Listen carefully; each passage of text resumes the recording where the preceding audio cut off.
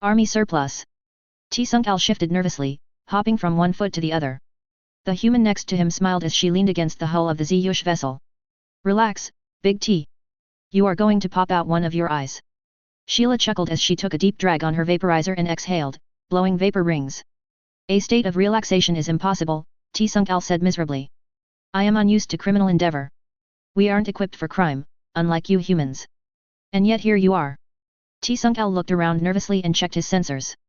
Sheila laughed at him. Jesus, T, she smirked, we are on a rock in the middle of nowhere. There isn't anyone or anything in the whole system. Maybe we were followed. Sheila rolled her eyes. We weren't followed. I checked. It's an empty goddamn system. It's not like we could miss them. They could be cloaked. T, if a cloaked Federation warship were tailing us, they would have gotten us by now. They could be waiting for the cellar. Yab. They could very well be. We are committing a crime, after all. Fun, isn't it? T-Sunk-Al started gulping air anxiously. Oh, by the creators, this was a bad idea. Too late to worry about that now. Sheila chuckled. Besides, isn't a just cause like yours worth a little risk? If you can't handle this, how the hell can you expect to handle the merchandise once you get it? The sensor started flashing, and T-Sunk-Al almost fainted. Sheila pulled out a communicator. Black Dragon, that you? Yab. How's it going, Sheila? Pretty good. The Ziyush is about to shit himself again, but other than that, we're golden.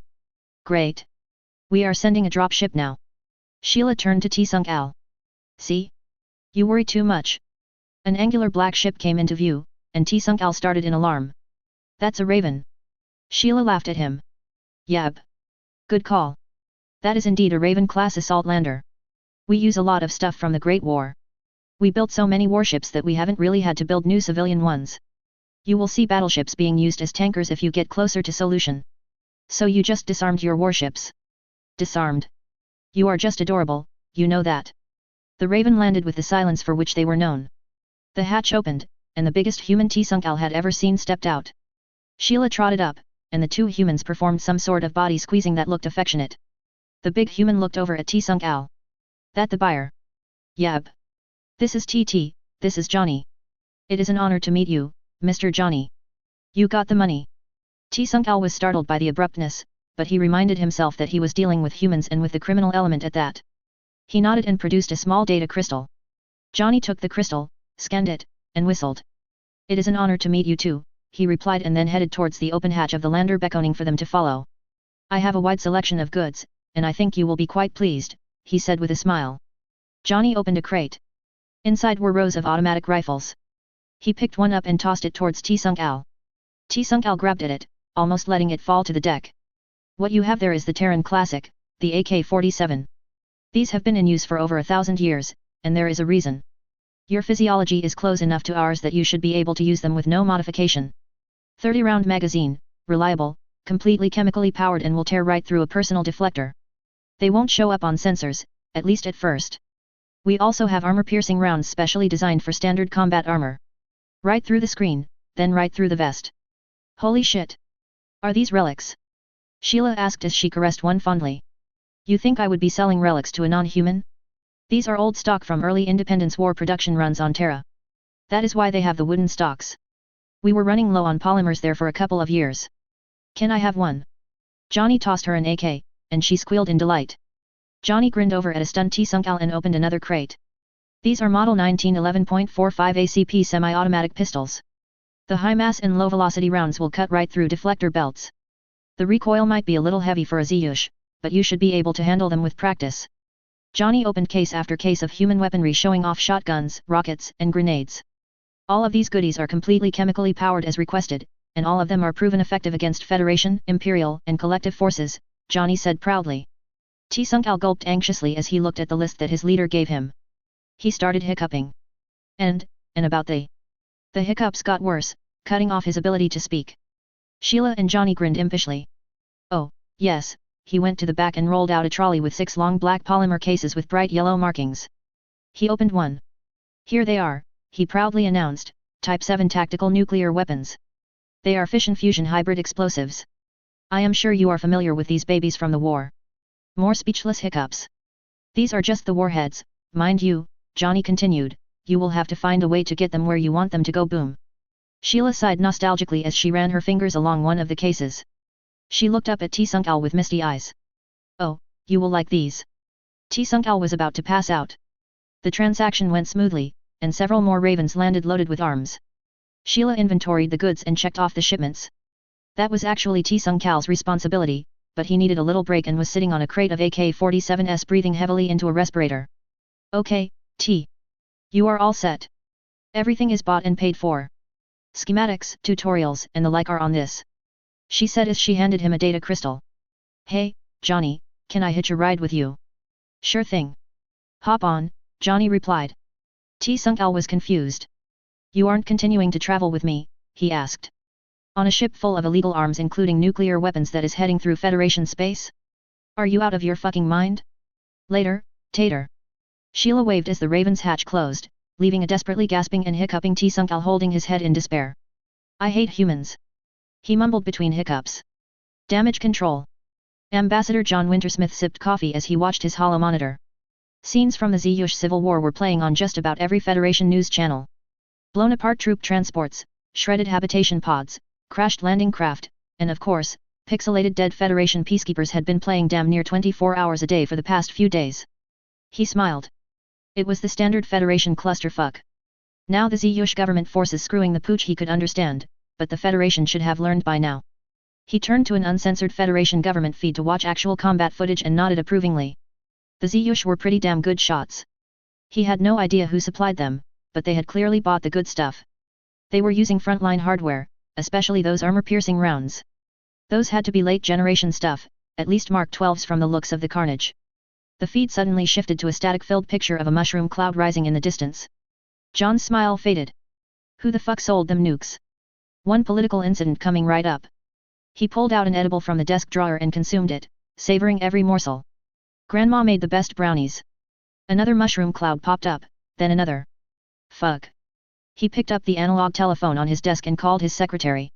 Good morning, sir. Have you been watching the feeds? His Kailsh secretary lisped with undisguised amusement. Yes, I have. Get me in touch with Terran intelligence. I've already started the process. John smiled again. Good ol' Toby. Annoyingly efficient as always. A few minutes later, his phone rang. Hey John, this is Helen. Helen, hi. The Ziyush just used nukes. Is there something you need to tell me? They didn't get them from us if that is what you are asking. Any ideas? Nothing confirmed.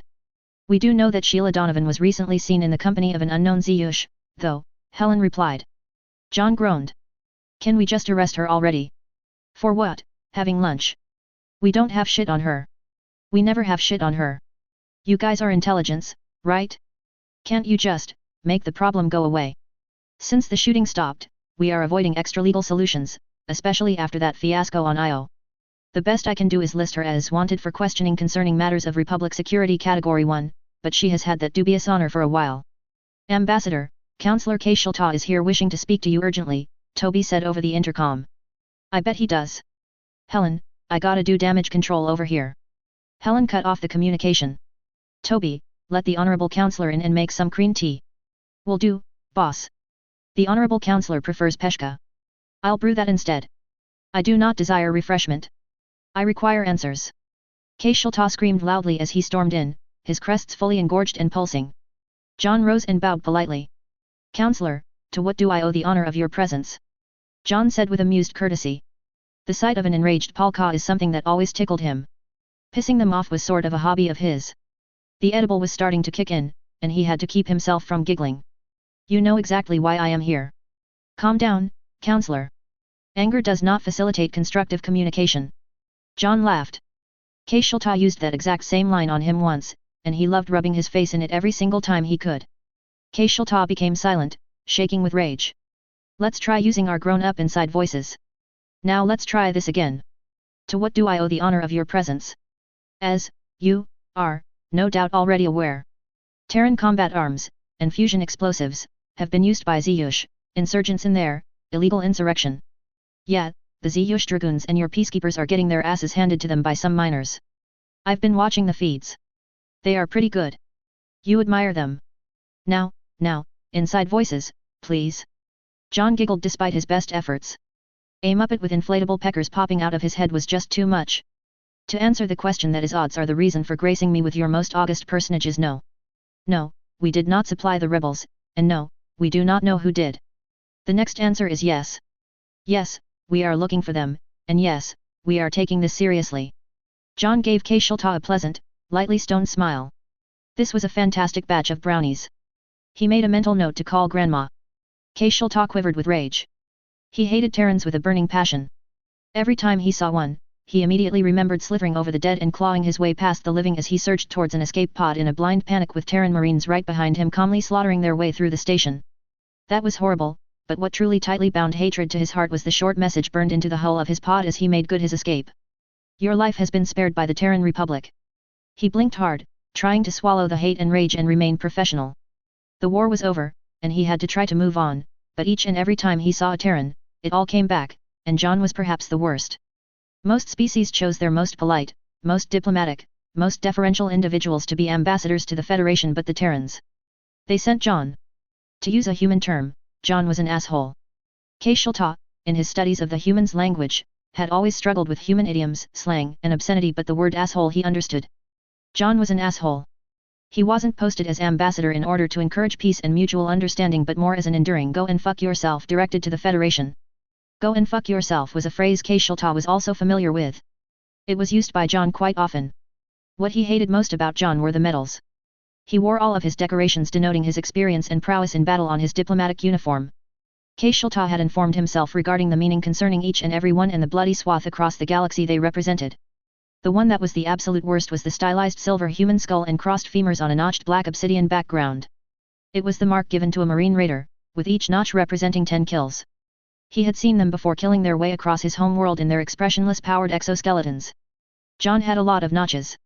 Kelta checked the brainwave scanner he had implanted in one of his manipulators. As usual, the brainwaves from John were utterly unusable. He did not know whether it was some primitive technology or archaic martial discipline, but John could change the baseline of his mental state seemingly at will. He could somehow make everything seem funny to himself regardless of the gravity of the situation. All he could detect was mild euphoria and hilarity. Do you honestly expect the Federation to believe that you do not know the origin of those fusion bombs? John looked over at Kelta and laughed. Do you have any idea how many nukes we produced? No. How many? It wasn't a rhetorical question. We have absolutely no idea how many we made. We were cranking those babies out as fast as we could, and we made them by the millions. John looked at a data screen. From what we can gather, the ones the Zyush freedom fighters are using are between a Type 5 to a Type 8, he continued. Those were belt-fed into mass accelerators and sprayed by the dozen. You remember, right? You are from where? Zarin 7, isn't it? John smiled, revealing his wide fang-laden mouth. Kelta lunged forward with a primal hiss, pincers splayed, as he nearly leaped over John's desk. John rose from his desk, still wearing that toothy grin. Why, Counselor, you surprise me. Where is that stately decorum for which the Federation is known? You are acting almost Terran, not that I object, of course, he snickered. Green phlegm started bubbling from Kelta's primary mouth, dripping onto John's desk. Kelta, shuddering with rage, drew himself up to his full height and, without bothering to wipe the rage phlegm from his face, said. The Federation is disinclined to believe that the distribution of fusion weaponry to those acting against the Federation is accidental and is in fact deliberate. We view this as an act of war. Okay. Sounds good to me. John said with a giggle. Kelta blinked in shock. Do you not realize the gravity of my statement? Sure do. John picked up his toppled cup, went to the coffee maker, and poured another drink. Let me explain something to you. He took a long slow sip. A lot of Terrans think that the war ended way too soon, including myself. A lot of us think that we should have kept going, myself included. A lot of us, including myself, view sneak attacks, especially when we were already weakened due to a conflict with the collective, to be a dick move and would love, truly and deeply love, watching the entire Federation burn, so forgive me if I don't throw myself down in front of you begging for the almighty Federation to spare us slowly backward primitive humans. John advanced towards a bubbling and spluttering Kelta. If you want to declare war, go right ahead. I'm begging you to do it, he continued his advance backing Kelta into a corner. So the way I see it, you have two choices. You can declare war over some surplus from a war that you started coming back to bite you in the ass, or you can take your bullshit threats and fuck off. Kelta hissed and spat a huge wad of rage phlegm at John, splattering his uniform, shoved him out of the way, and stormed off. Are you certain you don't want to stay for tea? John called after him with a giggle. An enraged scream echoed down the hall. John grinned, took off his now slimy jacket, and flopped into his chair. Diplomacy is hard, he said with a smile as he reached for another edible. Precious cargo. Something's wrong. Something is really, really wrong. A young Ziyush cried as it nervously paced back and forth. By the creators, Escalation, you need to calm down. You are going to have an evacuation of your bowels. T-Sunk-Al said as he lounged on a large shipping crate sipping on a juice box. She will be here. She is late. She is less than 1 hour late. We are traveling unimaginably vast distances with the intent of intersecting our paths on this desolate dust ball of a planet at this precise moment in the entirety of time. If you think about it in a cosmic sense, the fact that it is possible at all is truly mind-blowing. What exactly is in that juice box? Escalation asked dubiously. T-Sunk-Al just laughed at him. Escalation fidgeted uneasily. They warned him that T-Sunk-Al was insane. He thought it to be an exaggeration since T-Sunk-Al seemed so calm and personable, but the fact that he was still so calm and personable was proof positive that everyone was right. Escalation, I was nervous as the 12 hells the first few times I did this. In fact, I hiccuped and shat the whole way. It gets easier. We have had to run the blockades for weapons and now have to for even more important reasons. He casually pointed with one of his secondary manipulators towards the ship. At least put on a brave facade for the passengers. We are courageous freedom fighters, and it wouldn't do for one of us to literally poop their pants. You pooped your pants. Only a little bit, and that is because I knew exactly how close we were to blowing up. That cloaking device that human friend Johnny provided isn't exactly the most stable. We had a minute left at the most. I envy the humans. They pucker where we squeeze. We had less than a minute left. SHH, passengers. What would you have done if we hadn't cleared the blockade in time? T-Sunk-Al shrugged. I would have uncloaked, surrendered, and spent the rest of my life in a forced labor facility. I would normally say that I would uncloak and make a run for it, but not with refugees on board. My ass becoming one with the universe I can accept, but I am not willing to take them along. You would take me along? Escalation asked in disbelief. Yab. You signed up for this shit, freedom fighter, liberty or death, right? I gotta go. Escalation rapidly sprinted behind the ship. T-Sunk-Al laughed and yelled after him, stay clear of the viewing ports. The paper tiger eased into orbit. Sheila scanned for terrestrial objects. She couldn't find them at first, but T had picked a good spot. She smiled. T was getting good at this. Paper tiger to hermit crab. You ready, T? Ready to go, T-Sunk-Al replied and then turned to Escalation. See? Everything's cool. Let's start offloading the goodies. They both entered their vessel and started transferring pallet after pallet of white powder. What is all this stuff anyway? Escalation asked. Methamphetamine.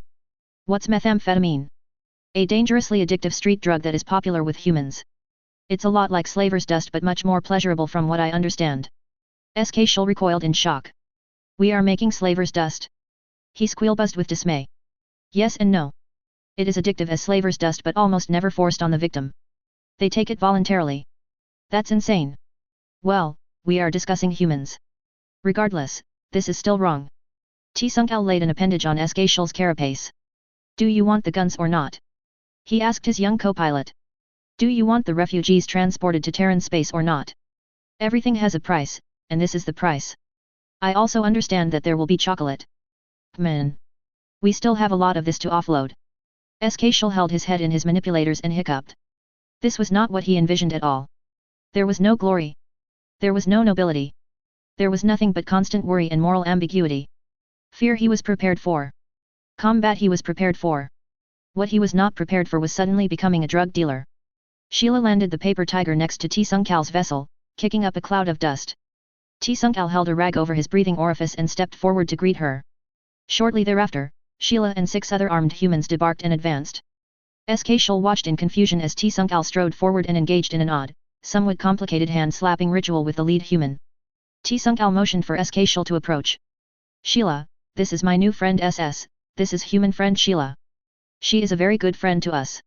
Sheila smiled, displaying her disturbingly omnivorous teeth. It's great to meet you, S. She looked over at T-Sunk-Al.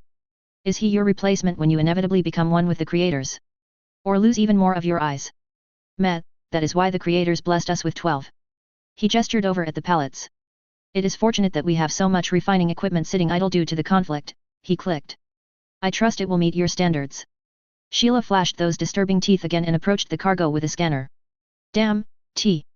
You and I should go into business after your war, she said approvingly as she looked at the screen. They may look funny, but those Ziyush could churn out the crystal meth like nobody's business. That is a most interesting prospect. Who would suspect a nervous little Ziyush hauling a shipload of contraband? T. Sung-al chuckled. I think you guys have dispelled that nervous little Ziyush stereotype. I honestly didn't think you guys would last a month. How is it going anyhow? All I get is Federation propaganda. Like shit. It's a stalemate. We are neither advancing nor are we retreating. We are just dying. Sheila placed a hand on T. Sung-kal's carapace and nodded. Yab. Sounds like war. Just don't get too used to it. She said sadly. Moments later, she perked right back up. On a more cheerful note. We have a nice delivery for you. Everything you asked for plus some presents for our increasingly valuable friends. 10,000 more AX, all the ammo you requested, and we were able to get our hands on the Mark 15 armor-piercing rounds, which you will absolutely love. Goes through rigid combat armor like a knife through butter or whatever soft spread you guys have. We couldn't get the Mark 7 nukes you guys like, but we did get some Mark 5s, so we threw in another 4. That okay? That's more than okay. Sheila then grinned and did a little happy dance. That's not the best part. It gets better. She grabbed a case off one of the pallets that her associates were unloading and threw it open. Liberators. Liberators. Completely polymer firearms. No metal, unconventional propellant, advanced polymer armor-piercing slugs. Virtually undetectable. They are made by Terran intelligence and fucking hard to get, but for you guys, I made it happen cause I like you. Oh. I almost forgot. I got you a present. She ran into the ship and came out with a gun case. This is a 12-gauge pump shotgun. Sheila exclaimed proudly. Not even chemical, totally mechanically operated, and this puppy barks. Let me show you how to work it. After a brief demonstration, T. Sung-al was delighted. This is simply. He was cut off by a loud beeping. Fuck. What the fuck is that? Escalation rushed into the ship and a moment later sprinted out, dropping poop from his pants leg. It's a Federation cruiser. T. Sung-al looked down at Escalation's leg. Seriously? What are we going to do? Escalation cried in terror. Sheila paced back and forth. Shit. Shit. Shit. She yelled, then she stopped pacing. This is what we are going to do. Get those Ziyush onto my ship now. I promised I would get them out, and they are getting out. Get the nukes and as many weapons as you can onto your ship. Why? Just do it.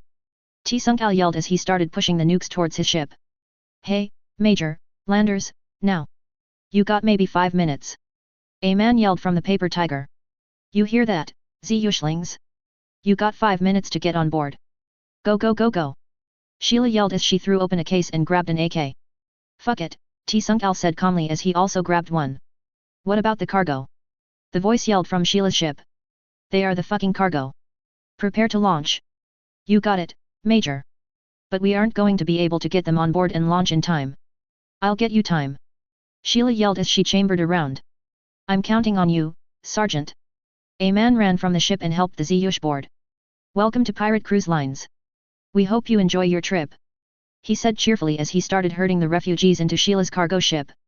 What are you doing, Lieutenant? Sheila barked. Backing your dumb ass up, ma'am. After the former lieutenant pushed the last Ziyush family on board, he grabbed a rifle. Get your ship airborne the second the Tiger lifts off. Sheila yelled at the two Ziyush. The feds will go after the nukes and buy us some time.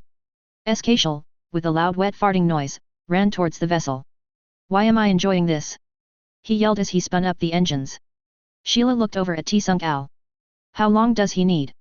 If he stops shitting himself, maybe 3 minutes. 2 Federation landing craft came into view. Shit. They're early. Gentlemen, it's been a pleasure. Oh, and tea, I did bring chocolate. Should have delivered it first. Sorry. No worries. It's best for a Ziyush to face this sort of thing on an empty stomach anyhow. T. Sung-al said as he ducked behind a pallet of crystal meth. Sheila turned to her comrades and grinned. Okay, boys, it's party time. Sheila yelled as she opened fire. Captain, we are taking heavy fire. We have 3 combatants, 2 human and 1 Ziyush. The Federation strike leader reported. The captain was less than pleased. There are only 3 of them. So what is the issue? They have us pinned down, and, bang, we are taking, bang, casualties. BRRRRRT, request permission to use lethal force. Negative. We need them alive. We need to know the source of the nuclear weapons. Then we need reinforce. Captain, this is Strike Sergeant Sklong. The strike leader has been severely injured, and I am assuming. They have grenades, assuming calm. Bang, assuming command.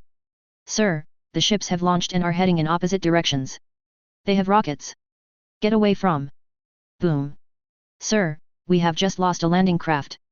Sigh, very well, Sergeant. Withdraw to defensive positions and await reinforcements. Yes, sir. Boom, sir, we just lost the other lander. The captain mumbled obscenities under his breath. And pressed a button on his console. Yes, Captain. Send every damned marine we have to the surface now. Get a lock on the vessel with the nukes and fire an EMP. We will board it once we deal with the surface. Yes, sir. I'm trying, sir. Trying. His evasive maneuvers are, wait. I got him. Sir, the other vessel has jumped to hyperspace. Yes, exactly as they planned. The captain growled. Sheila awoke greeted with a splitting headache. She groaned and rolled over to discover that she was sharing a cell with her compatriots. Phew, yuck. Ow. Is it just me, or have they dialed up the stunners? She mumbled. T-Sunk-Al painfully flopped over. It wasn't so much the setting as it was the number of times we were shot. I know for a fact you caught a couple after you were down. I think they were somewhat displeased with you. Those assholes. Sheila grinned. I wonder why they could possibly be angry with us. Indeed. They have absolutely no sense of humor. Ow. I think I cracked my carapace. The lieutenant groaned faintly. Sheila weakly kicked at him. Dumbass. Big fucking glorious dumbass, she said proudly.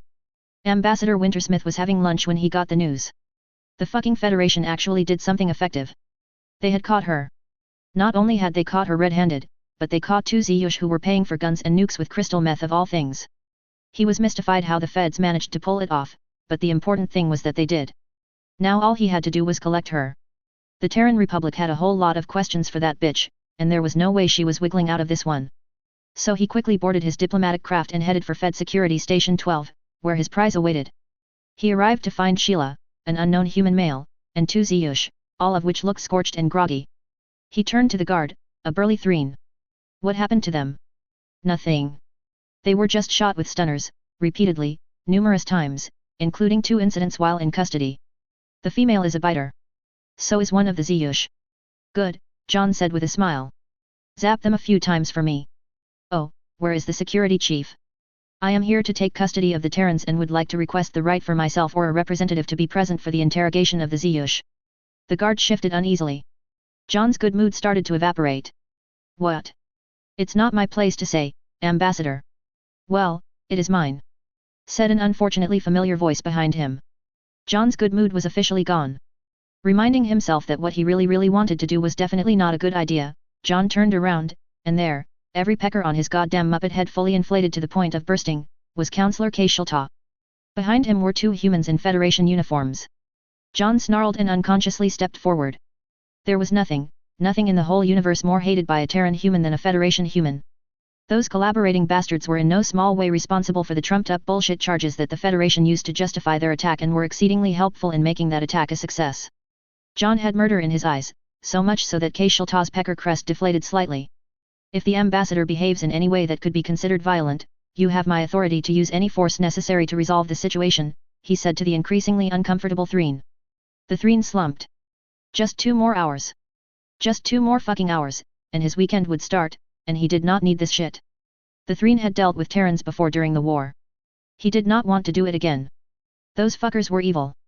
2 hours to go, and now he had the perfect storm of a Terran human and 2 Federation humans. That Terran might be an ambassador now, and he didn't know Terran heraldry. Still, he was pretty sure that they didn't hand out decorations featuring what were clearly skeletal remains of some sort for organizing the office charity drive. Yes, Counselor, he said about as miserably as a Threen could. What the fuck are you doing here, Counselor? John hissed. I am here to facilitate the transfer of these prisoners, all of them. What the fuck are you playing at Kelta? He glared at the humans and saw Federation intelligence designations on their uniforms. I am not in the mood for your bullshit right now. Nor I yours. The counselor said with undisguised glee. Now, please be a good ambassador and step aside. Like fuck I will. They may be scum, but they are Terran scum, and I am here to haul their asses off to Terran space for questioning. Oh, you mean these enemy combatants? John blinked. What? Oh, didn't you hear? They bore arms alongside dangerous Ziyush insurgents in a direct armed conflict with Federation forces. That makes them enemy combatants, Kelta said in the most condescending tone he could muster. They are directly involved in a current armed conflict with the Federation and as such are valuable intelligence assets. That is total bullshit, and you know it. In accordance with Statute 7 of. Stick Statute 7 up your ass. This is not over. Yes, Ambassador, it is. Now, these nice intelligence officers will take custody of these enemy combatants and rigorously interrogate them. After that, we will share any pertinent information, at our discretion, of course, Counselor Kelta cackled with glee. Counselor, one of the Federation agents quietly said and then nodded toward John. Due to obvious considerations, we believed that time was of the essence, so we took a heavy fighter here, and it isn't large enough for the prisoners. We would like to requisition a larger ship for transport of the prisoners and guards necessary to secure them. Of course, Agent. You have my authority. Just report to the transport office. Counselor, we are taking them to a black site, and it would be best if you signed for it directly for security reasons. We don't wish to file an official flight plan. Absolutely. Just hand me the, why such a large vessel? Unfortunately, after examining the vessels available, it is the only one large enough to meet our needs. Admittedly it is much too large, and we apologize for the inefficiency, but rather than arrange for something more suitable, we believe it's for the best. The Federation human glanced at John. I believe it best for us to transfer the prisoners immediately. That makes sense. The counselor quickly signed the tablet and grinned at John, utterly unaware of how close he came to dying just then. Thank you, counselor. We will take the prisoners now. Sheila and her cohorts were led away. John stood there motionless for some time, much to the concern of a certain Threen. The next day John was in his office absolutely enraged. His calls either went unanswered, or he got a bland response that was basically what the counselor had already told him. The icing on the top of the cake was when his superiors told him to drop it. Apparently, they had concerns that it could become a real diplomatic incident.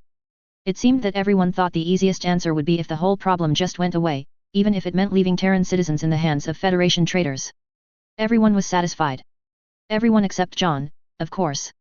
Yes, he had inquired about making her go away before, but handing her over to the traitors? He wouldn't wish that on any Terran. He wasn't going to let this one go, career be damned. Just as he grabbed the phone for yet another round of calls, his intercom buzzed. Ambassador. Toby said hesitantly, Counselor Kelta is here to see you. Show him in. John snarled. Ambassador, the counselor said, his voice just dripping with glee, I understand that you are still engaged in a futile attempt to somehow manage to change the situation. Now I would normally let you scream and flail until the end of time, but I am getting tired of taking calls about it. You will not win. Those Terrans will be in the Nigerian detention facility until the end of time. John blinked. The what? The what facility? The Nigerian detention facility. John blinked again. Have you ever actually heard of the Nigerian detention facility before? John asked. No, of course not. It is a black site operated by the humans. You have heard of black sites before, I trust? I understand it's an underhanded human way to bypass troublesome regulations. Oh, I have heard of something like this before, John said, trying desperately to suppress a grin. Not that it's any of my business, but exactly how big of a transport vessel did the agents requisition? I see no harm in telling you. It was a Class 12 medium cargo vessel. John couldn't help but chuckle. That's a pretty big ship. Great jump range, too. Very nice. Did they request anything else, maybe something like an off-the-record small loan or service in exchange for large rewards that sounded perfectly reasonable considering the circumstances? Absolutely not, and I would report such an offer if they did. Corruption is a Terran phenomenon, the counselor said with just a bit too much conviction. John smiled and leaned back in his chair. Well, I know when I am beat. I guess I will just have to accept things the way they are. John laughed. Have a great day, counselor. Counselor Kelta refused to be deceived by the wild hilarity displayed by his brainwave scanner and proudly strode, crest fully erect, out of Ambassador Wintersmith's office. Once he left John, let out a long contented sigh and pressed the intercom. Oh Toby, would you pretty please get me Terran intelligence on the line? They are not going to believe this one. Crime never pays. Unless it does. The day of the escape. Everyone breathed a sigh of relief as their shiny new Class 12 medium cargo vessel entered hyperspace. The Federation female handed Sheila and Jacob, the former lieutenant, cups of coffee. Thanks, Gloria, Sheila said as she took a sip. You look like hell, ma'am. Hat, you should see the other guys actually, Sheila grinned. You guys have balls of steel, by the way. No man left behind. We weren't going to leave you to the feds. Besides, it was a golden opportunity, Gloria said as she gestured around. I figured this could be worth a few credits. Sticking it to the feds at the same time was a nice plus. Still, this was some crazy shit. There is no way I would have authorized this. Too fucking bad you weren't around to stop us. Sheila looked around quizzically. Where is the sergeant? She asked. Gloria took in a deep breath. Lieutenant Samuels. Where is Sergeant Roberts? Sheila asked with a slight edge in her voice. Sheila narrowed her eyes at Gloria. What? She asked. He stayed behind. What? Sheila jumped up and grabbed Gloria. What? They. Fuck. Well, you know that pad that the counselor signed? It was a doppelganger. Sheila's eyes widened. She didn't even know they had a doppelganger. When did they get a doppelganger? What did you get? She asked. Everything, Gloria replied with a predatory gleam in her eyes, full biometric data, signature, decrypted password, diplomatic credentials. We got it all. Sheila slowly shook her head and laughed. So he's going shopping. Gloria grinned wickedly. You could say that. I know that look, Sheila said as she narrowed her eyes and curled her lips into a predatory grin. What exact sort of fucking are we talking about? Hard. Without lube. Sheila sat back down, leaned back, and said with a wolfish smile, Okay, tell me what you goddamn pirates are up to. I am certain that we can assist you, counselor. It is the least we can do in exchange for facilitating that prisoner transfer. Roberts said as he and Kelta walked down a corridor. Kelta was ecstatic. He finally had a way to get John. Oh, think nothing of it. I am always happy to help the Federation. It is my duty, after all. Kelta said eagerly. Of course, counselor, I need not tell you that what we are doing is highly illegal, and your utmost secrecy is required. Should what I am doing be discovered, it would be the end of my career, and I will most likely wind up in prison. Don't worry, agent, this is not without risk for myself as well. My secrecy is assured. Roberts looked directly into Counselor Kelta's beady Muppet-like eyes. If only we had more true patriots like you. I truly admire your courage, he said, his voice full of admiration and respect. Do you think you will find anything? Absolutely. We have had our eyes on John Wintersmith for quite some time, Roberts replied smoothly. Unfortunately, he has successfully hidden his activities behind the doors of the Terran embassy. If half of what we suspect is true, not only will it be a diplomatic incident of epic proportions, there will be evidence of crimes that will not be covered by his diplomatic status. He will be arrested and go to a Federation prison for the rest of his life. I knew it. I knew that, asshole, wasn't a real ambassador. Roberts smiled and reminded himself to give Birincho, an employee of Kelta, a nice bonus. The information that he absolutely hated Ambassador Wintersmith was invaluable. Just the mention of his name had Kelta eating out of the palms of their hands. He had always thought that all of the money Sheila threw around was a waste, but this one instance proved that every credit was well spent. Of course, Kelta being such an ass didn't hurt. Birincho would probably have betrayed him for free. Do you think you could have him taken to this Nigerian detention facility? Counselor, I will personally assure it. Roberts and Kelta arrived at a door marked with red Federation security markings. Counselor, it would be best if we had privacy for our endeavor. If you understand my meaning, Roberts said calmly. Don't worry, agent, I will take care of it. Kelta barged into the room, startling two clerks. Get out.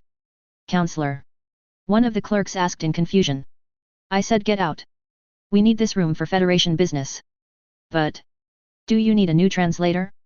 I said get out now. The two clerks scurried away. Kelta turned to Roberts with a smile. Sometimes you just have to be direct, he said smugly as his pecker crest inflated. I admire your efficiency, Counselor, Roberts said in an even professional tone. From the secure terminals in this room, I will be able to directly access the Federation secure quantum network and attempt to hack into the Terran embassy. Roberts looked around in an overly cautious manner. Counselor, he said quietly, I hate to ask you to do such a mundane task, but could you keep watch? As you are aware, breaching an embassy's security is a major violation of both the current treaty and accepted diplomatic practice. Oh, of course. Kelta said in an eager voice. Oh, this is exciting. Yes, just stand around that corner and let me know if you see anyone. Once the counselor was out of the way, Roberts wasted little time. He plugged his tablet into the data port of the secure terminal and went to work. The secure terminal and Kelta's security clearance and diplomatic credentials made getting into base security effortless. He then promptly erased all records concerning Sheila's arrest. The next order of business was to order all seized weapons and drugs vaporized with top priority citing safety concerns. Now that their tracks were covered and there was no way to trace the weapons, it was time for some fun. Krielna was having a spirited debate with her co-workers concerning the Federation hologames when her monitor pinged. She turned to look, and her stomachs knotted. It was Kelta's face. She really didn't like him. Federation intelligence. How may I help you, counselor? Hello, Kelta said with a pleasant smile. I just need access. I'm having problems with the Terrans again, and I need some up-to-date information and other things. Best to put out a fire before it starts and all that. Okay, counselor. I have to check your credentials. Krielna braced herself for the usual loud objections about it being a waste of time. Sure. The counselor said with the same cheerful lopsided smile. Okay. Everything looks good. You now have full access. Thanks for your help. I really appreciate it. Okay. Krielna cleared access for the session and hung up. She looked at the monitor in confusion. What's up, Krielna? Her supervisor asked. Oh, nothing. I just talked to Kelta. That wrecked him. What the hell did he want? He just wanted access, but the weird thing was that he was professional, nice even, he smiled and everything. Weird. Maybe he was on something. The supervisor laughed. It is strange, though. They both shrugged and rejoined the debate. Robert smiled as the monitor switched off, cracked his knuckles, and went to work. Federation agents, human, all, full records, download. He typed and hit enter. That took only 2 minutes. He was surprised. He heard that these main quantum terminals were fast, but this was fast. He smiled. The primary mission was complete, and he had plenty of time. He started downloading everything he could. He began with anything associated with the word Terran, Terra, or Earth. He filled up the first data crystal, and as he was switching it out with a new one, he saw Kelta peeking around the corner. How is it going? Kelta asked. Reasonably well. Their security is more difficult than I expected, but we have the best algorithms there are. It will break soon. Great, great, it's just that it's starting to take a little while and. Roberts smiled reassuringly at the counselor. These things can sometimes take a few minutes, Roberts said as he casually pressed resume download. Okay. Kelta said as he returned to his conveniently assigned watch. The download was completed, and there was still plenty of time. Roberts raided the archives and downloaded all closed-door sessions of the council. He then grabbed everything concerning the Ziyush. Once that was done, he grabbed everything he could, filling up data crystal after data crystal. Wishing he had brought more crystals, he closed the session. Counselor. I got him. Roberts shouted. You did? Yes. I have a lot of data. But, unfortunately, it is heavily encrypted, and I will have to take it back with me for our supercomputers to handle. Roberts said with a smooth smile. I thank you. This will not only strike a blow against the Republic but have a definite effect on my career, perhaps yours as well, counselor. I am not interested in such things, the counselor said, his peckers fully upright, the good of the Federation is what is important. You are an inspiration to us all, counselor. I apologize, but I must depart immediately. I understand, agent. Good travels. I hate to impose, but I was just informed that the heavy fighter we were using failed the turnaround check and will spend at least 24 hours in maintenance. Could you authorize a light fast craft? Oh, absolutely, agent. I would be happy to. It's the least I could do. I really appreciate it, counselor. I have already selected a suitable vessel. Just sign here. The next day. Ambassador, Helen Mongrave is here and wishes to speak with you. John stopped spinning happily in his office chair. Toby, when I said get me in touch with intelligence, I meant to get them on the phone, not run out and grab one, he giggled. The doors of his office opened, and Helen walked in. She looked down at the cookie tin lying open on John's desk. Ambassador, exactly how many of Grandma's brownies have you had? She asked as she reached in and got one. Just one. I'm high on life, baby. He spun again. That bitch. That glorious, magnificent bitch. She just steals a fucking class 12 and flies away. She did it right under their noses. John threw his head back and laughed. Woo. She did it right under your nose, too, you know. PSSH. Minor detail. Insignificant in the grand scheme of things. Well, that minor detail is why I am here. John stopped laughing and spinning. Oh. He asked with a surprisingly sober voice. What's up?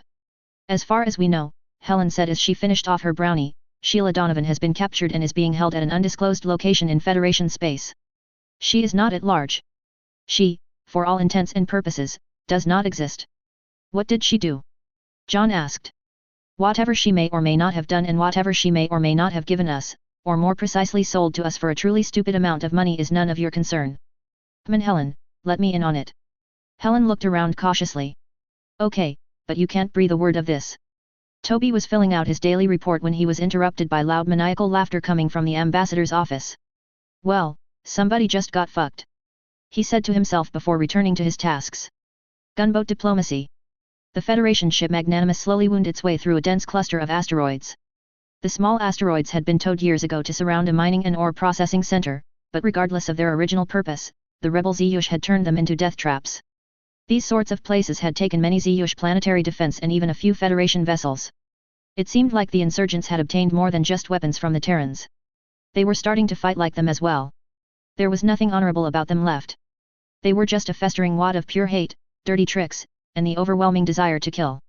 Taking this fortification was not the cakewalk they expected when they arrived months ago. Ziyush warriors? The thought was comical. Captain Motsux clenched his mouth ridges in a frown remembering how he had chafed at receiving the orders to come here. He thought it an assignment beneath himself and his ship. A Horizon-class battleship performing a police action against some rabble? Ridiculous. Now, months later, he just hoped he could get his ship and crew out of here in one piece. He did not want to end up like the hopeful.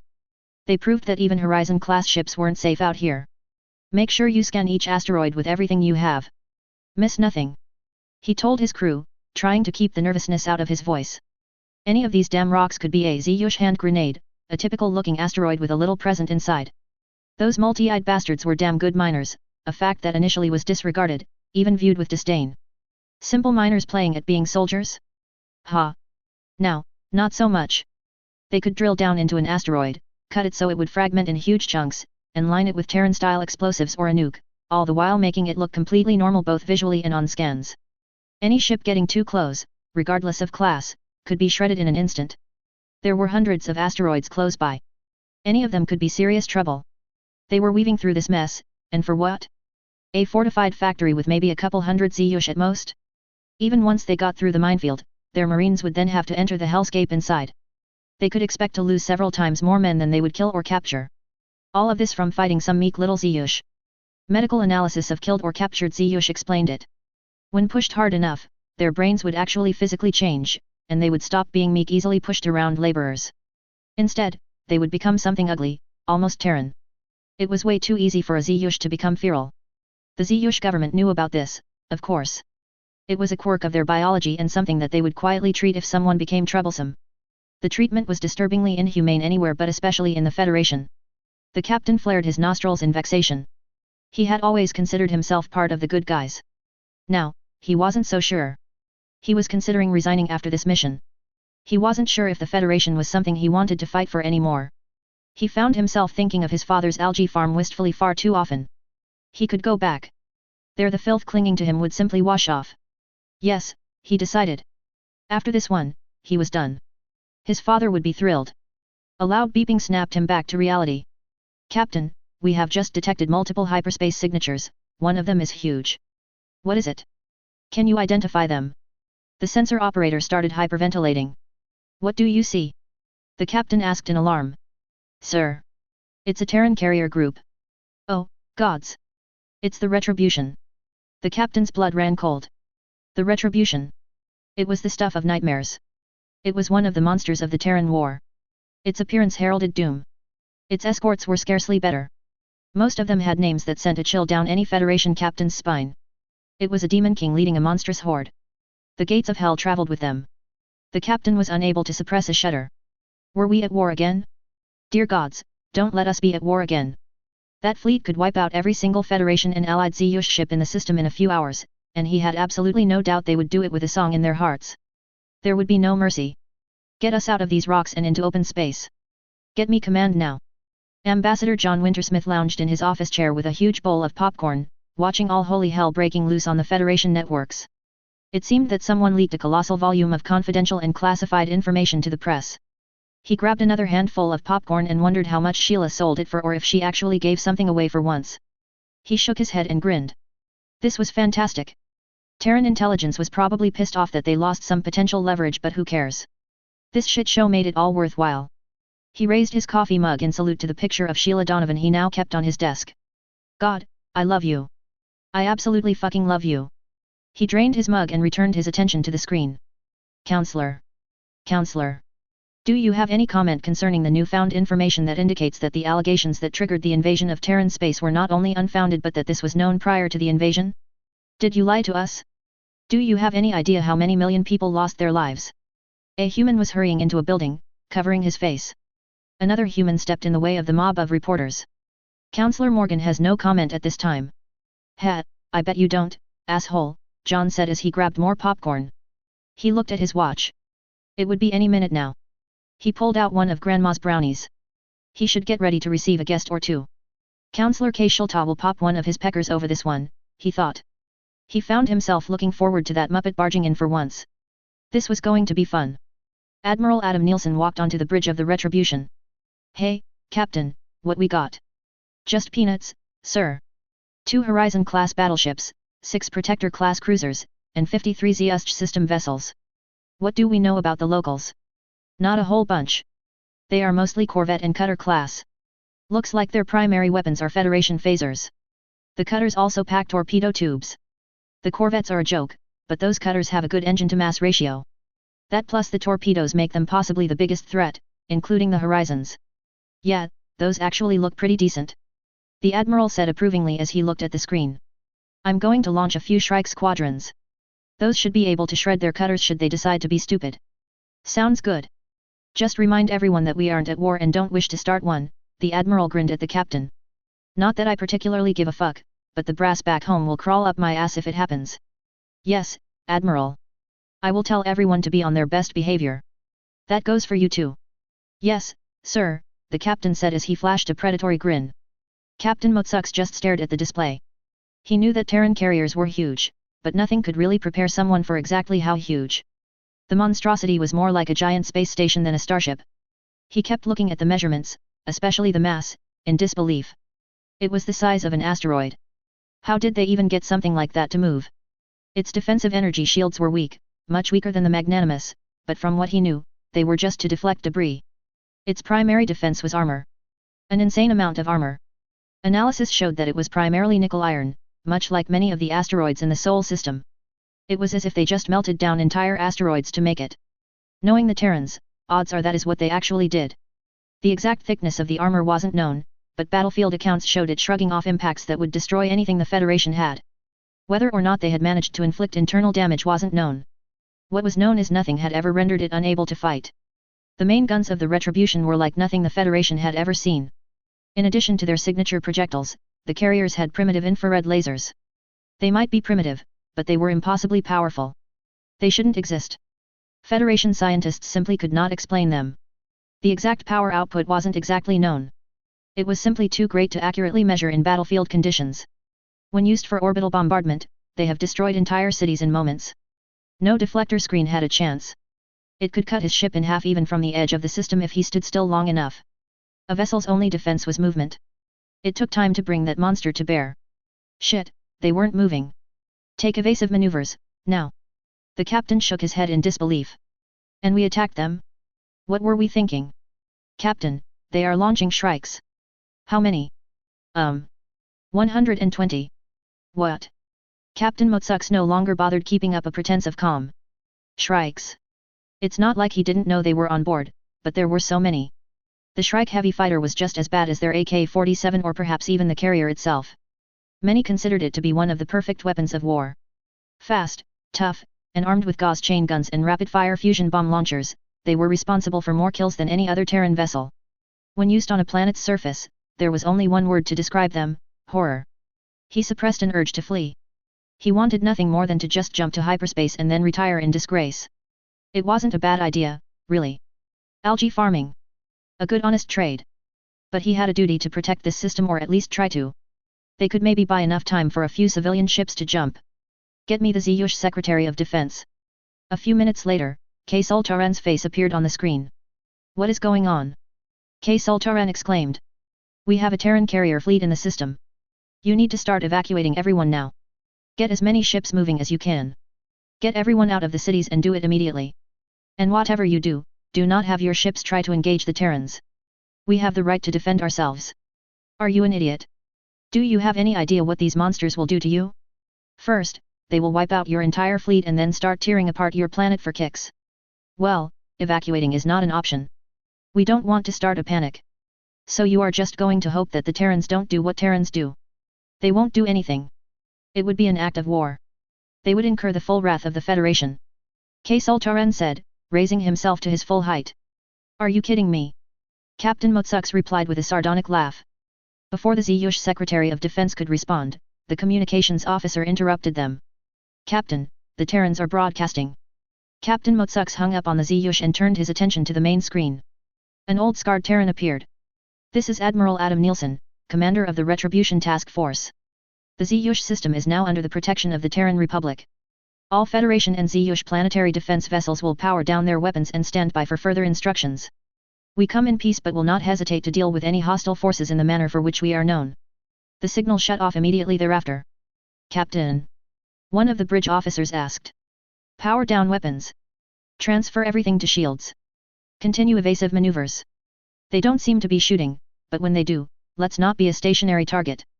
The Federation vessels are powering down. The Ziyush ships are not, the captain said to Admiral Nielsen. Well, the Feds know what's good for them, the Admiral said as he surveyed the system display. All the ships are holding position except for that one horizon. It's wiggling like crazy. Which one is it? Based on the engine signatures, we believe it to be the Magnanimous. Those are some pretty decent evasive maneuvers too. I can't figure out an algorithm, so it's impossible to hit with the BFG. Smart. I like that one. We will communicate with them from now on. Hopefully, they have some sense. Ambassador, Counselor. Skippy is here to see you, Toby announced over the intercom. Counselor Skippy? Send them in, John said quizzically. Counselor Skippy? This was a new one. A fluffy white thing bounced into his office. John was dumbfounded. Soft-looking fuzzy white fur, long ears, a little pink nose, whiskers, and big brown oddly faceted eyes. The Federation just called in the fucking Easter Bunny. Greetings, Ambassador Wintersmith. The counselor squeaked in a high-pitched voice. Counselor. Skippy. I presume. Well, my 8-line name is Errol at Nithe Aliath. Ah, Counselor Skippy then, John said, blinking with confusion.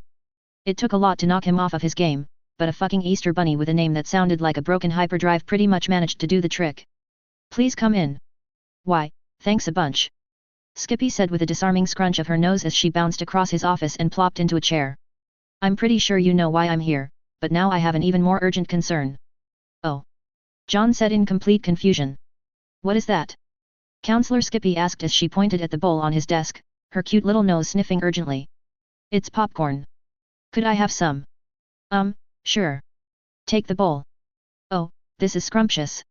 Skippy said as she buried her face in the bowl, munching away. Positively amazing. Popcorn. We need to discuss an export deal, later, of course. I was expecting Counselor Kelta. John was more than a little confused. Things were definitely not going the way he was eagerly expecting. Munch munch, Kelta, munch, no longer represents the, munch, Federation. I'm pretty sure, munch, you know why, my little sugar snap pea. Munch, dot. Oh. John asked with a smile. Why is that? Don't, munch, insult my intelligence, munch. And while we are on the subject, munch, do you have any knowledge concerning the location of, munch, one Terran known as Sheila Donovan and her Ziyush associates? I thought she was incarcerated by the Federation. Last I saw, both her and her associates were being led away by Federation intelligence officers. John, finally getting back on track, said with a smile. Aha, cute. Aren't we a clever turnip? Skippy said with a faint edge to her squeak. Where? They. Fuck. Island. She? Munch. The Nigerian detention center last I heard. Oh, you are going to get some mileage out of that one, aren't you, honey bunches of oats? Munch munch munch, I don't blame you, though. It's been making, munch, the rounds over on our side too. The time-honored Dzrunk Gambit. I'm a fan of the classics, and, munch, it was done perfectly. Kelta being a complete moron, Munch, did help, though. The biggest security breach in Federation history and 2 ships as well. 2. Munch, you didn't know about the second one, sweetie? They also stole a Star Lancer. Munch. No fucking way. John said with a laugh.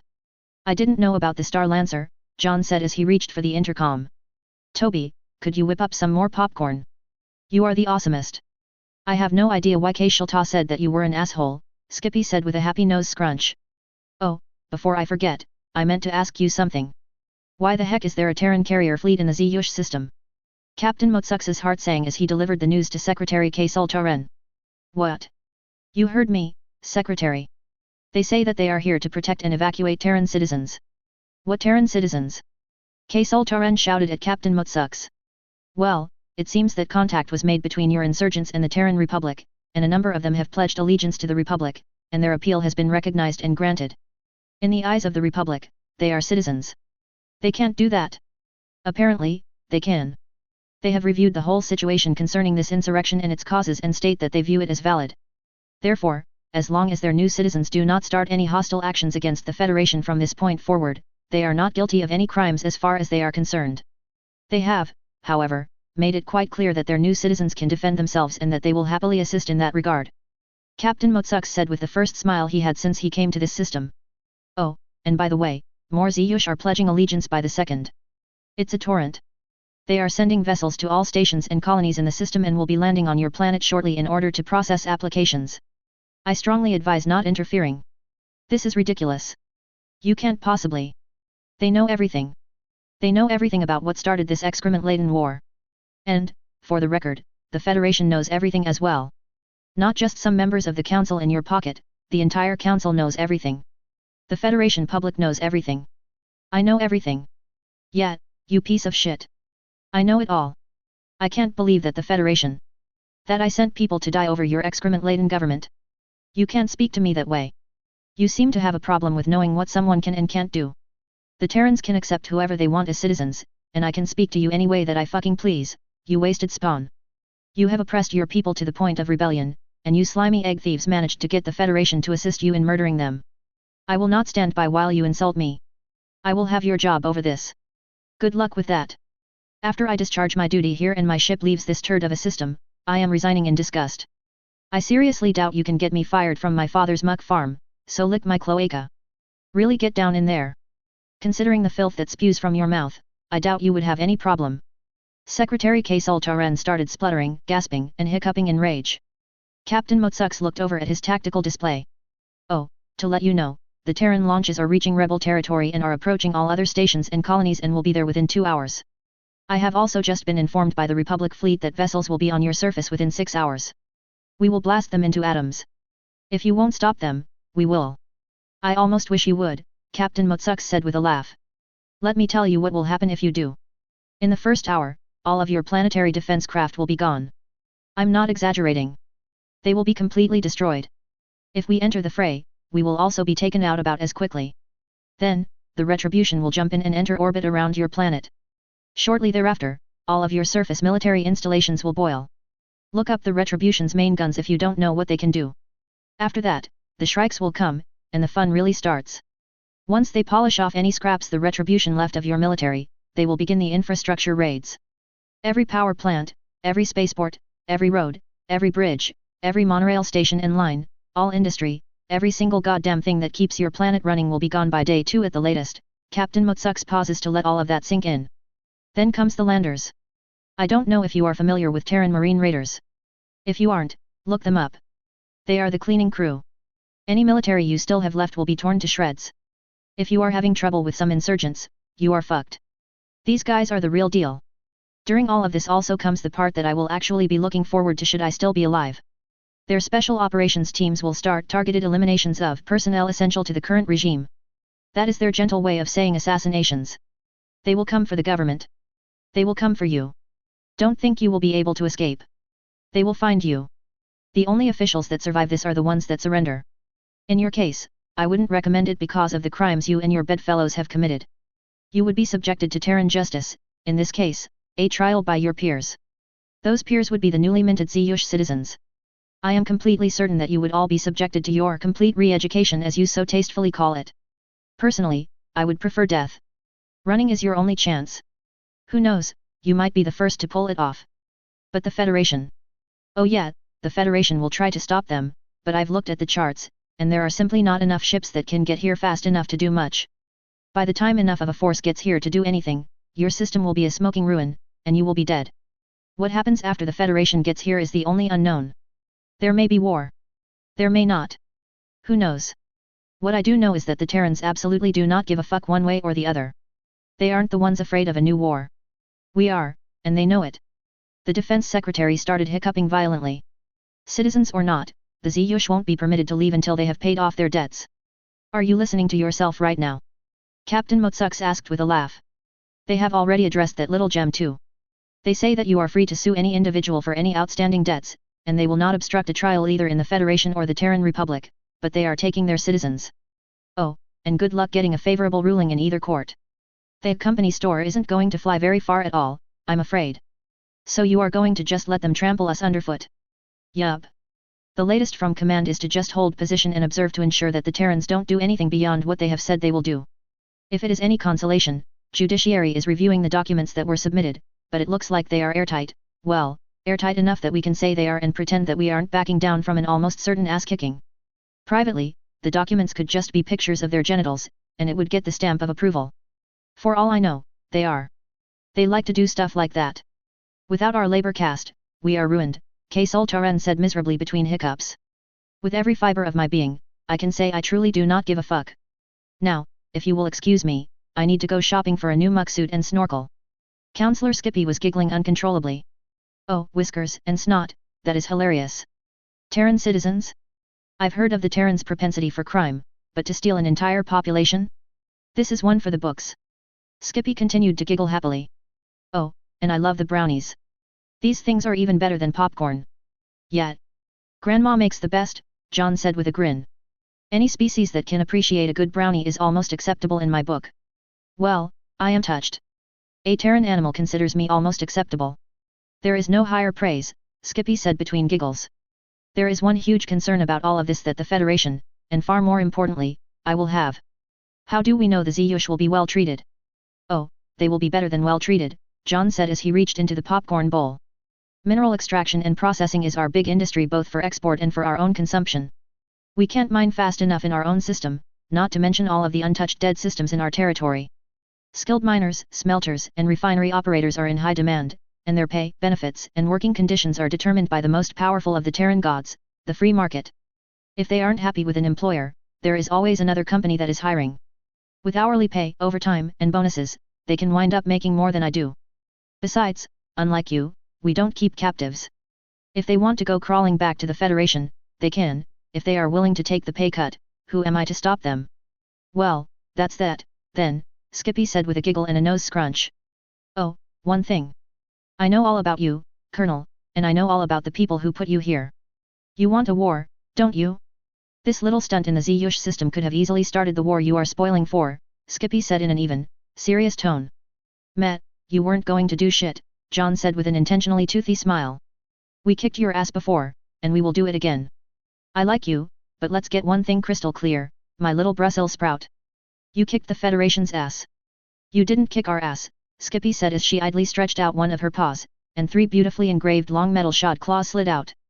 We have our own fleet and our own army. The only 8 lie you will see in those Federation PJs are those who wanted to play pretend and couldn't make the cut. The only reason you guys are so bouncy right now is that you didn't mix it up with us. We knew the war was pellets from the start.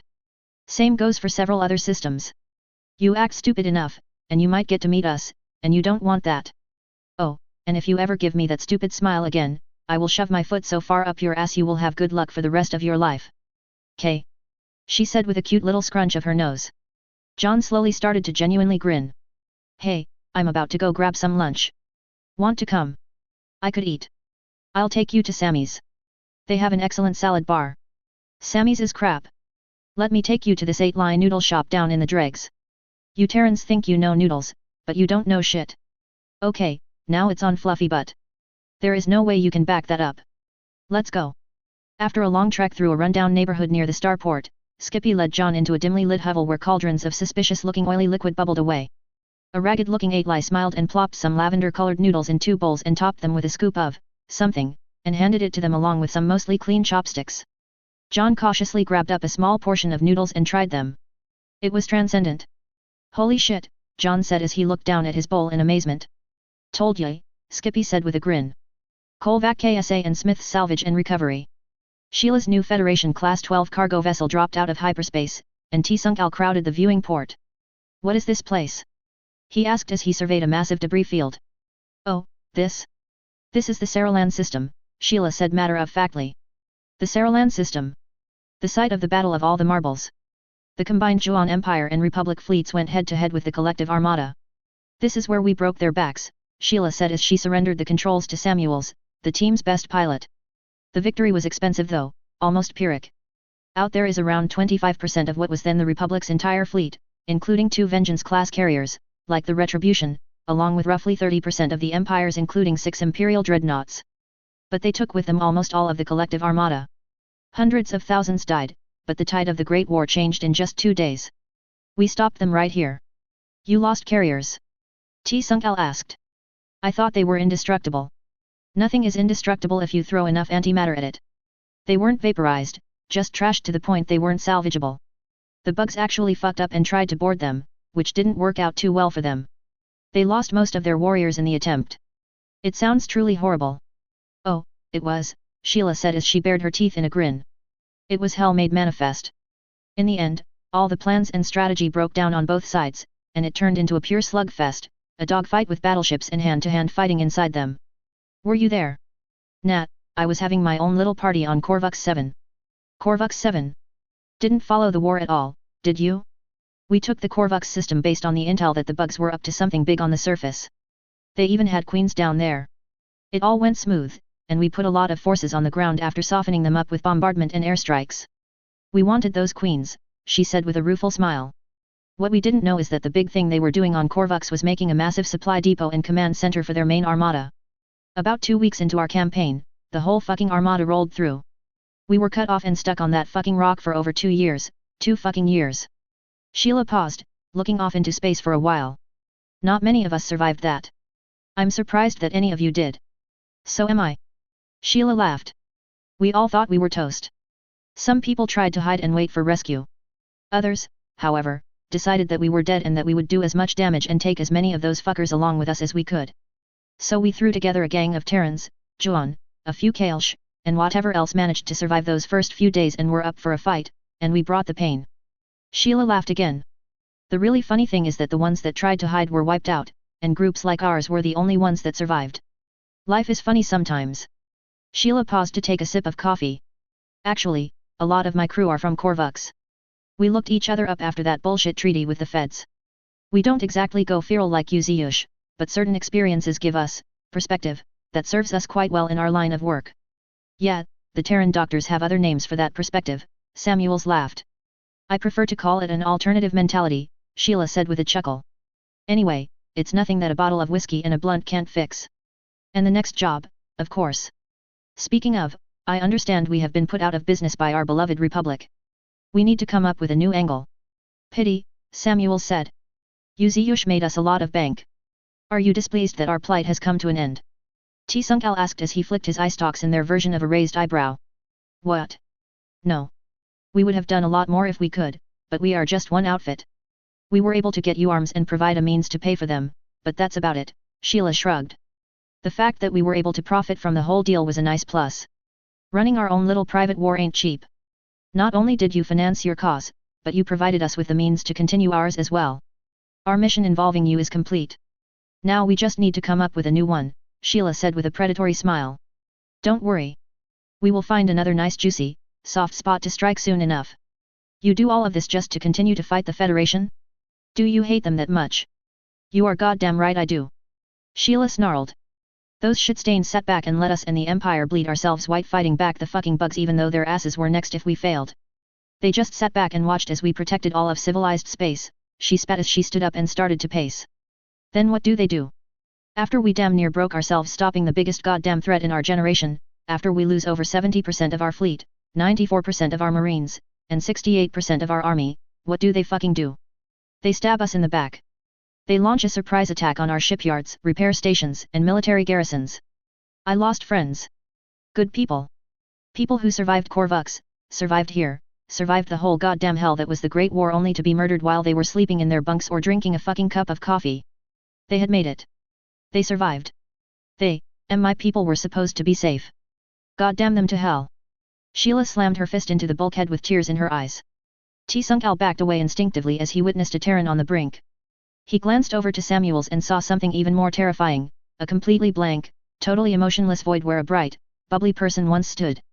Samuels was gone, and something else was standing there instead. We don't care that the Republic decided that they were done with the Federation. We don't fucking care. We aren't done. We will never be done. The Federation will fucking burn. Sheila shouted as blood dripped between her fingers and onto the deck. Goddamn right, ma'am. Samuels quietly replied. We will watch them burn, all of them. T-Sunk-Al stood frozen to the spot, unable to breathe. Something deep within him clicked as Sheila screamed. Images of friends, family, the love of his life, worked to death in the mines or killed in their desperate struggle. Senseless deaths. Needless deaths. He had never really stopped to think. He never had the chance. But he realized that he was angry. Oh, he had known he was angry, but only then did he fully realize he was fucking enraged. She was right. They had begged the Federation for help multiple times. The result? The pleas always fell on deaf ears, and the Ziyush that made the attempt were always imprisoned and re-educated. When things got so bad they finally had to take matters into their own hands, what did the Federation do? Send fucking warships. She was right. They had to burn. It was the only thing that made sense. They had to burn. You are right, human friend Sheila, he said in a calm, even voice. What they allowed to happen to us, what they did to us, what they would still be doing to us except for you and the Republic, it is unforgivable. So many of us died, and not just in our war but in what came before. They aren't what they claim to be. All of their supposed ideals are shit. They need to be hurt the way we were hurt. They need to be punished. Do you? Do you have an opening in your crew? Sheila looked at T-Sunk-Al and sighed sadly. You are a phenomenal pilot and amazing in a fight. I would be happy to have you, but are you sure? Right now, you are a noble freedom fighter, a fucking hero. Run with us and you trade that in for something a lot darker, Sheila said as she laid a hand on T-Sunk-Al's scarred carapace. There is no going back. There is already no going back. I've already changed thanks to the Federation. I'm not the same person I was before all of this. I've lost everything, including myself, thanks to them. I've been wondering for quite some time what would happen to me if we won, and now that we have, I still have no purpose beyond what I have become. I'm a blockade runner, a drug dealer, and a killer. I can't return to polite Ziyush society, and to be perfectly honest, I don't want to. I want in. Okay, sounds like you really thought about it. It has to be put to a vote, but I'm pretty sure. He has my vote even if I don't like the competition, Samuels interjected. That's a compliment, by the way. A vote? Aren't you in charge? T-Sunk-Al asked. Me? I can barely control these animals on a good day, Sheila said as she walked to the medical supplies. I'm in charge in tactical situations.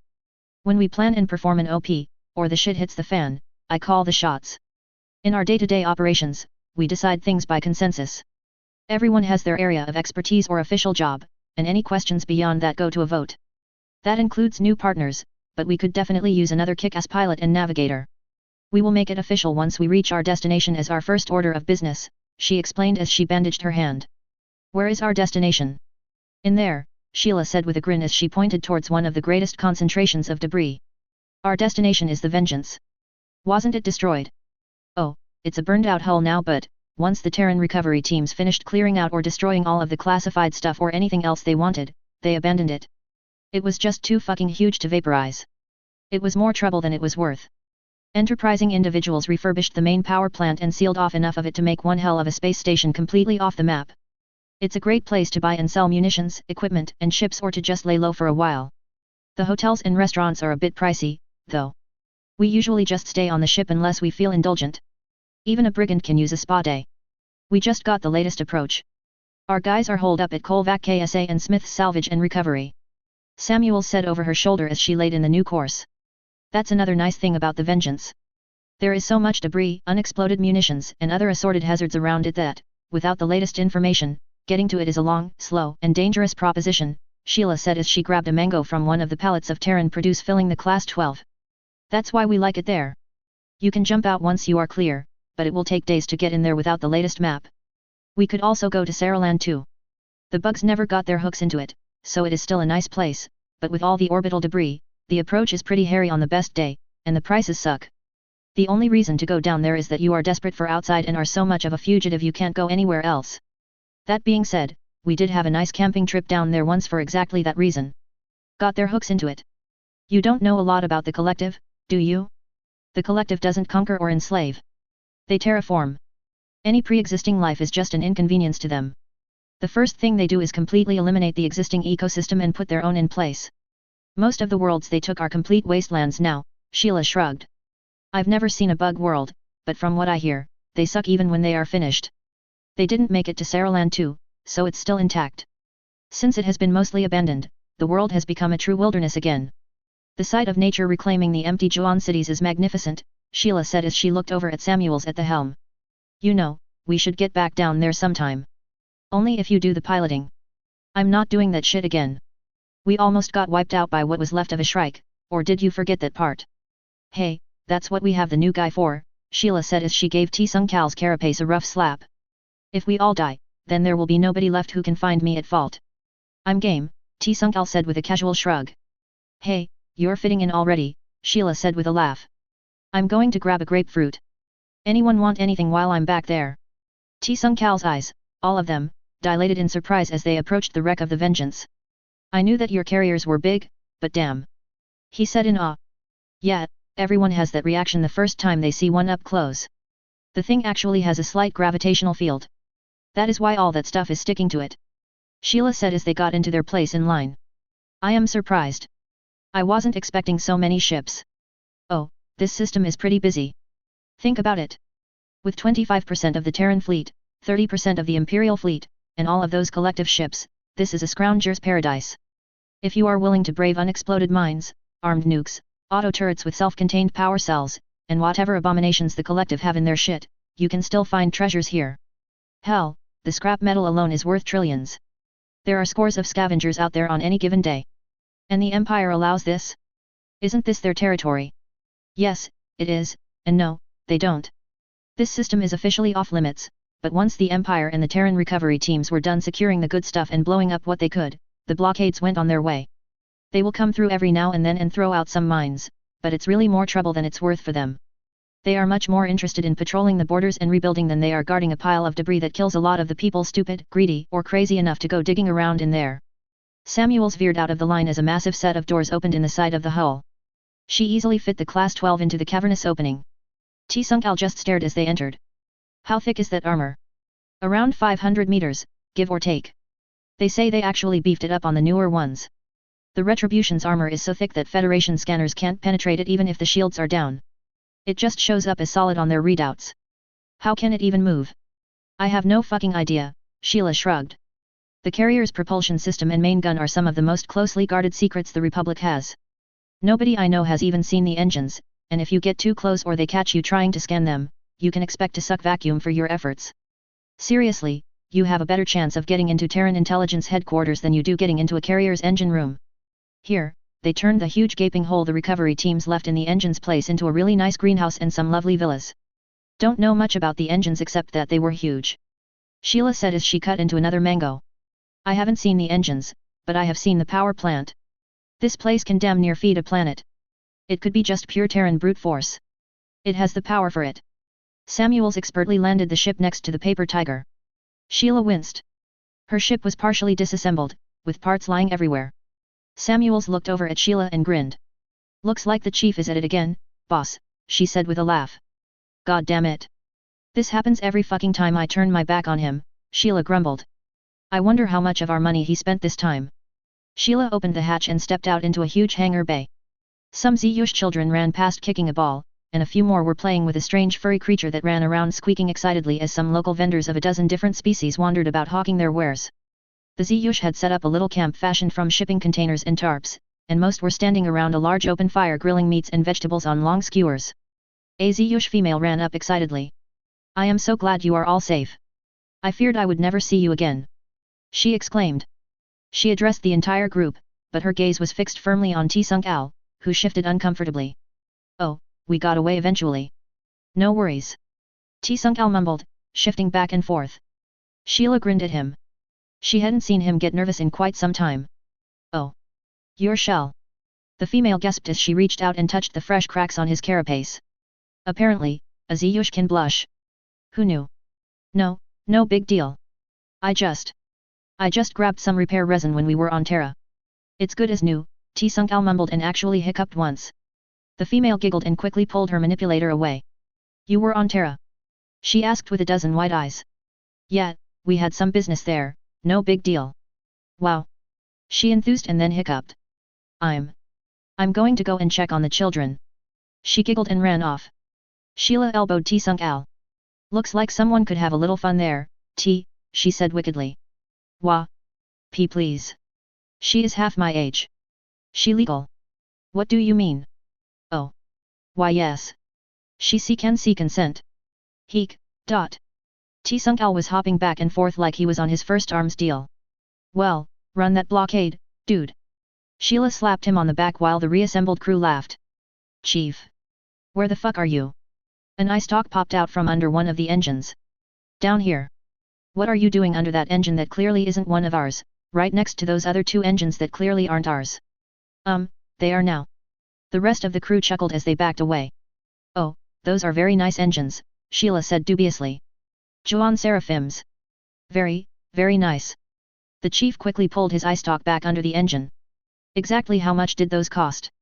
We got a great deal on them. How much? The improvements to our performance will be amazing. How much? Our old ones were getting worn, and I couldn't change the drive signatures again without extensive retooling. How much? 4 to 5 million credits.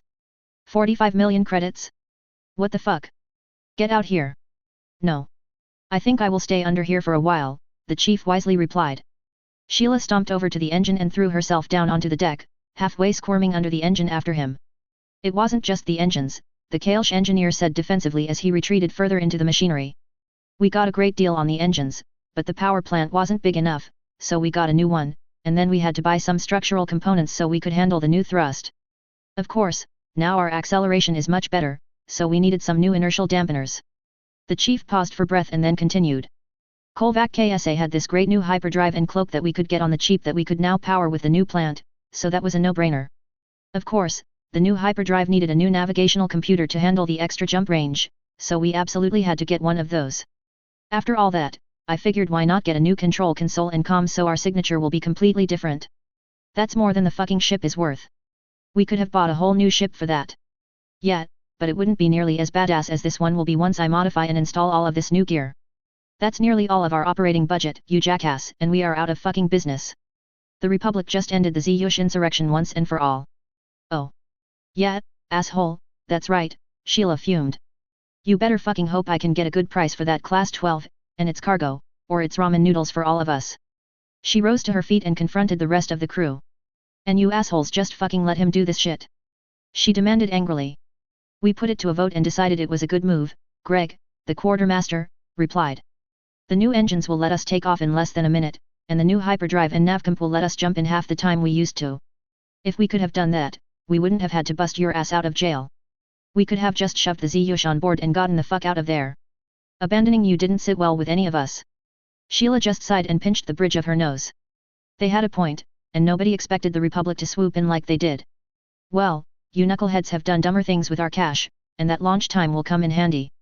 We also got a pretty decent payday from Republic intelligence for that data grab, so we aren't completely broke, Sheila said with a shrug. She looked around. Where is Roberts? He get here yet? Yeah, he beat you here by 2 days, and we already sold the Star Lancer he boosted, so that's a bit of coin in our pockets too. He's in the main station with some of the Ziyush, getting groceries and some toys, clothes, and other sundries for our new guests. They didn't bring much, and most of that was left behind when we had to scoot. Some of these guys only had what they were wearing. Nice of you guys. Well, at least we are all in one place and with all of our bits still attached, Sheila said with a smile, even if our war chest is damn near empty, thanks to you asshats. She then turned to face the single eye stalk cautiously peeking out from underneath the engine. How long to get the old gal back together? Should take less than a week. We have the run of Kolvac KSA's shop. He has been surprisingly generous with his tools and equipment, the chief laughed. Oh, I bet he has, Sheila said with an exaggerated eye roll. She then turned to T-Sunk-Al and wrapped her arm around him. Before you assholes give me a stroke, I need a vote on something. Well, that's settled then, Sheila said after what was probably the fastest vote in their history. Everybody knew T-Sunk-Al and what he could do at the helm, and the shootout after their last deal went sideways sealed the deal. We got a new number 2 pilot and primary navigator. She turned to T-Sunk-Al. Okay, T, go grab some gear. We still have a mountain of stuff we didn't offload before that cruiser showed up. A large shambling white furry mound waddled up and extended 4 beefy arms. Sheila. Glad to see they sprung you. I was worried, it croon bellowed. You should be more worried that I escaped. 45 million credits? Kolvak KSA, I should shank you, Sheila said with a smile as she settled into a huge warm furry embrace. You object? Your company was quite specific in their order, Kolvak KSA said as Sheila practically disappeared into his body. Yeah. I've already had a chat with my crew, a muffled voice filtered out through the deep fur. I heard. I figured I would give you guys a few minutes before I greeted you this time, Kolvak KSA laughed as he allowed Sheila to escape. So, buddy. My old and dear friend, Sheila said with a big smile as she gestured at the Class 12. What do you say we just do a swap and call it even? Oh, you Terrans and your wonderful sense of humor. I can't give you more than 5 million for that. 5 million? Have you been sniffing coolant again? Just look at that beauty. I am. Federation Class 12 cargo ships are used solely by the Federation. They don't sell them on the civilian market. So while I am truly impressed that you snatched one, it is and will always be clearly stolen. Just swapping a few components and recalibrating the engines won't cut it this time, my friend. My only hope is to scrap it for parts. Don't give me that. You can sell it anywhere on the edge. The Federation doesn't touch Imperial space, and the Empire doesn't give enough of a shit to do anything unless someone parks it next to the palace, Sheila said as she scratched his chin. Hell, I bet you could sell it to scavengers, and it would never leave the system. Your scritches won't sway me this time, Temptress, Kolvak KSA said as he growled in satisfaction and leaned forward for more. Okay, for you, I will make some inquiries and see if I can find a buyer. 25% commission. Thanks, sweetie, Sheila said with a big grin. So, how is Ms. Smith doing? Growing like a weed. She is nearly as tall as her father was, Kolvak KSA said, preening with pride. He had raised her as his own ever since her father, his first business partner, died while exploring a collective warship. It is clear that she inherited her father's technical ability and business savvy. She is already a valuable business partner and will do the Smith name justice. Great, I will have to deal with 2 of you again as if one wasn't enough. Where is the little sprout anyway? Not sure. She should be assessing salvage, but she is probably running around with the juvenile Ziyush again. I shouldn't be so indulgent, but it isn't often she has so many creatures at her point in their development with which to cavort. Well, aren't you just a big old softy? Considering how cruelly you take advantage of me, you should already know that, Kolvak KSA said with a laugh. Oh, please. At that moment, a tween with a wild tangle of red hair and wearing a greasy blue jumpsuit ran up. Kolvak, we have a problem. She grabbed him, pulled him away, and started frantically whispering at him. Well, let them in, he said in a rather grave tone. He turned to Sheila. It appears that we have a guest. More precisely, you have a guest. I am out of here. With that, Kolvak KSA beat a hasty retreat as the atmospheric retaining field flicked on and the massive bay doors started to open. The doors opened, and nothing happened. Nothing seemed to enter. Then, they could all hear the faintest humming noise, and a stiff breeze blew past. Suddenly, a long, lean, jet-black frigate appeared before them, less than 50 meters away. Well, fuck. Sheila said in a quiet calm voice. Nobody moved or spoke except for T-Sunk-Al. Shouldn't we arm ourselves? No point, Sheila said quietly. That is an Imperial Stalker, a night guard ship. Night guard. Fuck, I like you, T, but I don't feel like another lecture right now. They will kill us. All you need to know. Besides, Greg said, we have a hangar deck full of civvies, and there is a very firm law here saying that you don't directly oppose the Juan Empire when they show up. So we won't be welcome here ever again if something happens, even if we do survive, which we wouldn't. The Stalker made a perfectly silent landing. A hatch opened without a sound, and 2 Juan exited the ship and approached. T-Sunk-Al cocked his eyes curiously. He had never seen one before. They are so wriggly, he whispered. Yeah, they look funny, but don't be fooled. They will fuck you up. Now please be quiet, Samuels whispered back. Showtime, Sheila whispered as she stepped forward to meet the Juan. Captain Earl stepped onto the deck along with Lieutenant Guzella. The captain calmly surveyed the scene before him. A Federation craft along with several humans wearing no uniform. Surely the Federation wouldn't be so stupid as to trespass so deeply into Imperial space, but stupid did seem to be the Galactic Federation's stock in trade these past few years. While not officially at war, the Empire held the same view of the Federation as the Terran Republic, and for exactly the same reason. Those Feds were about to die. Is everyone ready, Lieutenant? Yes, Captain. Earl briefly glanced back at the lieutenant with satisfaction. She was a promising Joanna, already a Night Guard officer at her age. Good.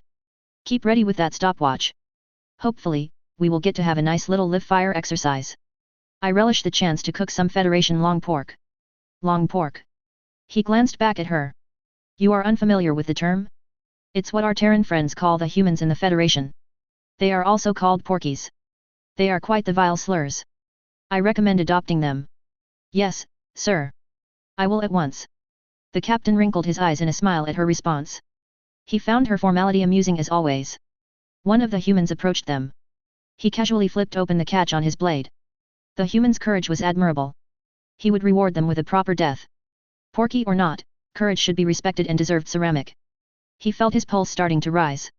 He lost a lot of human friends on Red Sunday, and it would be nice to spill a little blood in their honor. He suddenly stopped and stared in complete surprise. His chromatophores unconsciously flickered, and yellow pinpricks of surprise contrasted starkly against his normal disciplined Night Guard black hide. Stand down. Repeat. Everyone stand down. Sir. Lieutenant Guzella asked. She was shocked at the speckles of color on her captain's skin. She had never seen that before, regardless of the situation. These aren't porkies. The captain said, his eyes scrunched in the biggest smile she had ever seen. The captain increased his pace towards the human female. The female stopped, and her eyes widened. Guzella wasn't completely familiar with human body language, but it was clearly a deviation from how she moved a second before.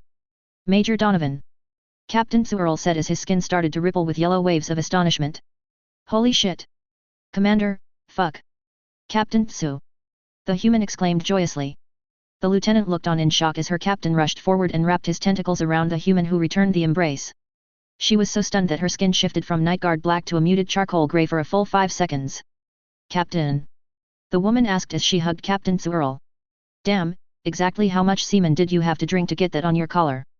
The lieutenant's skin flashed red ever so briefly. Her captain just laughed as he released the human. Oh, only as much as your grandfather drank every single day as he knelt before us, Earl laughed as he swatted her playfully. And exactly how did that work for you? Has the Imperial honor recovered from the ass lashing we handed you yet? The lieutenant couldn't remain silent. You did not kick our ass. We graciously decided to negotiate a peaceful.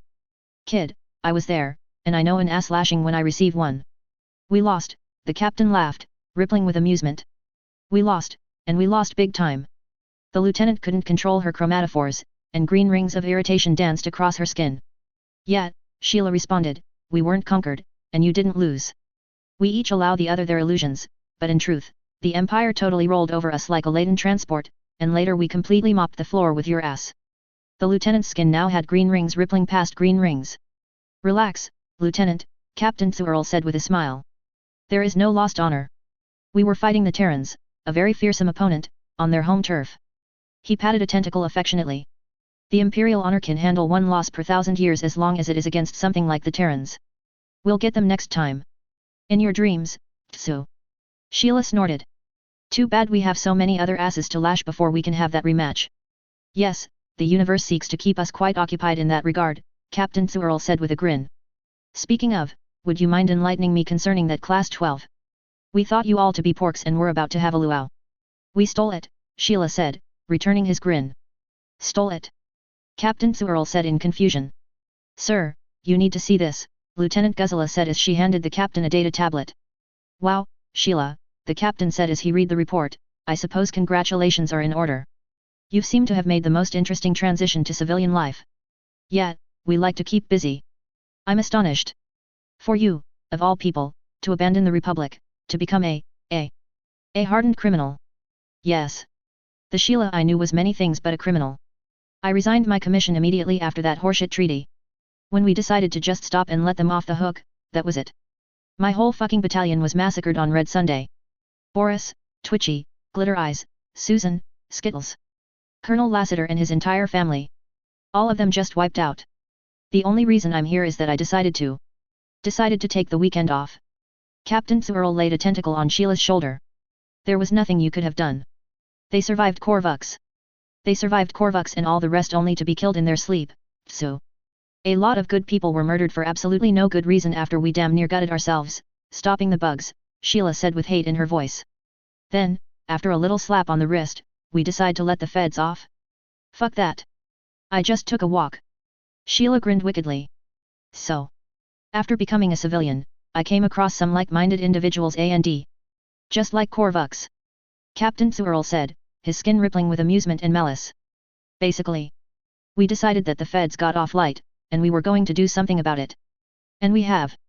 You say that, but I'm not seeing that here, just filth like a lot of drug trafficking, piracy, and illegal arms sales.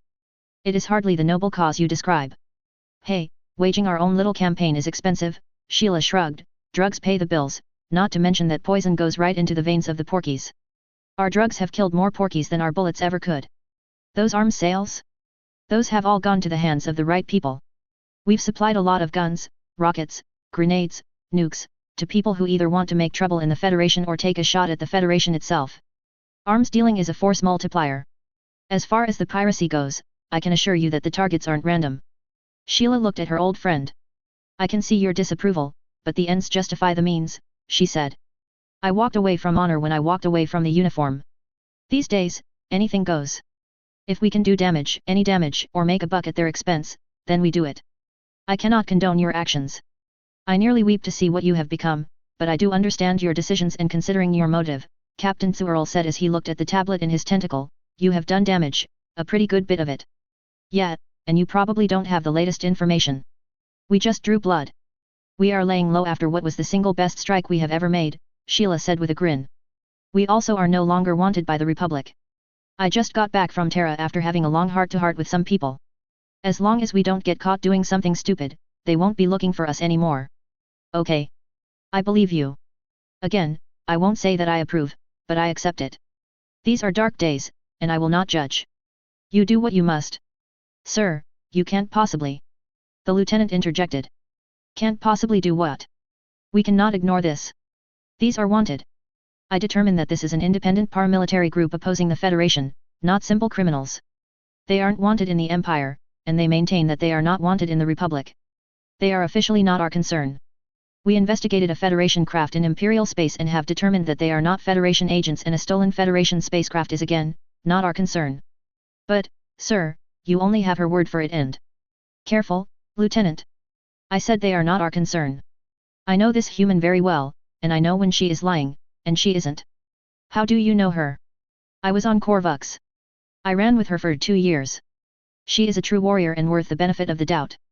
You were on Korvux? The lieutenant asked in surprise. Yab. My ship got blown apart, and by some miracle, my escape pod survived collective target practice and made it to the surface, the captain said matter-of-factly. I met the Terrans and worked with Major Donovan and Colonel Lassiter for the whole time.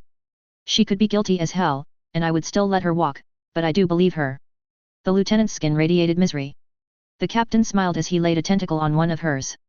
Look, if it will smooth your colors, I will make a level 1 query to Imperial intelligence.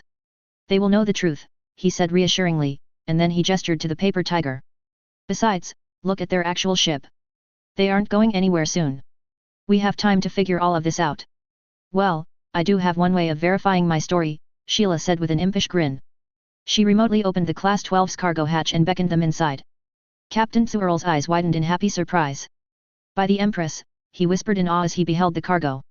Clearly, we have been to Terra and recently, Sheila said as she grabbed a coconut and tossed it to the captain.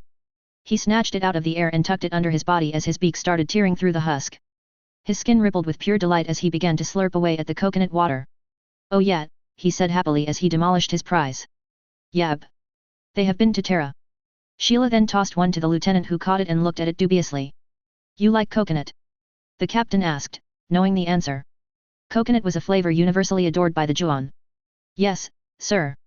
Well, you haven't ever actually tasted real coconut before. I have, sir, the lieutenant said, rippling with irritation. When I graduated officer school, my crush celebrated with a cake covered with real shaved. Just be quiet and eat. The lieutenant cautiously put the odd thing she was given underneath herself. No, like this, the captain said as he grabbed another coconut and tilted himself back, revealing his damp glossy beak. The lieutenant was scandalized at her captain's inappropriate display. She had never seen his beak before. Rippling with embarrassment, she copied the way he ripped into the coconut. Moments later, her eyes scrunched nearly closed as waves of joy danced across her skin. This, my dear lieutenant, is a real, fresh, juicy, delicious coconut straight from beautiful Terra herself. Our dastardly villain has indeed been there. He glanced over at the lieutenant and wondered if she even heard him. I think she needs a minute, Sheila said with a laugh as she rolled another coconut the lieutenant's way. My dear comrade, any chance you may be willing to sell a few pallets of these treasures to some hard-working, loyal servants of the Empire? The captain asked. Absolutely not. Sheila said with a smile. You take what you want, old friend. You guys deserve a treat. In fact, let's have that luau. Terran hospitality. Toby was making a fresh pot of Terran green tea when Commander Morgana Farston walked into the embassy. Excuse me, I am Commander Farston of Federation Intel. Get lost, Porky, Toby said without even looking at her. Excuse me. You heard me, Toby replied, keeping his back to her. Leave before you spoil the tea. I am an official of the Galactic Federation, and I have important busy. Dressing an animal in people clothes makes for an amusing Galnet video but usually isn't sent on anything resembling important business, Toby said as he calmly poured himself a cup of tea. Oh, where is my hospitality? He went to the cabinet, pulled out a bowl, filled it with water, and set it down. There. He returned to his desk. Morgana Farston shook with rage. Look, asshole, I don't know who the fuck you think you are, but I demand to speak with Ambassador Wintersmith. Toby ignored her and sipped tea as he lounged on his stool. Morgana started to turn red with anger. I am here on official business representing the Galactic Federation and will not be treated in this manner. Toby just sighed and cocked one eye stalk up at her. He then reached into a desk drawer, pulled out a food bar, flipped it across the room where it landed next to the water and started paging through documents. Don't you fucking dare ignore me. Who the fuck do you think you are? Morgana shouted. I think I am a citizen of the Terran Republic. Unlike you feds, we have standards, and while my position here in the embassy requires tolerance, I refuse to lower myself to the level where I will deal with something like you. I can't throw you out, but I will be damned if I speak to you any further. Wait if you must, but try not to touch anything. I pride myself in keeping the lobby clean. The ambassador will hear of this. Morgana snarled. Toby quietly laughed. Oh dear, please, don't do that, he chuckled and then returned to his work. Morgana ranted and raved, but Toby didn't even bother to look up at her. Finally, after a few minutes, she trailed off into enraged silence. About half an hour later, loud human laughter and high-pitched giggling echoed down the hallway outside the entrance. We Terrans have a word for that, John said as he entered the lobby. The eight-lie just call it a good weekend, Skippy said as they laughed and giggled, respectively. Their laughter suddenly stopped as they made eye contact with Commander Farston. Ambassador, Counselor, Morgana said as she stepped forward. Skippy just raised an eyebrow at her and scrunched her nose distastefully. Well, John, I don't want to be a witness. Too much paperwork. Later, Skippy said as she booked him on the arm and bounced off. Ambassador. Toby, what is this thing doing in the lobby? Not sure, sir. I tried giving it water, but it wouldn't leave. John pointed at the food bar. Jesus, Toby, did you feed it? Ambassador. My name is Commander. I don't care what your fucking name is. Get out. John said with a snarl as he headed towards his office. God damn it, you are going to listen to me. Commander Farston shouted as she followed John into his office. Sir, do you wish me to contact security? Toby asked. The day I need security to deal with a slice of long pork is the day I will throw myself out of an airlock. Besides, I want to see where this goes. John said as he entered his office, followed by Commander Farston. Okay, Porky, what the fuck do you want? John said as he sat behind his desk. First of all, you will address me by my name. I am Commander Farston. Okay. Commander Farston, John said with a chuckle, what do you want, Porky? Morgana tried to suppress her rage. Each time she heard the word Porky, she wanted to punch someone in the throat. We would like the Republic's assistance in the location and apprehension of Sheila Donovan and her associates. Oh? Isn't she already in custody? John asked with a smirk. I think you already know the answer to that. Nope. I have not been officially notified otherwise, John said with a grin. Is there something you want to tell me? Sigh, Sheila Donovan escaped with the assistance from two humans posing as Federation intelligence agents. I'm sorry. I'm a little hard of hearing. Could you repeat that? John asked with a chuckle. It sounded like you said she escaped, from a secure Federation facility. Morgana flushed red with embarrassment and anger. That is correct. She growled. That must be terribly embarrassing for you. Anything else interesting happen around that time? John asked while laughing. Morgana flinched but remained silent. I would love to help. I really would, John said with a huge smile, but we stopped looking for her once we thought her to be in custody and closed our investigation. Any leads we have are beyond stale at this point. Sorry, can't help you. Can't or won't? Morgana asked angrily. Same thing, John said with a wolfish smile. We neither have the resources nor the inclination to help you clean up your mess. This is your problem. She is a Republic citizen, and it's your responsibility to. You let her escape. You catch her. It was made quite clear the last time you caught her that our involvement wasn't welcome, so fuck you, John said with a pleasant smile. Letting this porky in was a good idea. This was fun. I know she is your darling of the week, but she and her crew are dangerous criminals. Their actions can be tied to the deaths of thousands of innocent Federation citizens. Morgana said with righteous indignation in her voice. Sounds like we should give her a medal. You can't be serious. Those were innocent people, you asshole. A lot of innocent people died when you jerk-offs attacked us. So don't get all high and mighty now. You are in intelligence, right? You knew exactly what you were doing when you guys planned the strike, so don't talk to me about innocent casualties, John said calmly as he typed on his keyboard. Let's see here. Commander Morgana Farston. Ah, here you are. Graduated with a 3.85 from Astor University on Calpha 4, pity what happened to your alma mater, by the way, John said with a grin. Morgana twitched. Calpha 4, her home, was one of the planets visited by the Republic during the war. The planet was methodically and systematically destroyed by Republic forces. It was going to take decades to rebuild the damage. There was nothing of value left standing when they were done. They even burned down the elementary schools and local libraries. They burned everything. Entered Federation service on your 23rd birthday. You have been in intelligence ever since, John looked up at her as he spoke. You've had a pretty decent career racking up commendations and flying up the ranks. Says here you are currently working as a handler for covert agents working in the Republic, John chortled as he casually placed his hand on his pistol, hidden from view under the desk. Well, that explains all of the free time you have these days. Is that your motive for trying to arrest Ms. Donovan, trying to come up with a new job? John asked with a smile. They are dead, by the way, all of them, John said as he laughed at her. Morgana choked back a scream and kept herself from drawing her sidearm and shooting John in the face. It wasn't a surprise that they were dead, but hearing him say it with such pleasure enraged her. Those were good people, and he was laughing about it. Yes, we know that you got your hands on our files, even mine, Morgana said coolly. If you are fishing for a reaction, you will have to do much better than that. How about this then? John typed on his keyboard again, and the hollow projector in his desk activated. It started playing the executions of her spies, one after another. Morgana leaped to her feet and snarled. You fucking asshole. You think this is funny? It was all she could do to keep from leaping over his desk and strangling him. Those were her people on that hollow. Yeah, pretty much. Fine. We will catch her, and when we do, we will find out where she gets her weapons, where she gets her nukes, and then there will be hell to pay, Morgana said as calmly as she could with only the faintest quiver in her voice. The weapons come from any of hundreds of dealers, all of them unaffiliated with the Republic. As far as the nukes go, she probably gets them from Novi, an illegal storage and production facility whose location is unknown. Those assholes collect, refurbish, and even produce nukes. Now that facility is something that we are looking for and will destroy along with the people responsible for its operation if we find them. We want them gone, trust me. You officially finding that out won't blow back on us in the slightest, John said with a smirk. Even if she was signing them out of the Republic arsenal, what the fuck are you going to do about it? Might I remind you that we are over 100 times bigger than your pipsqueak Republic? We can turn your entire Republic into vapor. Morgana said as she put her hands on John's desk and leaned forward. Didn't you assholes already try that? You think it was bad last time? Pull that shit again and see what happens, John said as he leaned forward in his chair, his hand loitering near his sidearm.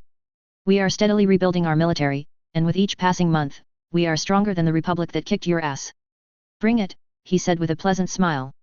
It's a moot point anyway, John continued, the people of the Galactic Federation and the council they appoint have absolutely no interest in a rematch, especially after some rather interesting information that has recently come to light.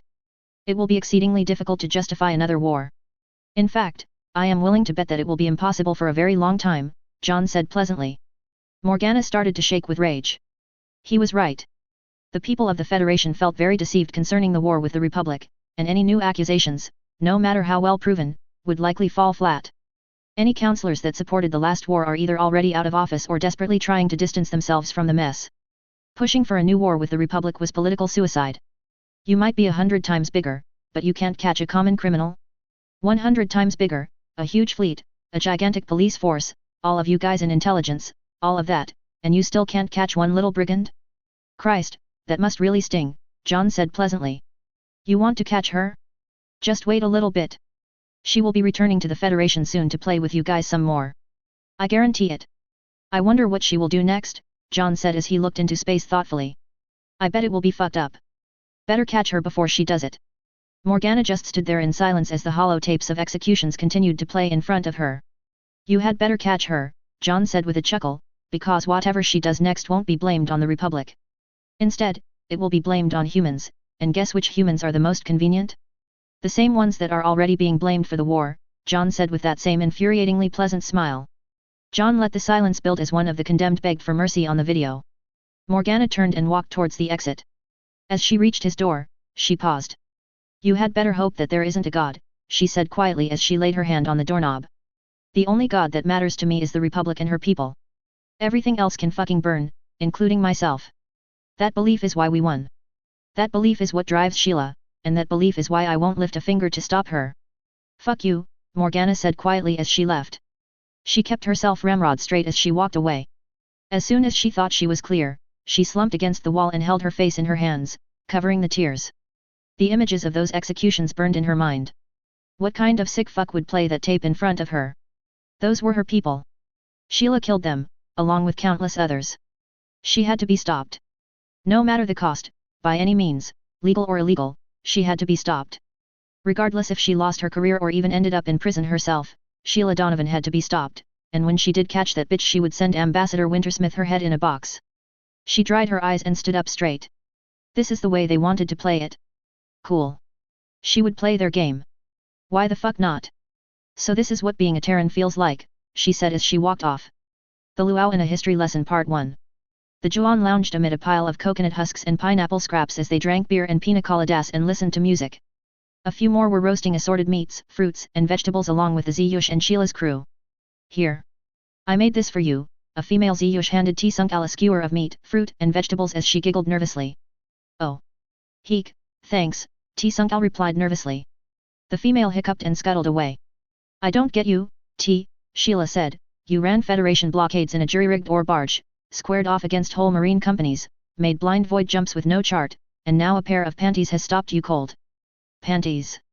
That little flap you guys wear over your naughty bits, Sheila said with a laugh. T-Sunk-Al just hiccuped in reply. Seriously, why aren't you going for it? Sheila asked, I'm not an expert on such things, but she looks cute. Heek, oh, Heek, is very cute. Heek, but I shouldn't. Okay, T. You do you, literally, Sheila said as she swatted his carapace. T-Sunk-Al gave Sheila a rude gesture to the delight of his new crew. There is something I was wondering, T-Sunk-Al said desperately trying to change the subject, the Republic and the Empire are allies, right? Yab. But they conquered you. Also true. And then you rebelled. They most certainly did. The Juan captain said as he slid another drinking dish of booze underneath him. And you guys had a war? T-Sunk-Al asked. Oh hell yeah. Jesse, a member of the crew, said emphatically. My grandfather was killed in it. Neither side pulled any punches, Captain Searle said. I was there. Nearly died myself. He turned to Sheila. You fuckers were downright nasty, he said as he raised his drinking dish. Sheila just smiled and raised her glass. Well, we tried asking nicely, but you fucking wigglies didn't take the hint, she smirked. Setting fire to Imperial ships and facilities is asking nicely. The captain asked with a laugh, ripples of amusement rolling across his skin. And you are now on good terms? T-Sunk-Al asked. Yab. We're tight. Sheila said as she drained her cup. Couldn't ask for a better ally. The captain said as he lapped up his cocktail. I'm sorry, but that doesn't make sense, T-Sunk-Al said confusedly. Well, it was 100 years ago, Sheila said with a shrug. But that is less than a generation for either of your species. People alive on both sides today fought each other. Don't remind me. Captain Searle laughed as he turned his head, revealing a faint but very large scar. Damn near got my fucking head blown off. T-Sunk-Al just wiped his eye stalks in confusion. Okay, Sheila said as she filled her glass. To really understand, we have to start at the beginning. Yet. Lieutenant Guzella exclaimed with a slurred voice, her skin a wild mix of colors. What really happened back then? I'm starting to suspect that we don't have the whole story. Lieutenant, is this your first time experiencing Terran cocktails? The captain asked with a chuckle. Yush. These things are amazing. This pina colada is delicious. It's called a pina colada, and yes, they are. They are also quite dangerous. Remember, Terrans have a higher tolerance for alcohol than we do. So you might want to lay off of those a little. Hey, you are the one who always says I need to relax a little, she said as she poked the captain and settled down into her drinking dish. Just don't say that I did not warn you. Terran cocktails are lethal. The captain said with a laugh. You are going to be very unhappy tomorrow. But, at least you have good taste. The Empress loves pina coladas. She does. The lieutenant asked with wide eyes. Yab. That was all she drank when she was negotiating the truce on Hentai Island. Hentai Island? Yeah, that was the prisoner of war camp they set up for us on Terra, the captain said with a laugh. I had the pleasure of being a guest of the Terrans for quite a while. By Empress. The lieutenant said with huge eyes. Most of his crew had fallen silent, listening intently. You were captured by the Terrans? What was it like? It was awesome. The captain enthused. They had this wonderful island in one of their oceans near the equator. Coconut trees, tide pools, beautiful sandy beaches, and the guards were incredibly nice. Hell, they would even take us out on their patrol boats so we could go fishing. We had some great housing, but the weather was so nice that most of us just slept outside. They intentionally picked a place where the climate was perfect for us. Heck, a lot of us even stopped wearing clothes. The lieutenant gasped. Hey, we spent most of our time just playing in the water, and swimsuits just got in the way. Why were they so nice to you? It makes sense if you know the Terrans. We weren't a threat anymore. I mean, we were on an island in the middle of the ocean. Where were we going to go? The captain shrugged. Also, I think the fact that there were so many mutineers there had something to do with it. Mutineers? Yeah, they don't mention the Terran mutiny in school. We are all trying to pretend that it didn't happen, the captain said with a chuckle. It was the biggest mutiny in recorded history. Hundreds of Juon service members just quit, not counting all of the ones who were captured under suspicious circumstances. He looked at the stunned expressions of his crew. As Sheila here just said, we will have to start at the beginning to properly explain it. After everyone got their next plate of food and a drink, Sheila stood up. Okay, here is how it went down, she said, taking a long drink from her glass. Yujuan showed up in our system during what was the worst time in all of human history, the Soul Wars. It was beyond fucked up. She took a drink from her cup and continued. We survived 3 world wars, an ecological disaster of biblical proportions, a full-bore nuclear exchange, and countless other things during our long, tragic, stupid, and bloody history. But the Soul Wars.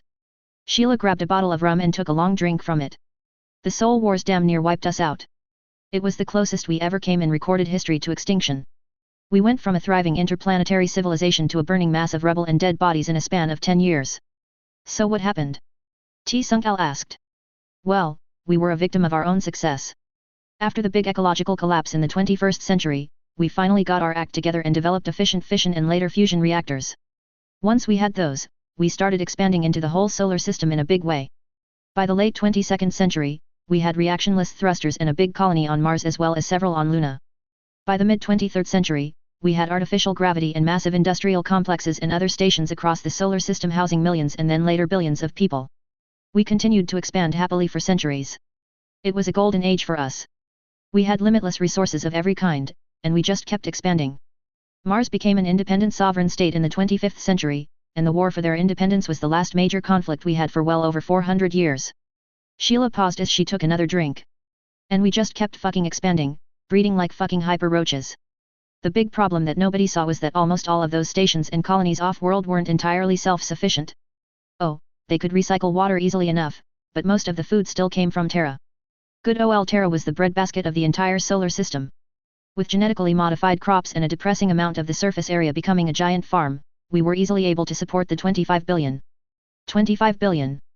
Captain Searle exclaimed. The first census of the Sol system only recorded 500 million humans. There were that many before it happened?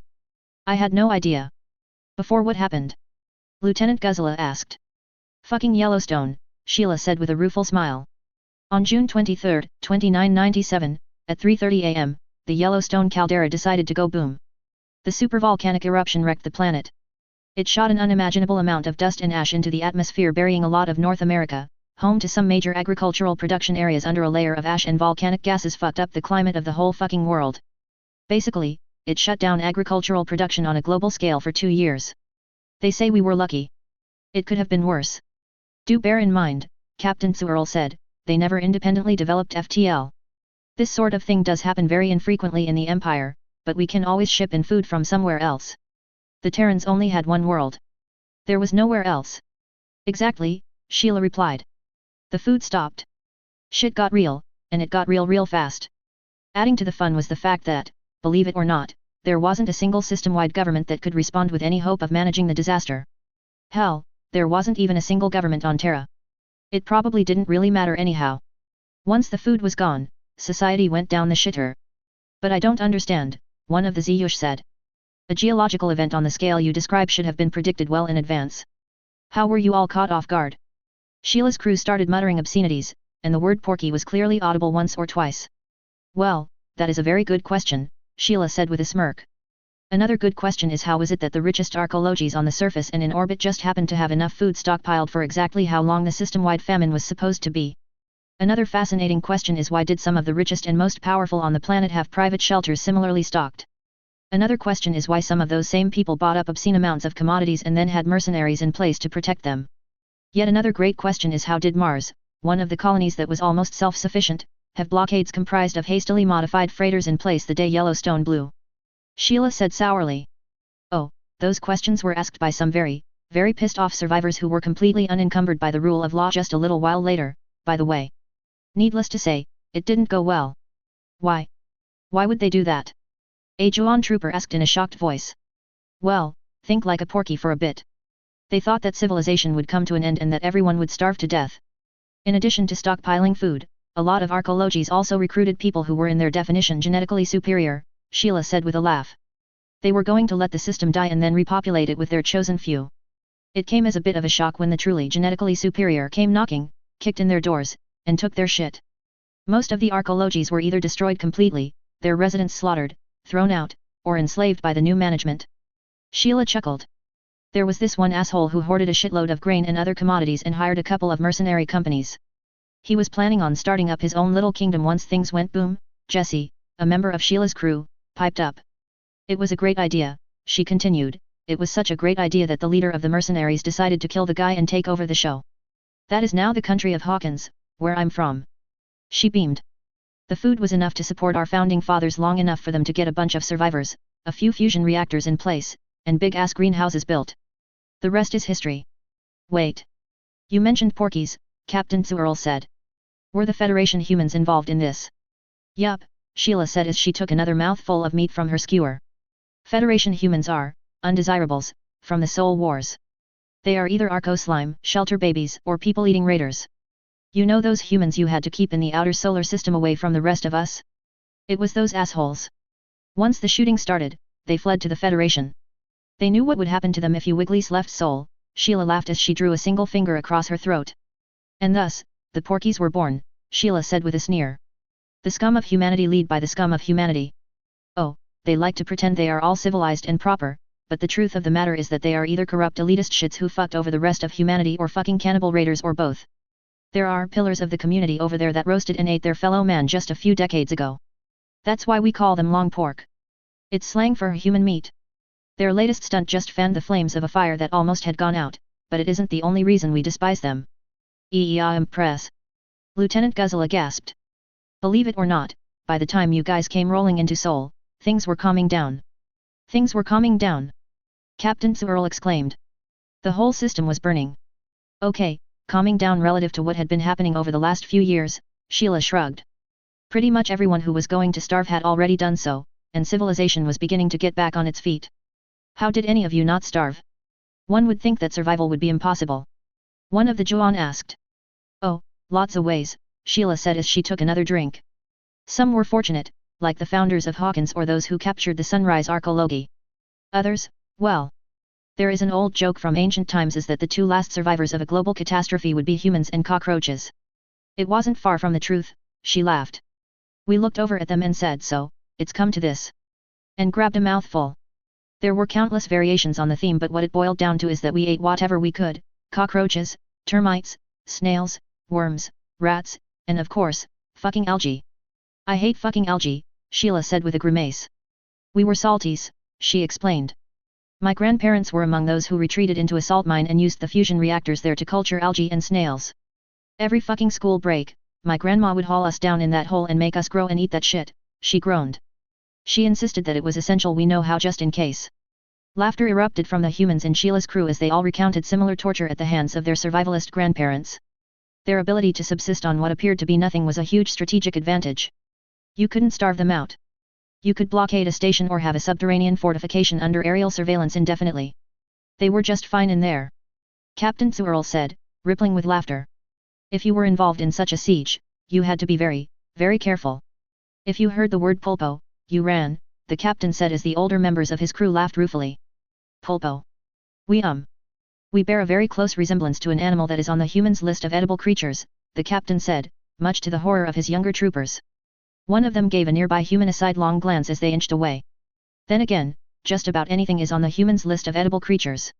On Korvux, he said as he poked Sheila, it took you guys what, 3 days without rations before you started grilling up the bugs. 2 days, and you do have to admit they are pretty tasty, Sheila replied with a grin. As I recall, you were particularly fond of their brains, but we're getting off topic.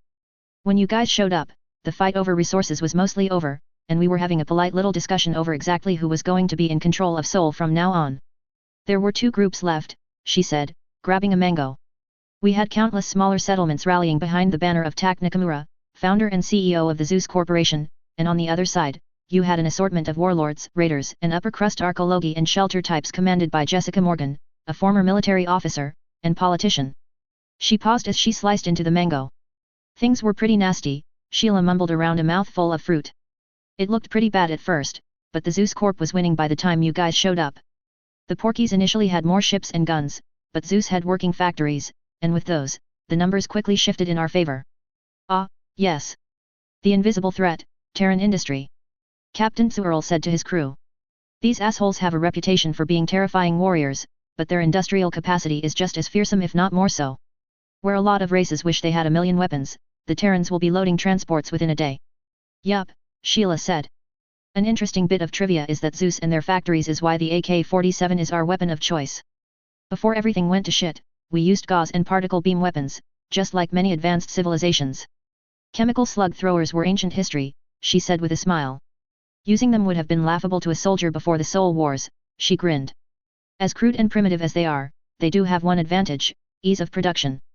Making one of those fancy gauze weapons or a blaster requires all sorts of equally fancy equipment, dedicated production facilities, and increasingly hard to find components or yet more dedicated production facilities to make them. A slug thrower only requires a chunk of iron, and any cheap old maintenance robo-FAC can turn them out by the thousands, she said with a smile. You can even make them by hand if you need to. The fact that they were so frighteningly effective was a surprise to everyone, she continued. There were improvised chemical slug throwers in use well before Zeus started cranking them out, but the Zeus AK was the first mass-produced true assault rifle with the ammo to feed it. They changed the game, Sheila said with a grin. They tore through anything, armor, ship hulls, barricades, you name it. With the right ammunition, they could pierce armor, start fires, explode, release any number of chemical nastiness or nanobots, anything you wanted them to do. Just change the ammo. One soldier could have a menu of options at their disposal, all from just one weapons platform. Slap a grenade launcher underneath the main barrel, and the party really starts. The Porkies didn't know what hit them. One day they had the upper hand. The next, they were on the run. Sheila grabbed a coconut and expertly popped it open. The same retro trend also extended to our ships as well, she said as she sipped some coconut water. Crude chemically propelled missiles with basic electronics and a shaped charge or later an EFP warhead tipped the balance of power in space, she said. In ancient times, they were used to good effect on the surface but in the vacuum of space. Yet, we became quite familiar with those, Captain Zuerl said with a laugh. Those fuckers were pure evil until we started to develop ways to deal with them, and even then, they were and still are killers. Back then, they could punch a hole in just about anything we had except a dreadnought or heavy cruiser. You didn't use nukes. Lieutenant Guzela slurred. Nope. We didn't have them until halfway into our war, Sheila replied, after we had a worldwide nuclear exchange in our 21st century, we stopped making them and destroyed any that were left over. We damn near killed ourselves and we're not going to do it again. So we had to make them from scratch. Of course, we mastered isotope separation, so it wasn't all that hard, as you guys know very well. I especially love your salted 500 megaton babies and your 10 megaton gamma ray squirters. Those things are simply beautiful. I'm glad you didn't have those during our little dust-up. Well, we learned from the best. Captain Sewell said as he filled his drinking dish. I still remember the first time I saw one go off. There was this huge flash of light, and once my cockpit became transparent again and my sensors recovered, a destroyer had just disappeared. We thought you guys were fielding antimatter. We're drifting off topic again, Captain Sewell said. Like Sheila said, the Empire arrived in Seoul during what we now know to be the later stages of a system-wide conflict. Humanity was exhausted, pushed to the limit by a planetary catastrophe and the wars that followed. A lot of them were happy to see us, even if they won't admit it in 1,000 years, he said, nudging Sheila. It is said that the Empire didn't beat the Terrans. The Terrans beat the Terrans, he continued. Tak Nakamura spoke for the system and negotiated the terms of their annexation, and that was that. The Porkies were all too happy to agree because they were looking at almost certain death prior to our arrival. We unknowingly saved their asses, he said with a slurp from his dish. Sorry. We should have let you finish up, but it was starting to look like mass murder. You didn't know, and it was mass murder. By that point, we were very comfortable with genocide. Sheila said with a shrug. As Sheila said before, one of the first things we did was separate the two forces involved, relegating the Porkies to Neptune and beyond. We had to, the captain said between slurps of beer. You couldn't have them in the same room with each other back then. Anyway, things went amazingly well at first, Captain Sewell said. The Terrans suddenly found themselves part of a large interstellar civilization and enjoyed all of the benefits thereof. Any descent was buried underneath a seemingly endless stream of transports laden with food that actually tasted nice and cheap consumer goods. Even more importantly, Seoul found a bottomless demand for their minerals, isotopes, and alloys to pay for it all. Terrans can't be subdued, but they aren't above a bribe, he said with a wink. He paused while he nibbled on a skewer of roast pineapple. The first Lord Chancellor, Lord Zukal Brekel, was a fair and honest Juan. He also had an uncanny ability to relate with the Terrans, and under his leadership, integration into the Empire actually went too smoothly, as we will find out shortly. Terran industry soon became the hallmarks of productivity and quality, and Terran-ran enterprises quickly became some of the most profitable in the entire Empire. As far as the individual Terran was concerned, the standard of living skyrocketed to levels that most couldn't even dream of before the wars, the captain said. The Terrans may be the lords of minerals, but we are the gods of bureaucracy. If there is one thing we know, it's how to run a system. We set up a system of governance in line with their values and eliminated waste and corruption. As a result, the average tax load for both individual citizens and businesses was less than before the wars, and they enjoyed better services to boot. They joked that we may be alien overlords, but we got rid of the lines at the DMV and they could do their taxes in an hour, Captain Sewell said, scrunching his eyes into a smile. Believe it or not, they actually liked us and didn't mind being Imperial subjects at all. In fact, many of them said that we were better than the pre-war governments we replaced. It looked like they were going to be the greatest addition to the Empire in centuries. Show what share happened. The lieutenant slurred. You should drink some water, my young friend, the captain laughed. Well, in every species, every culture, at any time in the history of the universe, there is that one asshole that ruins a good thing. In this case, the asshole was Lord Kalalare Escalon. Everybody go ahead and grab seconds because this is where it starts to get good. The Luau in History Lesson Part 2. Do you always travel with such a well-stocked bar? Captain Sewell said as he expertly mixed Manhattans. Nope. We stopped by the liquor store when we bought the meat for the party. Sheila said as she accepted a glass. This place has a liquor store. This place has everything, Sheila said as she took a sip. Too bad that we would cause an evacuation if we stopped by more often. This place is nice, the captain said as he filled his dish. They even have these weird candied cherries.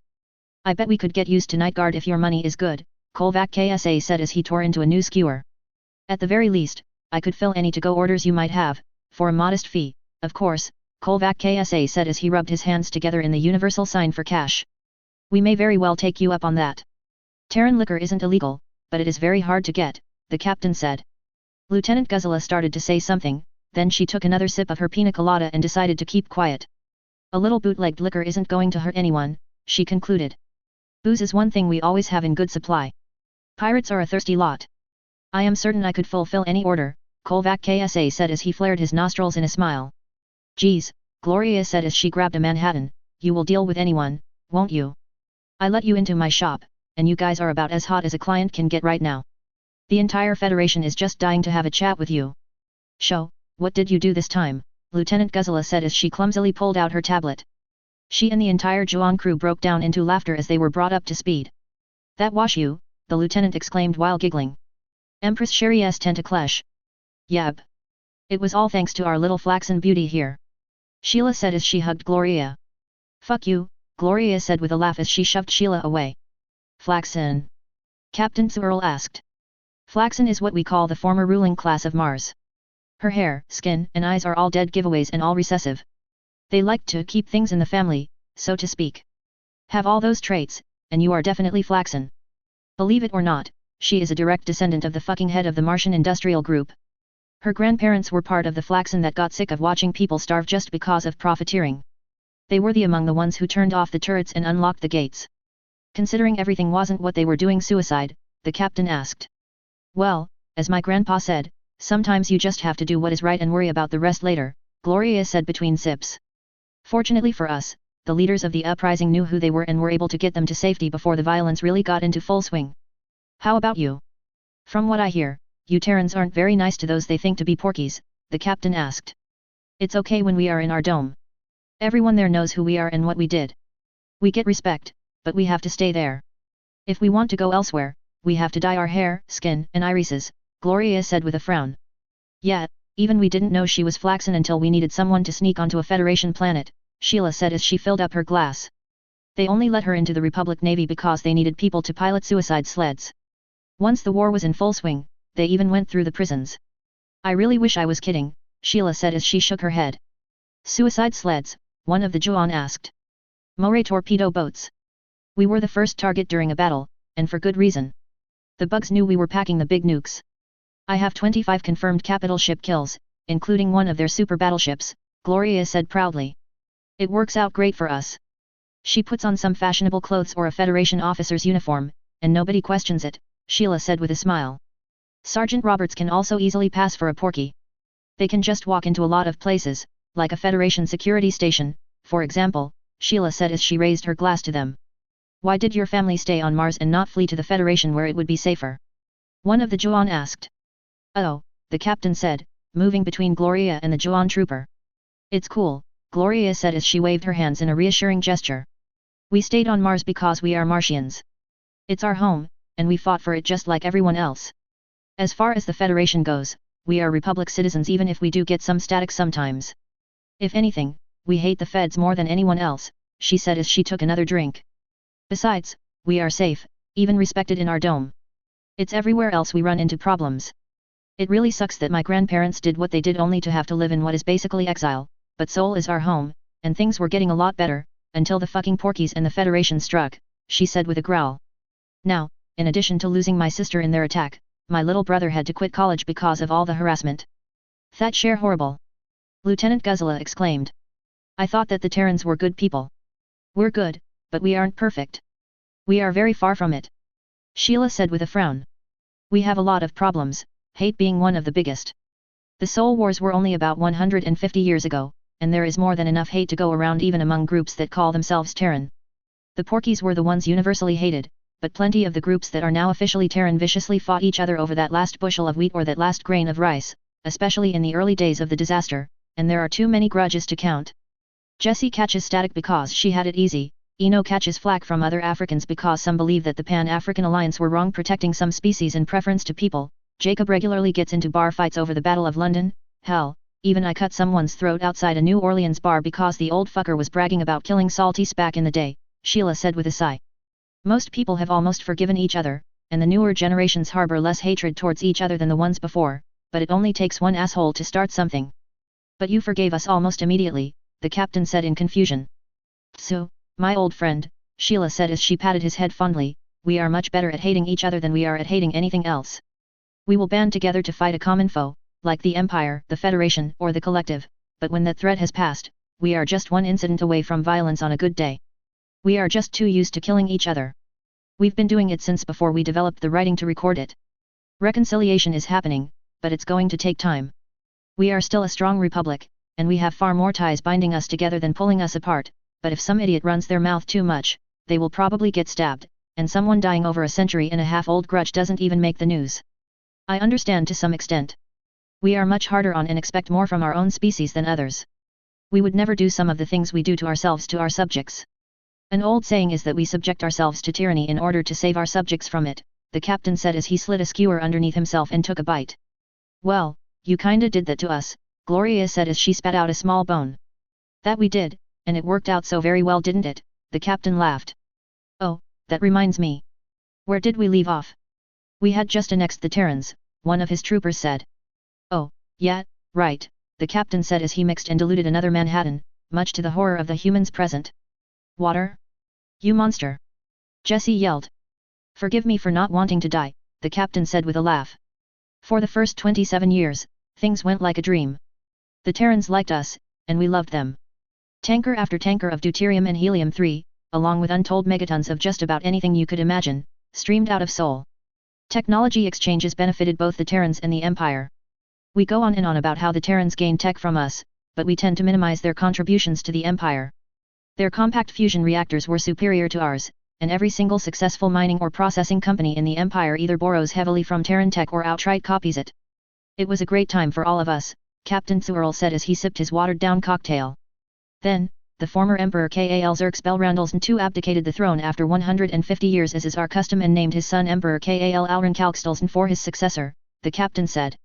His crew made raspberry noises. The Terrans were a little shocked. The Juan damn near worship their emperors as gods. Yeah, that guy, Captain Sewell said. As you all know, he really screwed the squid. The Terran uprising was probably his biggest cock-up of all.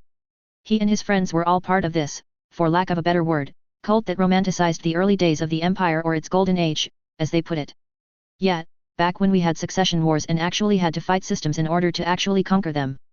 Never mind that we are now 100 times larger, systems now actively petition for annexation, and we haven't had a civil war in over 1,000 years. Back then was the golden age, the captain said, flashing his chromatophores in the equivalent of an exaggerated eye roll. Why didn't he just name the Cyan Empress as his successor? One of the Juan asked. That is a very good question and one that he refuses to answer to this day, the captain replied. It's hard to get anything out of him at all anymore. He mostly just stays in his chambers, refusing to leave. Some say that he thought the Cyan Empress to be too gentle and retiring to effectively lead. He was cut off by some startled spluttering from his crew. Too gentle? The Empress? The Cyan fucking Empress, the Juan trooper exclaimed. They say that she was, the captain shrugged. I think the operative word is was. Personally, I believe the theory that she was always the former emperor's favorite child, but he considered her brother adequate and chose him so she could lead a normal life, free from the burden of the empire on her head.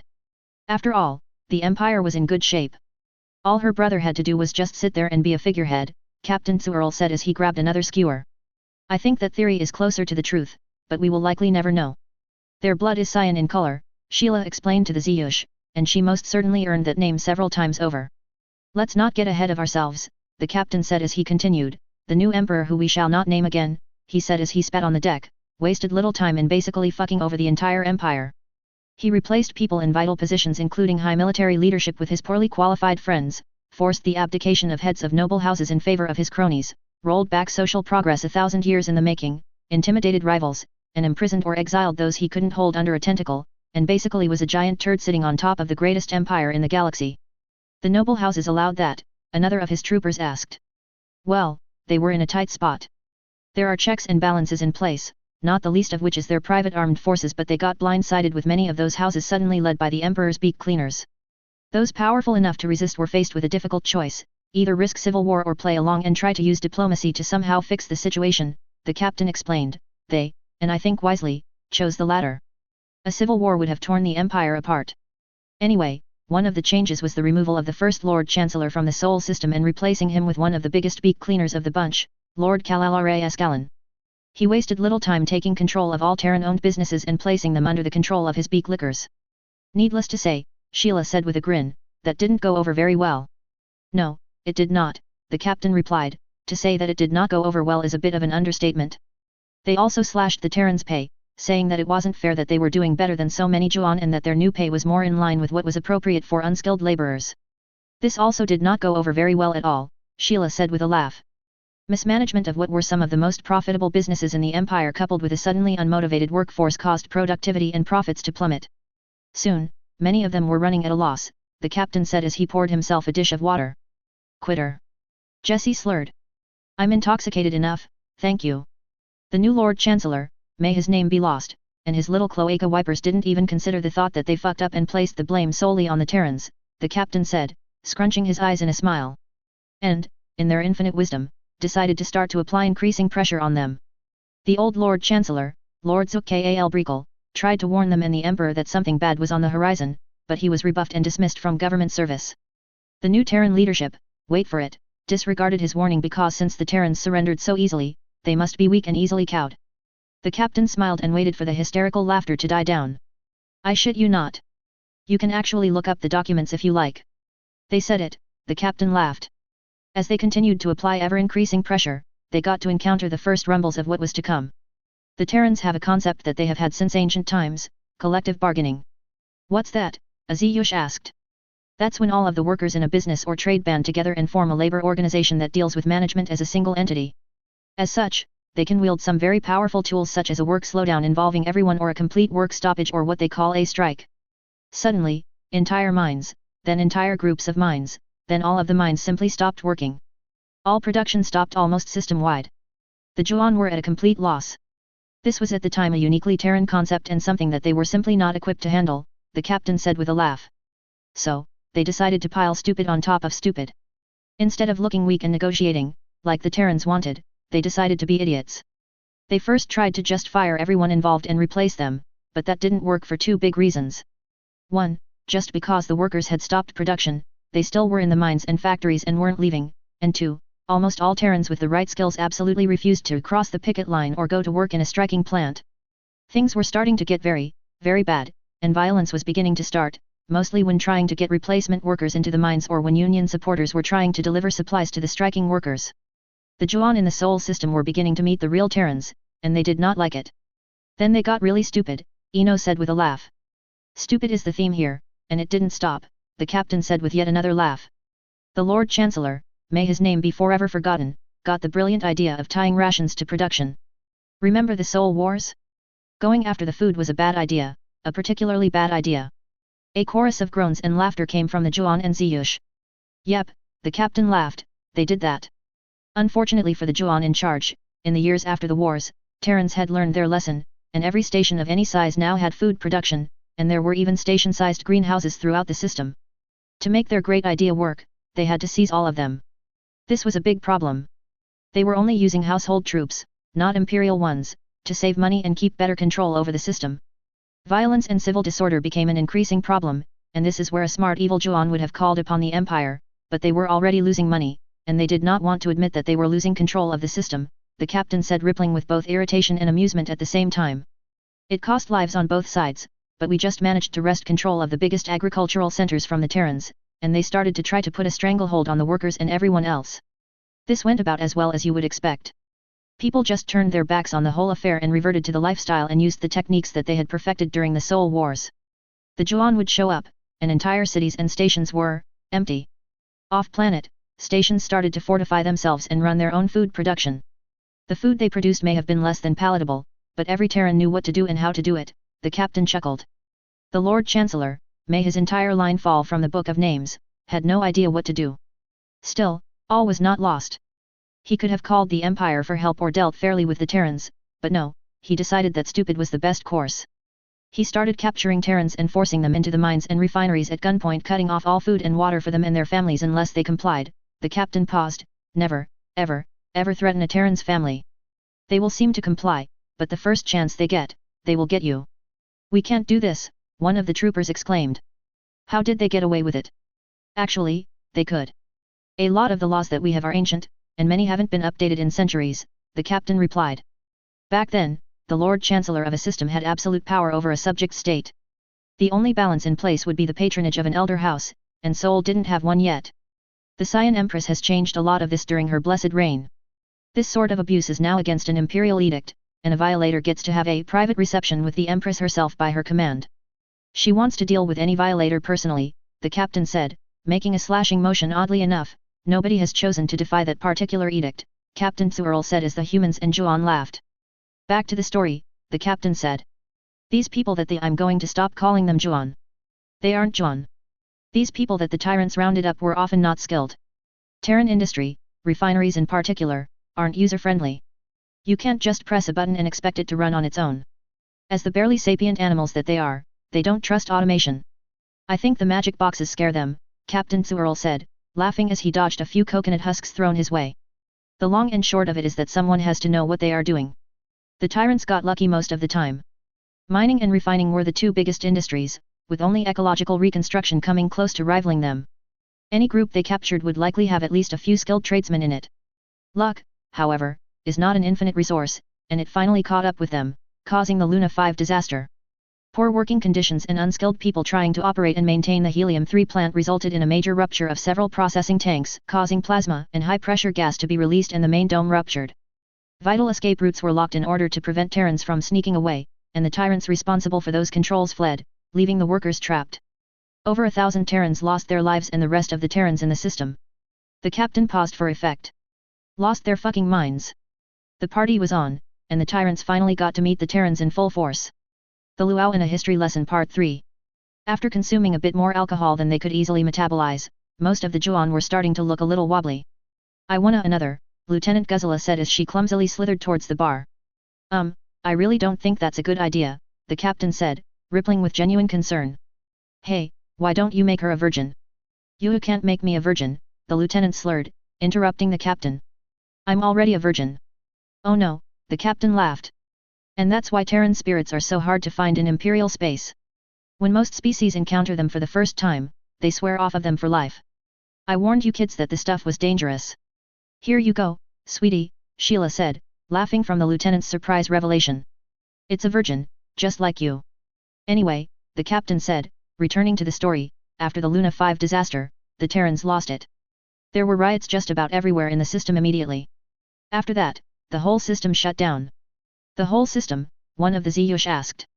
How did they coordinate such a mass demonstration so quickly? Terrans don't have to, the captain replied. There is this inexplicable phenomenon involving them. They are normally incredibly individualistic, much more so than a lot of species. But sometimes, their minds, no, their very souls link up, and they mimic a hive mind. This phenomenon has been studied for hundreds of years, and no clear answers have ever been found. It just happens. That makes no sense. The Ziyush said, blinking in confusion. Nope. It doesn't, Sheila said as she took a bite from a skewer. You Ziyush are excellent cooks, by the way. These things are delicious. The bizarre thing is that it will infect other species if you get too close to it, Captain Su'erl said with a laugh. If it happens, you will get swept up in it just like them. It is like a psychic black hole. Once you cross the event horizon, even reason can't escape. That's a really good explanation, Sheila said, nodding approvingly. This linking can form over the most random things too. Sometimes it's a good thing like Project Lifeline where thousands of Terran civilians took their ships directly into harm's way to evacuate Imperial civilians when the collective attacked. Sometimes it's just weird or silly, like the Great Nakedness. And sometimes, more than we would like, it's negative, and we get mass protests and, in the worst cases, riots or lynchings. The Juan, I mean tyrants, got to experience that firsthand. Almost the entire population of the Sol system just went bookshit. Government vehicles and buildings burned, tyrant businesses and a few of our own for good measure got looted, ships and even space stations were scuttled. It was one of the best riots in history. Wait. Back up there. The Great Nakedness, the captain asked. The humans broke out in laughter. You didn't know about the Great Nakedness. Sheila laughed.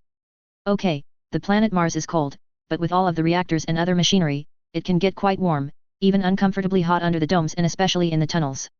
The powers that be running Mars 12 decided to cut back on the colony-wide cooling in order to save money. You can imagine that there were complaints. Someone, and we to this day don't know who, lost their temper, completely stripped, and started running around yelling that it was too fucking hot. Then a few more joined him, then a few more, then a lot more. Soon, thousands took to the streets completely naked. They were running around, posing for the news cameras, painting themselves, squirting each other with water bottles, just having a great time. Hell, some people rushed to the station just so they could join in, Sheila giggled. Needless to say, the cooling was restored to its former levels pretty damn quick. You can still buy shirts and souvenirs there emblazoned with "It's too fucking hot," to this day. The Juan lost it and started laughing hysterically, including the captain. Okay. Okay, he said as he finally caught his breath. As Sheila said, the Terrans were running around, and it definitely wasn't the great nakedness. As the Terrans like to say, shit got real. Anything resembling law, order, and most importantly to the tyrants, production came to a complete stop. Those people they had forced into working for them? They only had a few guards and automated doors to keep them in line. The guards were overpowered or run off, and the doors were torn apart. Billions, possibly trillions of credits worth of equipment was vandalized to the point that it was unrecoverable. Entire factories and mineral processing centers were completely destroyed. The Terrans that we all know and love had awakened, and all hell was breaking loose. What took the Terrans so long? One of the troopers asked. The Terrans that I know would have been ripping some beaks off long before this. A huge part of it was the First Lord Chancellor, Lord Zook, and Tak Nakamura, Sheila replied. They both wielded a great deal of influence in the Sol system, and they were urging restraint while they tried to work out some sort of diplomatic resolution. Even though he was fired and disgraced, Lord Zook was still going to all of the noble houses strong enough to resist the Emperor and trying to get one of them to get involved. None of them did. They had their own problems and weren't too eager to add a new one, Sheila said. Good ol' Lord Zook kept at it until he was imprisoned for the crime of being a pain in the ass. Once that happened, people realized that the situation was permanent, and things started to go downhill fast. Even so, Tak still desperately urged restraint while he tried to reason with the new Lord Chancellor. He was also urging restraint for another reason that he wasn't telling anyone about. You will find out why in a bit. Ol' Tak's word carried a lot of weight. It still does. He ended the Soul Wars, or he would have if you guys hadn't shown up. Something like that gets you respect, a fuckton of it. Azush walked past with a fresh tray of skewers, and Jacob, one of Sheila's crew, started to reach for one. I'm afraid to ask, but what is this? He asked, pointing at the meat. Human friend Jacob, it's Terran chicken. Did you not recognize it? We asked if they had any Terran delicacies available, and luckily they did. We wanted to thank you for everything you have done for us. It doesn't quite look like chicken. Did they say it was chicken, or do you know it was chicken? Oh, it was definitely chicken. It still had the scales on and everything, the Ziyush replied proudly. Cool, hand me some more of this chicken would you, Jacob laughed. Anyhow, Sheila continued, the Lord Chancellor wasted no time sending most of his forces to crush the uprising as he put it and gave them orders to open fire. And to their surprise and horror, we started shooting back. Part of the annexation agreement was that we were to disarm. Now Lord Zook figured that going in and trying to actively confiscate people's weapons would be a really bad idea. So, he instead set up a buyback program where once someone felt comfortable, they could turn in their arms, figuring that we would see how nice being an Imperial subject was and that within a few years, we would happily exchange our arms for credits. Besides, all we were talking about were primitive slug throwers and crude explosive devices. We might as well be throwing spears, Sheila laughed. Even the wise Lord Zook had no idea what our weapons could do, so he didn't get concerned when nobody turned in their shit.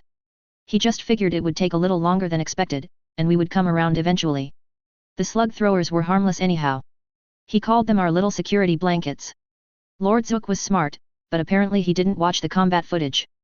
The result was that the Sol system was just loaded with weapons, Captain Searle said, far more than we even thought possible.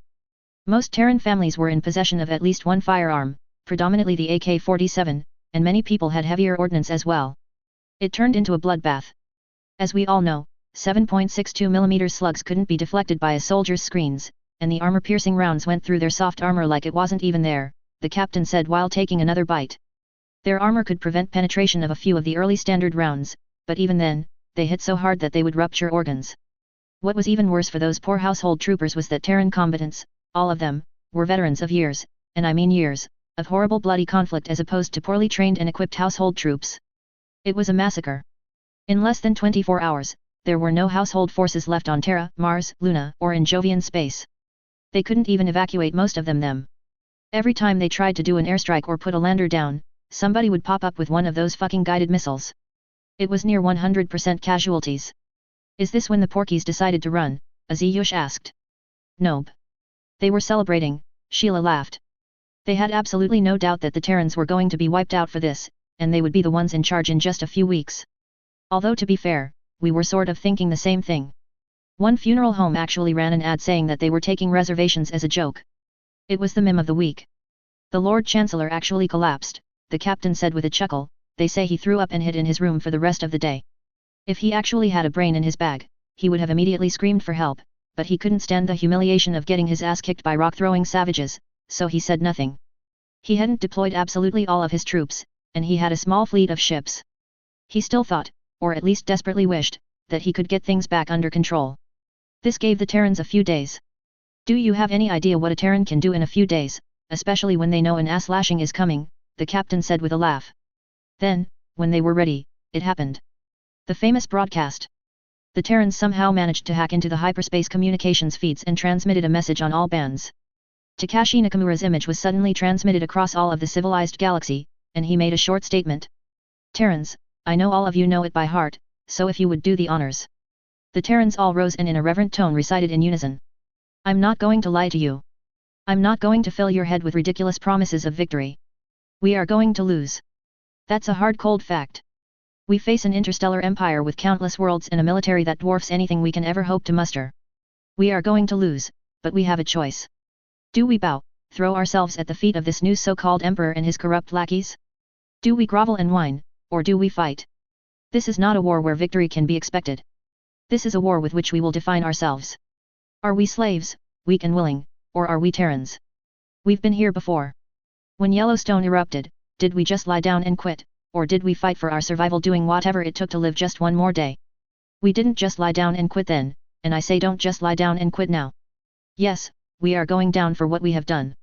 An empire cannot allow us to win, and they will not allow us to win. We will face the fires of hell, but hey, we've done that before. We are Terrans, and Terrans know hell. We are going back to hell, my friends, all of us. We are going to eat bugs, snails, rats, and pond scum, again. We are going to watch our friends and family die, all over again. We are, once again, going back to being outgunned and outnumbered in a hopeless fight against the raiders, but this time the raiders are going to win. Count on it. They are going to win, but let's make them pay for it. Let's make them fight. Let's make them know hellfire and ash. Let's make them pound this system, which they covet so dearly, into the rubble from which it rose not 3 decades ago. Let's make them pay for every single cubic inch of it. We are Terrans, but what does that truly mean? The rest of the fucking galaxy is about to find out. We may very well find out ourselves.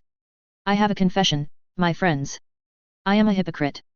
While I have been urging restraint and peace, I restarted the production of our entire range of arms, using the same fully operational production lines that I pretended to destroy 30 years ago, the day I heard that our only ally in the Empire, Lord Zook-Kal Breakel, had been imprisoned and his mission had failed. I don't know what good it will do in the end, but we do have vast stockpiles of food and munitions here in Jovian orbit, and transports will be on the way. As for myself, I will remain here, in orbit around Jupiter, and will run my production lines for as long as I can. During the Soul Wars, I was fortunate. I had supplies, weapons, tools, and a private army. This time my good fortune has run out. Zeus will likely be the first to fall, and when they breach the walls and come for me, I will take up the same weapons I have given to you, and I am going to fight and die alongside my people. It will be my honor and privilege to do so. I hope that I face my fate with a fraction of the bravery and grace that so many of those who have fallen before me have shown. I also hope that I manage to take a few of them along with me. Logistics and a chain of command are already in place, and we will be moving as much material as we can as fast as we can for as long as we can. You will be contacted by your old leadership, your chieftains, your warlords, your patriarchs, your matriarchs, or your military commanders. They know the score. You trusted them then. Trust them now. We have much to do, and we don't have much time. To the Empire, I say only this. We know what pain is. We know what loss is. We know true hopelessness and despair. We know what it feels like to watch the people we love more than life itself die in our arms. We have choked on fire and ash, and we know what hell truly is. Do you? Come, cut us down. Burn us, starve us, kill our friends and family. Go ahead. Do it. We are Terrans. We can die, and we will, by the millions, but we won't break, ever. My friends, we have a new Yellowstone. We might as well get to it. Take care and good luck. This is Takashi Nakamura, founder and CEO of Zeus Industries, signing off. The captain and the older Juan started laughing and shaking their heads. The Ziyush and especially younger Juan looked at them in shock. This was an act of unforgivable disrespect. Then, to their complete and utter surprise, the Terrans started laughing even harder. Well, it's nice you guys can laugh about it now, Sheila said, wiping her eyes. Yeah, you got us, the captain said, his chromatophores flashing in a rueful grin. He looked at the confused faces and turned to Sheila. Okay, we need to let them in on the joke. Takashi Nakamura is a great man, she said with genuine admiration in her voice. In his life, he has been an entrepreneur, an executive, a leader during some of the darkest days in human history, a diplomat and a statesman. All of those have one trait in common, one thing that is absolutely essential to succeed in all of these fields, Sheila said with a wicked grin, you have to be a bullshit artist, and Tak, when he has to be, is one of the best. Do you mean that was all a lie? One of the Juon asked in horror. He was embarrassed and shocked when that triggered another even louder bout of laughter. No, the captain laughed, every single fucking word is 100% true. Every fucking word. Every feeling it conveys is genuine and truly captured what it was to be Terran at that moment in time and let us and anybody else in the galaxy know exactly what we were in for. Only one phrase, while technically true, is intended to deceive. That asshole isn't a bullshit artist. He is a bullshit Seraldstalkson. He doesn't spread the shit around with a shovel. He paints fucking masterpieces with it, and this message is high mind fuckery in its truest form. I think I am going to need another drink to wash the rest of this story down. The captain rose and headed to the bar. I remember that broadcast, a grizzled old Juon said. My first response was, what is a Terran? So I did a search and said one word, fuck. Then, I realized they hacked our communications network, and I said, double fuck. Those 3 words pretty much described my whole Terran adventure. I'm getting another drink, too. Okay, that message had more than one objective, Sheila said with a grin. For us Terrans, it reached out to us. It confirmed our fears, but it also gave us hope. How can any of that give anyone hope? A Juon asked. I get it, a Ziyush replied. I really wish I didn't, but I completely understand.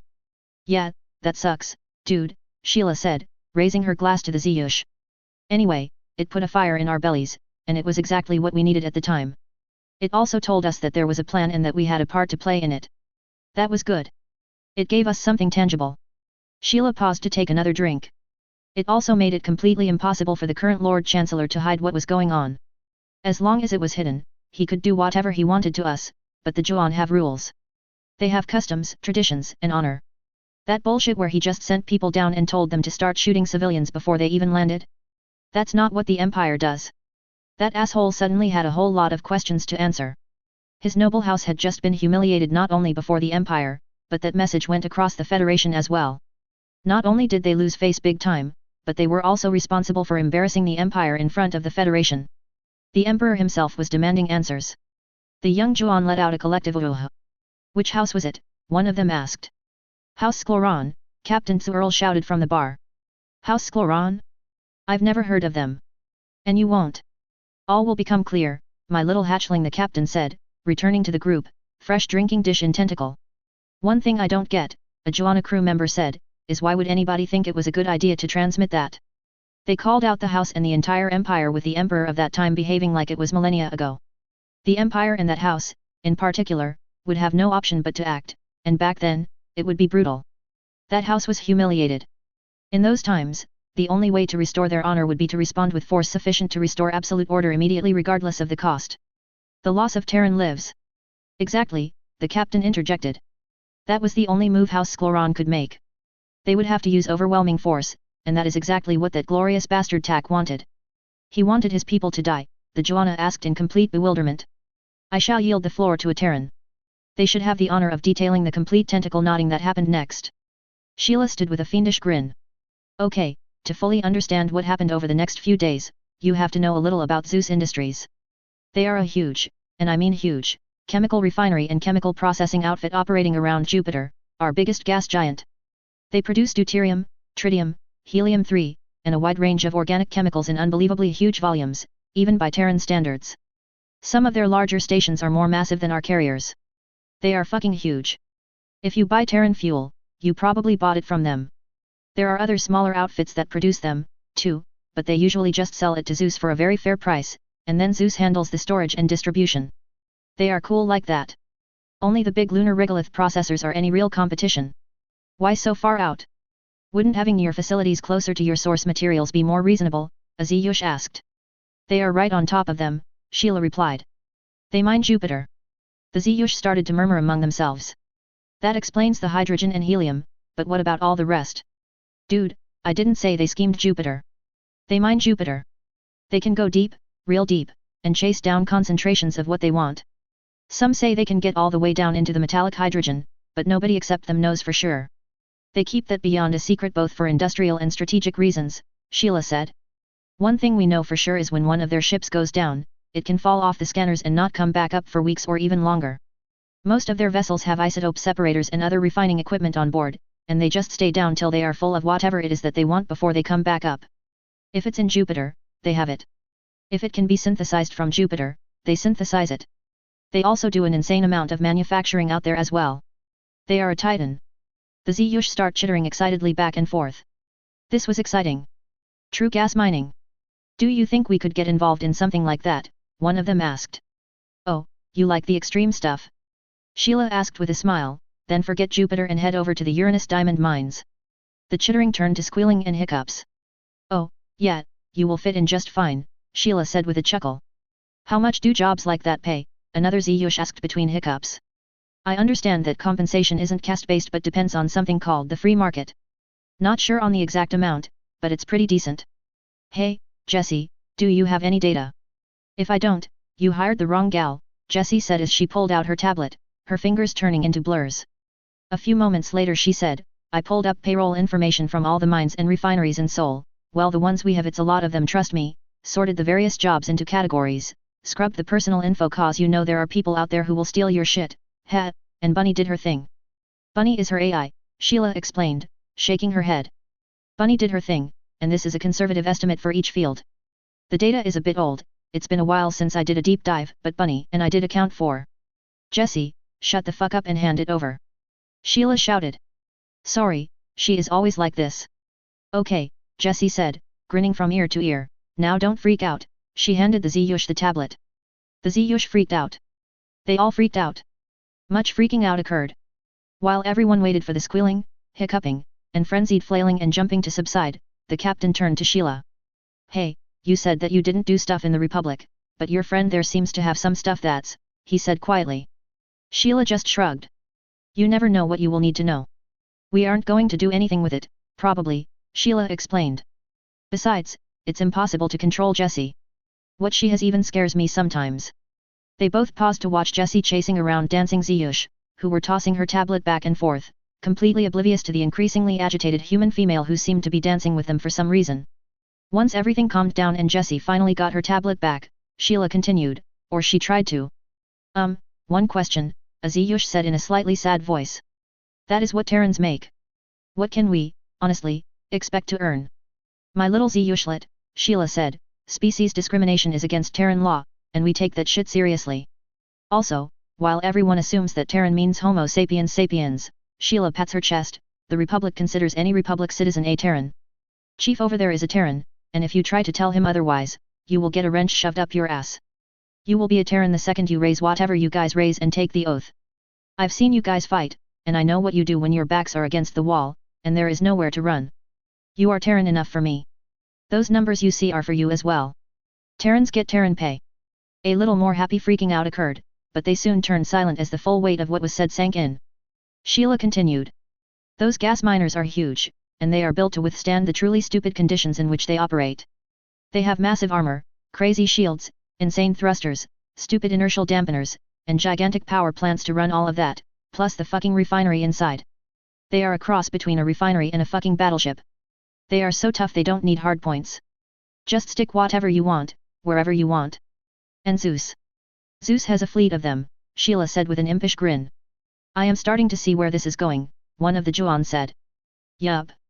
Zeus had dozens of gigantic, easily fortifiable stations, a fleet of ships with better stats than a lot of battleships that can hide inside a fucking gas giant, and last but not by any means least, the entire solar system stock of the new short, medium and long-range guided anti-ship missiles, weapons that the Empire had never seen before, fucking thousands of them. They had been running the lines 24/7 for a while, Sheila laughed.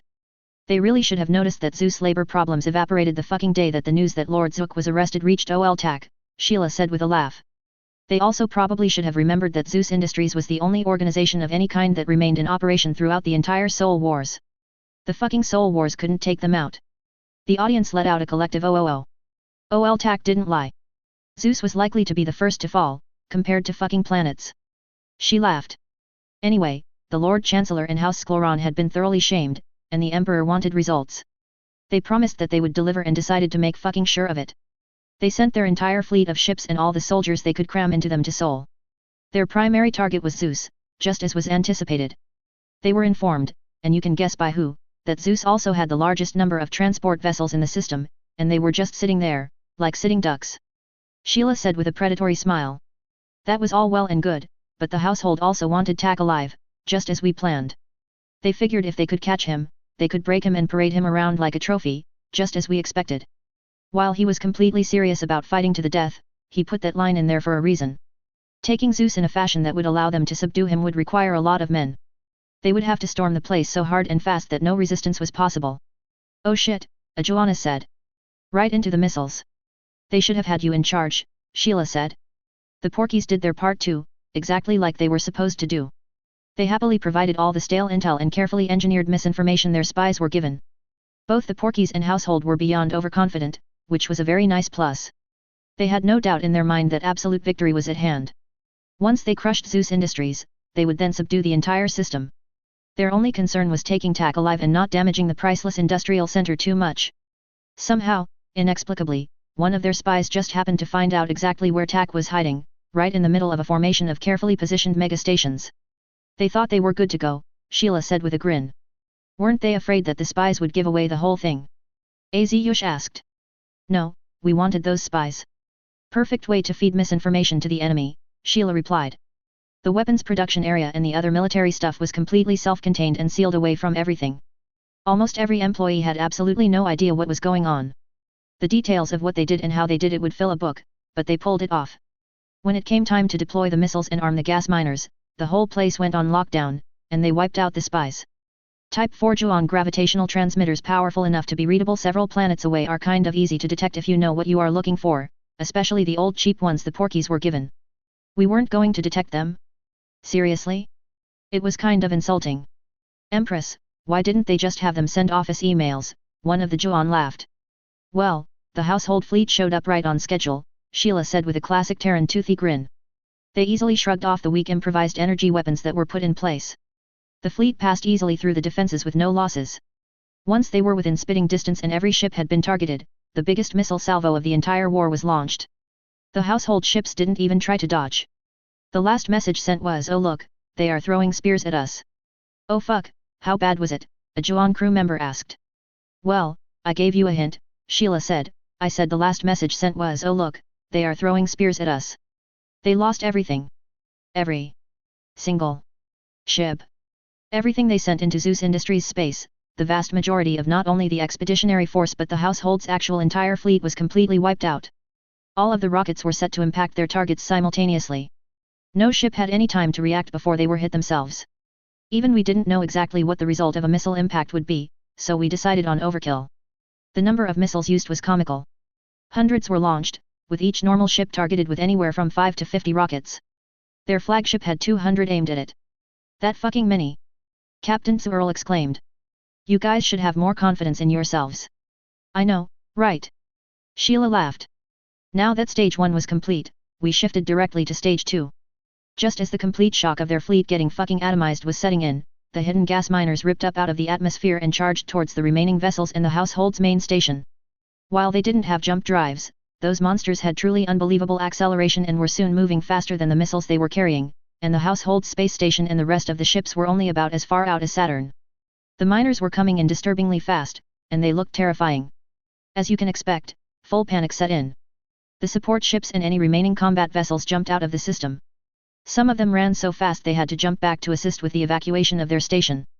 As soon as the household fled and the station was blown up, the gas miners turned towards the inner solar system and floored it. They had all been loaded with tons and tons of cargo, weapons, ammo, big industrial robo-FACS, tiny desktop robo-FACS, raw materials for the robo-FACS, hundreds and hundreds of tons of food. Oh, we didn't forget the food.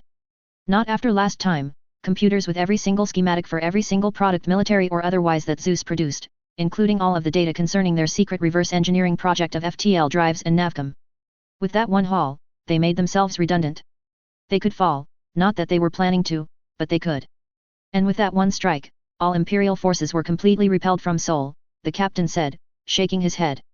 Complete shock ripped through the Imperial military, well the parts of it that were allowed to know that a serious ass lashing just happened. The destruction was so sudden and complete we didn't even have good data on exactly what happened. The few household troops and staff left could only say everything exploded and the infamous "oh look, they are throwing spears at us" line. Not a whole lot to work with.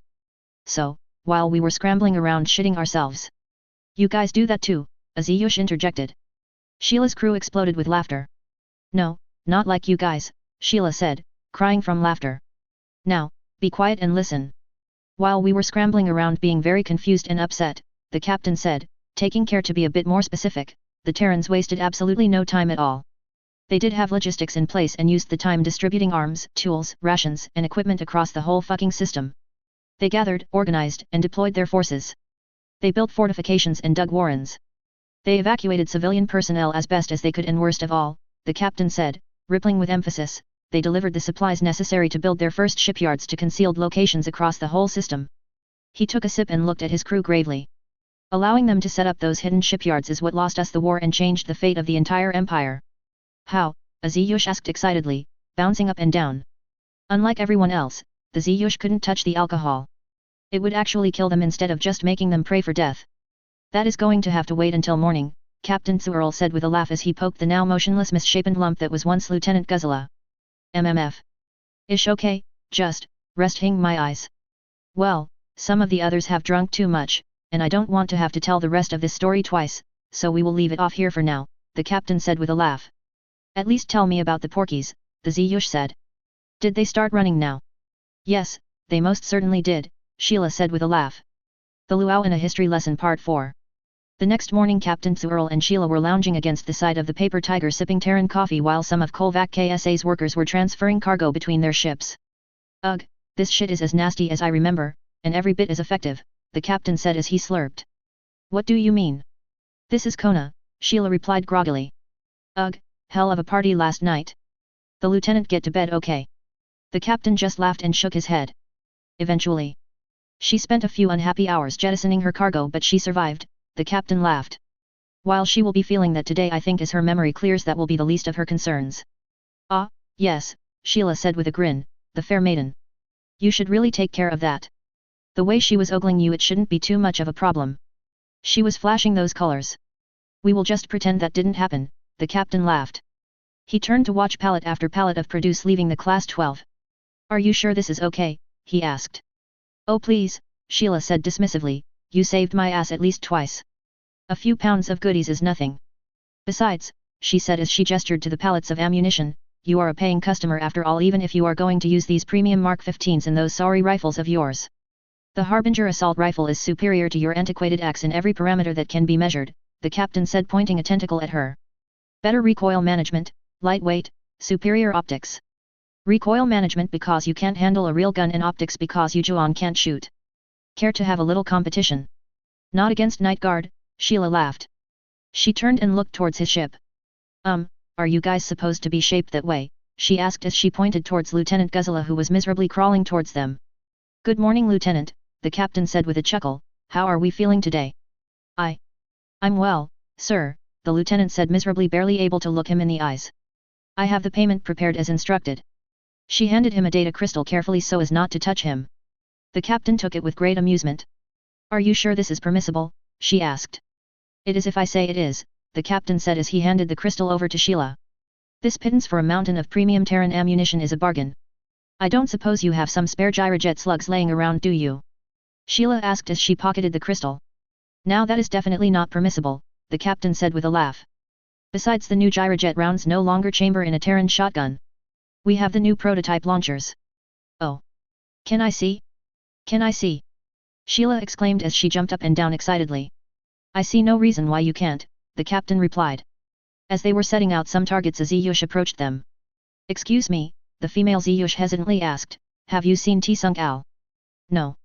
Can't say that I have, Sheila said with a grin. Last I saw him was at the party. Oh. Thank you, the Ziyush said and scuttled away stiffly. Sheila watched her leave with a huge grin on her face. Well, you go T, she laughed. The captain looked at her slightly confused. What? So, you freaks do things differently, Sheila said with a laugh. For the rest of us there are certain things we have in common, and that, my friend, was a pissed off mom. By the time lunch rolled around, everybody was finally up and moving, even if they were a little red-eyed or misshapen depending on the species. As everyone was gathering for a communal meal, the leader of the Ziyush approached the Terrans. "I must apologize," he said. "What for?" Jacob asked. "The meat we purchased was not chicken as we were told. Human friend Jesse showed me an image of a chicken and it is a bird, not a six-legged reptile." "Don't worry about it," Jacob laughed. "It's the thought that counts." It was good no matter how many legs it had. As everyone was sitting down and eating, one of the Ziyush, barely able to contain herself, asked. "So what happened next?" "Ah yes, where were we?" the captain asked. "The Terrans had just driven all of you out of the system." "Yes, well, the military high command was beside itself," the captain continued. "The fact that so many high-ranking positions had been replaced by incompetence certainly didn't help. It took weeks to put together an expeditionary force. They gave the Terrans weeks to dig in." He shook his head. "Weeks? One doesn't give the Terrans weeks to prepare. It probably wouldn't have made all that much difference, but it certainly didn't help." "No it didn't," said an old Juan first sergeant. "You were in that first group, weren't you, old man?" the captain asked.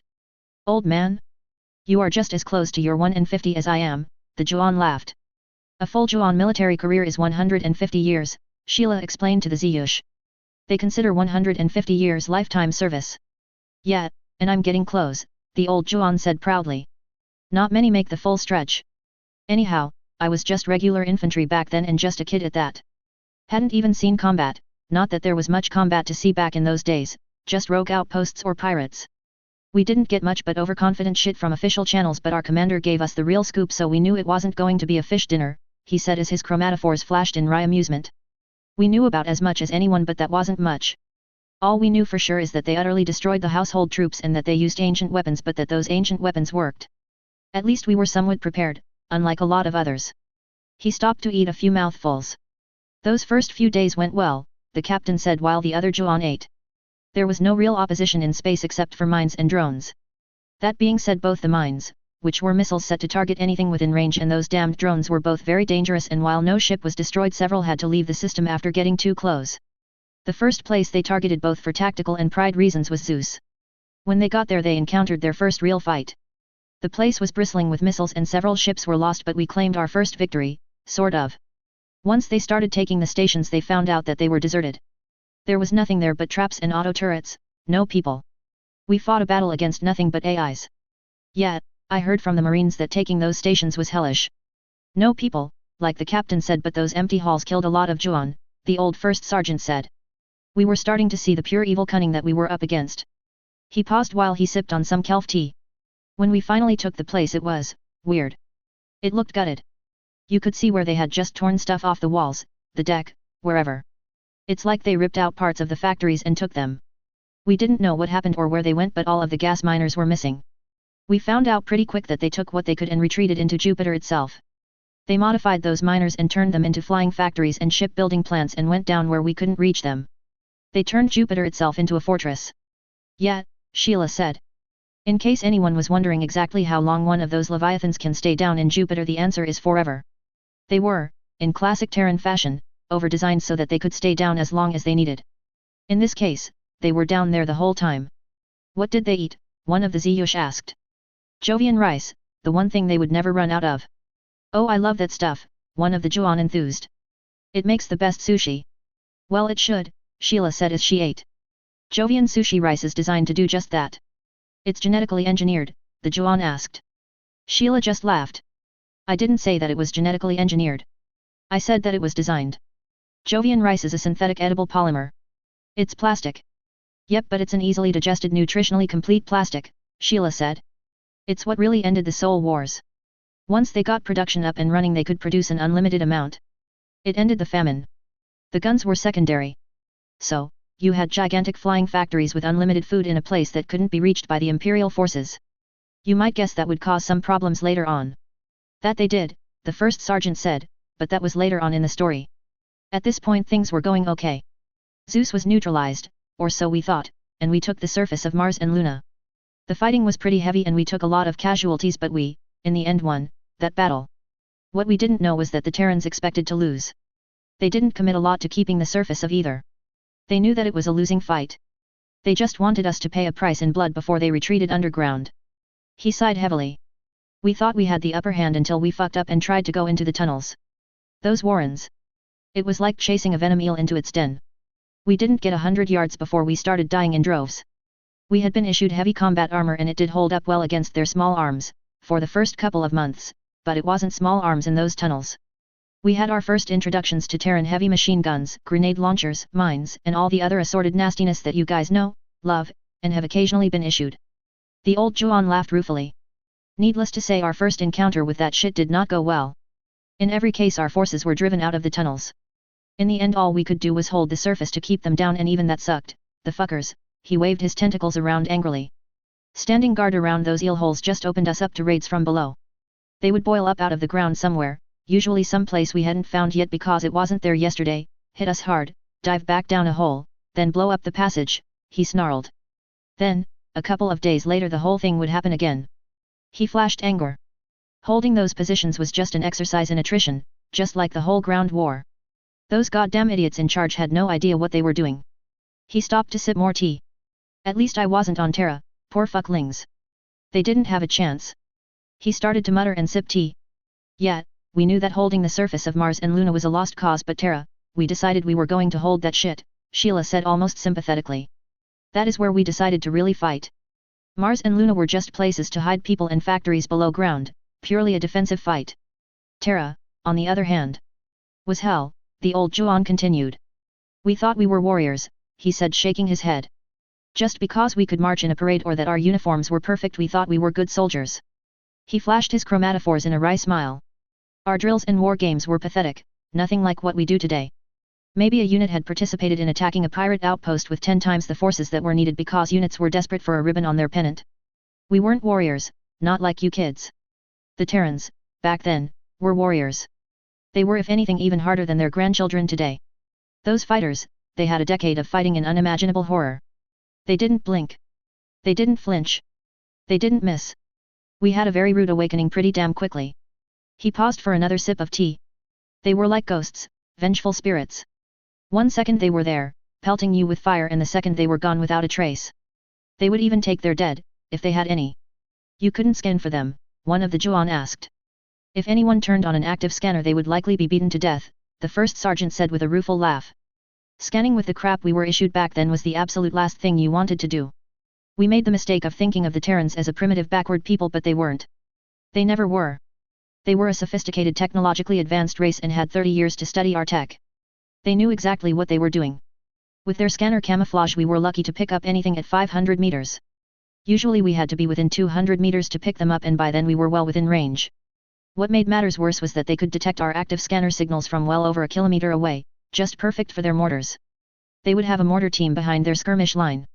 Turn on a scanner and get a shell on your head. Thank the lineage that they weren't like the ones they have now. Mostly it was just frag, until we fucked up. Fucked up. Yet, we did the one thing you should never, ever do. We got into an atrocity contest with the Terrans. The Luau in a history lesson conclusion. The Terrans had these villages, the old first sergeant continued. They were these small settlements all over, mostly populated with the young, the old, and people who didn't want to or couldn't fight for one reason or another. These places were clearly marked as non-combatant and just kept to themselves, growing food and trying to survive as best as they could, the old Juan said. We had them under surveillance and could confirm that the only contact that took place between them and the fighters was when the fighters dropped off people too wounded to fight anymore and supplies. That's right, the fighters supplied them, not the other way around.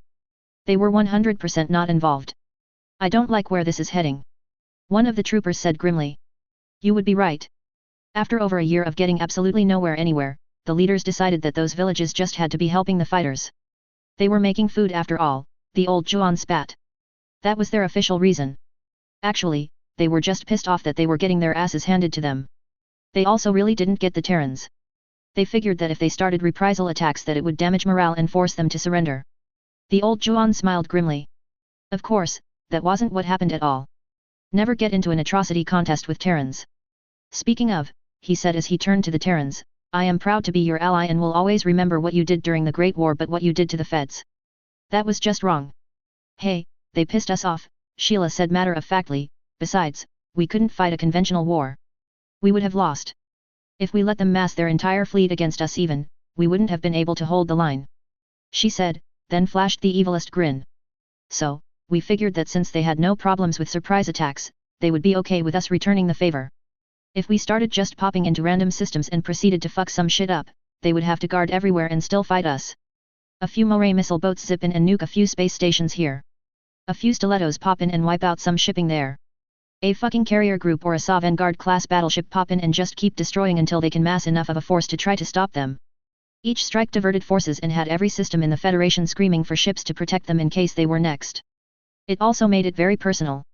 It would be one thing if the war was a distant thing. They could ignore it, saying that they were probably in the right. It was completely another thing when they woke up every morning wondering if that day was the day they were going to get a visit. It got people asking questions. Sheila shrugged. It was fucked up, but it worked. They weren't Terrans. They weren't used to the idea of everything burning like we are. It wasn't long before they didn't want to play anymore. Operation Fuck Some Shit Up was a success. Personally, I think we should have kept at it. Yeah, but blowing up schools? Libraries? Universities? Hospitals? Cultural landmarks?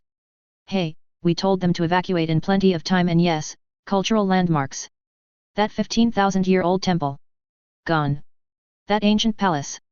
Bye-bye. Anything and everything that allowed a planet to operate on a daily basis or defined the species as a people was systematically destroyed. We got that shit down to a science. Give the retribution a couple of days, and there would be nothing left. A light strike group could do tremendous damage in a few hours. It was fucked up, but so was going for our throat when we were in the state that we were in. Fuck em. See, the old Juan said as he gestured to Sheila. They don't even feel bad about it. This is the game we started with these evil fucks. He shook his head. It had what was perhaps an even worse effect as well. He sighed heavily. I am an Imperial soldier. I will fight and die on command. Tell me to attack a collective warrior unarmed, and I will do it without hesitation, he said and then paused. I am not, however, part of a death squad. I am not a murderer. I am not a terrorist. Telling Imperial soldiers to wipe out unarmed children did not work. Hell, Terrans won't do that. He paused again and looked at the Terrans. Right. He asked with just a touch of uncertainty in his voice. Not even porky kids, Sheila said firmly. Not even the piglets. Even during the Federation War, when we burnt down the schools, we made damn sure they were empty, and that was us at our most pissed off. Right, the old first sergeant said, a lot of us flat out refused. So they called it a mutiny and arrested entire companies of soldiers who refused en masse. Other Juan would go to one of the targets, and as soon as the first Terran fired a shot, they would surrender. The old Juan laughed for the first time during the story. It was fucking hilarious. One old Terran would capture 20 Juan troopers at once. Fighter pilots would suddenly lose control of their ships and crash. It was a complete shit show. The Great Mutiny as we called it. He laughed some more and then stopped. Unfortunately, some soldiers followed their orders. He sighed and looked at his crew. We didn't know something very, very important. Long ago in ancient times, a war was waged which was so horrible that after it had ended, the nations of Terra met in order to make some rules to at least try to prevent the worst of the horrors they created. When the Terran war chiefs and generals met to plan the war, they decided to follow this convention. They were treating us as a legitimate foe and were following those rules. He stopped and took a sip. Once we started hitting civilian targets, those rules went straight out the window. He shook his head. It was like they started having a competition on who could be the most fucked up, and each week there was some new horror coming out of their underground factories. Most of them white phosphorus, aerosol rounds packed with all sorts of hell, fragmenting toxic bullets, chemical and biological weapons, and all the rest of the 40 hells we now have in our arsenals as well. Almost everything that we used on the bugs was used on us. Then, they perfected the art of fucked up with the red tip and red mist. A collective moan issued from the Juan. What's a red tip and red mist? T. Sung-Al asked. One of the few things I can't get my hands on and wouldn't sell if I did, Sheila replied. Those are kept under lock and key in the vault of fucked up toys with the rest of the fucked up toys. It's nanotech, thousands of nanomachines designed to tear apart a target from the inside, starting with the nerves just to be nasty. Once hit by a red tip round, there is nothing anyone can do to help a victim except euthanasia. I have 5. I used to have 6. I am never doing that to someone again. She shuddered. They work great on bugs, though, she said cheerfully. It's fun to watch them twitch. Red mist is the same thing in grenade or mortar form. The old Juan said quietly. It drills in from the outside. Yeah, got to see an airstrike with that stuff on some bugs once, Jacob said with a smile. It's the only time I felt sorry for them. Fortunately for the whole galaxy, they are expensive as hell to make, and even we Terrans have some limits, unless you are a bug, Sheila said while smiling entirely too much. Yet, we thought we had it bad before. Now, we were going through a living hell, the first sergeant said grimly. Each day, another unit got hit with something right from the depths of the abyss, and often it was something brand new. Casualties were heavy, very heavy as we somehow tried to adapt. He paused. Thank the Empress I was on Mars. Terra had turned into the fires of hell. Yet, I heard about it from my grandmother, Sheila said. She was part of one of the surface strike teams. Even that old monster felt bad about everything that went down, and she has human skulls in her house as decorations. Sheesh, the old Juan said. She have any beaks? Sheila said, looking away. Figures. Back in the day, Terrans were about 10 times worse than they are now. They were fucking monsters, the old Juan said without malice. Speaking of 10 times worse, he said, our brass was entirely made up of the Emperor's whole lickers eager for glory.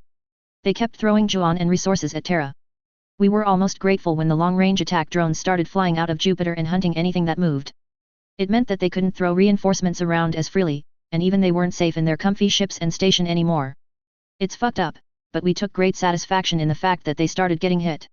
A general even got eaten by red mist in his own ship. The Juan laughed grimly. I hated that whole liquor, he said as he laughed even more. It was about that time that the Emperor was getting tired of no progress and replaced his buddies with officers that were worth a fuck. The old Juan flashed colors of relief. The first thing they did was stop the reprisal attacks and pulled everyone off of Terra. The ground forces there had turned into nothing but moist targets by that point, he said with a shrug. We never set foot on Terra again. The only thing we did was blockade the planet and do long-range bombardment and airstrikes to keep them in their holes, and even that was risky. Their drones were getting better each month. We were losing good pilots to AIs. It wasn't good for morale, I will tell you that. Yeah, the captain said. It was about then that the next big expeditionary force was sent. I was a Lancer pilot and had the dubious honor of being a drone dancer. Our job was to engage the drones and take them out. You had to be pretty good to do the job and not get nailed, especially after they started arming those squids. It's funny, a missile with its own missiles. I remember when they started shooting back. It was quite the surprise. The captain chuckled as he looked off into space. AI or not, fighting those bastards was the most fun I have ever had. Well, I'm glad that at least one of us was enjoying themselves, the old trooper said, making a rude gesture. The captain laughed. Sorry, I forgot myself there for a moment. He continued. Things stayed like that for almost another year. We were at a stalemate. We got better at dealing with the drones, and they got better at defending their holes. They did eventually lose Luna. We did achieve that small victory. We didn't manage to dig all of them out, but they had to cease operations and just hide deep under the surface, for a while. Mars was mostly neutralized. There would still be attacks, but the casualty rate was down even if we still couldn't take the tunnels. No, we couldn't, the old Juan said. If we managed to get too far, they would just blow the tunnel, collapsing it on top of us. So we took advantage of that by using AI-controlled attack bots. With them, we could force them to blow their own tunnels, keeping them at bay at least a little bit. We seemed to be making progress, slow, expensive progress but definite progress, the captain said. Morale was high, casualties were down, the Terrans were reduced to hiding in their holes, or so we thought. He paused to take a sip of coffee and winced at the taste. Gods, this stuff is awful. Then, things took a definite turn for the worse. From Jupiter and Terra, spacecraft launched. The Terrans had finally built their first fleet, he said as he shook his head. We weren't too worried at first. The first thing that started popping up is something you guys would recognize today. They haven't changed all that much, the humble turtle light cargo vessel. He laughed ruefully. We thought it wasn't that big of a deal. Sure, they made things a little difficult. They could jump between Terra and Jupiter and go deep enough into Jupiter's atmosphere that one of the miners could come up and get them without being exposed for too long. Big deal, right? Wrong. That meant that Zeus got metal and other resources that greatly increased their production capacity, which meant more ships. We also thought that the turtles just had interplanetary capacity. Wrong again. Every now and then, a turtle would go somewhere else. The captain chuckled. They went to what is now the secret Terran shipyard, which is Empress knows where. They were now free to set up big high-capacity factories and huge shipyards, and we all know exactly how industrious Terrans can be when they want to, and they wanted to believe me. The captain refilled his coffee dish. I seriously don't know why I drink this shit. Caffeine is one hell of a drug, Sheila said, raising her own mug. Bleeg, the captain said as he took another sip. Things went downhill and downhill quickly after that. There was now no limit to the Terrans' production capacity. We were now fighting Terran industry, a fight nobody wants. A few ships became dozens and not just turtles. The first spacecraft that are now the Moray patrol craft appeared, and we had to contend with fast missile boats with real jump drives that could effectively raid our shipping not just on Terra but on our supply routes. Then, the fun really started. The Shrike Mark 1s appeared. They don't have interstellar drives, but a modified turtle can haul one. Those early Shrikes weren't anywhere as deadly as the Mark 12s, thank the lineage, but they were still nasty. We now had a real fight on our hands, the captain said as he sipped his coffee. Then, the first stiletto corvettes popped up, and those fuckers were every bit as nasty as they are now. Combined stiletto, Moray, and Shrike attack groups started to prowl the inner solar system engaging anything that got too close. We were knocking them around pretty good, but as soon as we took one out, two more jumped into the system. There was no end to them. Then, we got the shock of our lives. The captain said as he took a sip and looked at his crew. The first nukes. Suddenly even a little Shrike was a threat to anything we had. To use my favorite Terran phrase, shit got real. We had a very real battle now. Not only were we trying to hold space against an enemy with a seemingly endless supply of spacecraft, but with space superiority contested, our surface forces once again were being attacked and attacked for real. The Terrans had just been buying time, and now, they were attacking in force with an army much larger and well equipped than we could imagine. Yeah, the old first sergeant said. Mars became a real battleground. Those bastards had built armored vehicles, Shrikes, heavy weapons, the whole thing and boiled up out of the ground like flesh flies. We didn't know what hit us. The old Juan said as he sipped his tea. Thank the creators that they had calmed down a bit from our stupid reprisal attacks. They actually took prisoners and treated them according to the Convention of Geneva. Even with reinforcements, we ultimately lost Mars. Luna was getting invaded as well as the survivors there were counter-attacking, so the surviving Mars forces were transferred there in an attempt to somehow hold it, but space superiority that close to Terra was iffy at best. We couldn't keep Terran forces from landing. We did give them hell, though. We were on Luna for the whole war. They never could take it. It was around year 3 that things came to a head, the captain said. Terra wasn't the only system that was suffering under the new Emperor, and several planets had gone from civil unrest to full-bore resistance groups. Suddenly, Terran weapons and equipment started appearing in other systems. The Kelta system, suddenly very well equipped with both arms and spacecraft, exploded into full revolt, and the mucks soon followed. The Terrans had started reaching out to other Imperial systems and were handing out an unending fountain of arms, spacecraft, supplies, rations, you name it. Turtles were swarming like carga all over, and stilettos and morays were being handed out like party favors. It was like 100 Sheilas were dancing around the Empire, the captain said with a hearty laugh. Things were going downhill fast and not just in Seoul anymore. The problems were starting to spread, and turtles were spotted in over a dozen systems. We were looking at a real problem. 100 Sheilas, T-Sunk-Al said with a laugh. Now there's an image. Right. The captain laughed. Well, the Emperor was losing it. Everyone was blaming everyone. The military high command was freaking out. Terra was bad enough, but now 3 systems were in full revolt, and acts were starting to go bang in a dozen more. The Emperor then gave the order to turn Terra into glass. Talk about a complete and utter waste of time. Massive bombardment of Terra, Luna, and Mars did take place, but what the hell did they hit? There was nothing on the surface. It was a complete and total waste of time. They were shelling 2 lifeless worlds and a planet that was mostly ash and dead scrubland. Any remaining civilians had been relocated out of the system or moved underground into an ever-expanding deep tunnel network. There was nothing on the surface left to hit. In return, they placed ship after ship in range of surface drones, and Terran attack craft were jumping in and out of the system constantly. Losses were mounting, and Terran weapons and ships were still being exported en masse. The real target worth hitting was not in Seoul, and we had and still have no idea where it is. Yet, the whole empire was being shaken, the old first sergeant said. There were only 3 systems where there was any real revolt and a few more where there was now an armed resistance. It was just a little smudge compared to the entirety of the empire, but this had never happened before. The emperor was now nearly insane and was making genocidal orders left and right. Terra was pretty much immune, but Kelta and Mux were vulnerable, and the loss of life was getting serious. The murderous orders from the emperor did quell a lot of systems, but the Mux and the Kelta were damn near Terran, and it just made them more violent, and just like on Terra, a lot of the Imperial forces balked at genocide, the captain said. In fact, reports of Imperial forces turning on the death squads and defending the civilians were starting to become more and more frequent. The Great Mutiny was spreading just like Terran arms, but this mutiny wasn't just quitting or surrendering. The soldiers were actively engaging the death squads. The great houses were starting to become very uncomfortable, and there were rumblings that something was afoot. Imperial forces were already starting to turn, and the great houses were starting to mobilize their soldiers. We were looking down the barrel of a full-bore civil war. Damn, Jesse said, I had no idea it got that bad. Oh, it did, the captain said. Seoul was becoming an Imperial scrapyard. Mux and Kailsh were in complete revolt, and several other systems were starting to fall apart. Imperial forces started shooting other Imperial forces, and the great houses were getting concerned to the point that their private armies were mobilized. The Empire, which had stood for 2,000 years, was in more peril than it had been in centuries, perhaps longer.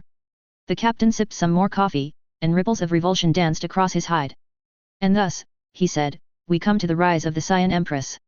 The Empire was falling apart. Terra was a complete shit show with Kailsh and Mux catching up quick, her brother had completely lost it, and the great houses were starting to really consider a coup. One night she decided that enough was enough. That night she went to the Royal Museum and took Keralx, the Maraxel wielded by the Black Emperor 1500 years ago. The next day she traveled to Asteria, the location of the Golden Palace, and summoned the heads of the great houses. They arrived, and she had a little chat with them.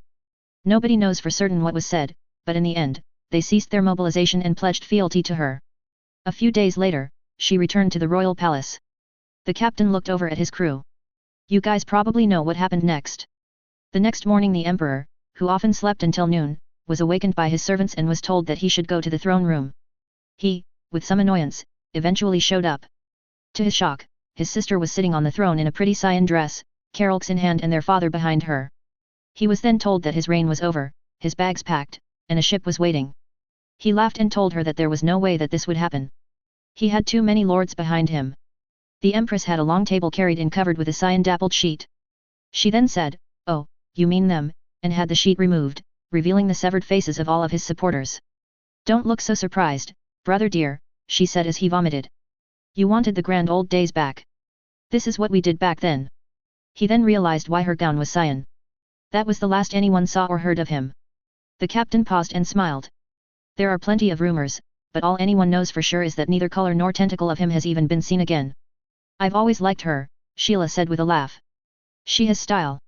"That she does," the captain said with a laugh. In keeping with the "you wanted the old days back" theme, what happened next was one of the bloodiest purges in recent history, with a lot of it done by her hand. Turns out that she is a blade dancer and studied the martial art as part of her royal education. It isn't a true combat style, but she is a walking food processor. She went from system to system, planet to planet, and on each one that suffered, she had the Juan responsible hauled before her, and she sliced them apart, always wearing the same cyan-stained gown. The captain chuckled. She wasn't fucking around either. That little golden age cult? Most fell to her blade as she sardonically quoted their philosophy back to them. "Nice," T-Sunk-Al said, rubbing his mandibles in a chuckle. "I like her." The shooting on Terra, Kailsh, Mux, and the other systems in conflict stopped immediately, and all troops were withdrawn, the captain said as he gagged on another sip of coffee. She personally showed up in Terra and called for the leader of the Terrans to come forth. It should come as no surprise that Tak Nakamura was selected to speak for Terra. "She landed on Hentai Island with no real notice," the captain said, giggling. "Remember when we said that many of us had stopped wearing clothes?" "No." One of the troopers exclaimed. "Yes." The captain replied.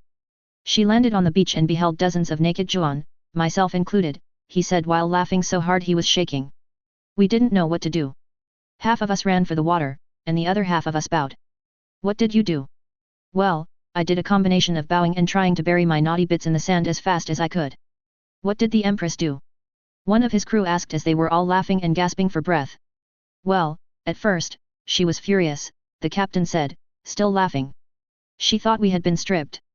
Then she saw piles of clothes on the beach, and she laughed her beak off. While laughing nearly uncontrollably, she announced that she would debark again in 10 minutes and then, giggling like a hatchling, went back into the ship. It took a while for the Juan, the captain included, to stop laughing. Remember that the next time you are so embarrassed that you feel like throwing yourself out of an airlock. The Empress saw me naked, Captain Tsuerl said with a laugh.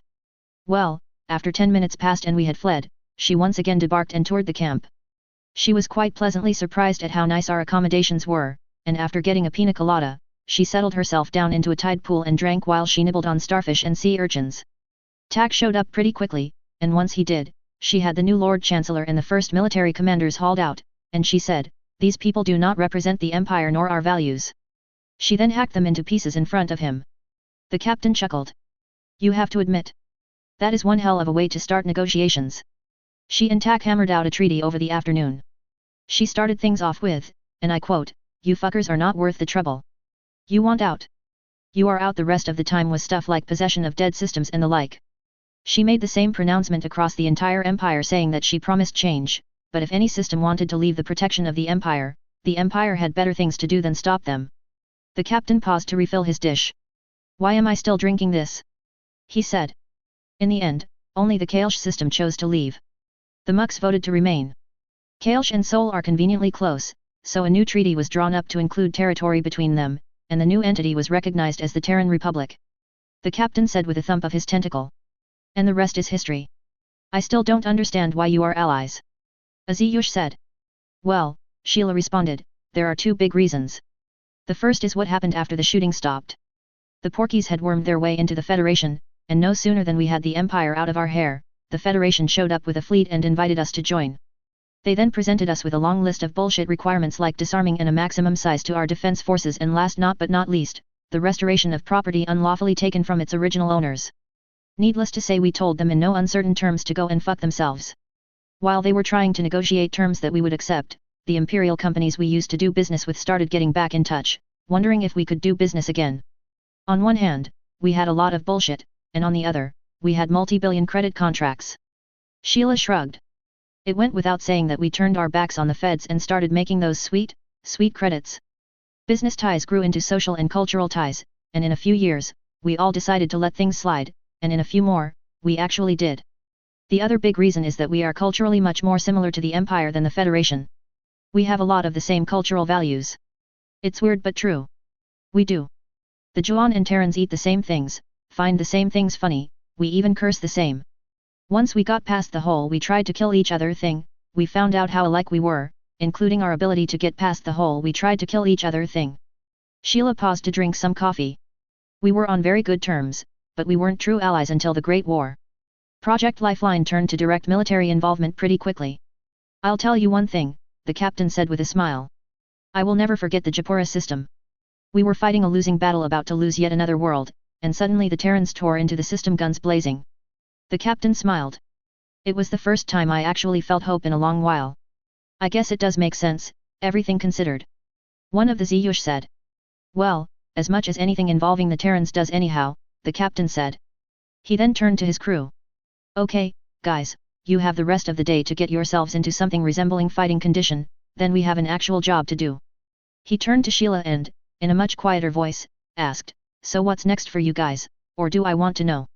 There are some jobs we have been thinking about but haven't done because we didn't want to draw too much heat, Sheila said with a smile. Now that we are Federation enemy number 1 and can't really get any more heat than we already have, we are going to step things up a bit.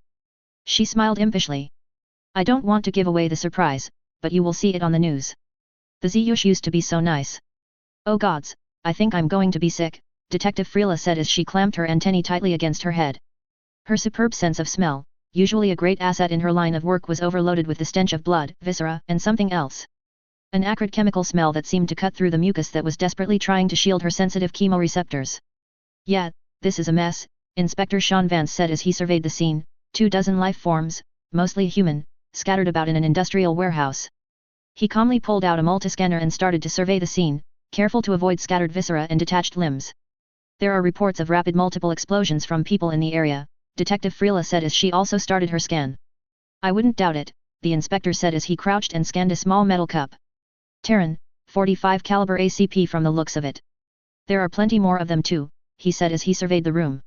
Short tactical shotgun casings as well, too many of both to be semi-auto. Terran? Detective Freela asked. Here. Why not? They are surprisingly easy to get. It's just that most of us Federation types don't use them. Do you think it was humans, maybe Terrans? Doubt it. Or at least it wasn't just humans, the inspector replied. He pointed at a human that had been literally torn in half. I don't know of any humans that can use what did that, he said calmly. What? What did that?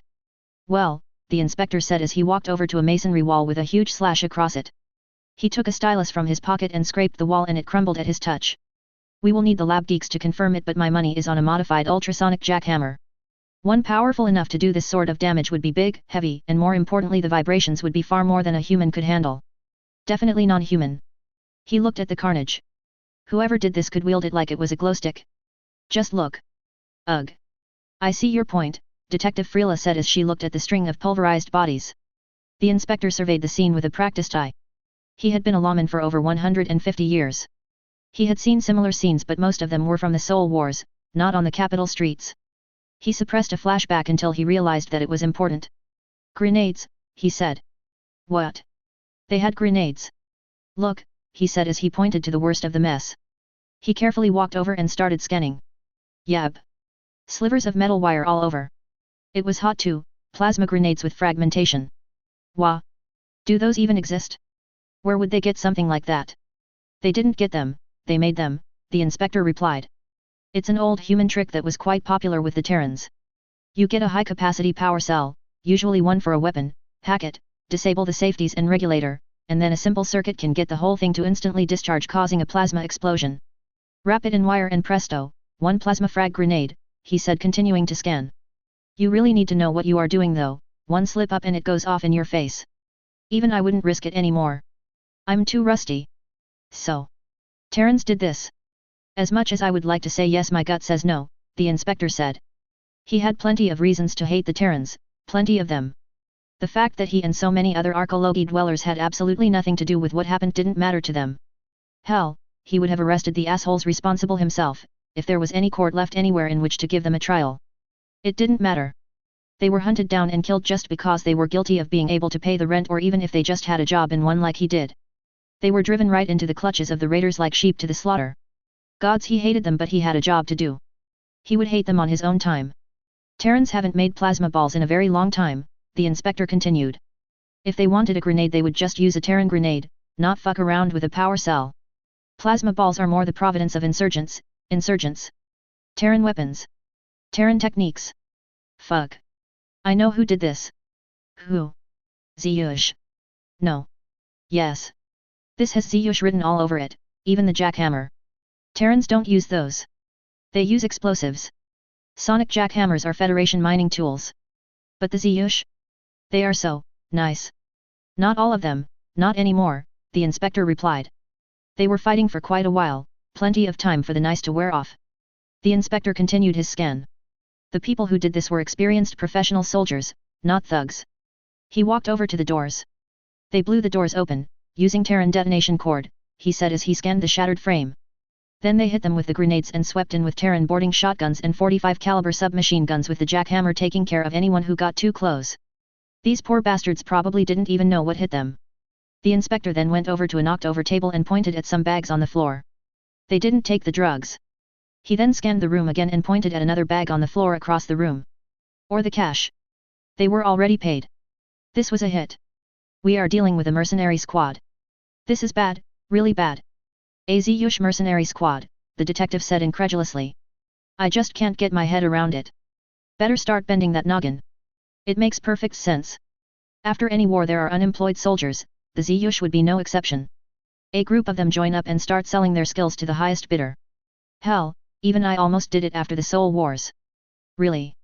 Yes, I was all fucked in the head and just couldn't shift gears. I had been fighting for so long, not as a lawman but just as a killer at that point. Killing was all I knew for a very, very long time.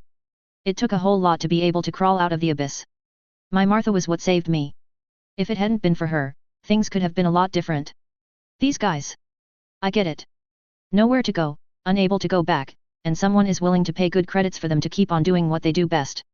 Now we have a team of professional killers scuttling around the capital and we only have ourselves to blame. We are going to be dealing with these guys and others like them for a very long time. I still just can't believe it. The Ziyush were just so nice. Hitting the road. You're doing it wrong. I've been doing this for over 60 years, kid. I think I know what I am doing, a somewhat vexed Kailsh said to the red-headed tween who was lounging on top of one of the engines. Well, you are still doing it wrong.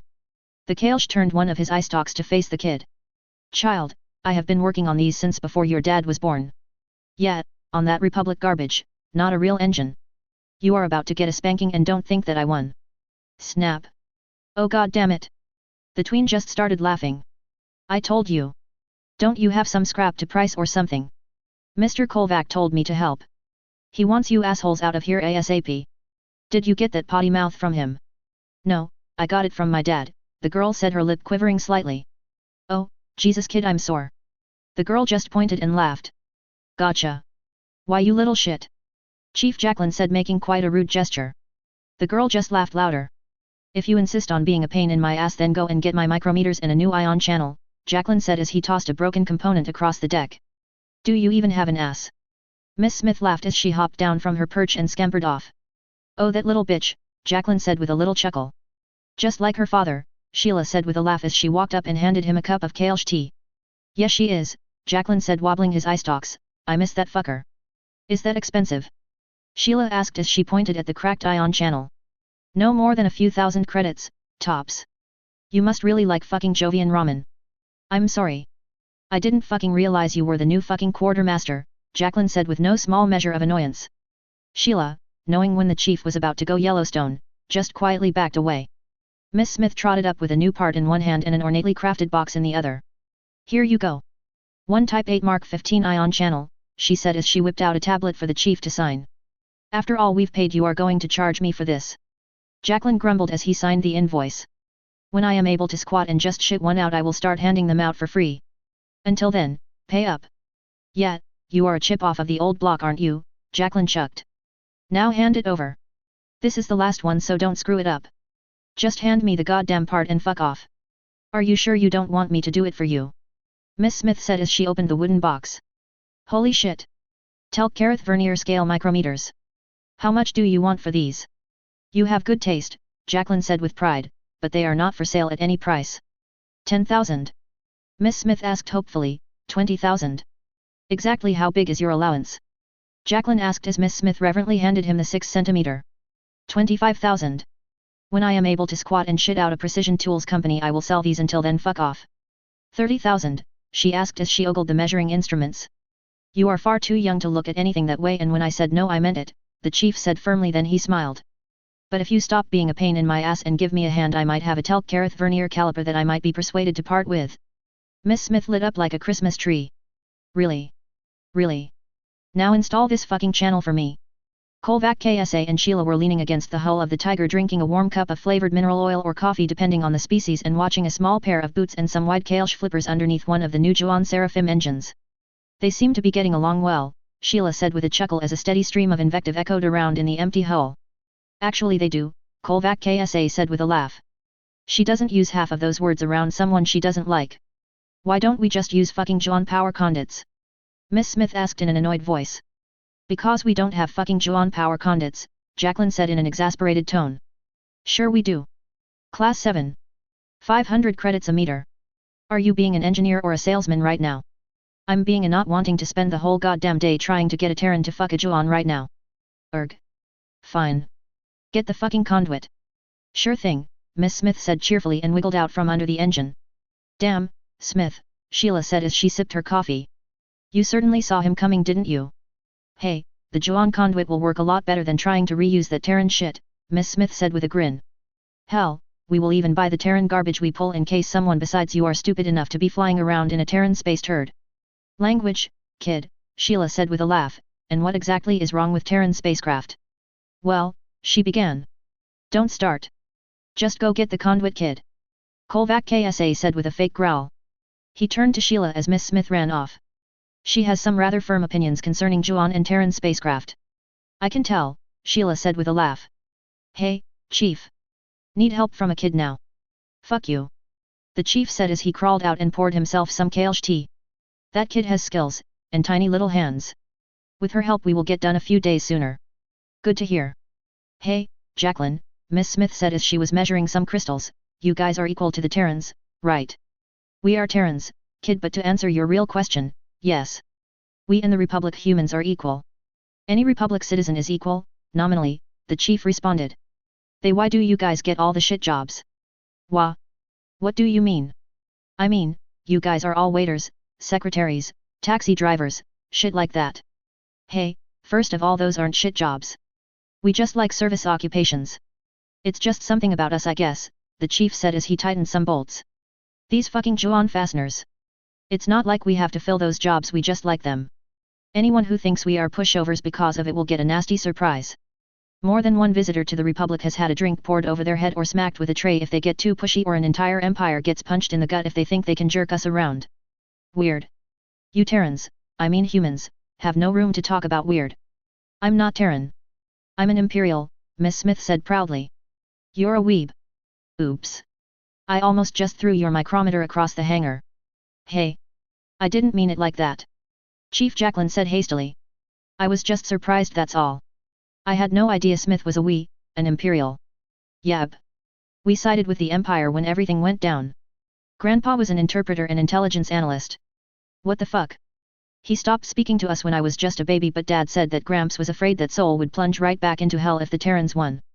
Makes sense, I guess, Chief Jacqueline said, shaking his eye stalks. Takes all kinds, I suppose. T-Sunk-Al walked in with a tray of food and drinks. You two missed lunch. I thought you would like some food, T-Sunk-Al said as he laid the tray on a crate. Not to overhear, but there are humans that are Imperial citizens. Yep, the chief replied. But you seem not to hate them. She's holding one of my micrometers hostage, so I'm just being nice, the chief laughed. No. Seriously, we don't hate them. We just think they are. Careful, Miss Smith said with a laugh.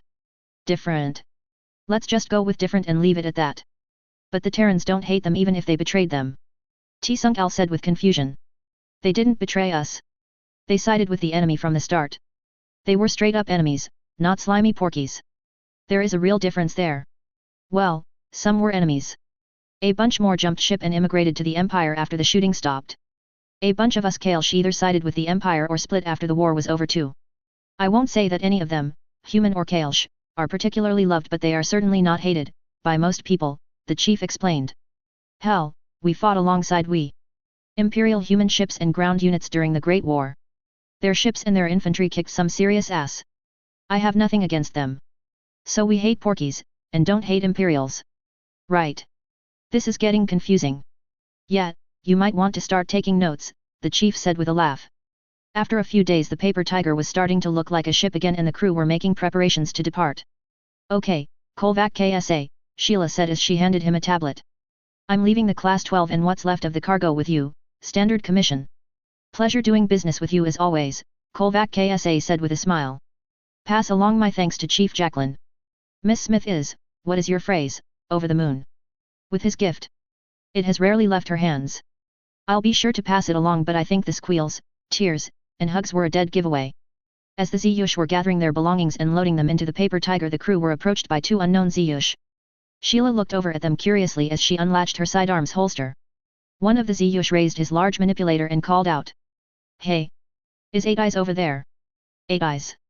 Sheila responded as T-Sunk-Al stepped forward and waved back. Kulkak-RN. Great to see you, old friend, T-Sunk-Al called out in return. He turned to Sheila. It's okay, they are friends. Friends or not, how the fuck did they know we were here? Sheila hissed at T-Sunk-Al angrily. Please. Our passengers have been sending messages left and right. I saw no issue with sending one of my own, T-Sunk-Al replied dismissively. We are going to have a little chat about this later, she hissed and then waved happily at the approaching Ziyush. Hi there, she exclaimed brightly.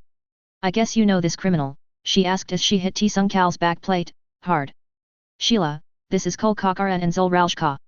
They are former associates of mine and are, like-minded individuals if you get my meaning. Oh, really? Sheila asked, her cheerful tone becoming a bit more genuine, not planning on participating in the hiring frenzy on Sol. Not exactly, Kulkak-RN said, rubbing his mandibles in a laugh. Not exactly.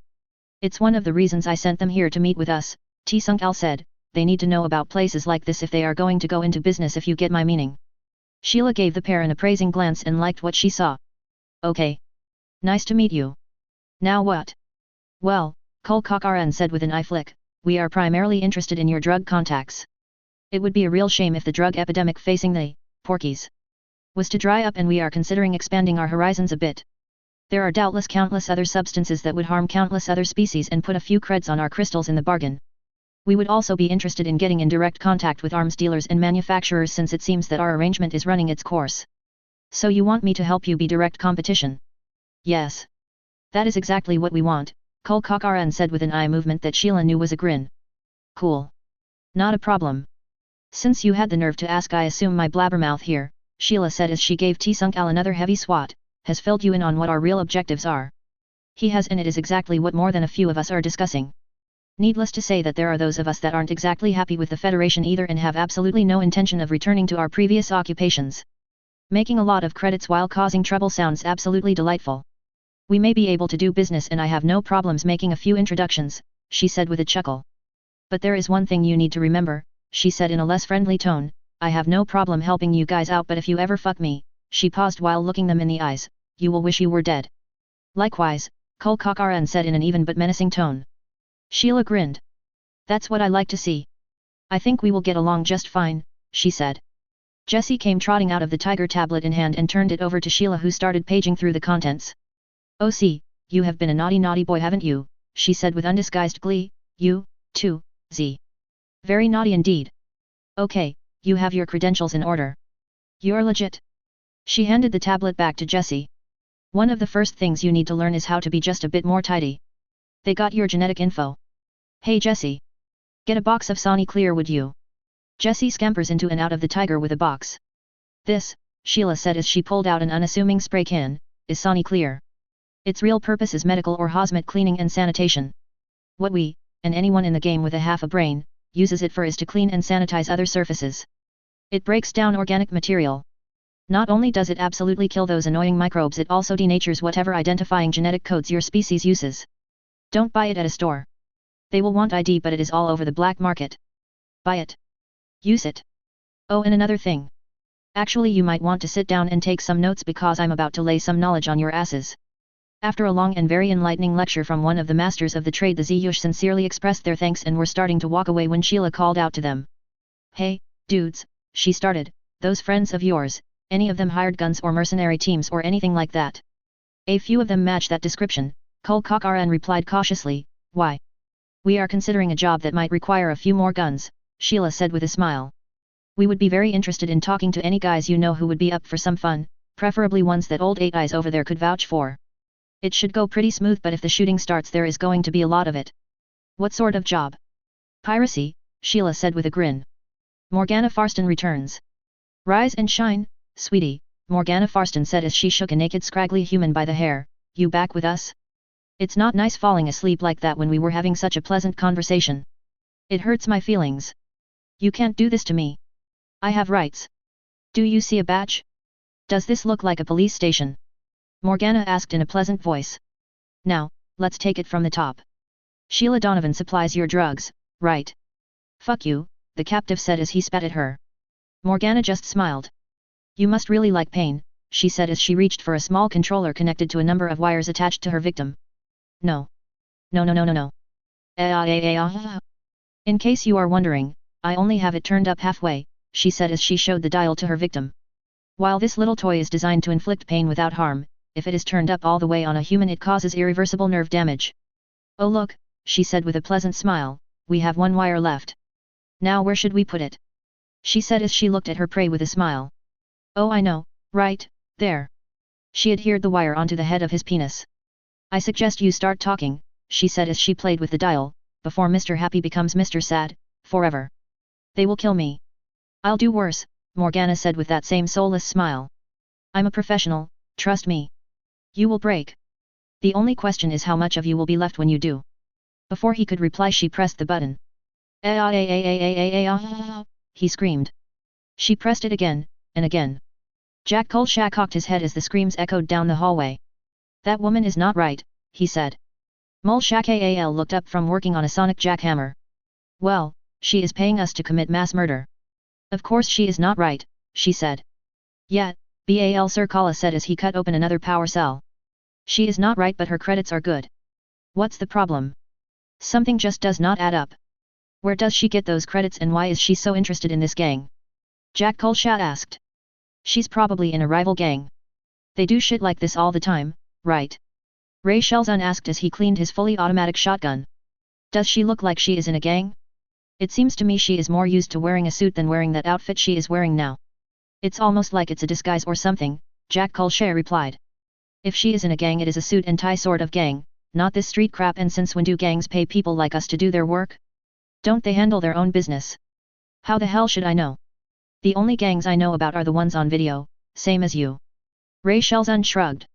Maybe this gang pissed off the wrong people, Mulshak said as she closed the top of the jackhammer.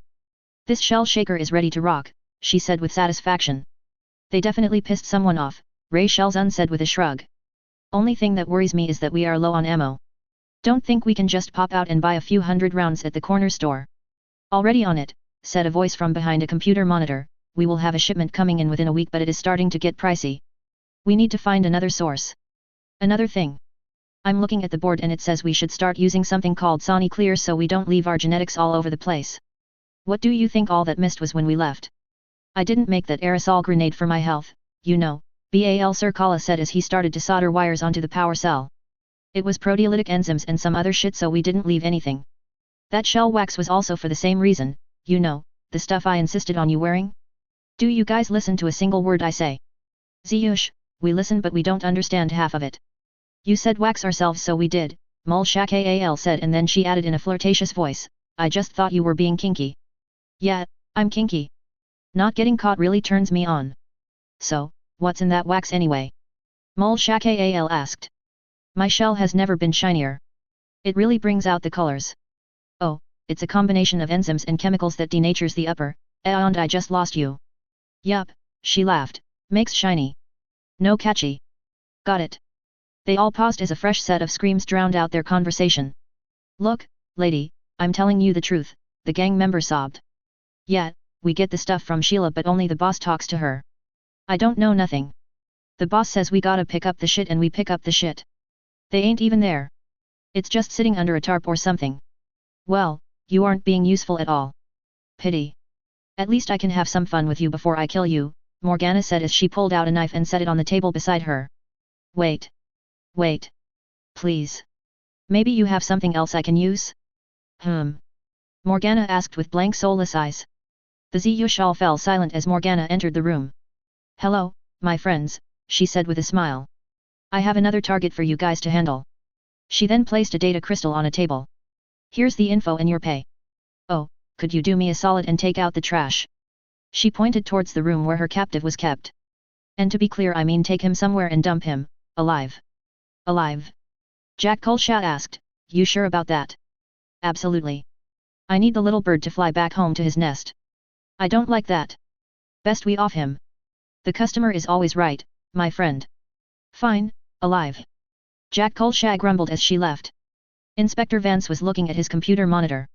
Jesus, Freela. Have you looked at the Ziyush? No.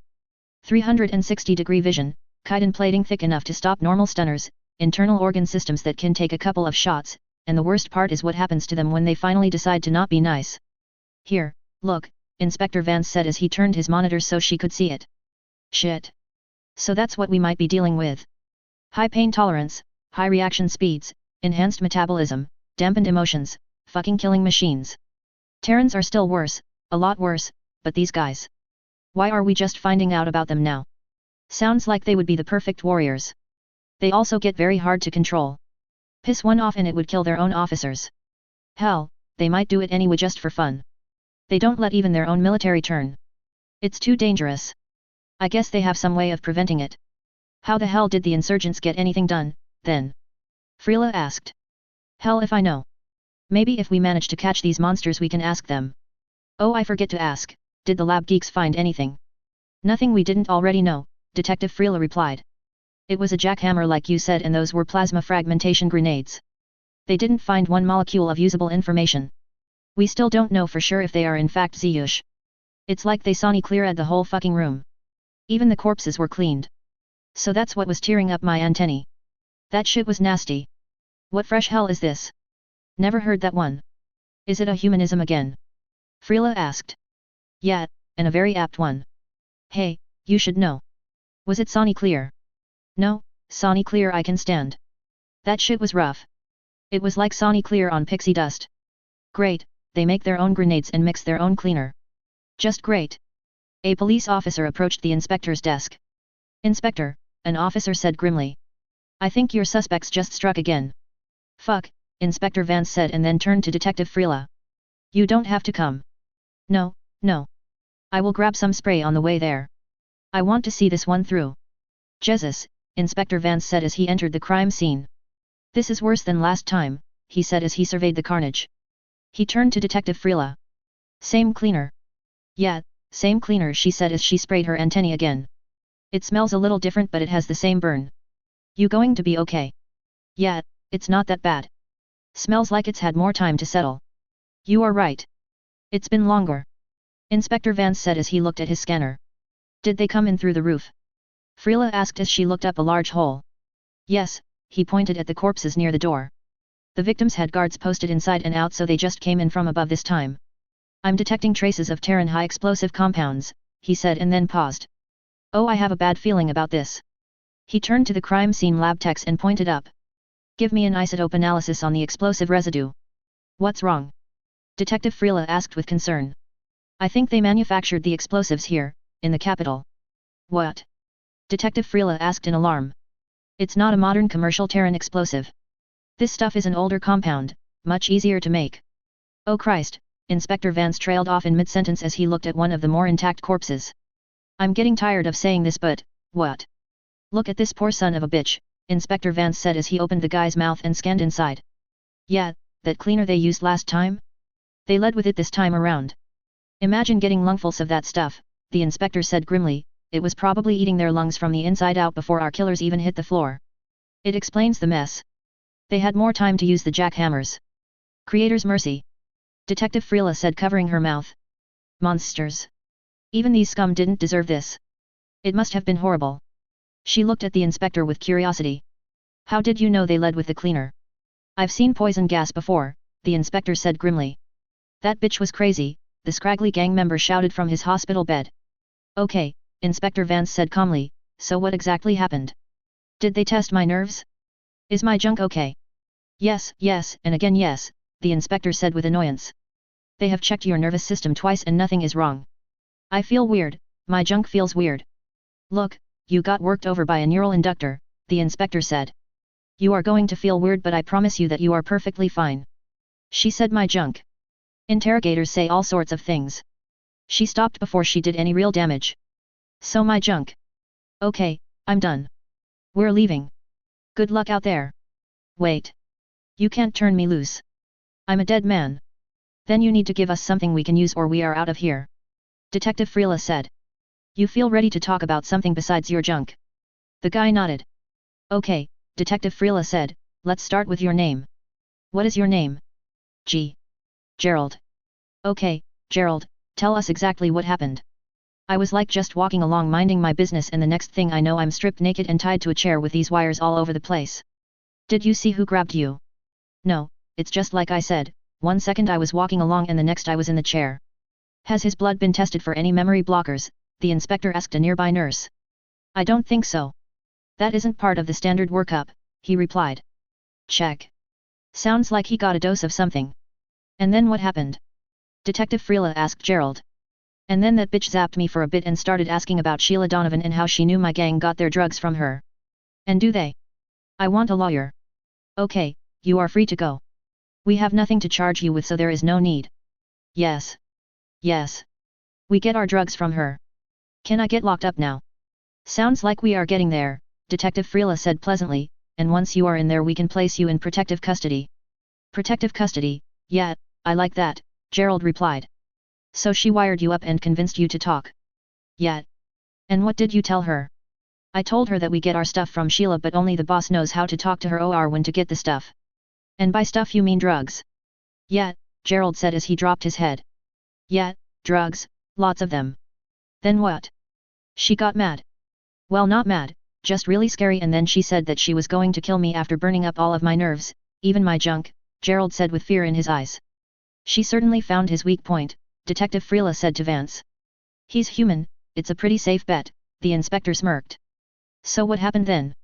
She said that unless I gave her something I was going to fry, and then she started asking me about our hangouts and where we handled the stuff, the drugs. The inspector and the detective exchanged glances. Locations? Detective Freela asked. Yeah. Like the green block warehouse. I'm going to need protection. I ratted on the red teeth and I'm as good as dead. I'll give you anything. Yeah, I told her about the green block warehouse. I don't care about jail.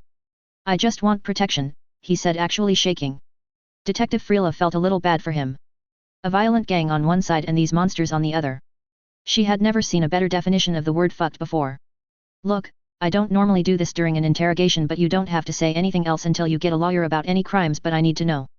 Did you see anything other than a human? something that looked like this? She asked as she showed him a picture of a Ziyush. No, no. I didn't see nothing.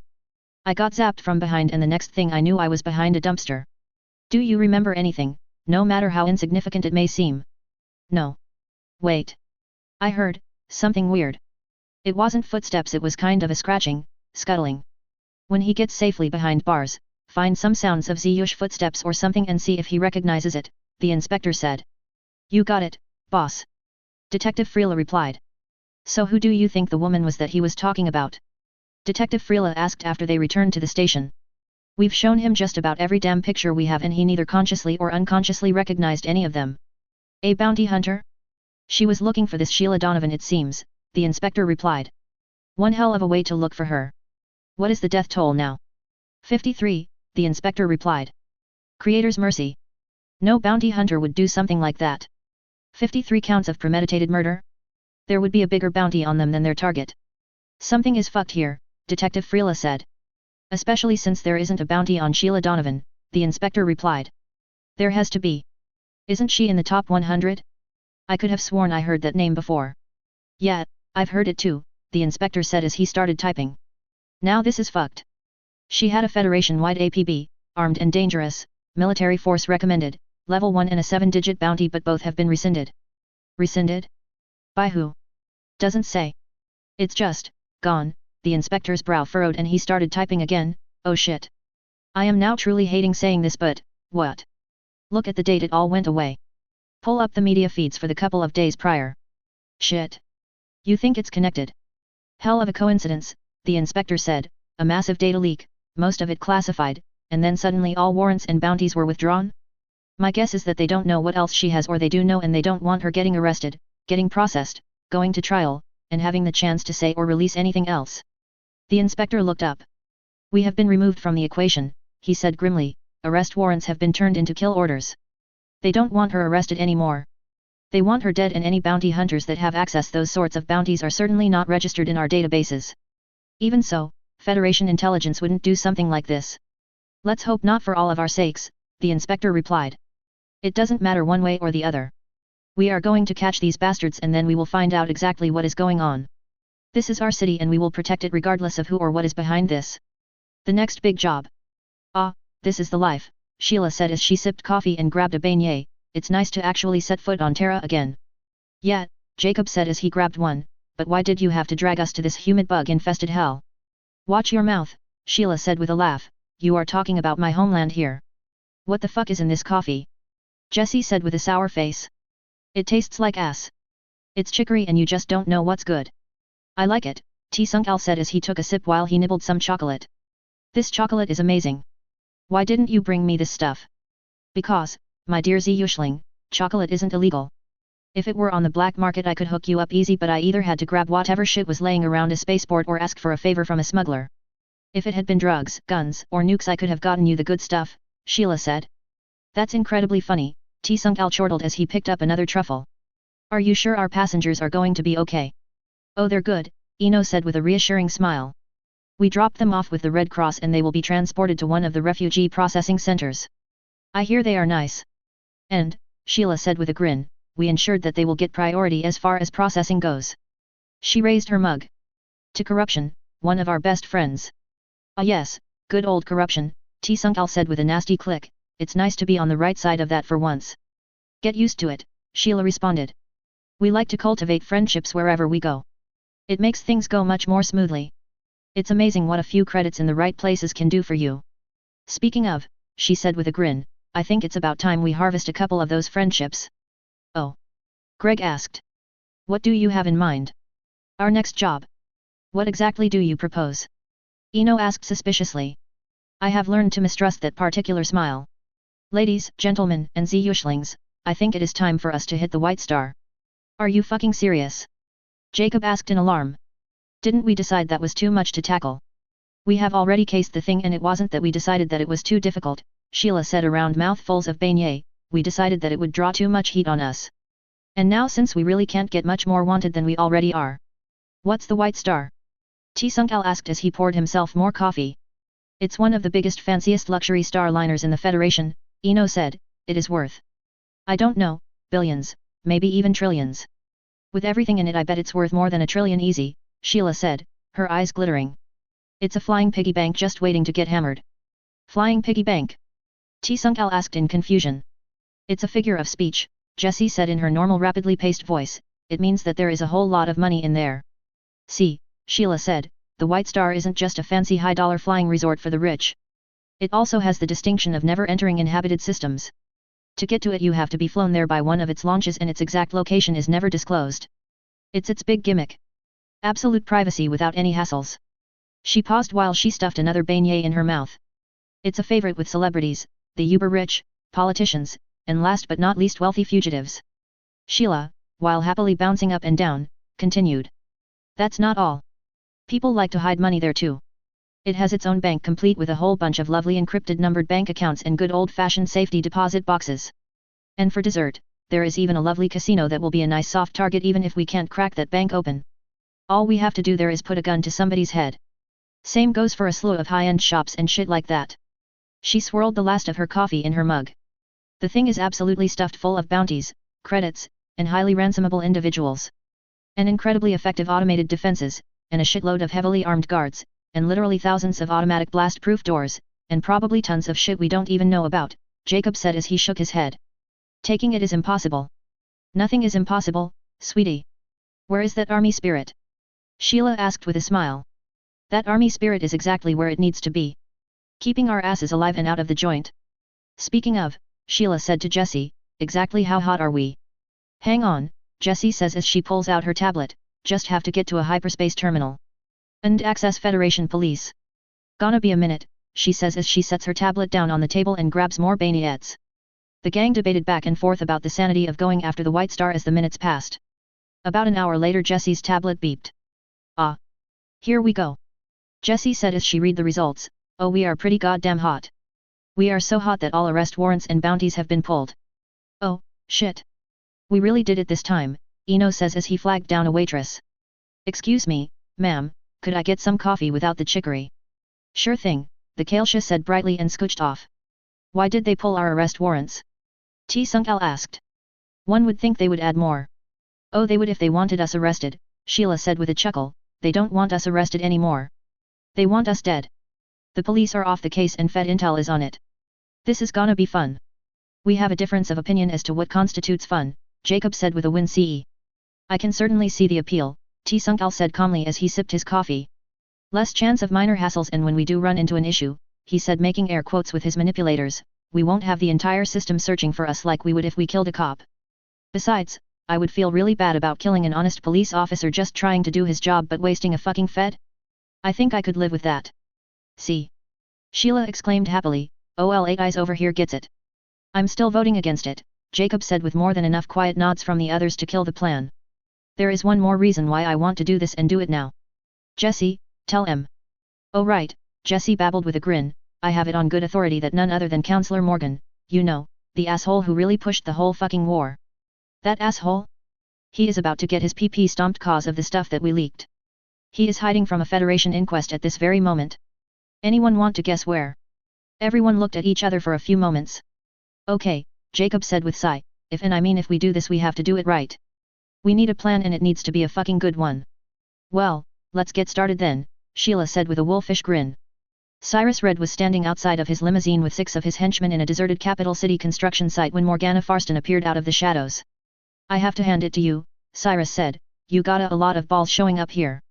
Well, Morgana said with a pleasant smile, we have some things to discuss. You shoot up my guys and mess with my business? You are goddamn right we have something to discuss, like why I don't show you why we are called the Red Teeth. Yeah, you used to eat people during the Soul Wars, boring, Morgana replied, you have a lot of balls just showing up with just 6 people. At that moment half a dozen vans drove into the lot at high speed. Now that is a bit more interesting, Morgana said with a soulless smile. That bitch is fucking crazy, Jack Colshaw quietly buzzed. No argument here. Shit goes south she's dead before we can even pull a trigger, Bal Sir Kala said as he adjusted the scope on his sniper rifle. What do we do if that happens? Mol Shakal asked. I'll tell you what we do, Jack Colshaw whispered, we put a 50 caliber slug in her head for good measure and split. He turned to Ray Shelzun. That mic that Brainiac made? Is it picking everything up? Works like a charm. Ray Shelzun replied. You sure they won't detect it? Jack Kolshak quietly asked. Give me some credit, Bal Sirkala scoffed. I seriously doubt they have the right stuff on hand to properly analyze that beam's wavelength and modulation. It should just look like background noise from all the communicators in the city. They are much more likely to pick up your bitching, so please for the love of the creators shut the fuck up. So, bitch, what do you want? Cyrus said as a few dozen of his men surround Morgana. Not much, she replied, I want Sheila Donovan. I understand you can get her for me. What? You fuck with me just to get to that bitch? Cyrus spat, you're fucking crazy. That observation has been made more than once, Morgana laughed, now you are going to lure her in or I am going to take apart your entire organization piece by fucking piece. Okay, stun this bitch. We are going to have a Barbie. Morgana flicked her wrist and as she did the head of the guy right next to Cyrus exploded into a fine mist. Fuck. Cyrus yelled as he dove for cover. Hold your fire. Have you and your little friends been vaccinated against Type 6 hyper-accelerated Staph aureus? She asked as she pulled out an aerosol grenade with a large biohazard symbol on it. I have, just in preparation for this little meet and greet. I understand this stuff is kind of nasty. Everybody froze as the pin hit the ground with a little plink. Okay, just calm down, Cyrus said as he got back to his feet. Feel like actually having a reasonable discussion now? Morgana asked. Look, lady, Cyrus said dusting off his suit, I can't just whistle and have Sheila show up like a dog. I have to set up a meet and that takes time. Okay, you have a week. I've been playing nice up until now, Morgana said, next week. Next week things get really fucked up. She picked up the grenade pin and then turned and walked away, disappearing into the shadows. Cyrus snarled and turned to his men. Find out who that cunt is and find out who is working for her, he said breathing heavily. And get me in touch with Sheila. I want to talk to that bitch. Pirates meet. Jessie is leaning against the side of a rental car on an abandoned hill when a sleek grav car flies overhead and settles on the gravel next to her. The gull wing doors open and a thin reptilian in a loud floral patterned shirt climbs out. Avast. Yeah matey. Jessie calls out. Yo ho ho and a bottle of dumb, the flink replies. Jessie just face palms. No. It's. You know what? I like your version better, she laughs. The lizard walks over, its four independently focusing eyes darting in all directions. So how have you been, you dumb chameleon? Good. Business is booming. So how are you explaining that? Jessie asks pointing at the grav car. You are running out of distant relatives giving you inheritances. Did you win the lottery again? Oh, I'm pretending that I am being irresponsible with my money and am in debt over this one. I do actually get a decent paycheck from my real job, you know. Single, no kids, I can explain a lot. You are throwing up all sorts of red flags, my scaly friend. You need to be a bit more careful. Jessie looks out over the teeming city below and at the huge holographic religious sigil hovering above it all. You know, she says, if you didn't know what that thing meant it would almost be beautiful. On the other hand, the lizard responds, all that religious oppression is good for business. If we became a free society I would go out of business overnight. All hail the great egg. May it forever be peeping into our bedrooms. Jessie just laughs in response. So, what do you have for me, she asks. Oh, the usual, the lizard says pulling out a small box, the latest Federation shipping routes, navigational hazards, detours, patrol schedules, and locations of most of their fleet plus a few crystals full of the latest deep dive that I did. I grabbed tons of shit but am not entirely sure all that's in there. Excellent. Jessie chirps. She then pulls out a transactor, loads a crystal with credits and hands it over. The lizard smiles and pockets it. Pleasure doing business with you, as always, he says. Oh, I have something you may be interested in, Jessie says with a huge grin as she pulls her tablet. Oh? Is it filthy? Oh, it's filthy all right, she chuckles. 12 hours of the latest animated flink porn, all brand new. I know that because I commissioned it. Pretty good stuff too, she says as she pulls up a few clips. Oh, this is nice, the flink says drooling slightly. Quality stuff this. It gets better, Jessie laughs. I also have 6 hours of live action stuff. Live AC, live action, the flink stammers. Yup. Jessie plays a scene and holds up her tablet. The flink's eyes pop wide open and his tongue shoots out adhering firmly to Jessie's tablet. Whoa. What the fuck? Jessie exclaims as she starts to have a tug of war with the flink. Thori. It was thin athadanth. Well, let go goddammit. I can't. What do you mean you can't? Let me have the both. I'll fix thith. Jessie reluctantly hands over the tablet. After a few moments the tablet is freed with an audible pop. Jesus dude, Jessie says, wiping off the screen. Buy me dinner first, she laughs. So, I take it that you are interested. I am, the Flink says, wiping a truly excessive amount of sticky drool from his mouth. How? How did you get that? Well, Jessie says, still laughing, there might be a few Flink universalists who decided to flee to the Republic in search of religious freedom, and a few of them may have really embraced all of the freedoms we offer and were also keen to earn a few credits. And so, I have 6 hours of the raunchiest, most perverted acts they could come up with. They say some of it even isn't in the sodomy laws because the priesthood hasn't thought of it yet. How much? Oh wait, my little pervert, it gets better, Jessie says, pulling up another screen. I also happen to have the entire contents of Game Source Fire's game library, and I mean all of them, from Happy Puff Puff Farmer to the entire contents of the Blood Vault. She looks at him suspiciously. You aren't going to splooge all over my tablet again, are you? She asks as she hands the tablet over. The Flink pages through the contents, his eyes getting wider and wider as he does. Oh, Jessie says with a grin, those games in the vault? Those little skulls next to the title aren't for show. Those are the most twisted, most dark, most violent, most perverted shit a Terran mind can come up with. Some Terrans have actually needed professional help after playing some of those 4 and 5 skull games.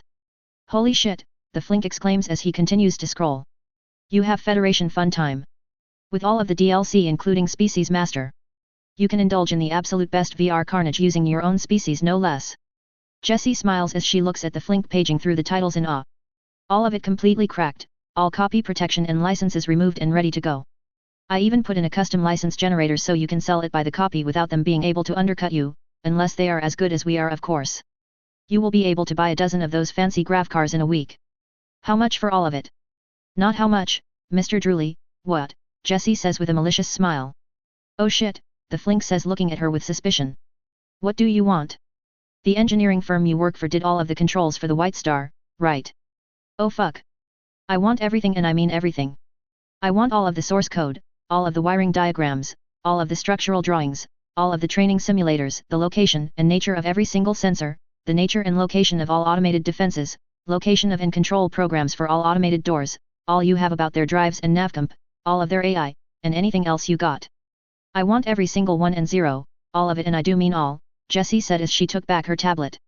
The Flink just made a deep trilling sound with his tongue and looked skyward for a few moments. Done. I can do that, no problem. I will need a couple of days and a crate to hold all the crystals, but consider it done, the Flink says, wiping away some more drool. He squints his eyes at Jessie. Do I even want to know? Probably not, Jessie says. I will say this. Cover your fucking tracks on this one. You absolutely do not want this coming back on you. I always do, the Flink says with a smile and a trill. This is going to be fun. Sheila collects a debt and John gets a visit. Horace Green finally closed his computer screen and left for the day.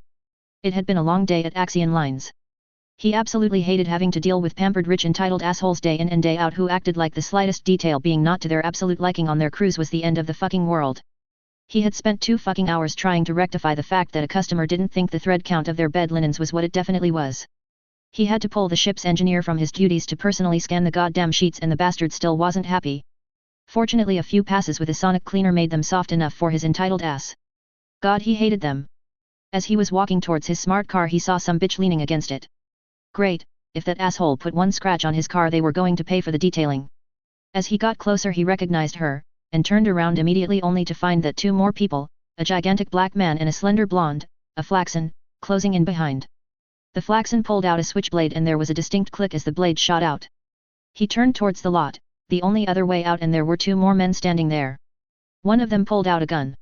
He froze. He always knew and dreaded this day would come, and now it was here. Horace, Horace, Horace, Sheila said, shaking her head as she approached. Is that any way to greet an old friend? You are hurting my feelings. What do you want? I don't have the money. Who said anything about money? We never said you had to pay us back with money. We just said that you owed us and one day we would collect, and here we are. It won't cost you a single credit. Horace's knees were literally shaking with fear. He didn't know who these people were when he got a loan from them. He was desperate. He should have asked some questions or found out who they were beforehand. These were bad people, very bad. His bookie just laughed when he described them and told him that he was better off getting his legs broken. So, Horace, how have you been? Keeping your nose clean? Haven't been gambling again, have you? Horace just flinched. Oh, Horace. Poor Horace, Sheila said sympathetically. So how much do you owe this time? 50,000, he said without thinking. He winced again. He shouldn't have said that. Jessie, dear, Sheila said to a woman beside her, would you be a darling and cut off another 50 for our friend here? Sure thing, Jessie said as she pulled out a transactor. I don't want your money. Nonsense, Horace, Sheila purred as she moved far too close to him, it's the least we can do considering the little favor you are about to do for us. And you are about to do a favor for us. What do you want? Nothing, really, Sheila said softly as she stroked his face. He stiffened with fear. You are just going to lend us your badge and tell us your password, that's all. Won't hurt a bit. Horace was about to pass out. Giving out that information could land him in jail. It only works for me. Then there won't be a problem. It's a small thing to ask for all the money we have given you plus the extra 50, Sheila purred. Oh, I do have one teensy little question though. What biometric data do you need to log in? I can't tell you, Horace whined. Please. He suddenly felt something sharp poke him in the back. I really think you should answer the woman, Porky, the flaxen lady whispered in his ear. I would really hate to get blood all over my new blouse. A handprint. We use a handprint, Horace said as he clenched his eyes shut. See, that wasn't so hard was it? Sheila asked with a predatory smile. Jessie. Jessie scampered up with her tablet and presented it to Horace. Just log in like you would at work, she said brightly. Horace meekly did just that with tears in his eyes. There you go. See, that didn't hurt one bit, did it? Sheila asked, backing away with a smile. Your debt has been paid in full. Everyone turned and started to walk away. As they did so, Sheila paused and turned around. Oh, one last thing, she said smiling pleasantly, not a word about this. Not one word. You run your mouth and we will kill you, eventually. Jessie, please remember to turn the security cameras back on this time. Geez, forget one time and you just won't let it go, will you? Jessie asked, completely vexed. With that they all walked away. Horace fell to his knees and wept. Toby was sitting at his desk polishing the embassy's silverware. He pulled out a scanner and examined a fork closely. He then started polishing it again while happily humming to himself. The door opened and a mechanical spider with a huge water-filled globe in the center containing a large eel-like fish entered. Toby rose from his desk. Good afternoon, Director. Toby said pleasantly. To what do we owe the honor? It isn't often that one such as yourself descends from the heavens to bless us lowly mortals with your divine presence, Toby said with just the right amount of sarcasm. Stuff it, Toby, Director Axaia said with a laugh. Is the asshole in? Yes he is, Toby said as he pulled out a power bar extreme from his desk and whipped out a Terran-style combat knife, expertly slicing it into cubes. Oh Toby, Axaia said as the top of her globe opened. Always the gracious host. With that she approached his desk. Using one of the forks conveniently on his desk, he skewered a cube and lowered it towards the globe. Axaia poked her head out of the water and grabbed it. You didn't make me stretch for it this time, she said as she munched happily. The joke was getting old, just like yourself, Toby said pleasantly. I wouldn't want you to strain something. Ha, Axaia said as she happily received another cube. Honestly, Director, why don't you just buy these? You can get them at Republic Goods. Oh yes, the Director of Federation Intelligence just walks in to get a Republic product? My picture would be on the front page. Well, it just so happens that I have an entire box of these right over here, Toby said as he walked to a cabinet and pulled out a large box of the bars and handed them to Axaia. Holy shit, Toby, Director Axaia enthused as she stowed them away in her bot. You didn't have to do that. Nonsense, we Terrans are known for our hospitality. Axaia filled her globe with bubbles. She laughed so hard. I wish I could stay and chat, but I have to save some of my capacity for carp shit for your boss. Before I go, are there any state secrets you want to let slip? Toby looked both ways and then leaned in to whisper, the Republic doesn't like you very much at all. Wow. Damn, Toby. After a leak like that, do you need any protection? We have a safe house nearby. With a laugh, Toby pressed the intercom. Ambassador, the Director of Federation Intelligence is here wishing to speak with you. By all means, let her through, John replied in a pleasant voice. Director Axaia, blinking with a little confusion, walked into John's office. John rose to greet her. Director, what a pleasant surprise, he said with a smile. Who are you and what did you do with? Fuck. You assholes got your hands on the classified closed-door briefing I had with Federation Defense and the Council where I told them exactly what I thought about planning an attack on you dickheads, didn't you? I had absolutely no idea you used words like those, Director, John said with a grin. I especially liked the part where you told General Mluxer where he could put his strategic assessment. Director Axaia just sighed. You know Kelta is going to do some serious jail time for that monumental fuck-up. God damn it. What didn't you assholes get?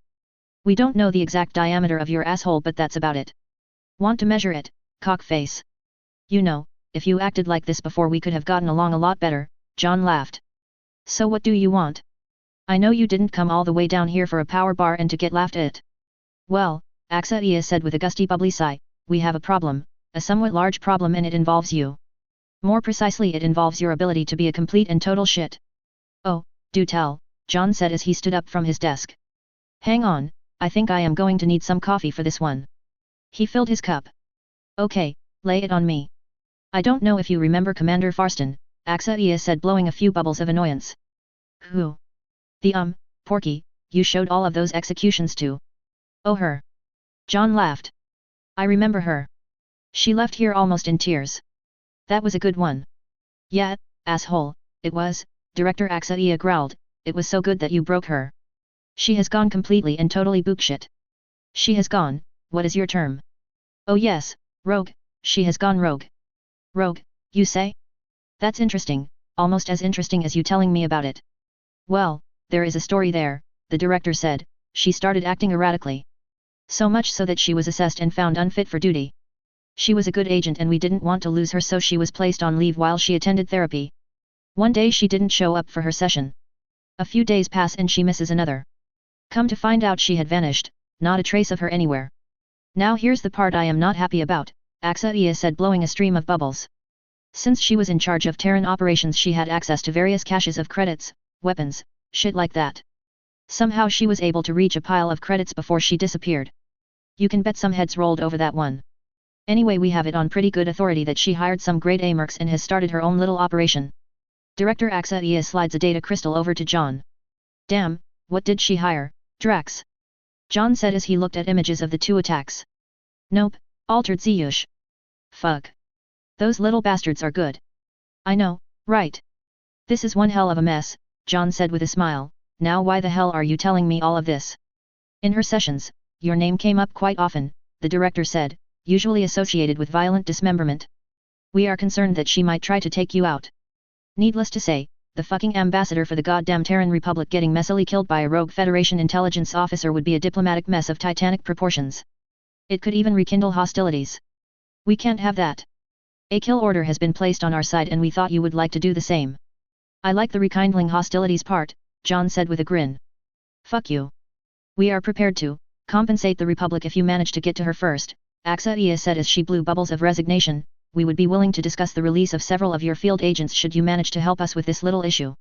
It might come as a shock, but we don't just slaughter captured agents, like other governments I might name, dickhead. They were porkies and there were too many to conveniently process. Besides, I really don't consider hooking someone up to a neural inductor for a few weeks particularly civilized either. Please, we only use the inductor on dissidents. For agents we use fatigue and drugs, the director laughed. How civilized of you, John said, rolling his eyes. Everything we are willing to release concerning Farston is on that crystal I gave you. Do with it what you will, Director Axaia said as she turned to leave. Thanks for the heads up, bitch, John said as she was walking away. No problem, cockbite, Axaia said as she left his office. Once she left, John buzzed Toby over the intercom. Yes, Ambassador. Get me Terran intelligence. Something interesting just came up. One more thing, that armored limo we use for dignitaries, get it fueled up and ready to go, John said as he checked his sidearm, and start packing heat. Things are about to get fun. Project financing. Deputy Kowloon leaned back in his desk pod, bouncing a hard rubber ball against the wall. He sighed, flaring his vestigial gill slits as he did so. Gods, I am so darn bored, he said as he caught the ball for the 100th time. Boredom is good in our line of work, the chief said as he surfed the WorldNet. Boredom means nothing messed up is happening. Nothing messed up ever happens in this pond scum town. What about Matron Gloriax's kid getting all hopped up on Zip and swimming around in the town pond naked last week? The chief asked with a chuckle. That happened. It took both you and Parson to haul him in. Yeah, that was fun, Kowloon said. That kid okay? Yup. Got out of the hospital today, the chief said and then chuckled again. Wouldn't want to be him when he shows back up at school tomorrow. They both laughed. An unfamiliar electric car drove up and parked right in front of the doors. The chief frowned. That was beyond rude.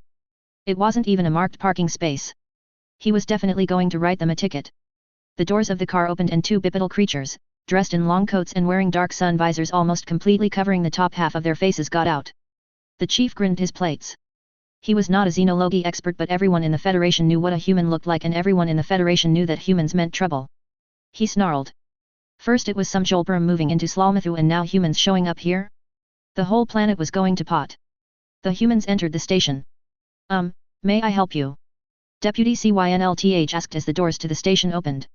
Yes, sorry for troubling you, Jacob said pleasantly through his visor. What are you doing here, humans? The chief asked in a less than hospitable voice. Our vehicle is acting strangely, Jacob said pleasantly. I think the navigation software is off.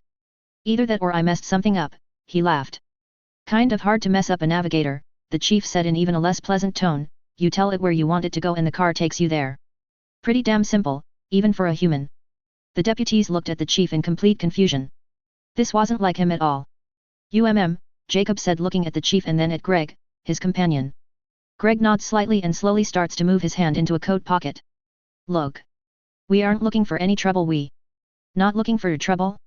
Half of you start a pawn-sucking war and the other half of you tear the Federation apart, and you aren't looking for trouble? The waters help us all if you one day do decide to look for it. Hey, we had absolutely nothing to do with that, Jacob said backing away slightly and glancing around the room.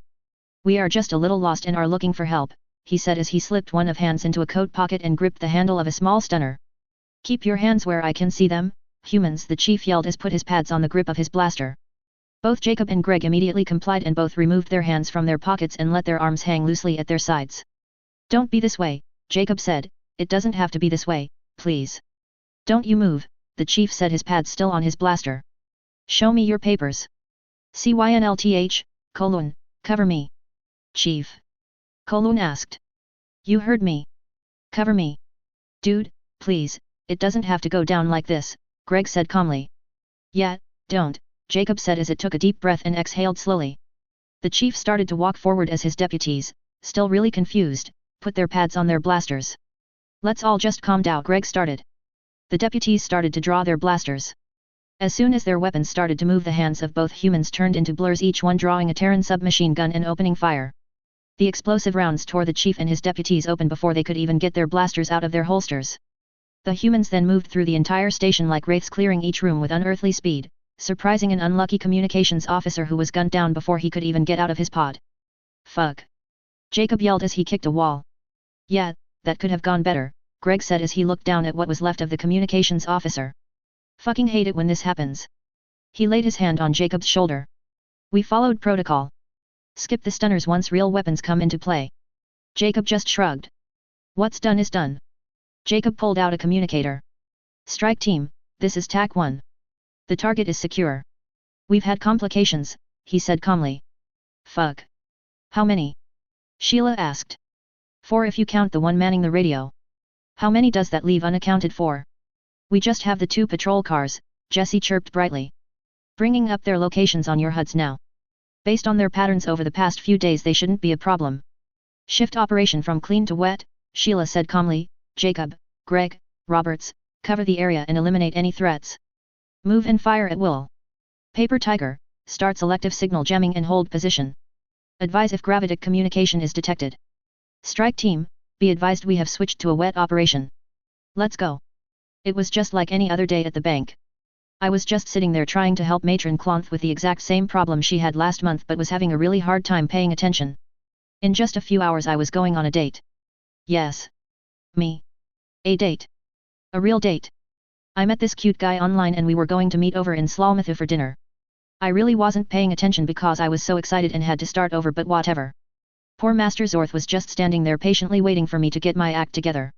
I like him. He gives out the best treats at the Harvest Festival. They are awesome. The security guard, old Master Hordhan, was sitting in his favorite pod drinking tea. We didn't think we needed a guard, but he's been here like forever and nobody wants to let him go. He's nice. When he says I look nice or that he likes my dress, it doesn't feel greasy, you know. The bank manager, Matron Zalin, she's really nice too. I mean, she is a tough boss but nice about it, you know. Started to come out of her office to wait on Master Zorth when a van pulled right up in front of the doors and 4 humans wearing real-life Terran light combat armor, just like in the video games, just ran into the place. This is a robbery, a female shouted as they all pointed real-life Terran weapons at us, 2 AK-47DS, a Rocksteady AS4 boarding shotgun, and a Wasp SMG if the game bug spray is correct. Everyone keep their hands where we can see them and nobody gets hurt. A robbery? What? A real live bank robbery? I just couldn't believe it. Poor old Master Hordhan jumped up and tried to shoot his stunner at a big human, and Terrans are already big. This guy was huge. The giant just grabbed him and threw him to the ground. I swear Master Hordhan bounced like a couple of centimeters when he hit the floor. I'm surprised he didn't break something. You are lucky I knew that was a stunner or you would be dead right now, the big Terran said to Master Hordhan, and there is absolutely nothing in here worth dying over. What part of what do you not understand, Eno? This other Terran, a female one, said in a scary voice as she stopped next to Master Hordhan and drew a real live Martian skull splitter, just like the one I had when I played Red Sunset. The skull splitter had an amazing intricately edged and inlaid blade that seemed to dance in the light as it moved. Even as it was being raised to murder Master Hordhan, I couldn't help but think how beautiful it was. Hey! The one in charge yelled. Gloria, can you not be a psychopath just this once, please, she said to the scary one, without killing anyone unless you have to, get everyone next to Sheriff Dumbass over there, she said pointing to Master Hordhan. I looked over at my boss and then over at the silent alarm button that's under my counter. She looked at me and shook her head a little. I don't know what I was thinking but I slowly reached under there and pressed it anyway. Stupid. Stupid. Stupid. Stupid. Bow head, a smaller female said as she pointed at my bow, just triggered an alarm. How did she know that? I still don't know how she knew that. Before I even had time to blink, the one in charge grabbed me and threw me clear across the lobby. I really hurt my arm when I landed. It's still really sore. I'm just glad the scary one didn't get to me first. On the floor now, the leader yelled as they pushed everyone, even old matron Clonthe, right down really hard. The leader turned to the one that told on me and asked, the alarm, is it going to be a problem? It goes to the local police station, giggle. We better hurry, giggle. They could be here any second, giggle, dot. Oh shit. We are in trouble now, the scary woman chuckled. I didn't know why they thought it was funny at the time. Poor guys. I went to school with two of them. They were nice. Well, one of them could be a jerk sometimes but even he didn't deserve that. They said it looked like firecrackers went off in their guts. Okay. You, the leader said as she pointed at my boss, you look like the manager. Come here. My boss started scooch like a snail towards the human. The human made a strange noise. She sounded like she was in pain or something. You can stand. Stand up and come here, she said while she put her hand on her visor and shook her head. Right, first off you and Jesse over there, she said as she pointed at the one who snitched on me, are going to empty your local credit repository into her transactor. Then you two are going to go into your office. Do exactly what she says exactly how she says it. Don't try to be smart because she's smarter and will kill you. Sheriff Dumbass and Little Miss Tattletale over there have used up all of your stupid points. Yes, yes. No problem. Just don't hurt anyone, please. Matron Zalin said as she was led over to my counter. She tried to enter the password but her pads were shaking so bad she kept screwing it up. I think the fact that the human called Jessie was holding a submachine gun to her head didn't help. She finally got it right and dumped our entire buffer onto a crystal. It's a lot of money, tens of thousands of credits at least. I thought it was a whole lot of money and what they came for. Boy was I wrong. Cool, we have beer money, the one called Jessie said in a happy voice, now we do the fun stuff. Man. With that my boss was marched into her office with a real submachine gun pointed at the back of her head. I don't exactly know what they were doing in there but Matron Zalin looked really scared and confused and it looked like Jessie was getting really impatient. I got a little worried. I know from Terran movies that those guns can go off just like that and the human was just waving it all around as she yelled at my boss. She didn't shoot her though and a few minutes later my boss was marched right back out into the lobby. Now you just lay there, Jessie said in a snippy voice, you are capable of that, right? You really need to learn your damn job. She then turned around and started to stomp back into the manager's office in a huff. Well, I am fucking sorry that my ignorance made robbing us inconvenient. My boss yelled. Everybody just stopped. I couldn't believe it.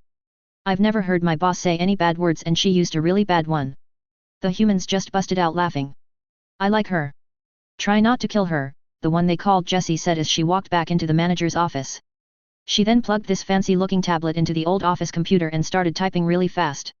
You look confused, the leader said to my boss, you didn't think we set all this up to swipe 150,000 credits. Wow.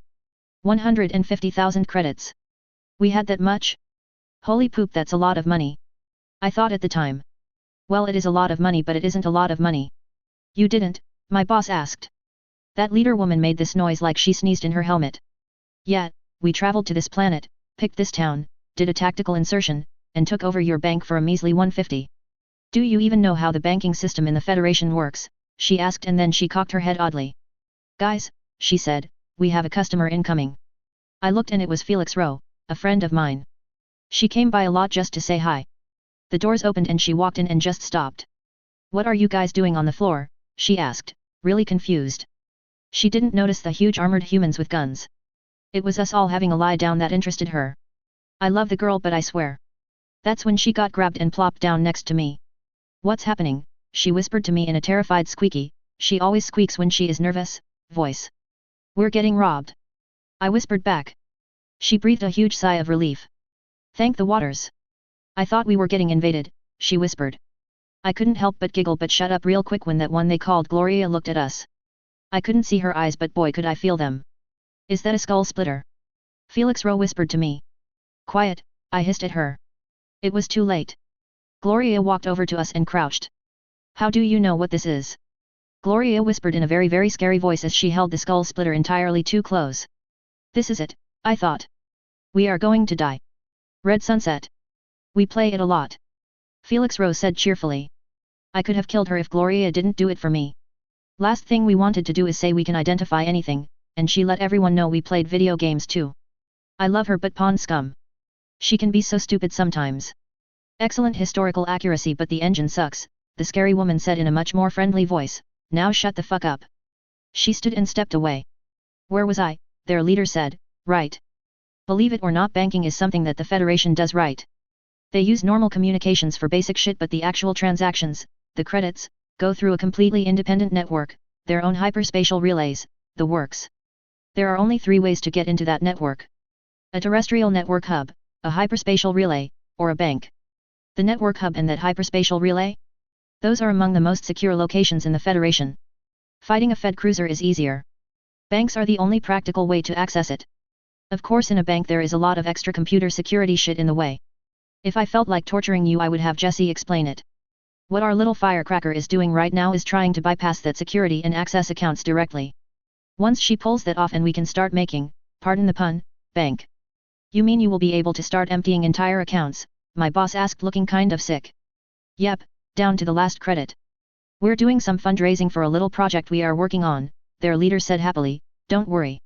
We aren't going to steal from you guys. Each account takes time to breach and has a whole new layer of security. Takes too long to go after little fish. You guys are safe. Some other assholes are going to have a very bad morning tomorrow. Don't feel too bad for them. They deserve it. Wow. I did not know that's how it worked. Neat. Then it hit me. They weren't here for thousands. They were here for millions. By the waters of the eternal pond. I don't know how much time passed. It felt like forever, but the police never came. I still hadn't figured out why. I knew was definitely going to stand up my date. This was the worst. He didn't believe me when I told him what happened until he saw it on the news. You bet he called me right back after that. Too bad he turned out to be a total jerk face. Clock's ticking, Jesse, the leader said. How much do you have? Coming over to your HUD. HUDs are neat. They show you stuff inside your helmet. I learned that from video games too. Fuck it. That's going to have to do. We gotta go, their leader said. We just had someone show up early for their shift. That early bird just got a couple of worms. Sucks to be them. Okay. And done. It was right then that I realized why the police weren't showing up.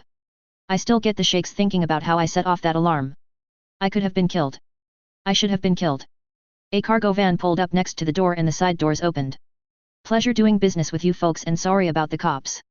We honestly didn't want it to go down that way, the leader said, and then they all bolted out of the door and into the van. They turned the whole system inside out looking for those guys. They never even found the van. My boss told me later that they stole over 16 million credits. 16 million. The odd part was that they stole it from other humans. Weird. We just had the last funeral yesterday. People are all talking about taking up a collection so they can post a bounty. I don't have the heart to tell them they are just wasting their time. Those guys are long gone and probably have plenty of bounties on them already. A lot of people are also talking about getting blasters or something in case they come back. I just shake my head. They aren't coming back, and if they do, I really don't think some hick with a civilian pop gun is going to be able to do anything besides get some firecrackers in his guts. That looked like Mark 6 light combat armor, and you need at least a class 4 energy weapon to get through that stuff. A normal person can't get that sort of thing around here. Oops. I don't want to sound too much like a separatist, a cultist, or a tomboy. I just really like Terran video games, don't tell anybody. My parents would freak. The bank and the Federation are just about done investigating. Rumor has it they didn't find a single thing. Doesn't surprise me. Boss says we are going to reopen next week. My mom doesn't want me to, but I'm going back to work. A girl has to eat, and I would much rather get thrown across a bank lobby than move back in with my parents. There is no pooping way that is going to happen. I get back from lunch with my boss. She is so happy I am staying on. I'm getting a pooping raise. There is a knock at my door. There's a kind of shabby looking guy there holding a box. Yes. I ask as I open the door. Here, the guy just hands me the box and walks off. Wait, I say, but he just keeps walking. That was weird. I take the box inside and open it. Holy waters of the eternal pond. A skull splitter. A real one. It has the pattern welded laminated Terran steel blade, bone handle, and everything. There is also a crystal in there. Pads shaking, I load it into my computer. It's Federation fun time. Oh scum. With Species Master. Oh double scum. I have a few days before I go back to work. I know what I will be doing until then. Grabbing another piece. So where do we stand? Sheila asked as another platter of sushi was delivered to their table. The last job gave us some breathing room.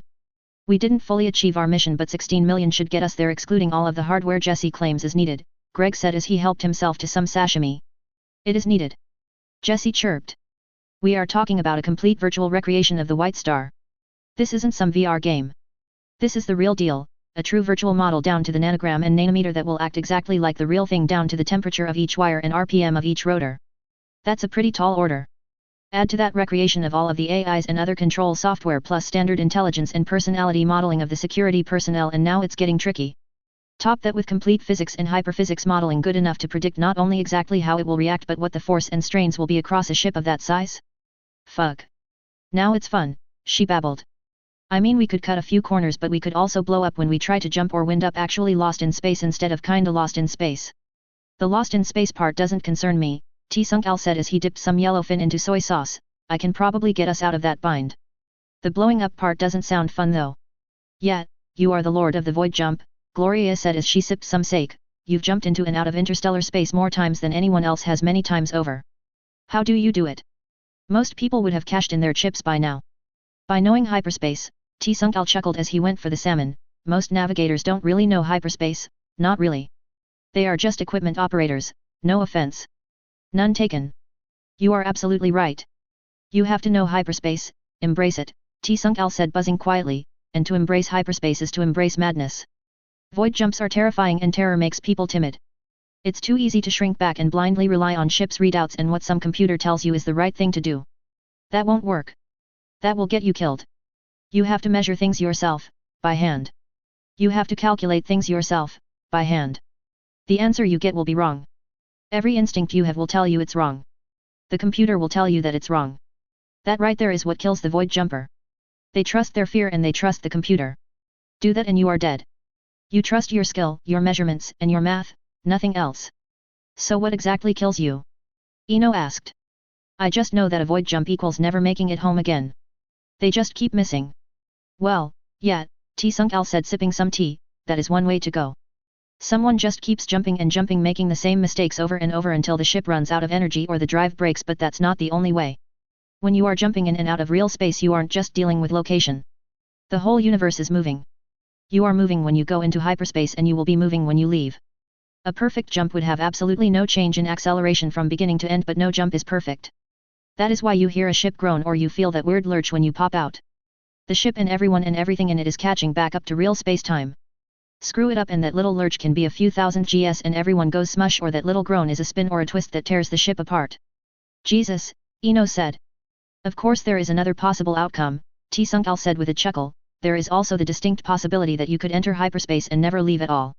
It would be just the same as running out of energy or starving, but I think it adds a new level of dread to the whole thing. If you die outside of the universe, what happens to your soul? Okay. Now you are just fucking with us, Greg said. Nope, Gloria said as she knocked back some more sake. That can happen. Probably won't, but it can. Shit, Sheila said between mouthfuls. Okay. We want Jesse and T-Sunk to be happy before we do this one. But wait, Roberts said as he grabbed the better part of a tuna roll, didn't T-Sunk say that computers were worthless? I said that a normal navcomp can't be trusted, not that computers are worthless, T-Sunk said around a mouthful of niggery. Most people don't know what a navcomp really is. It is basically a very, very detailed database of star systems. It determines your exact location and velocity based on the known parameters of the system you are in. It then accesses its memory to get the exact location and velocity of your destination, and then it uses a few boiled down highly specialized equations that are completely dependent upon a lot of assumed information.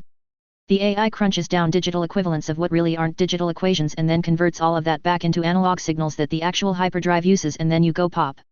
As an added bonus, both the star that you are leaving from and the one that you are going to both leave little dimples in spacetime that make stopping, starting, and the math all that much easier.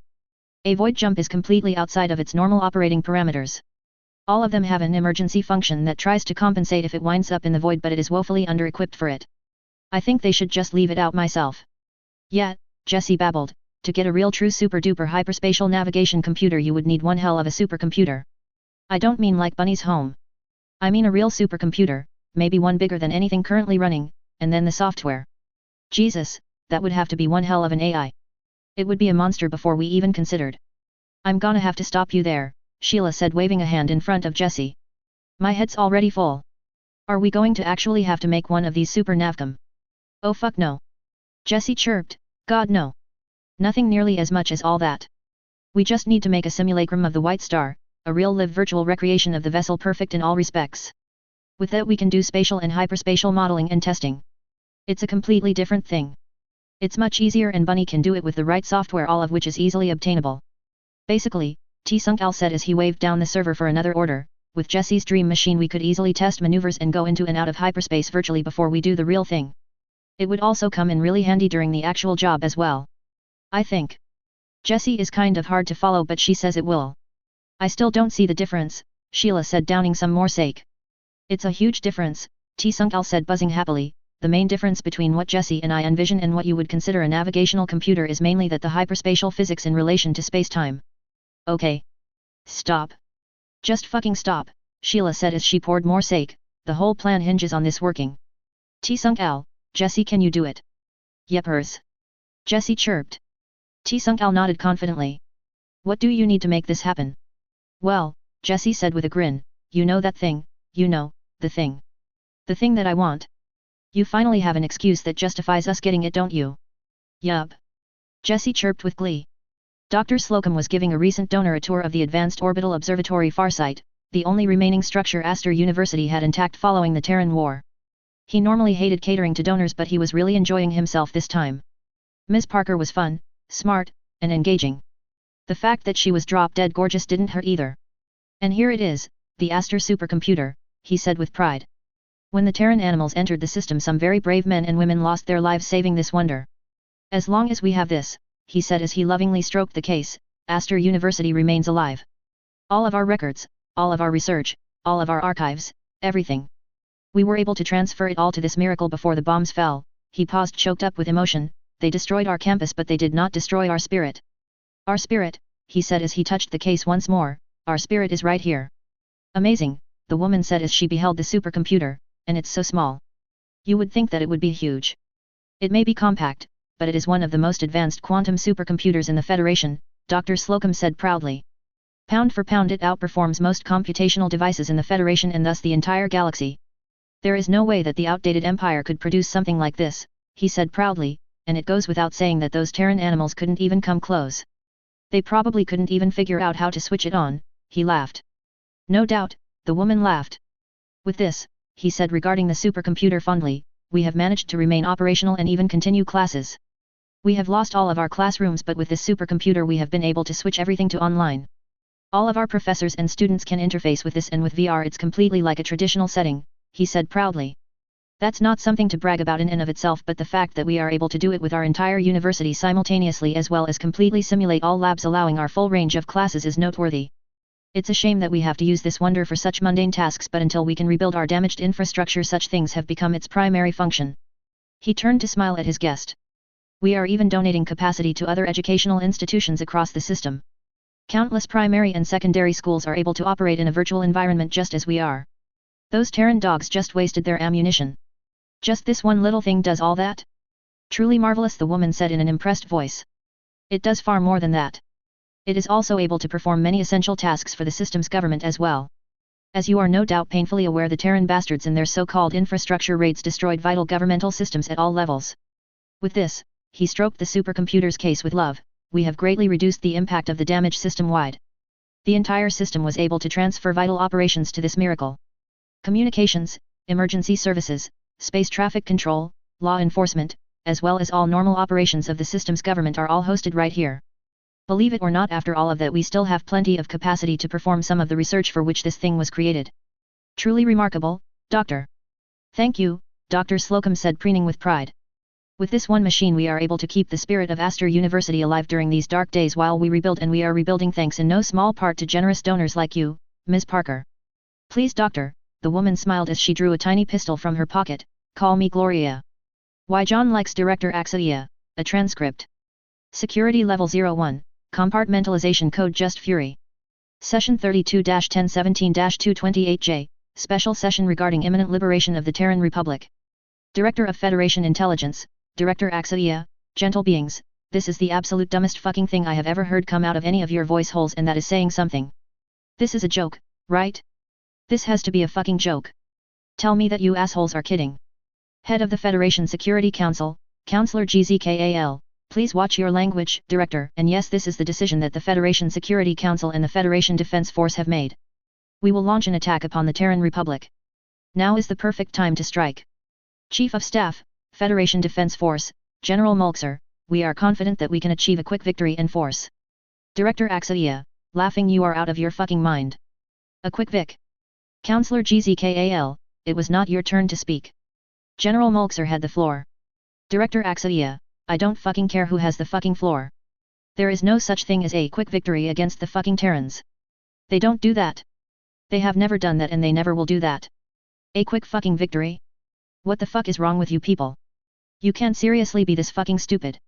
Counselor GZKAL, we have an obligation to intervene when such widespread suffering is taking place. The people of the Terran Republic deserve to be free.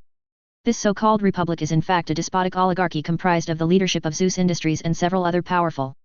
Director Axaia, cut the carp shit, Counselor. There isn't any press here to admire your plumage.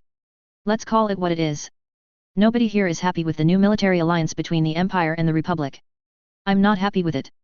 You aren't happy with it. It sucks. Once they regain their strength they will definitely be stronger than we can ever hope to be without making some drastic and painful changes to our economy. It's happening. Live with it. Besides, it's really nothing more than a formality anyhow. All of our simulations have clearly predicted a military alliance when either the Empire or the Republic were actually threatened. They are too intertwined for anything else to take place. They have been all but the same economic entity almost since the moment they stopped shooting each other. The only chance we had to stop that was to get them to join, but we fucked that all up, didn't we? Security Council member Counselor Morgan, hey. Legitimate grievances had to be addressed before any serious. Director Axaia, carp shit. Apparently unlike anyone else here I actually know what happened during the Soul Wars, and to be honest them agreeing to not killing all of you was about the best thing that we could have reasonably asked for. There was no fucking way your legitimate grievances would be considered, and before you even start there was also no fucking way we could have liberated the system either. These are holos of the surface of Terra, Mars, and Luna taken during the Terran War of Independence. Look at them. Look. This was the state of their system, and they were not only still fucking fighting, they were fucking winning. They were beating down the fucking Empire. They brought them to their knees. They brought them to their knees without their army, without their fleet, without a fraction of the industrial capacity that they have today. If you have never listened to me before, do it now. We do not want a war with the Terran Republic. General Mulxer, we have carefully considered all possible outcomes and tactics that the greatly weakened Republic can take, and based on their standing army and navy and even with their overrated industrial capacity, victory is assured. If you will actually read my strategic assessment you will clearly see. Director Axaia, you can take your so-called strategic assessment, shove it repeatedly up your ass. It will be a much less savage of a fucking than you will get the second one of your ships enters Terran space. General Mulxer, even they, with all of their greatly overestimated combat ability, cannot hope to prevail considering the difference in the size and strength of our fleets. They will be crushed in a matter of days. Director Axaia, you have to be the absolutely the dumbest fucking slug to ever wear a uniform if you possibly think that. A matter of days? Are you fucking serious? You stupid. Counselor GZKAL, Director. You will remember where you are and what your place is. Director Axadia, my fucking place? My place is to safeguard the Federation and ensure that its interests are secure. That is really fucking hard to do when you assholes want to drive the whole thing off the cliff that is the Republic. These Terrans aren't like our fat and pampered humans, these things. Counselor Morgan, just because you are for some reason afraid to. Director Axadia, you are creator, damn right I'm afraid. These Terrans aren't like us. You of all people, Counselor Morgan, should realize exactly what these monsters really are, but you are too blinded by greed. Counsel Morgan, excuse me? Director Axadia, I'm the Director of Federation Intelligence, both foreign and domestic. I, like anybody else here save the General, know full well who will be gaining the most from the, laughs, victory. It will be you and your associates. I seriously question why you are even here. If you had the barest shred of ethics you would recuse. Counselor GZKAL, Director, that is enough. Director Axadia, sighs, look. It's my job to know exactly what is going on in the Federation, and unlike a lot of you I actually do my job and do it well. Certain individuals, including many sitting here today, have already started to carve up the Terran Republic for themselves and are apparently too blinded by the credits dancing before them to be thinking clearly. I won't name any names and never will, but this will not go well for you, for any of us. The Republic, its people, its military, and the pure adulterated evil that it is capable of should never be underestimated. Counselor GZKAL, that evil is exactly why. Director Axadia, laughs, there is some evil that you seek and there is some evil that you want no part of, and the Terrans are the latter. Have any of you actually studied the Terrans? I have. It's my job. Those beings aren't like us. Their history is one of pure hell and they were the winners each and every time. Here is a photo of a noted philanthropist and activist. Look behind her. Those are engraved human skulls on her bookshelf and she is one of the good ones. They kill each other for fun. Here, this is a diagram showing their per capita rates of violent crime. Look at it. This is normal for them. Here is a photo of some Terran police. That's not riot gear. They aren't responding to some unusual freakish event. That is what they wear every single day, and do you know why? It's because they have to. Do you know what their favorite sports are? Tune into their sports channel at least once before we do this, please. Do you know what they consider a perfectly fine sport for not only their high schools but even their elementary schools? Paintball. It sounds a lot gentler than it is. It's simulated ground combat using marker projectiles and they play for keeps. Speaking of their primary and secondary schools, tactics and strategy are part of their regular curriculum. That's right. The average Terran civilian has more tactical training the day they graduate from their mandated education than most of our ground forces ever get, and they are armed, all of them. It's why their police wear combat armor.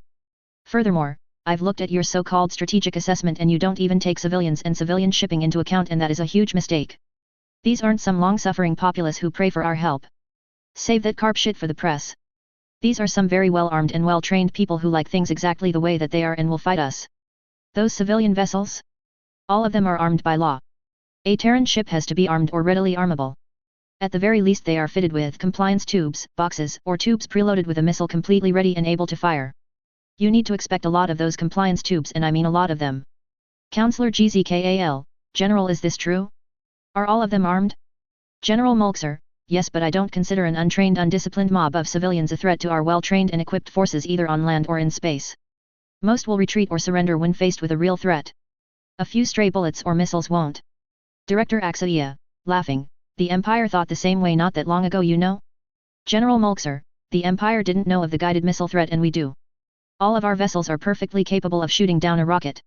Director Axadia, a rocket, sure. How about 1,000 of them all at once? People, this is going to be ugly. The most probable outcome is that we will lose and lose big. You say that you considered all possible tactics. You haven't. We don't think like they do. Not even I know what they will do, but I know it will suck and that we aren't ready for it. We simp. Counselor Morgan, sneering, you don't know what they will do? I thought it was your job to know. Director Axadia, I know my job, a swipe.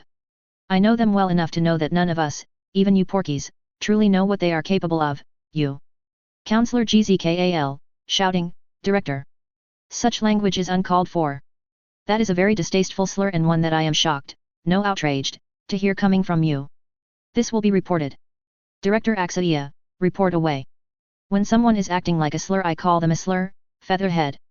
We are standing on the brink of possibly the biggest mistake in centuries and you are focusing on my fucking language? Don't you fucking get it? Billions of us are going to fucking die because you are blinded by pride, greed, and convenience. They are going to murder us, by the billions. And this? Director Axaia gestures at the tactical assessment. There is no mention of the Savanguard, the Alduin, the Akatosh, or the Talos. Where are the carriers Malice and Spite? Only the carrier group Hostility is listed at half strength. You are missing some of their most dangerous capital ships. General Mulxer, you claim to know your job, give me the same courtesy. You should know that they are not present in any of the Republic systems or anywhere else. We assume that they were lost or are no longer space-worthy. Your own reports concerning these vessels indicate that they were heavily damaged to the point of not being serviceable. Director Axaia, sighing heavily, General, have you ever heard of the Terran Grand Dry Docks? We have never found them and we know for a fact. General Mulxer, the Terran Grand Dry Docks are a myth. If anything of that scale existed we would definitely know by now, if you were doing your job that is. Director Axaia, okay, I don't know where they are. That being said, I know for a fact that they exist. They exist, and that is where all of those ships are currently being repaired.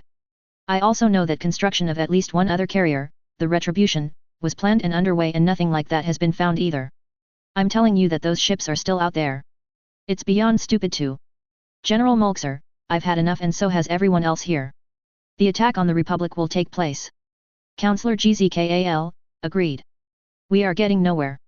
Unless you have some actual intelligence, not some fairy tale, that drastically changes the strength of the Republic's actual forces, then we are done here. I trust you will do your part? Director Axaia, sighs, idiots. Fuck. Okay. Yes. I will of course continue to do my job to the best of my ability, regardless if I am actually listened to or not. I will support General Mulxer and the rest of the Defense Force as best as I can.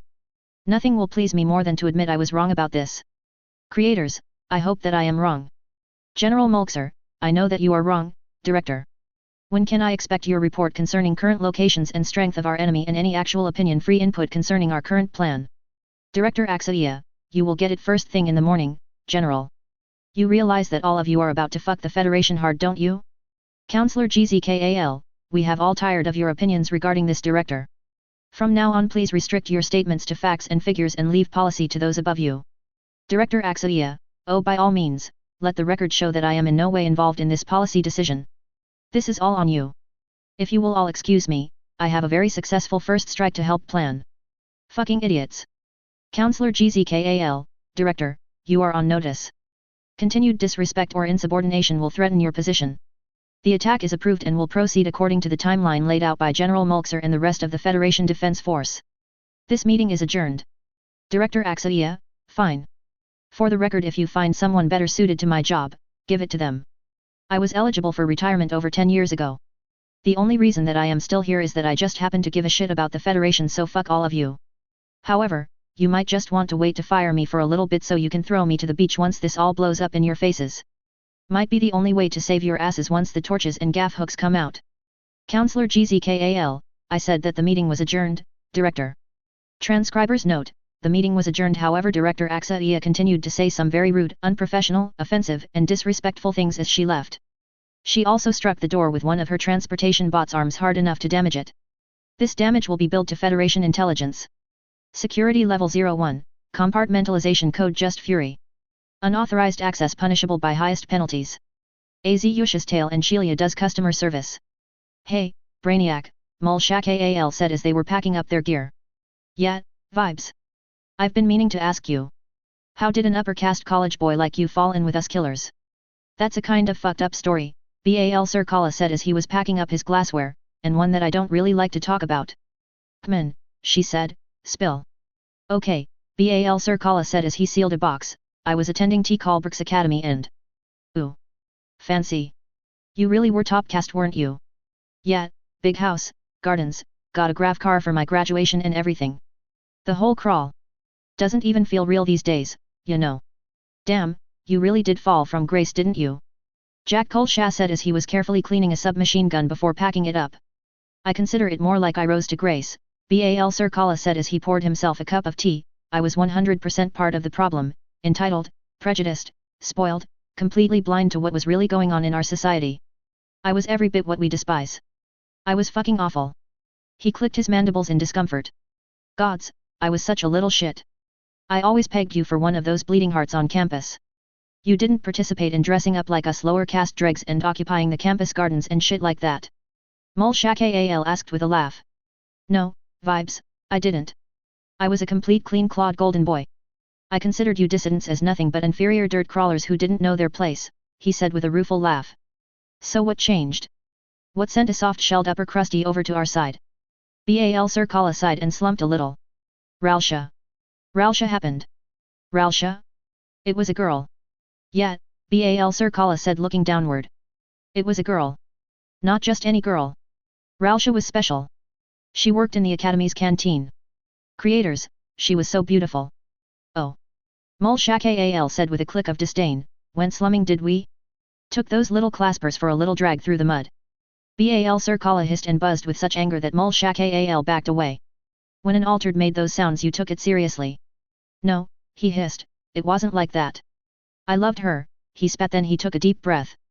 Sorry. Sorry. I know what it looks like but that wasn't it at all. She was bright and funny and smart, oh she was so fucking smart. She was smarter than any of those inbred glitter shells that I went to class with. Hell, she was smarter than I was. Smarter than you? That's hard to believe. Sure that's not your claspers talking. Absolutely. She was without a doubt absolutely brilliant. That's why she got a job at the Academy. She just wanted access. Even a bottom tier like her could get a library card if they wanted. She couldn't set foot in the actual building, of course, but she could access anything available online. She read everything and I mean everything. I think she knew more than a lot of the professors, he said with a faraway look in his eyes. That's how we met. I saw what was on her tablet one day as I was ogling her. It was some of the same stuff I was studying. I struck up a conversation only to find out she was way ahead of me, he laughed. One conversation led to two and two led to a dozen and before I knew it I was done. I fell hard. Fuck, he said. If only I hadn't looked at that fucking tablet. If only I had kept just trying to peek around her apron. What I wouldn't give to go back and change that day. Why? Because of how everything turned out, Bal Sir Kala said as he looked into the distance, I should have never gotten involved with her. I was a stupid selfish kid who never considered for a moment that there would be real consequences for anything I did, and there were consequences. What happened? Mulshak asked. A golden-tiered boy from one of the best families in the system falling in love with dirt? I am a Kala. Yet, one of those callous, he hissed, of course we got caught. We tried to be careful but you can't avoid every single eye. We have a lot of them you know. One of her co-workers ratted her out and the Academy promptly called my parents, he said with an evil buzz. Creator. I should have just played it off as a dirt drag. That's what I should have done but no. I told my parents that we were in love and that I was going to marry her. Oh, shit. Yeah, oh shit, Bal Sir Kala said with a shake of his head. Oh fucking shit. My parents completely lost their minds. I just caught some static and suffered the unimaginable fate of getting my grav car taken away and my allowance cut. At the time I thought the fucking world had ended. My selfish ignorant ass never bothered to think about what would happen to Ralsha. Oh man, what did they do to her? Mulshak quietly asked in horror. They arrested her. What? The insurgency had started in the outer system and the powers that be were coming down hard on anything they considered remotely seditious, he snarled. Before the shooting started she had been a little vocal concerning workers' rights and had marched in a demonstration or two. Once things shifted from a demonstration to an actual insurgency she, like a whole bunch of other Ziyush, wisely stopped doing anything that could be construed as supporting the rebellion, at least publicly. At least publicly. Yet, privately she still supported the cause but kept it to herself. She was the one who really opened my eyes to what was actually going on especially in the outer system where you guys were. I honestly didn't know what we were doing. Again, being stupid I actually made an anonymous donation or two. Huge mistake, Bal Sir Kala said quietly as he started to box up electronic components, of course I wasn't the only one who made mistakes. She was just as much in love as I was and wasn't as secretive as she could have been either. Neither of us knew exactly how dangerous of a game we were playing. Anyway, she got arrested on charges of sedition and supporting the insurgency. The trial was a joke and was almost more about how she seduced and took advantage of me and conned me into giving financial support to the rebels as it was anything else. People that she thought were her friends came forward and happily betrayed her. Half of their testimony was complete flyshit. It didn't matter though. She was convicted and sentenced to re-education. Fuck, dude. I'm sorry, Mulshak said as she laid an appendage on Bal Sir Kala's shell. He shrugged it off and turned away. Of course none of this happened until I said that I was going to marry her. Stupid. So fucking stupid. I should have just taken her and run. I had the cash. We could have gone to the capital, or to the Republic. We even talked about it but I couldn't stand the thought of actually having to work for a living. I wanted to finish my degree. Why didn't we just run the second we were caught? We could have made it. Fuck. Is that what did it? Did that make you turn? No. Not right away. After they were done with the re-education they brought her right back to the academy and put her back in her job, completely brain-burned. I heard that it was so that she could serve as an example to remind the other laborers to mind their place or something, he buzzed quietly. I got to see her every day when I went to eat. I got to see what was left of her anyway, every single fucking day. Creators, Mulshakal said quietly. I tried to approach her but she would just flinch and back away in complete terror, he said with a quiet hiss, they must have said something about me while they were, fuck. It was my fault. Bal Sir Kala said completely without emotion. You okay? You aren't going to grey out on us are you? Jack Kolsha said with concern. Nah, Bal Sir Kala said in a monotone, I'm good. Of course, everybody fucking knew. I would get hissed at by the other workers, the higher caste employees would be cold and nasty and the professors, creators, I even had one of them assign my class a paper on caste relations and proper behavior while grinning right at me. I started getting the headaches within a month. The body pain started shortly thereafter. At first I didn't know what was going on. I almost went to the doctor. Thank the creators that I didn't. Then, the anger started to set in. Fuck, and you were alone, Mulshakal said, you were absolutely alone when it happened weren't you? Yeah, completely on my own. There was nobody to guide me through it. At least I suffered that much, he said with an emotionless voice and a shrug, it was less than I deserved but at least it was something. Anyway, a few days later I aced a test. That's when I knew. You acing a test was what let the great brainiac know you were altering. Yeah, Bal Sir Kala laughed. At the sound of his laughter the rest of his crew breathed a sigh of relief. I wasn't the great and powerful brainiac back then. I barely held on to a B average. I suddenly was acing everything. Studies that were agonizing suddenly became boring. The change doesn't just make us meaner and stronger. It makes us smarter. I have a few theories concerning alteration, one of which is that our brains become very plastic again, like when we were kids, and whatever we are doing when it kicks in is what we become good at. In my case it was science and engineering. I started studying everything and everything started clicking. The only problem was the rage. You guys remember? The rage. You remember what it was like at first. And there wasn't a guide, nobody to stun you and lock you in a room or dope you up. Mulshakal gasped in horror, creators, how many Ziyush did you kill? 3, Bal Sir Kala said with a shrug. The first one was a campus security guard. He always had lusted after Ralsha. After the re-education, he saw his chance and took it, and her. One night I couldn't sleep so I was walking around campus in the middle of the night and he walked by. It would have been okay but he just had to run his fucking mouth. He turned to me and said, I can see what you saw in her. She is a great clasp. That was it. I saw grey. I ripped up one of the concrete pavers and smashed his fucking head in. And, you were off. Yep, at a full sprint. It felt great. You remember your first kill. It was like all the pain and rage were gone and I felt normal again. I was sitting on the hill next to the library watching all of the flashing lights around the scene when I realized that I needed to get gone. I was fully altered and even my precious last name wouldn't save me now. It was pretty clear where I needed to go and what I needed to do. So what happened next? Well, my family had a launch, of course, he laughed, it wasn't FTL but it had a decent life support system and good acceleration so my next move was to head home.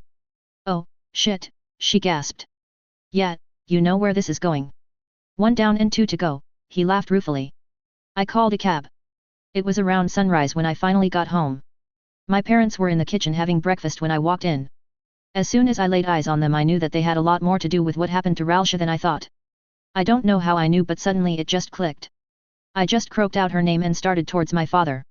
He actually was stupid enough to say, it was for your own good. Next thing I know I was smashing his head into the kitchen table over and over and over, Bal Sir Kala said calmly, and my mother, she just wouldn't stop screaming, right in my ears, screaming, she just wouldn't stop screaming. Oh, fuck, Mulshakal said in horror. And she became number 3, Bal Sir Kala said completely without emotion, I threw her against a wall, grabbed a kitchen knife and just kept stabbing her until she finally stopped with the fucking screaming. Thank the creators my sister had started college that semester or she would have probably wound up dead too. Anyway I then took a shower, packed, loaded up some food and water, disabled the launch's transceiver and remote kill switch, and blazed a trail for the outer system. At full acceleration it took less than a week. I had a good 4 days head start before someone finally called the police to check on my parents so by the time they found me I was home free. The rest is history. The old me was gone and Brainiac was ready to set up shop. So what happened to Ralsha? Mulshakal asked. Oh, she is doing okay. Well, about as best as she can be doing, Bal Sir Kala said with a shrug. She has met a nice guy who treats her well and I arranged for both of them to move here to the capital. She will never again be the Ralsha that I knew, but she's comfortable, safe, and at peace. About the best that I can hope for. And what about you? Me, he asked with a chuckle. I'm exactly where I want to be, doing exactly what I want to do. This is me now. As long as the credits keep flowing and the bodies keep falling, I'm good. Morgana Farston walked in and looked around in confusion. What's going on? She asked. We are pulling up stakes, Jack Colchet replied. We got a better offer. You can't do this, we have a deal. No, we had a deal. We had a deal and now that deal is over. You paid us by the job and we did the jobs you paid for. Now, we are doing another job. It's how the world works.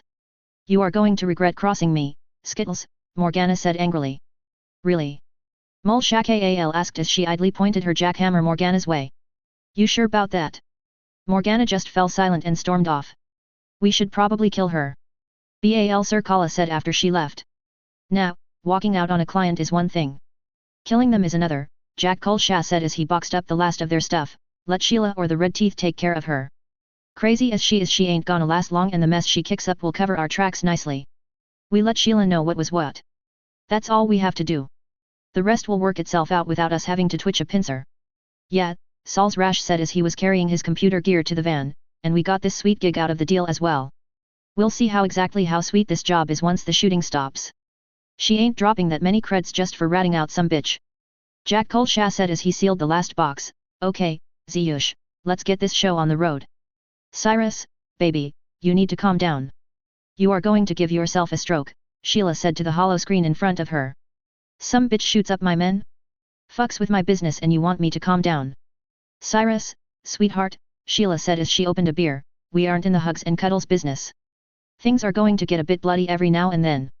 Try to keep some perspective here. You got hit. These things happen. They don't happen to the fucking Red Teeth. Well, apparently they do.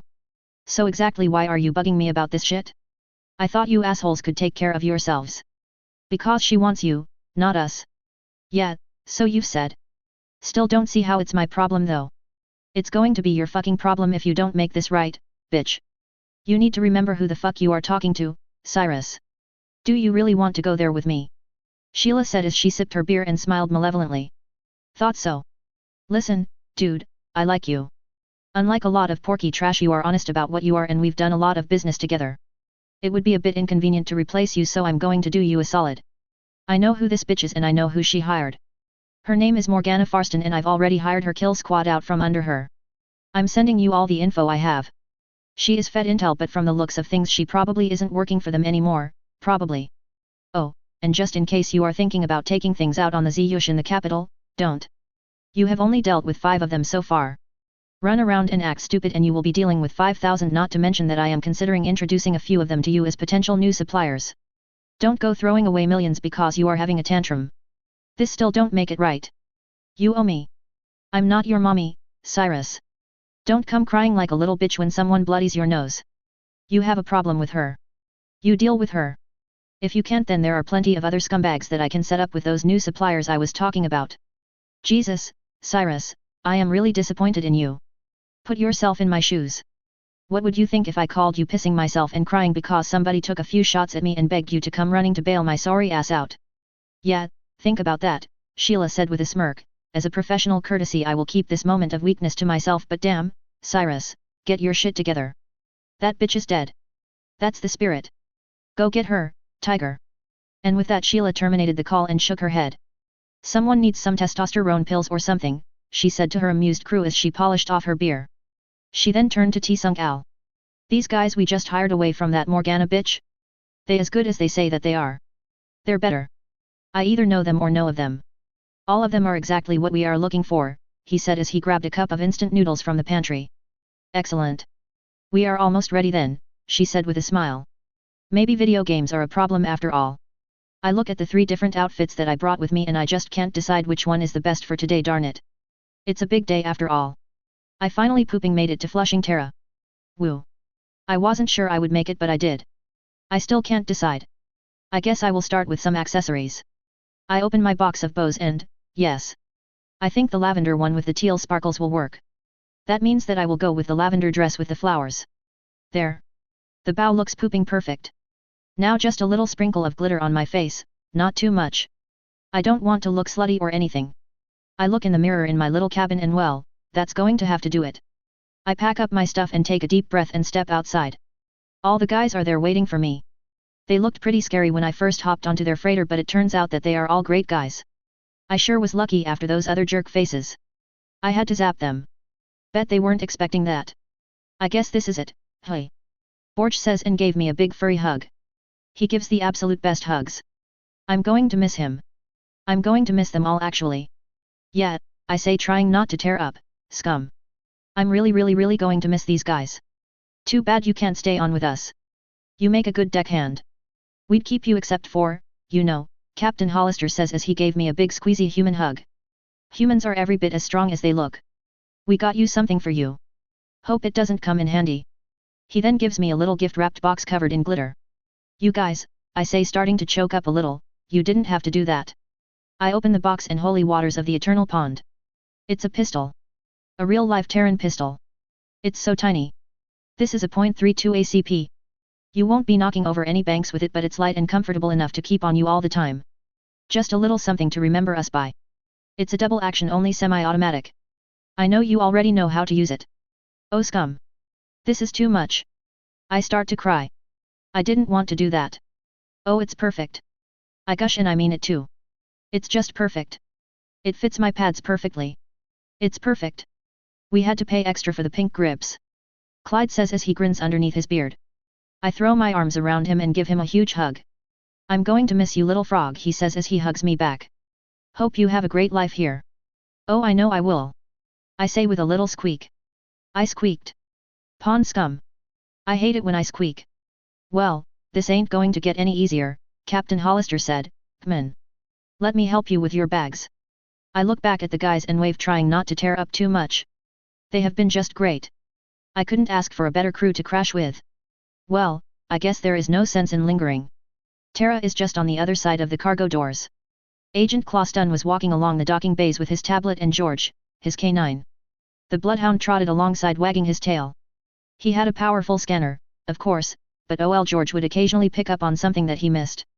Unlike dogs trained to find chemical and biological weapons, or other contraband, not that there is a whole lot illegal on Terra, George was trained to find the weird stuff. George got a workout most days. Agent Closton looked at his tablet. We have Hollister in Bay 6. Let's start there, George, he said as George looked up at him happily. Closton looked down at the dog and smiled. Come on, there is no telling what that bastard has this time. Bet you find something weird. Let's go. George, sensing upcoming fun, started bouncing about. Hollister was a porky, but you wouldn't know it. He was good people, even if he did sometimes try to sneak things past customs. Then again, that did make him seem at least a little Terran. He and George entered docking bay 6 and there was Hollister, and standing right beside him was, something. She was wearing a long old-fashioned looking dress and a huge sparkly bow on the top of her head and had a comically large handbag. She was clutching a single suitcase that actually looked like an old-fashioned suitcase. George immediately took an interest. A new species, definitely something weird. Mornin' Hollister, Agent Closton said, cocking an eye stalk at the strange alien. What do you have for me today? Hey, Agent Closton. Great to see you again, Captain Hollister said with a smile. Just some assorted consumer goods for the discriminating Federation expat and one passenger. This is Shelleron, a Plath, and she hitched a ride with us and is looking to enter the Republic. Hi, the little Plath said in a timid voice. Nice to meet you.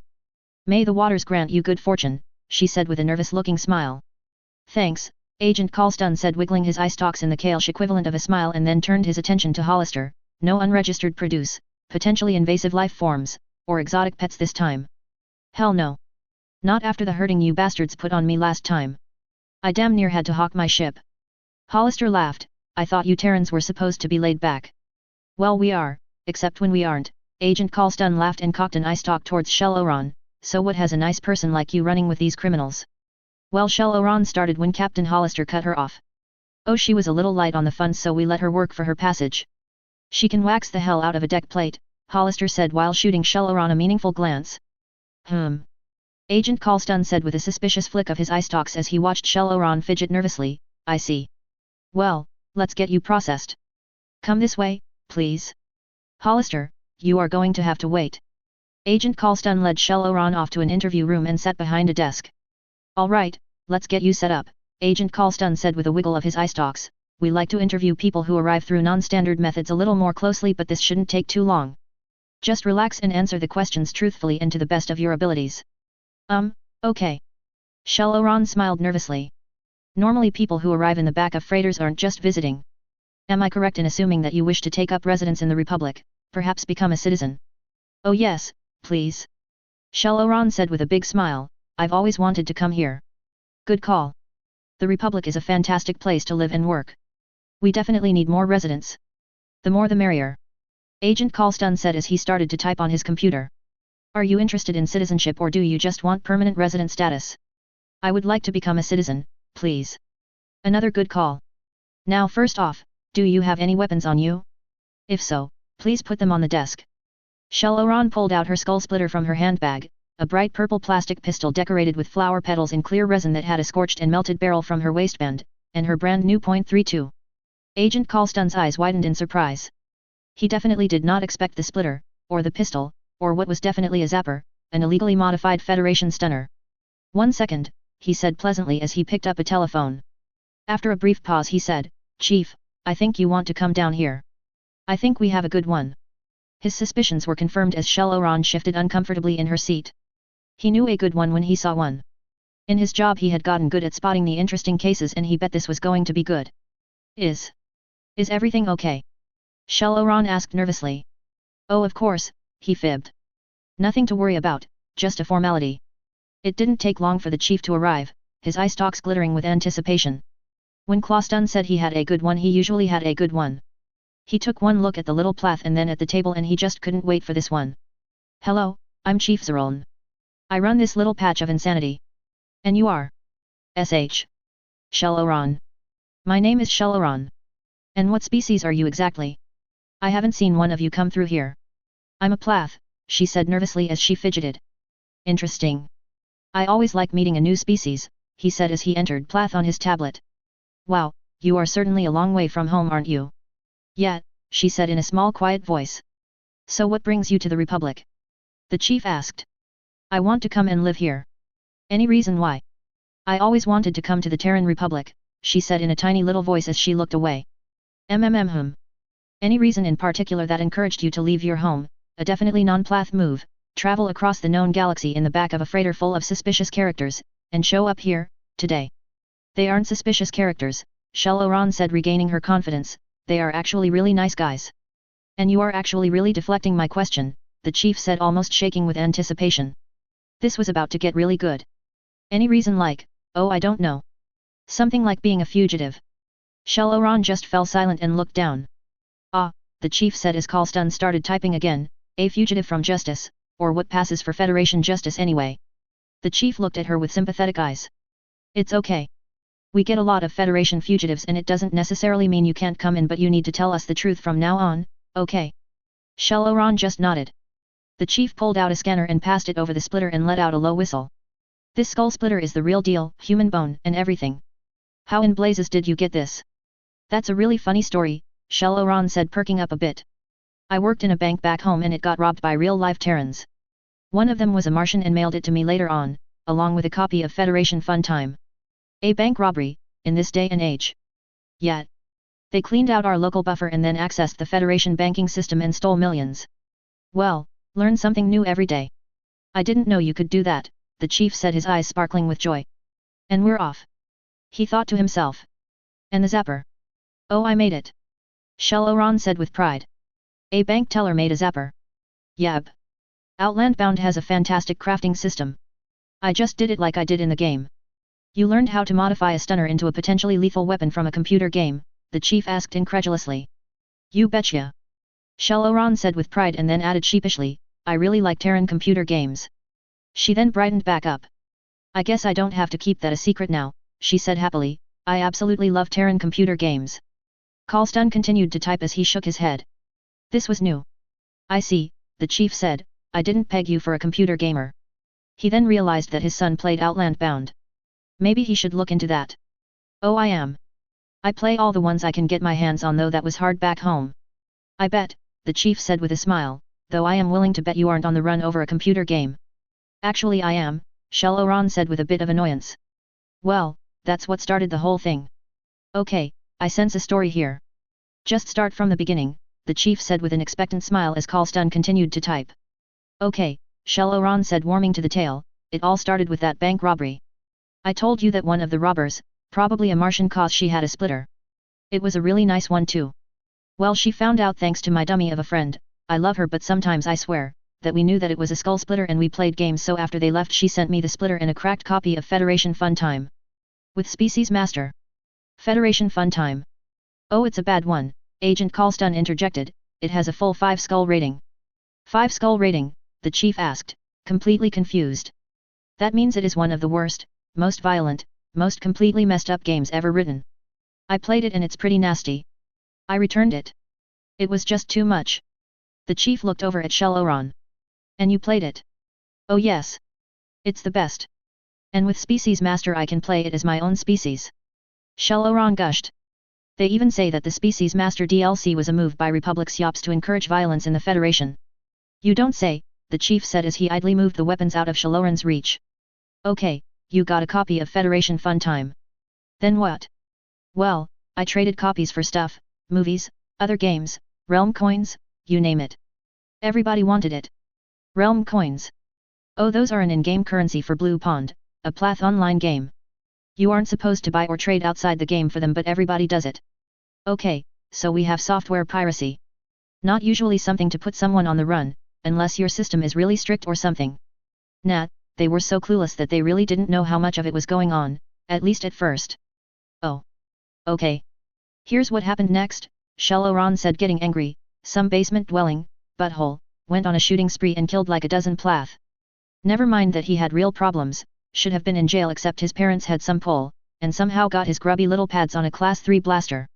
Oh, that didn't matter. They found a copy of Federation Fun Time on his computer and everybody lost their pooping minds. He had a pooping game, so that was the problem. Shalloran huffed in annoyance. So anyway, like I said, everybody lost their pooping minds and were saying that the game was the reason he did it. Of course the whole Republic's Yops thing came up and one mention of you flushing guys, and it was flushing pitchfork time. They started tracing the game back and actually started arresting people. They even got pooping Federation intelligence involved and the POO heads actually showed up. Everyone was looking for the evil monster who brought such horror to their perfect little world. That would be me, by the way. Shalloran ranted. They were even saying that when they caught the person responsible, that was me, that I was going to be charged as an accessory for all of those deaths, and they were even charging me with gross perversion and treason and poop. So, software piracy and now accessory to multiple Plath sites, treason and gross perversion, the chief asked, absolutely overjoyed. Oh, this was getting good. Shalloran was so mad she didn't even notice Agent Kalstan typing up a storm. They were talking about locking up the treasonous pervert for life. Flush that. I didn't want to spend the rest of my flushing life in a flushing prison. It was time to get the poop out of there. Makes perfect sense. I would hit the road too. So how did you escape? If Fed Intel was on the case, they would find you pretty quick. I ran pretty quick, Shalloran replied. I figured that booking passage on a passenger liner wouldn't be a good idea, like in Grand Theft Vehicle. If you get a level 2 wanted rating or higher, you can't use a liner to escape a system. You have to go underground and bribe a freighter captain. So you based your escape on Grand Theft Vehicle. The chief just squinted his eye stalks in amazement. Uh-huh, Shalloran replied. And it worked too. I see. Anything else? This story doesn't sound like it's over. Well, no, Shalloran responded. Well, I didn't have any pooping cash. I didn't have enough for a liner, and I certainly didn't have enough to bribe anyone. Here it comes, the chief said to Kalstan. So what did you do? Well, I had just enough for a stunner. The chief was almost holding his breath in excitement. That one? He asked, pointing at the bright purple zapper. Well, yeah, but I hadn't hacked it yet. It was just a stunner. And what did you do with the stunner? I robbed a bank. You robbed a bank? Yeah, Shalloran said sheepishly. I kinda had to. It was the only way I knew how to get the pooping creds. I had to somehow get across the entire pooping Federation, and that wasn't going to be cheap. No, I suppose not, the chief said, almost giggling. So how did you do it? Well, I worked in a bank, so I knew how things worked, Shalloran said, so I picked a nice big branch in a city near a train stop, put on this huge bonnet that hid my face, and just walked in and asked to withdraw some creds from my account. Then what? Once the teller entered the password and fingerprint, pew. I hit her with the stunner. Then I spun around and pew pew. I got the security guard and then pew. The bank manager got one. I then jumped over the counter and downloaded the entire pooping buffer and got the poop out of there. Then I took off the big ass bonnet I was wearing and just walked to the train. Okay, so now we have armed robbery and an actual bank robbery, the chief exclaimed absolutely beside himself with delight. I'm almost afraid to ask. How exactly did a bank teller pull off rapid-fire accurate shots like that? I assume the guard had a stunner. You had to hit the teller and then hit the guard before he could get a shot off. I had a friend in Slalmathu, it was the nearest city to where I lived, who had a pooping awesome VR rig. Oh scum, it was nice. We would all hang out and game all weekend, especially when I showed up with Federation fun time. Of course. So how much did you grab? 238,000 credits. What? Damn. Armed robbery, bank robbery, and armed level 1 grand theft. When you decided to stray from the straight and narrow you didn't fuck around, did you? I had to get gone. I figured that they were going to lock me up for life anyway, so why not pooping do it right? It's not like I killed anyone. Yet, the chief said as Shell-Oran fidgeted once again. He pointed to the zapper. It looks like that got some use. You aren't going to insult my intelligence and tell me it was target practice, are you? Well. Shell-Oran sighed heavily. Okay, it went like this. I was having to hang out in some really shady places and I figured that a little stunner wouldn't cut it. Any armor at all would stop the little pooper I had, so I hacked it and jacked up the output and removed the stun modulator and replaced it with a charge emitter from a mini cooker and presto, one zapper. I didn't know you could do it that way. Hey, learn something new every day. And you learned this from what? That game? Outland Bound, Shell-Oran said helpfully. And? Well, the first jump went okay. I found some Threen who had a little ship who were happy to get me a few systems over, and boy was that a relief, she said, and then, problem. There were these two humans who said that they had a freighter and were heading to the Republic and they wanted a pile of credits, but I had them, obviously. Shell-Oran laughed nervously. Anyway, I was supposed to meet them in a docking bay that night. When I got there they were standing outside and they started throwing off some bad ripples. They started asking all sorts of questions, who I was, why did I want to go to the Republic, how much money I had on me, that sort of thing. Thing is, it was dark but I could see that there was nothing in the Flushing docking bay. These big anime eyes aren't just for Flushing show, you know, she fidgeted as she spoke. Anyway, I told them that I changed my mind and one of them made a grab for me and the other went for something. And pew, pew, the captain asked. Pew, pew. They both went down hard and I got the poop out of there. Good call. So now we have software piracy, accessory to multiple plathsides, treason, gross perversion, armed robbery, bank robbery, armed level 1 theft, and 2 possible homicides. Shit, girl. Agent Clawstun's keyboard was just merrily clattering away. After that everybody was really nice to me, Shell-Oran said as she fidgeted. People offered to buy me drinks, started introducing me to people, actually helping me where before they wouldn't even talk to me. Makes perfect sense. Word travels fast in pits like those. After you threw down some electrons you were legit. Yeah, just like in Grand Theft Vehicle. Anyway, that's when Captain Hollister walked up and offered me a ride. He seemed okay, so I climbed aboard and that's how I got here. Well, that's a whole lot of crimes. I mean, we usually don't sweat the small stuff, but that isn't small stuff. That's big stuff. Shell-Oran looked like she was about to cry. But hell, it was pure Federation bullshit that got the ball rolling, and frying a couple of porkies is actually a plus. Welcome to the Republic. Welcome. Agent Clawstun said as he started a new form. Really? Shell-Oran asked in a squeaky voice. Really? Sounds like you will make one hell of a citizen, the chief said with a wiggle of his eye stalks. Just don't go robbing any banks, okay? Deal. Shell-Oran squeaked. Morgana makes her move. Ambassador, this is inadvisable, Toby said to Ambassador John Wintersmith as he drove their armored grav limo along the capital streets. This meeting could easily be held at our embassy. And look like a scared little bitch? Not happening, John said as he reviewed his notes in the back seat. We don't even know if it's a legitimate threat. For all we know, Axaia is just rattling our cage. Unlikely, Ambassador. True, John said as he patted his sidearm. Regardless, we must carry on with business as usual. We need to make an appearance every now and then just to show we don't give a shit. Last thing we want to do is hole up like a bunch of pussies. Besides, this meeting could be quite profitable. It's popcorn, sir. We are exposing ourselves over popcorn. It's not popcorn. It's a trade deal with the 8 Lie. They seem to almost be worth a fuck, but they have the same view of cowards as we do, John said as he scrolled over to a new page, and I know for a fact that Skippy somehow knows we have a bullseye on our backs. We don't want to look like porkies now, do we? He said with a grin. Besides, I haven't met their ambassador yet, and this visit to their embassy would be a good opportunity to schmooze a little, pop up some popcorn, maybe build up a little goodwill. Goodwill, sir? Are you feeling? Thum. The limo rocked from a massive impact that wiped out the shields and blew a hole through the hood of the vehicle.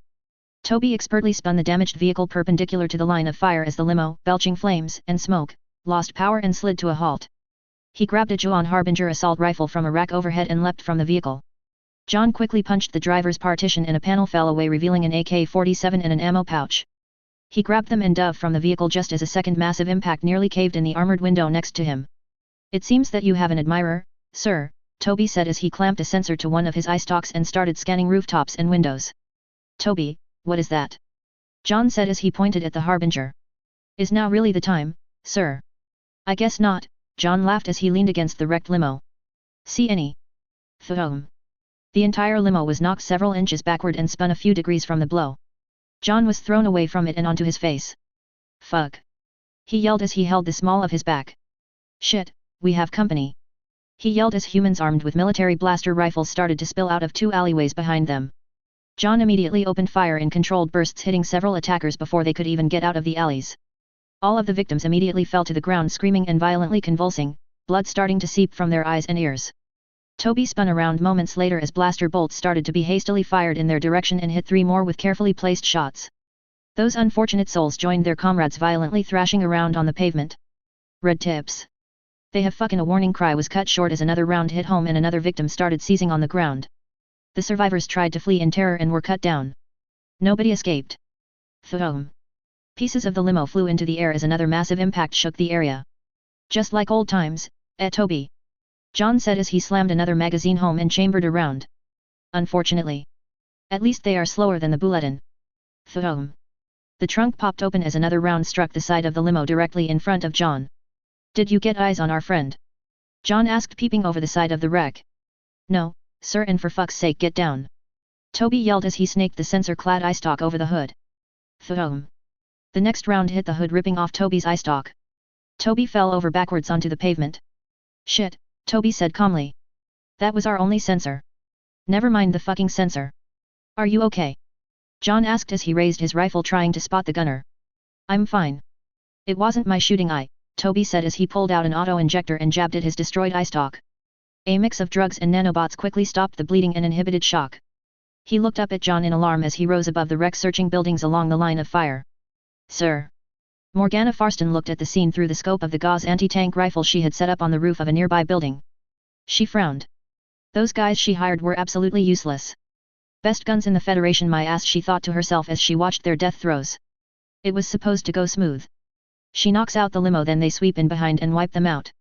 So much for the best laid plans of mice and men, she chuckled while redirecting her attention to what was left of the vehicle. If nothing else, she could just hammer it to pieces, but she had to be quick. It wouldn't be too long before the cops showed up. At least she managed to hit that little shit of a receptionist. Oh, hello there, she whispered to herself as she saw a little flash of Terran khaki starting to emerge from the rear of the limo. Sir. Get down. Thum. The round hit the limo in the area around John's right arm, blowing it off almost at the shoulder and throwing him down onto the street. Fuck. John yelled as he ripped an auto-injector from his jacket pocket. That was my fapping hand, you fucker. Sir, may I take this opportunity to call you one stupid fuck? You may, Gunny. Feel free. John said as he fought back a wave of nausea which quickly subsided as the drugs kicked in. Thum. The vehicle slid back another foot from the impact and one of the doors bulged outward between John and Toby. Any tactical genius would be deeply appreciated, sir. Well, I only have one idea, John said as he took an inhaler out of his pocket. Sir, no. Toby said as he took one look at the stylized skull and shield on the cylinder. The sniper wants me. Let's let them have me, John said as he ripped the cover off of the inhaler with his teeth. I am going to make a run for that alley over there. Each time they actually hit us it took them around 2.5 seconds to line up the shot, more or less, and I'll be moving, he said as he grinned, shaking the inhaler. They will track me and try to take a shot. While they are doing that, you take that Juan crap you are carrying and hit them first. Sir, you are going to take a hit of Berserker, sprint out into the line of fire, and bet your life on me being able to spot and hit them in 2.5 seconds. Thum. That one went clean through both armored windows directly above John's head. He grinned. Yab. Toby just gripped his rifle. Ready, sir. Toby racked his brain trying to remember the layouts of all of the buildings and trying to think where he would set up if the roles were reversed. John looked back at him and put the inhaler in his mouth. We go after the next impact, John said as he triggered the inhaler and breathed deep, his pupils turning into pinpricks. Oh hell yeah, he screamed. Thum. John took off at an insane pace and Toby popped up. Toby saw a flash of radiation and movement through the Harbinger's enhanced optics and opened fire. Just as Morgana fired, she saw that asshole John making a run for it. Just like a Terran coward, she thought as she tried to quickly move the heavy weapon to line up a shot. He moved into her sights. Gotcha, she hissed, but before she could pull the trigger, multiple rounds impacted all around her position. She reflexively jerked, causing the shot to miss, blasting a crater into the pavement behind her target. John fell as chunks of concrete tore into his legs and back, but before she could line up another shot, she recoiled in horror. From every bullet hole a faintly glowing red gel was flowing out and oozing slowly towards her. She dove for cover as more rounds hit uncomfortably close. It was time to go. Abandoning her weapon, she dove to the ground and using the edge of the building as cover crawled away as the red tips were zipping harmlessly above her and slamming into the wall behind. Director Axaia walked into the embassy and blew a few sad bubbles as she looked at a new face behind the reception desk. May I help you? The human female asked politely. How's Toby? Toby, ma'am. The Kailsh who used to sit there. Oh, the female said happily, you mean Gunnery Sergeant joked. Oh, he's fine. He's on his way back to Terra to get fitted with a new eye. Well, that's a relief, Axaia said with a relieved bubbly sigh. Wait. Gunnery Sergeant? Shit. Missed that one. She wagged her head. Wouldn't have pegged him for a Marine. You would have if you had him as your gunny, trust me, the woman said with a grin. He could be pure evil. God help you if your gear wasn't up to his standard, not the Marine standard, his standard. Really, he seems so nice, Axaia said, and then the image of him using a scanner to inspect spotless silverware popped into her head. Dang, she thought. The woman just laughed. He was tough, but he was a great, wait, she pulled out an old-fashioned notebook and flipped through it. Eel-like, bought with a globe, shit. She then promptly clammed up. Surprise. Director Axaia said with a flourish of two of her feet. She then looked at the woman expectantly. Any other notes about me in there? The woman flipped the page. Oh. Yes. She then opened a desk drawer and pulled out a power bar extreme and the same sort of knife that Toby had and sliced it up. Axaia frowned slightly. She didn't do it right and didn't tease her before handing them over, but she snapped up the ragged chunks just the same. Thanks. Axaia said happily. Is the ass? I mean the ambassador available? Let me check, she said to Axaia. COL. I mean ambassador, are you up to receiving a visitor? The woman said as she pressed the intercom. Who is it? A groggy voice answered. Me, cockbite. Axaia said into the intercom before the woman could stop her. Yeah, send the bitch in. Axaia looked around in surprise when she entered his office. His desk and chair had been replaced by a hospital bed and nightstand. John was laying there reviewing reports from a large holoscreen suspended at the foot of his bed. He looked like shit.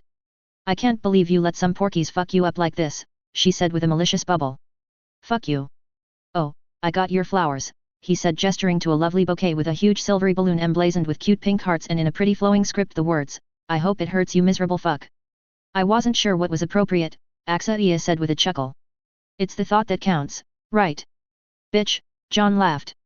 Oh, we got gun camera footage off of Toby's piece of shit rifle.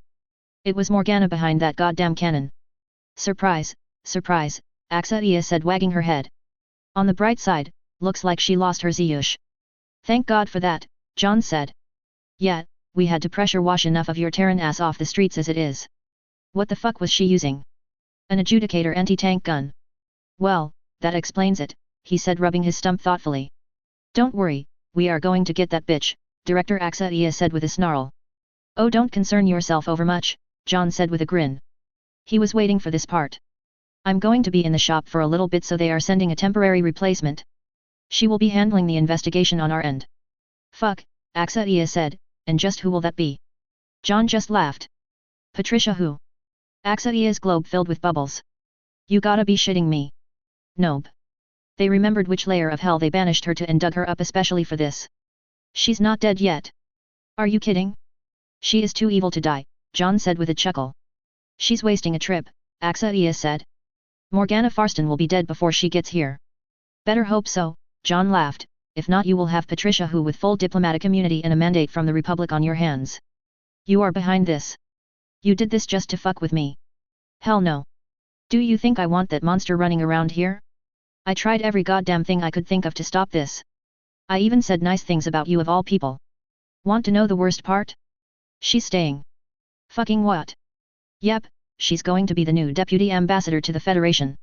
OL Morgana royally pissed off the wrong people back home. They wanted to ensure this doesn't happen again. Oh fuck me. Fuck both of us. It was around midnight when Cyrus arrived at the same abandoned lot he did the last time he met with Morgana. He smiled to himself. He was finally going to get that bitch. The best part was he wasn't going to have to lift a single finger. In the shadows, Morgana saw him pull up with only two people this time. He had called her earlier that day saying that he set up a meet with Sheila. Finally. It took him long enough, but I guess the thought of more of his business going up in flames finally got him to get off of his ass. She thought to herself. She checked the stun rifle in her hands. He said that she usually showed up with only a couple of people. Her guys, her new ones, were going to take out her cronies, and she was going to stun the bitch and take her time with her. She might even join OL Cyrus for a little barbecue. Out of the corner of her eye she noticed an odd distortion. Optical shielding. She whirled and fired, hitting the blur dead center. The shield dispersed, revealing none other than Director Axaia herself.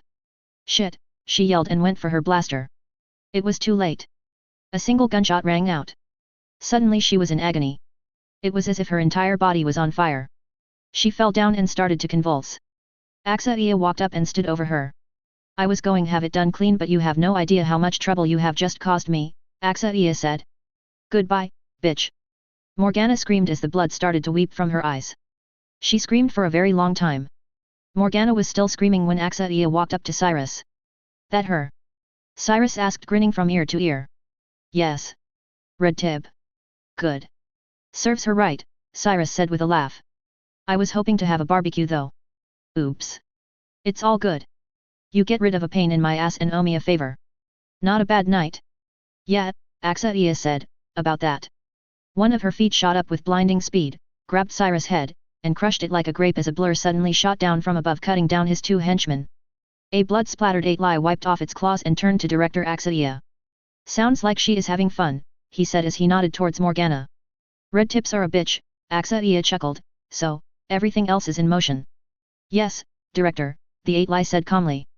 By morning the entire Red Teeth organization will be dead, not just here but on all worlds on which they operate, and their families, the 8-lie said with some distaste. Problem? No, just a question, the 8-lie said evenly. Why the families, even the children? Especially the children, Axaia said. X-Renex said at, you are a good agent and have a real future here, so I will give you some advice, Axaia said calmly. When you are fighting humans, even porkies, all flames must be extinguished, all loose threads cut, all family killed. Leave nothing behind you. It's the only way to be sure. It's the only way you can win. She paused to listen to the screams echoing across the lot and smiled. The 8-lie just looked at her with a mix of admiration and horror. It was easy to forget exactly why she was the director of intelligence. Only every now and again did one get a reminder. You hungry? Axaia asked. There is this great little diner open in the Crystal District. They have the best sausage. Might as well, the 8-lie said with a chuckle. I just found out how it's made after all. Getting ready for the big job. Sheila walked onto a small raised platform and surveyed the group of various life forms that were assembled. Good morning, gentlefolk, she said in a loud and clear voice.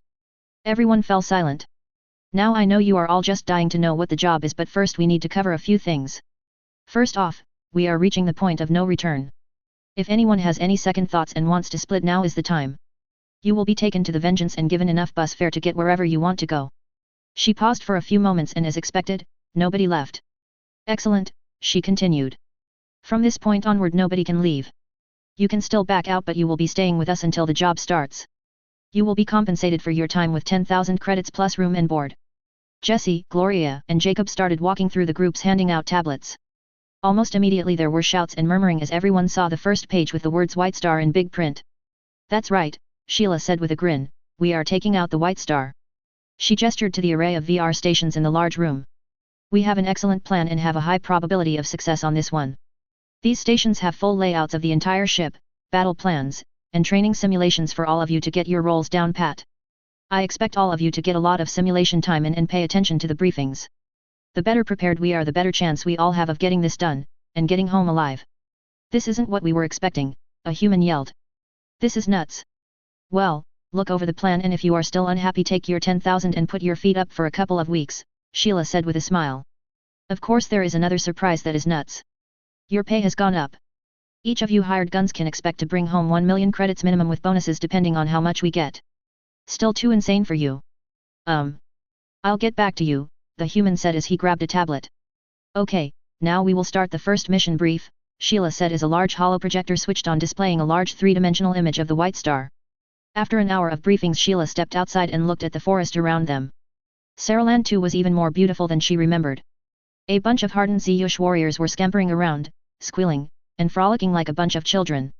She couldn't help but smile. T-Sunkal walked up with a cup of coffee and handed it to her. They seem to be having fun, Sheila said with a laugh. For some of them, this is the first time they have ever been on a planet's surface, or at least one as verdant as this, T-Sunkal said with a happy click. Many of us were born, lived our entire lives, and died in the mines. For some this is the first time they have truly been outside. They may have been in cities or a space station, but as far as this, he waved his claws towards the trees, this is new. Hey, hadn't thought of that. A man approached the pair. Sheila turned to him and smiled. Hey, Logan, she said as she trotted over to him. It's been too long. She raised up on her toes and gave him a kiss. He replied as he returned her kiss, so why did you have to set up the camp here on this goddamn planet? Well, she said, if you couldn't get down here then you aren't the pilot for the job. She grinned. I think your cruise cut is worth the hassle. She took a sip of coffee as she looked at him fondly. So, you get a void jumper? Yeah, I'm all set. Didn't see anyone new at the briefing. Oh, she will show up sooner or later. Sheila raised an eyebrow. Not terribly professional. Logan said, all she has to do is jump. I wouldn't trust her with a gun anyway. Oh, speak of the devil. An oddly dressed old human woman staggered up wearing dark-tinted glasses and a beaded headband. Oh no. No no no no no. No. Sheila said, pinching the bridge of her nose and shaking her head. Hi Shelia, the old woman said, barely able to stand upright. How's it been, Girl? Hello, Dolores, Sheila said and then grabbed Logan and dragged him off. Why the fuck didn't you tell me? Because you would have said no, Logan said with a laugh. I know what you think of her, but she can do the jump. I'll keep her out of the way. She won't be any problem, promise. She is the problem. She is a walking problem. Problem is her fucking spirit animal. Girl, the woman said as she staggered over to them. Just whipped up a fresh batch of dream weave. Want some? She asked, producing a small vial of clear liquid. No. Running naked and screaming through one starport is enough, thank you. Met, lightweight, the woman said as she opened the vial and drained it. How many fucking hits was that? Sheila asked in horror. Dunno. All of them? Giggle, the woman stood stock still for a little while and then said, whoa, those trees. Trees, and then ran off into the woods. Ugh, Sheila said in disgust and then heard a chuckle. She turned and saw her entire crew peeking out from around the doors to the main hall. You. All of you. Come here. Sheila yelled as her laughing crew fled with Sheila in hot pursuit. Creators. Mulshakal exclaimed as she was filling her plate from the buffet. Is this what college was like? No, Bal Sir Kala replied as he surveyed the feast, I think this is actually a little worse. I mean, why the hell do we need to know anything about power distribution? Seriously. Oh. Fish. Mulshakal said as she grabbed some sashimi. Well, I can see how it could come in handy. I guess. And what's this about written exams? She wailed. Well, I think the only thing we need to know is that we really want to pass. I understand that if you fail out you get the 10,000 credit vacation, Bal Sir Kala said as he selected some fresh fruit. Phew yuck. I'm so screwed. Don't think like that. You are plenty sharp when you want to be, and don't forget, you have the almighty Brainiac on your side. You have any trouble, just let me know and I'll break it down for you. Really? Mulshakal asked, her eyes glittering, you think I'm sharp? Sure. Our little jobs haven't exactly been simple. You got those plans down, didn't you, and you didn't survive the war by being stupid. Bal Sir Kala said as they headed over to where the rest of their crew was sitting. He gave her a little tap on the back. You will do just fine. If Bal Sir Kala had been looking he would have seen her blush. They both settled down with the rest of their gang. So what do you think, boss? Bal Sir Kala asked Jack Kulsha as he started to eat. Don't call me that. I ain't nobody's boss. Yeah, Big Ziyush, you keep on thinking that, Bal Sir Kala chuckled, but seriously, what do you think? Jack Kolsha just looked around and sighed. I'm telling you Ziyush. I mean. Fuck. I thought we had our shit together but these guys. This is a whole nother level. I mean shit. This. All these pieces, all these plans, all this information, this setup. Fuck. Just. Fuck, he stammered. This is how it's fucking done. Never mind the cash. Just to be a part of this. To be able to learn from them. He shook his head. This, he said as he waved a claw over the whole scene, this is what we want to be. We could do this, become this. Yeah, right, Saul's Rash laughed. There's no way. No, there is a way, Jack Kolsha said punching Saul's Rash playfully on the shell. Think about it, who we have. We have you with your computer shit, Brainiac with, well Brainiac shit. The rest of us ain't no soft shells either. We got plenty of smarts, we just got to use those smarts, smarter. Well, the payout for this job will certainly get us heading in the right direction, Bal Sir Kala said thoughtfully, and if we do well and gain their confidence we could have more and better opportunities as well as perhaps gain their mentorship. And the creds will mean that we won't have to scrabble and risk our shiny little shells over scraps. We can take our time and pick our jobs. Mol Shak-Al said while she ate some sashimi, this fish is raw. Good though. I wonder how much it costs. Well, things going well we will find out for ourselves. Ray Shelzun said happily. For any of that shit to happen we have to get this job down and get it done, Jack Kolsha said as he tried some of the sashimi. Hey! This raw fish is good, he then turned to Bal Sir Kala. You gotta pull out some of that brains and pass it around. We gotta ace these tests. Well, Bal Sir Kala replied, does anyone have any questions? So, what do you think? Sheila asked Greg as he was poring over some spreadsheets. Well, most of the units are experienced professionals and know what to do. Even so, we are going to be cutting a few of them loose if these test scores are any indication but we should have more than enough to fill our roster. So how about those new Ziyush squads? Not bad, Greg replied, most of them had at least a little bit of a technical background before they became warriors and it shows. They also seem to be a bit more willing to cooperate outside of their individual crews. There is this one guy. I think they call him Brainiac who is damn near running his own training camp within our training camp. They all go to him with questions. Greg said as he pulled up their scores. It's almost a problem. They go to him instead of us. That being said these scores speak for themselves. I'll talk to them, but that's a great problem to have, Sheila said looking at the results. How about the simulators? They are operating well and getting plenty of use. People like video games. The results, however, he pulled up another screen. Yeesh. Sheila said. We are going to have to crack the whip. I think we need to eliminate at least one group of low performers earlier than planned. Show them that we are serious. Well, I think I know who that will be, those former army fucks.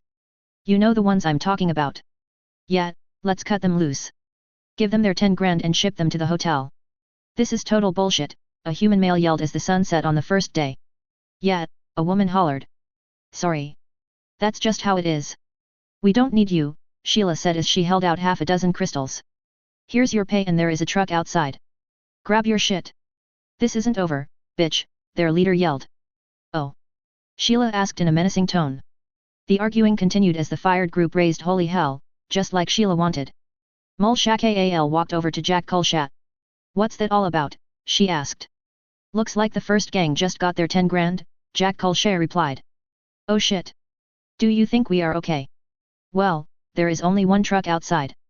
I think we are good, for now. Where's Brainiac? Mol Shak-Al asked urgently as she looked around. I gotta go over some shit. That was nice. Sheila said as she rolled off of Logan and curled up next to him. We should meet up more often. Yeah. It's been too long, baby girl. Ugh, you know I hate that, Sheila said as she punched him in the side. Ow. That's why I say it. Logan laughed. So how is the task mistress doing? Whipping all of the little guys into shape. Blia, Sheila said as she snuggled in closer. Looks sort of okay so far. Had to cut some assholes loose today but I was gonna do that anyhow. She raised up on one elbow and played with his hair. Speaking of little guys, she said with a smile, your crew didn't exactly ace anything either. You need to put a boot up their ass. Relax, Logan said with a laugh, I'll talk to them but is it really that important? We are just flying and hauling. Don't piss me off, Sheila said as she started pinching him, everybody has to know their shit, even you fucking pirates. Okay, okay. Stop it. Logan laughed. I'll apply leather to backside first thing in the morning. You better, Sheila laughed. I gotta go. I still have some shit to do before bed. You know, you could just stay here, Logan said smiling. Tempting, but the task mistress needs get her whip ready for tomorrow. She got up and got dressed. She opened the door and turned to him, smiling. See you tomorrow night. Can't wait. Logan smiled as she left and then pulled out his tablet. He pressed his hand to the screen and typed in a password. A Federation sigil appeared on the screen.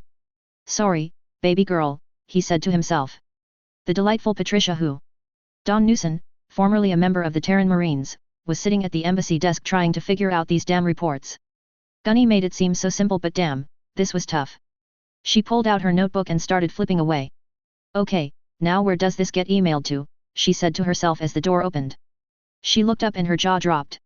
In walked a woman clad in a tight black beautifully embroidered slit skirt wearing some sort of sword with a red cloth coming off the pommel and a pistol on her other hip. She was beautiful, completely flawless with green almond-shaped eyes, porcelain skin, and long tawny blonde hair. She moved almost as if she was floating. Hello. Welcome to the Terran Embassy. Can I help you? Dawn asked. I hope so, I am here to see Ambassador Wintersmith. Certainly, Dawn said happily, who may I say is calling? I mean approaching. I get the idea, the woman laughed. It sounded wonderful. It made Dawn happy inside. Tell him that Patricia who is here to meet with him. Dawn's eyes widened. You are her? Wow. But aren't you supposed to be like really old? Patricia raised one of her eyebrows slightly. Well, my dear, the surgeons can perform marvels these days, she purred, women are vain creatures after all. I'm sure you understand. Oh, but you are still so young. How I envy you. Youth is so beautiful in and of itself. No matter what you see when you look in the mirror, I can assure you that you are nowhere as unattractive as you think. Revel in your youth. Patricia then glanced down at her as if looking at a bug. And your beauty? Dawn stammered and fumbled for the intercom. Ambassador. Ms. Who is here to see you, John said, show her in, please.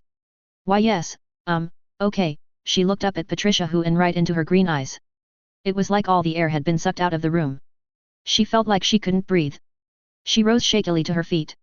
Please this way, ma'am. The short walk to the door felt miles long. She opened the door and Patricia glided past her as if she didn't exist. Dawn sat down at her desk trying to gather her wits. Was she unattractive?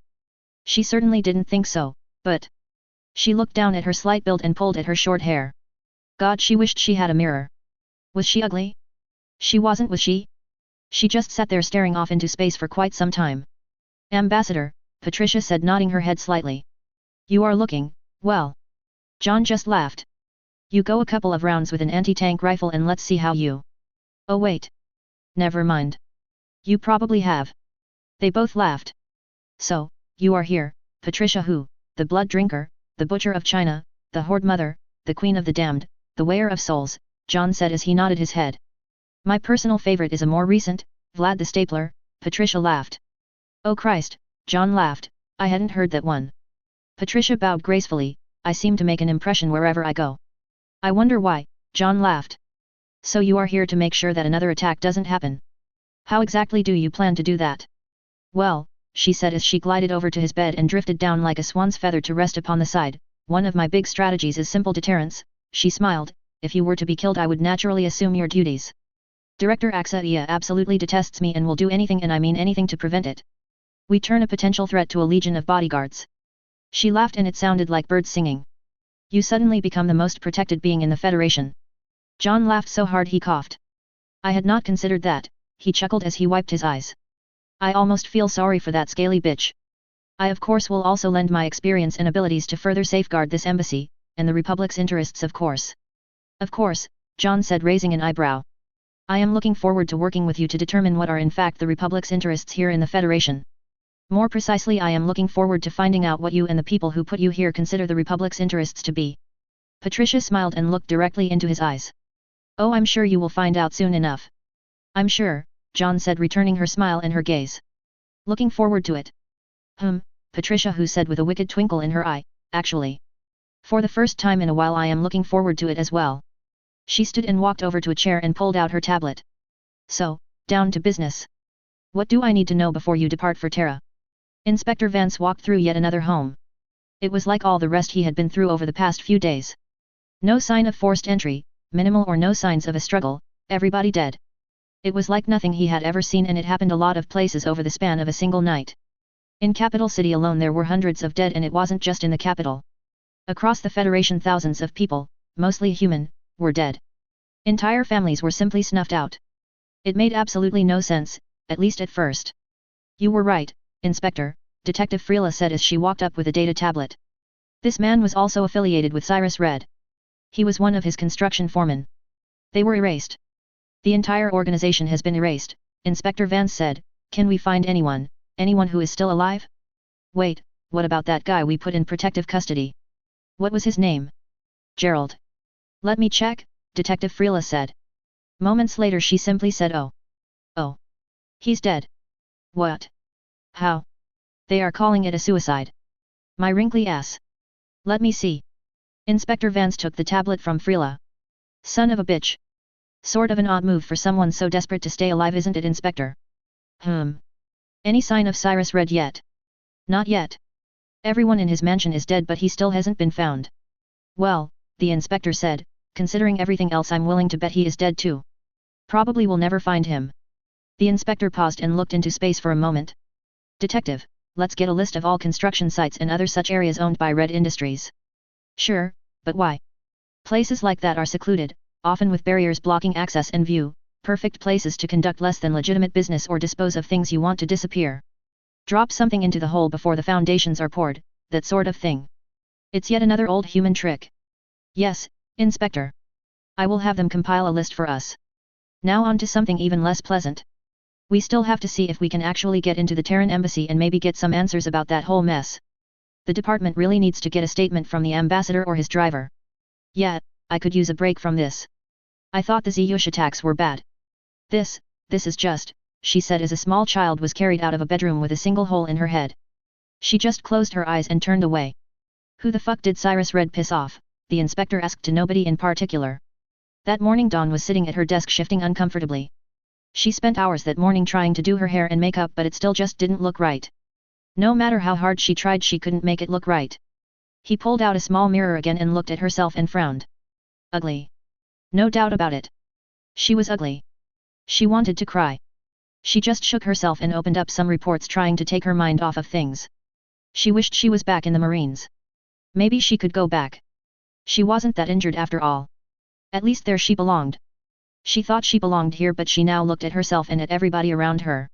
They were so professional looking and so well put together, and she was a mess, just a pathetic fucking mess. She wasn't just ugly, it went deeper. She was worthless. Even in the Marines everyone had to look after her, the gunny, the captain, well now the colonel, or ambassador or whatever. God. She was such a burden. How could she not see it until now? How could they put her out here where everyone could see her? Why were they being so cruel? Was this some joke? Were they laughing at the poor pathetic fucking ugly mess who thought she could be one of them? Oh God. Ms. Who just walked in. She wanted to hide her ugliness, her inadequacies, her incompetence, herself. I want to die, she thought to herself, desperately trying not to burst into tears. Oh no. She was looking at her. Oh God, her eyes. Maybe I should die, she thought. Maybe it would be for the best. Oh dear. Oh no, no. What have you done to yourself, child? Patricia who asked Dawn as she walked up. Dawn started to quietly cry. Patricia scooped her up and led her into the ambassador's office. SHH, child, it's all right. It's going to be all right, Patricia said in a warm loving voice as she pulled out some towelettes from her clutch and started to wipe Dawn's face. You tried so hard, didn't you? Dawn just nodded miserably. It's not your fault, child. You just didn't know what you were doing. Here, let's get all of that off of you. Patricia gently cleaned Dawn's face as she stroked her hair. There, Patricia said with a note of satisfaction. Now you look presentable. Presentable? Dawn thought to herself. She said that I was presentable. Now you come right over to my quarters this evening after you wash out, whatever that is in your hair, and I will help you. I will show you how to do this right. She will help me. Yes, Ambassador. Deputy Ambassador, dear. Yes, Deputy Ambassador. She's going to help me. Me. She is going to help. Dawn looked at her with eyes full of happiness and hope. Now, Patricia said as she adjusted Dawn's collar, you take a minute, clear your head, and get back in the game. I want you at your best out there. Patricia gave her a smile that felt like she had pulled back the curtains and let sunlight into the room. She wants me. Yes, Deputy Ambassador. Dawn was happily tearing through reports and reviewing correspondence. Why did she ever think this was hard, when Inspector Vance and Detective Freela walked in? What do you want? She asked as she looked at Inspector Vance with disgust. How could one of them even come in here? How could they dare defile the same building that had people like Ms. Hu in it? The nerve. The thought of Ms. Hu having to breathe the air that something like him tainted made her almost physically ill. The inspector just turned towards Detective Freela. It looks like we are going to have to play the messenger game again. Oh, I hate that game. It's so tiresome. Well? Dawn asked impatiently. Please tell this nice woman that we want to speak with the ambassador concerning the recent attack, Vance said to Detective Freela. Excuse me, Detective Freela said in a very tired and slightly condescending tone, we would like to speak with the ambassador concerning the recent attack. I'm afraid you just missed him, Dawn said directly to Inspector Vance. He just left for Terra for treatment, you know, for the attack that happened to him, in your city, you know, the one that you are supposed to be protecting. She practically spat out the words. Now I am quite busy doing my job properly, not something that you would be familiar with. Unless there is something else I can do for you, people, she said looking at both of them with disdain, I need to get back to it. Inspector Vance just gritted his teeth. Oh god, he hated Terrans. He fucking hated them. Well, speaking of someone not doing their job, he snarled, we never got a statement from any Terran representative concerning the attack and we need one. That's why I am here. It's my job. Believe it or not, I actually do my job even when privately I couldn't care less. I even do my job even when I privately wish that it was his head instead of his arm. Detective Freela just looked at Vance in complete shock. Inspector, perhaps we should. Want to say that again, motherfucker? Dawn shouted as she rose and drew her combat knife. Say that again. Inspector Vance reached into his jacket. Detective Freela jumped in between them as embassy security approached from all sides.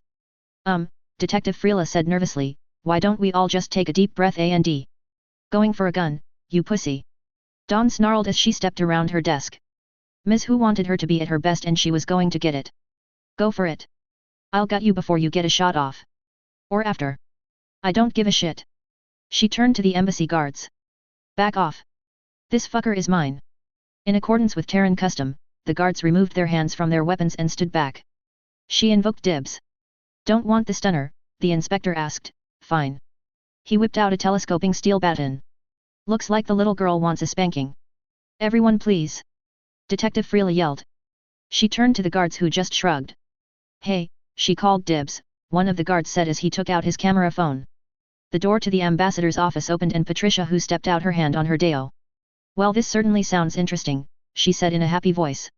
Inspector Vance just froze. No. No, he yelled as he backed away in horror. You. No. It can't be. She locked eyes with him, rooting him to the spot. Don't let me stop you. I just came out to watch. A decorated Terran Marine against a worn-out old archeology rent-a-cop, this should be amusing. Dawn's heart swelled with pride. A Marine. A decorated Marine. Yeah. That's me. I'm going to kill him. Dawn started to slowly circle Vance, who stood completely paralyzed, lost in the horrors of the past. One nightmare after another tore through his brain as if his mind wasn't his own. He saw the young woman circling, getting closer, but he just couldn't move. Why couldn't he move? Move, damn it. Move. Okay. That's it. Detective Freela whipped out her blaster. Call her off or I'm going to put a hole through her fucking head, diplomacy be damned. Oh, now this is fun. Patricia said as she drew her deo so fast it was a blur. Nobody interfere. The rent-a-cop is Dawn's and this, whatever, is mine. I will cut you in half before you can pull the trigger, animal. Patricia took her gaze off of Vance, who, now able to move, threw his baton to the tiles. No. We aren't playing this bullshit game. Freela, holster your weapon. They won't attack now. We are leaving. Send a report to the department or don't. I don't give a shit. Vance turned to leave. You're crazy. All of you are fucking crazy. Detective Freela shouted. Pussy. Dawn snarled and then looked over at Patricia for approval. Well put, dear, Patricia said, patting her shoulder. Now sheath your knife. You will have to feed it another day. Yeah, I will have to feed it later, she thought. Vance just kept walking, his heart beating out of his chest, his breaths coming out in ragged gasps. Inspector, what the flying fuck just happened? Detective Freela asked. The inspector remained silent as they walked to their vehicle. Inspector. Once inside, the inspector just pulled out his tablet and started typing. He then closed his eyes and let the tablet fall. Detective Freela saw the page. It was a picture of Patricia Hu with the caption, "The Federation welcomes Patricia Hu, the new Terran Deputy Ambassador to the Federation." Inspector? Who is that woman? Evil, he muttered. The inspector kept his eyes closed and remained silent. Inspector. Detective Freela asked, where should we go next? I don't care. I just don't care. Just, drive. You did very well today, child. Patricia said as she carefully applied cosmetics to Dawn, artfully recreating her in her own image. I did. Dawn asked eagerly. Oh yes, I was quite impressed, Patricia said as she lightly brushed Dawn's eyelids. Not many people these days would be a true Terran in a situation like that. She sighed. We are getting too complacent these days. Too many of us are enamored with nonsense like peace, diplomacy, and coexistence. It's sad, really, she said as she stroked Dawn's face hypnotically. Sad? Dawn murmured. We made quite the team out there, Patricia said as she started to carefully paint Dawn's lips. We did? Dawn asked breathlessly. Hold still, child. Patricia said. And yes, we did. You with your knife and me with my deo. We were going to spill some animal blood just like the good old days, Patricia sighed happily. It's just too bad that old piece of long pork was gutless, just like all the rest. We could have bathed in their blood. Dawn murmured. Oh well, there will be plenty of other opportunities, trust me, Patricia said happily. Don't worry, plenty of opportunities. Ah. There. Done. Patricia said with some satisfaction and swiveled Dawn's chair to face the mirror. Dawn gasped. She was beautiful. It was as if she were a completely different person. She looked up at Patricia with absolute devotion and gratitude. See, child. Patricia said as she stroked her hair. You are nowhere as unattractive as you thought you were. You are beautiful. Dawn burst into tears. Oh child, you will make a mess of yourself. We mustn't cry. It ruins all of our hard work, dear, Patricia said as she expertly dried Dawn's tears. We just need one more thing, Patricia said as she went to her jewelry cabinet and pulled out an exquisite string of pearls and draped them around Dawn's neck. Oh. I can't. It's nonsense, dear. Consider it a reward for being a true Terran today. Besides, I need my assistant to look the part. Your assistant?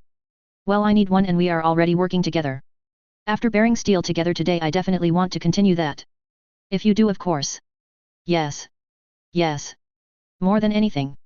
Please. Patricia smiled a smile that filled Dawn with warmth.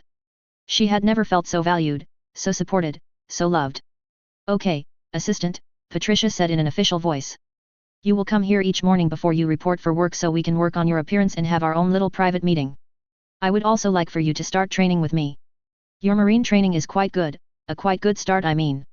Only if you want to, of course. Oh yes. Yes. Yes. Yes. A million times yes. Oh wonderful. There are so many wonderful amazing things I can share with you. We get started tomorrow. Now get some rest, my assistant. Yes, Deputy Ambassador. Unhappy reunion, training days, and an unholy alliance, maybe. Director Axaia walked into the Terran embassy carrying a neatly wrapped gift box. She looked over at the desk and the smartly dressed woman sitting there. Had she seen here before? She wasn't sure. Welcome, Director, the woman said in a sharp, less than welcoming tone. What brings you to the embassy today? The woman asked crisply as she pulled out a power bar extreme from the desk and swiftly carved it up in an almost predatory manner, her razor-sharp knife murdering it. The bar wasn't mangled. It was cut into neat little blocks, but the director could almost hear it scream. She had little doubt that the woman would do the same thing to her if given half a chance. The atmosphere was definitely different than it usually was. There was no good-natured hostility, just cold politeness. For some reason the bar seemed less than appetizing today. Hello. I'm here to speak with the Deputy Ambassador and I've brought a little gift, something that I should deliver directly to her. I will have to examine it for security purposes, the woman said as she rose from her desk. Place it here, Dawn said in a tone that conveyed that it wasn't negotiable. Director Axaia just wiggled in a shrug and placed it down. Dawn sliced open the ribbon and paper and opened the package. Inside was Morgana Farston's head. Dawn didn't even blink. How thoughtful, Dawn said as she pulled a scanner from the desk and examined the head.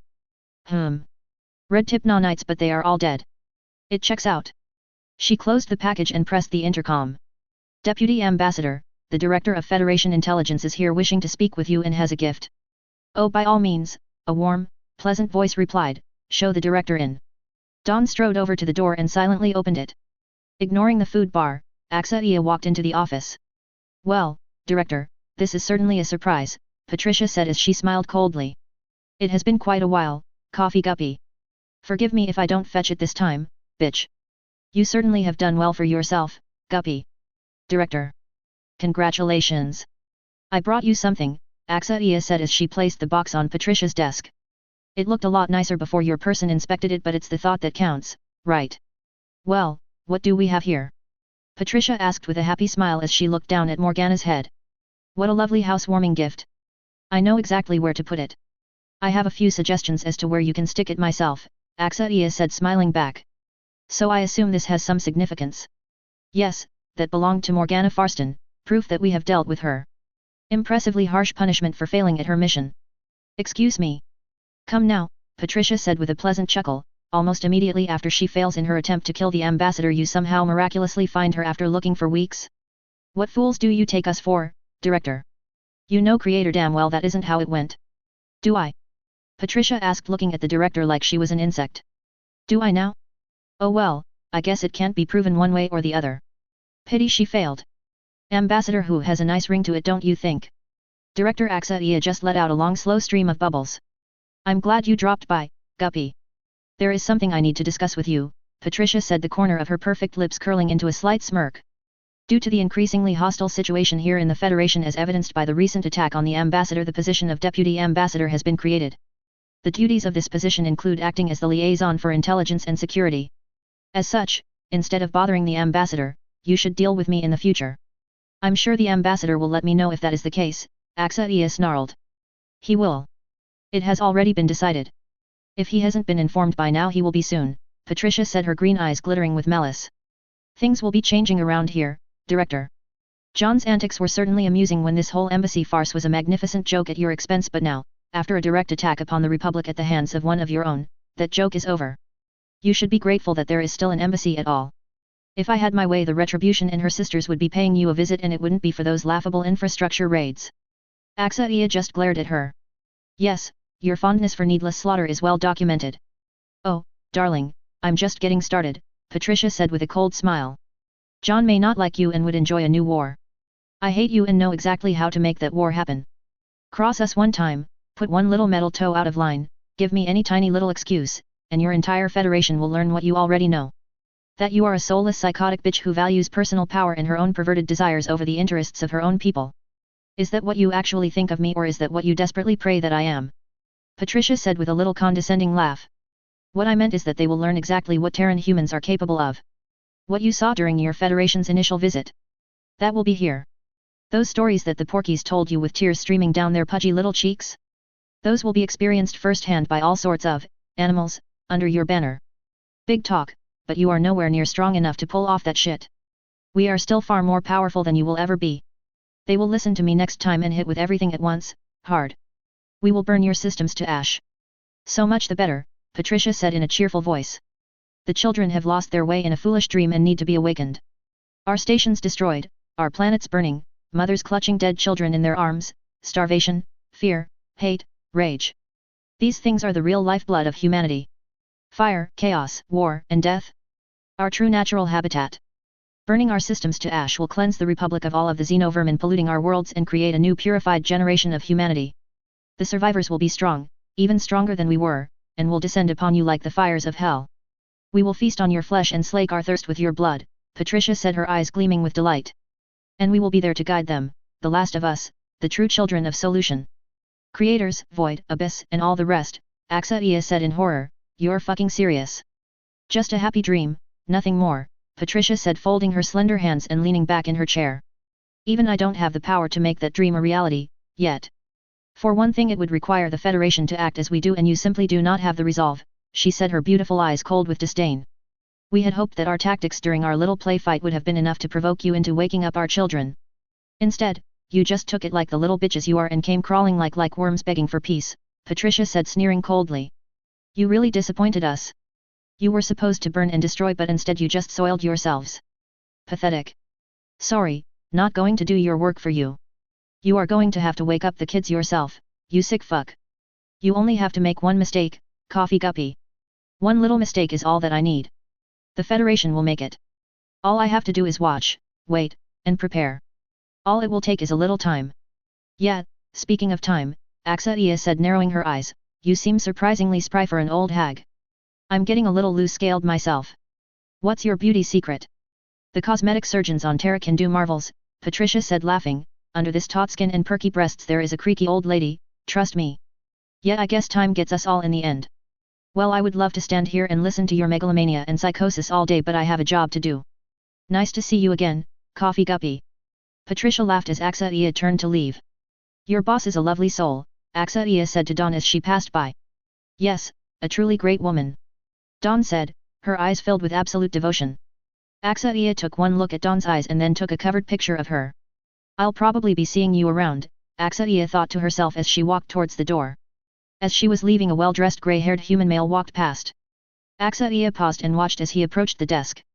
He stopped in front of Dawn and discreetly showed her his ring. Dawn just nodded and he walked, unannounced, into the ambassador's office. Interesting, Axaia thought. She walked out of the embassy and into her grav car. Once inside, she quietly spoke into a microphone. I want a full detailed bioscan of Patricia, who top priority, and I mean detailed. There was also a man who entered shortly before I left. He is wearing a ring. Find out who he is and I want as detailed an image and scan as possible of that ring. She then drove back to her office. During the drive she received a call.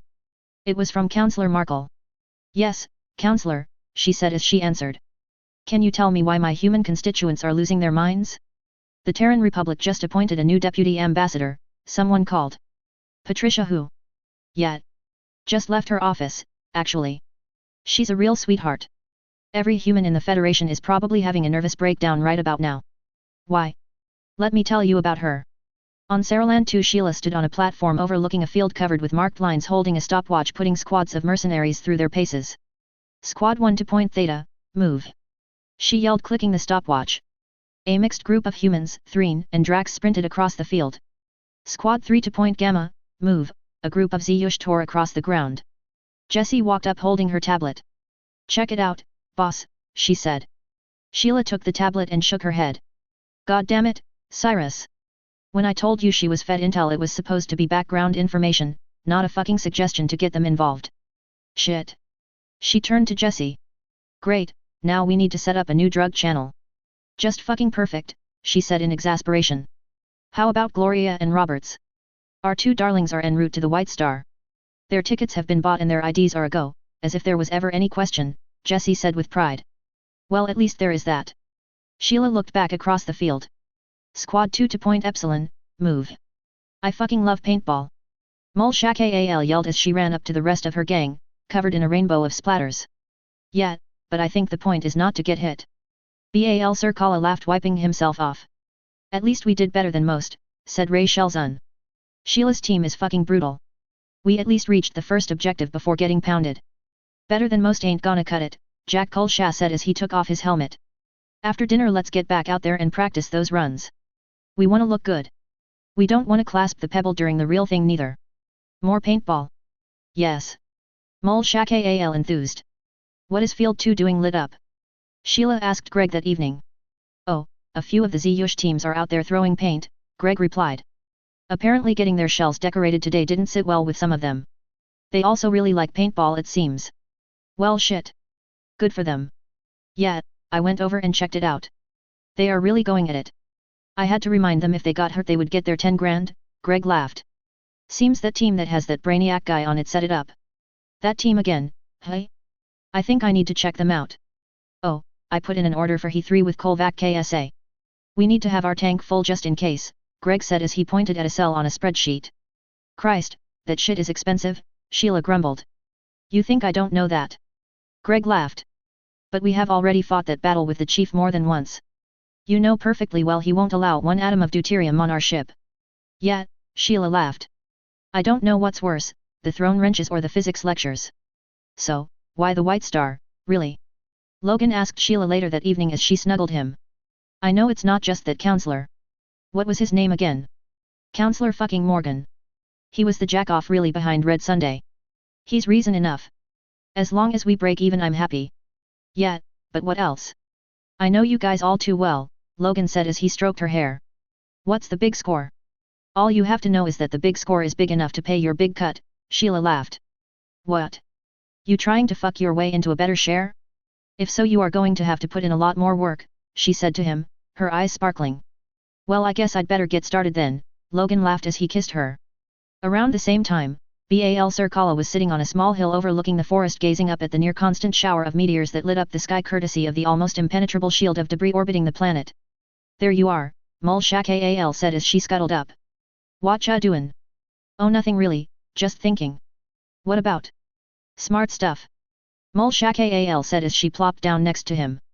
Nah, Bal Sirkala said, just remembering shit. Bad stuff. Mulshak said, putting her manipulator around his shell. Good and bad, he said, like how I haven't seen trees since, well, you know. He looked back up at the sky. It's really weird how I got here, how we all got here, I guess. Yeah, it's weird, Mulshak said as she scooched in a little closer. It's like it's not even real sometimes, you know. Not that long ago I was just some soft-shell college nerd.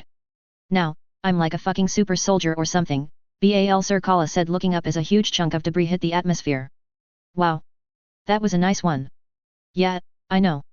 It's like I should be smashing or, not cramming for one of your college exams. I think I have the security tactics down though, Mulshak said as she idly moved one of her legs around behind him. Oh? Good. I know that was giving you some problems. Wait. What? Bal Sirkala said as he looked over at her. What? She asked, moving closer. What are you doing? What does it look like? She asked as she moved in even closer. It looks like a really bad idea. Yeah, Mulshak laughed. So what? Bad ideas are our thing. We let ourselves turn. We decided to fight the entire fucking Federation. When it was over I could be making good money in a mine somewhere and you, shit. You could have gone back to school or gotten a job anywhere. Instead, nope, more bad ideas. So what's one more little, tiny, bad idea? She leaned in and chirped in his ear. It's just. What? You don't want me? Mulshak pulled back a little. No, you are amazing, it's just that I haven't been with anyone since. Chirp. Chirp. But. Chirp, Mulshak gently stroked his shell. Bal Sirkala turned to face her, pressing his body against hers. Chirp, he replied. The following morning, Dawn, wearing a t-shirt and sweatpants, walked into a large spare room in the embassy. Waiting for her, wearing loose-fitting silk trousers and shirt with a wide silk sash around her waist, was Patricia, who. Okay, child, show me what you have. Come. Patricia said with a smile. Ma'am. Attack me. But. I said attack. Dawn carefully approached in a sparring stance and threw a controlled soft punch. Patricia snarled, slapped Dawn's hand away, and stepped back. What the fuck was that? She asked sharply. What? Do you have the audacity to think you can hurt me, child? Patricia asked, her eyes burning with anger. Dawn shrank away under her gaze. Now we will do this again, and if you do not come at me trying your best to kill, I shall cast you from my sight and never speak to you again. Do you want that? No. No, please. Then attack. Show me your resolve. Prove yourself to me. Dawn swallowed hard and then charged. She launched a devastating strike. Suddenly, Dawn felt herself flying as she was hurled a good 5 meters from where she stood. She instinctively rolled and sprang to her feet. Acceptable. Patricia said with a smile, however I didn't say to stop. Dawn yelled and charged again, and again, and again. Each time she was effortlessly hurled away or struck down by an impossibly painful blow. Eventually she wound up on her side, vomiting. She struggled to stand and collapsed back into her own bile. Get up, Patricia said. Dawn tried again, but her arms gave out and she fell, face first, into her puke. Get up, now.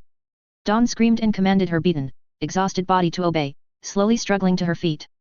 Again, Patricia commanded. Dawn stumbled towards her master, her mentor, her everything, legs shaking, barely able to walk.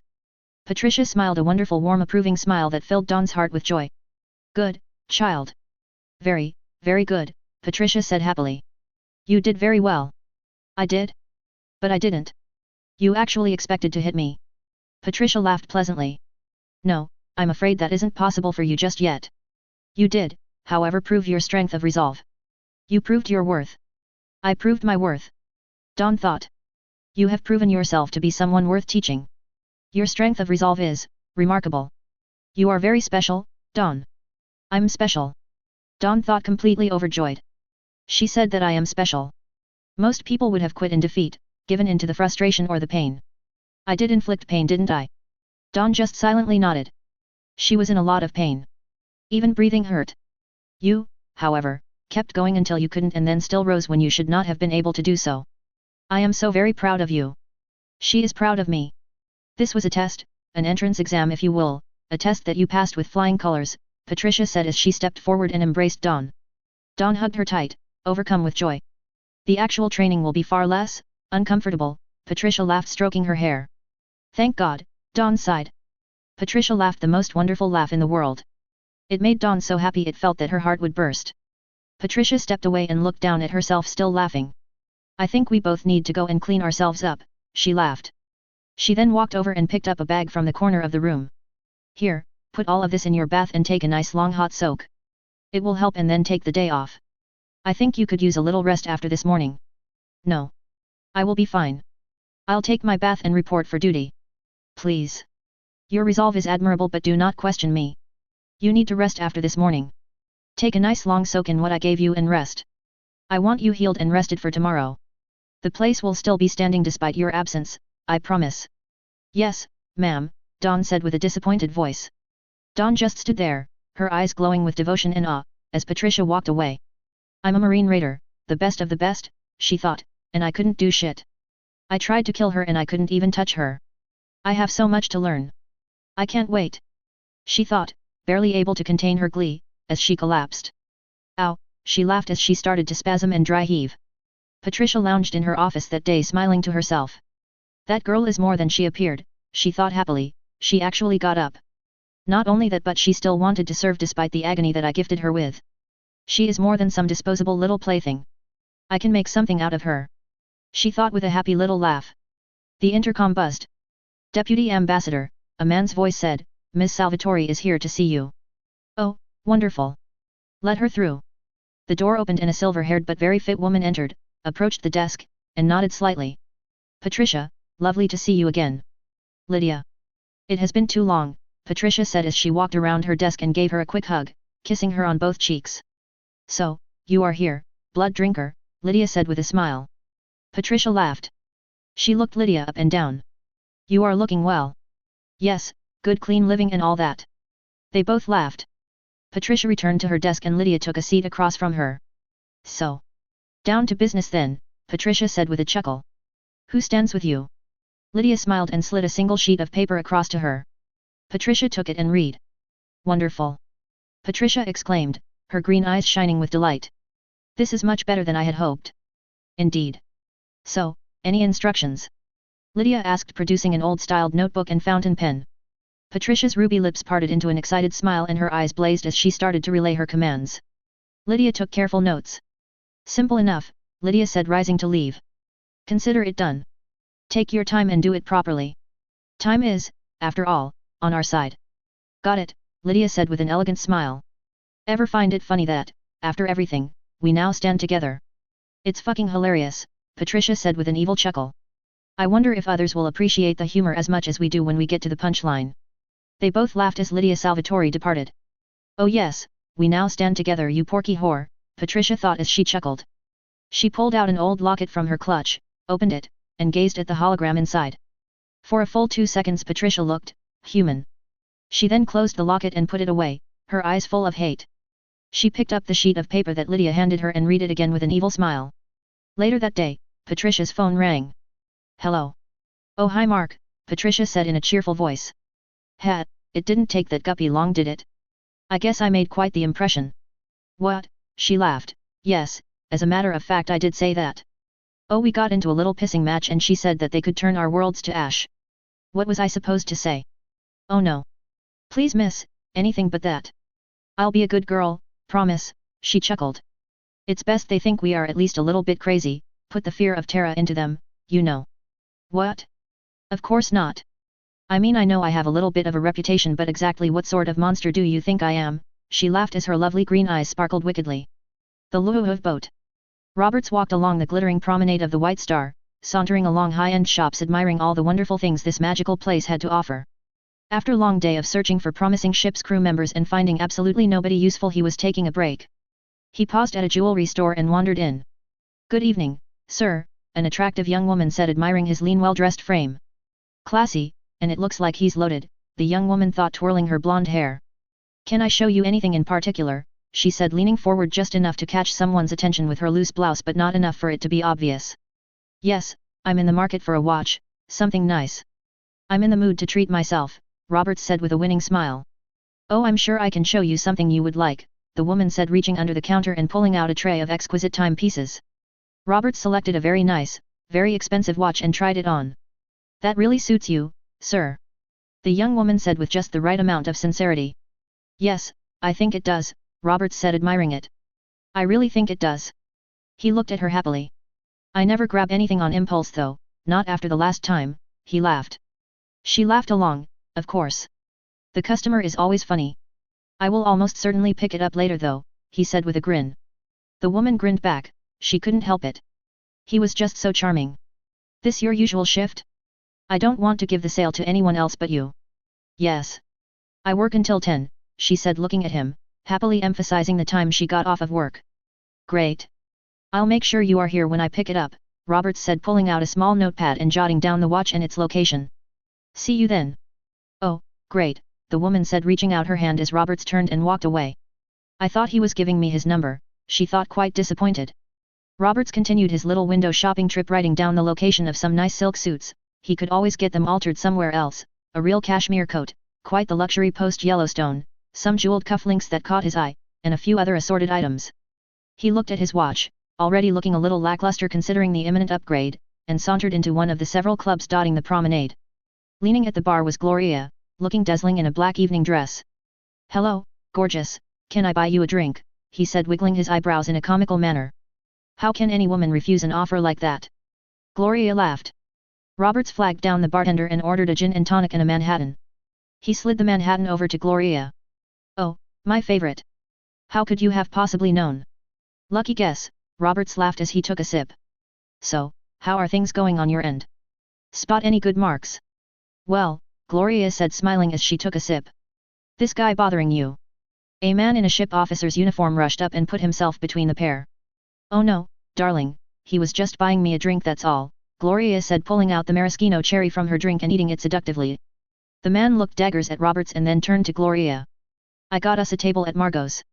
Roberts just looked wide-eyed at Gloria. "We just got here," he thought. As she allowed herself to be herded towards the door, she glanced back, and winked victoriously. "Why do I even fucking try?" he said to himself, shaking his head. "I know the feeling, dude," a woman's voice behind him said. Roberts turned and there was a brunette in a cheap dress sitting slumped over the bar with half a beer which she was holding against her left eye. She lifted her glass in a weak salute, revealing a slightly bruised eye socket. "Damn, you try to buy someone a drink, too?" Roberts laughed. "No. It was one of the Honorable Counselor Morgan's goons," the woman laughed. She turned to face him. "Helena Sterling, investigative journalist at your service," she said, holding out her hand. "Paul Roberts, professional ne'er-do-well," Roberts said, shaking her hand. "So I take it that the good counselor wasn't in the mood for a statement?" "That's putting it mildly," she laughed. "His thug straight-armed me right into a door, smack," she said as she took a sip and put the beer back to her eye. "Bastard. The eye I can stand, but they took my fucking camera. That sucks." "No shit, Sherlock. I blew every penny I had getting onto this barge," she grumbled. "I can't even afford to get drunk, much less replace that camera." "Well, at least I can help with one of those problems," Roberts said, flagging down the barkeep. "Wow, that is like so interesting. So do you like actually fly the ship?" Gloria asked, sounding completely fascinated as she nibbled at a salad. "Well," the guy said, "I don't actually fly it, but I am on the bridge crew. I am in charge of the watch when I'm on duty," he said proudly. "Whoa, this thing has a bridge? Like in the movies? I bet the windows are amazing." "Bridges don't actually have windows," he chuckled. "They don't?" Gloria asked with big vacuous eyes. "Then how do you see?" "Yeah, suck it, Roberts. I win again." She thought to herself, smiling as Sam, the ship's officer, started to tell her, in excruciating detail, how a starship works. She amused herself by playing a little drinking game. She took a sip each time he got something wrong, about his own ship. "Oh, that sucks. Roberts laughed. Yet. After days of chasing his ass I finally corner that fucking little rat and bam. Right into the door. I fucking ate that thing. Security hauled my ass off, snatched my camera, and read me the riot act. Surprised they didn't throw you off the ship. Roberts said as he ordered another round. Once the drinks were free, Miss Sterling switched to the top shelf, high-octane stuff. He was impressed. Oh, I just pouted and begged them not to tell Daddy and that he would cut my allowance if I got into trouble again, she laughed. I then promised that I wouldn't tell Daddy about my eye if they didn't tell him about me bothering Counselor Morgan. They backed right the fuck off. Slick, Roberts said, actually mildly impressed. Good save. Hey, she said, swirling the bourbon in her glass, not the first cell I've talked myself out of. Me neither, he thought, smiling at her. He liked her, Porky or not. They didn't notice your off-the-rack dress. Oh God. You're one of them, she moaned. And we were getting along so nice too. Hey, watch your fucking mouth, Roberts laughed. Lucky for me they weren't a room full of inbred country club ass-licking Porky scum. Like some people I could name, she said as she drained her glass and waved at bartender. He looked over at Roberts, who discreetly nodded. You got no problem running up some Porky scum's bar tab though, do you? Hey, she said, elbowing him, that trust fund ain't gonna to spend itself, am I right? Roberts leaned in and whispered, I hate to mention this to you, but you are a Porky too. You know what I fucking mean. Helena said, just a little bit too loud. God, I hate them. A Porky hating Porky? That's a new one. It's the same goddamn fucking people time after fucking time. Helena said, not skipping a beat, the same people who fucked the whole fucking planet, who screwed my great-grandmother, literally, who got the whole Terran fucking republic, or whatever the fuck you want to call them back then, screaming for all of our blood, innocent or not, who bullshit the Federation into that bullshit, fucking stupid, fucking, war, and are now getting fucking rich. I mean richer off of the fucking Reconstruction, the same fucking people, get away with it every single fucking time. God. I mother. Fucking. Hate. Them. She said, loudly, as she drained another glass and slammed it down. The bartender looked over at Roberts and raised his eyebrow. Roberts just shrugged and pointed at her glass. I'm with you 100%, Roberts said, sipping his gin and tonic. Really? She asked, narrowing her eyes at him. You, mister, I can't believe your dress is off the rack? Please. Hey, lady, you can make a credit or two without being one of them, you know. I hate those fuckers at least as much as you do. Trust me, Roberts said, grinning. Trust me. Yeah, she said, looking up at him. I honestly feel like I could really trust you, so I don't, asshole. Roberts just grinned and raised his glass. You are one smart cookie. I like that, he said as he took another sip.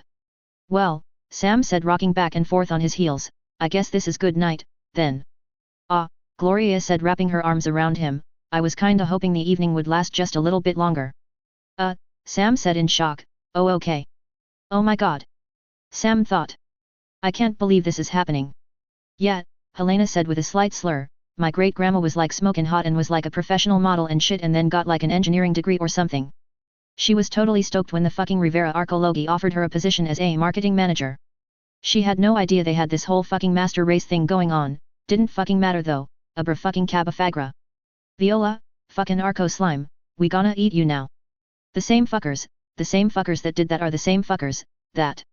Yeah, the same fuckers, Roberts grinned. And do you know what really just fucking burns my ass? She drained her glass and slammed it to the bar. The bartender just shook his head and refilled it. Pour me one of those too, at least one of should be able to actually taste it. Fuck you, Helena said as she grinned at him, you know what really burns my ass? I suspect you are about to tell me. I just fucking knew the whole Republic War was a screw job. I just fucking knew it. That was the final fucking straw. Final.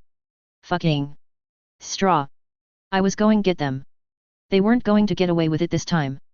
Oh no. Not on my fucking watch. She slammed her empty glass on the bar. The bartender just poured some more in without being prompted. I was after them. Collusion, corruption, dirty politics.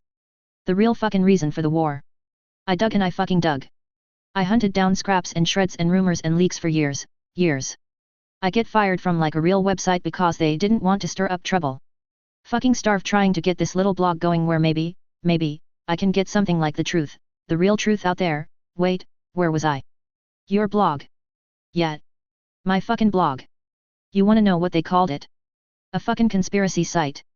My old colleagues laughed at me, called me crazy, but still I dug and I dug and I dug, years. You wanna know what I do to eat these days? A fucking dating advice column, and it's bullshit. I write the questions myself, bullshit, wait. Yeah, I'm piecing together this whole fucking shit show just amazed at how far I'm finally getting and what happens? What motherfucking happens? What? Some fuckstain fucking goes and hacks the fucking whole motherfucking Federation and just dumps that shit everywhere. Every fucking where. Everywhere. They stole my story. God fucking damn it.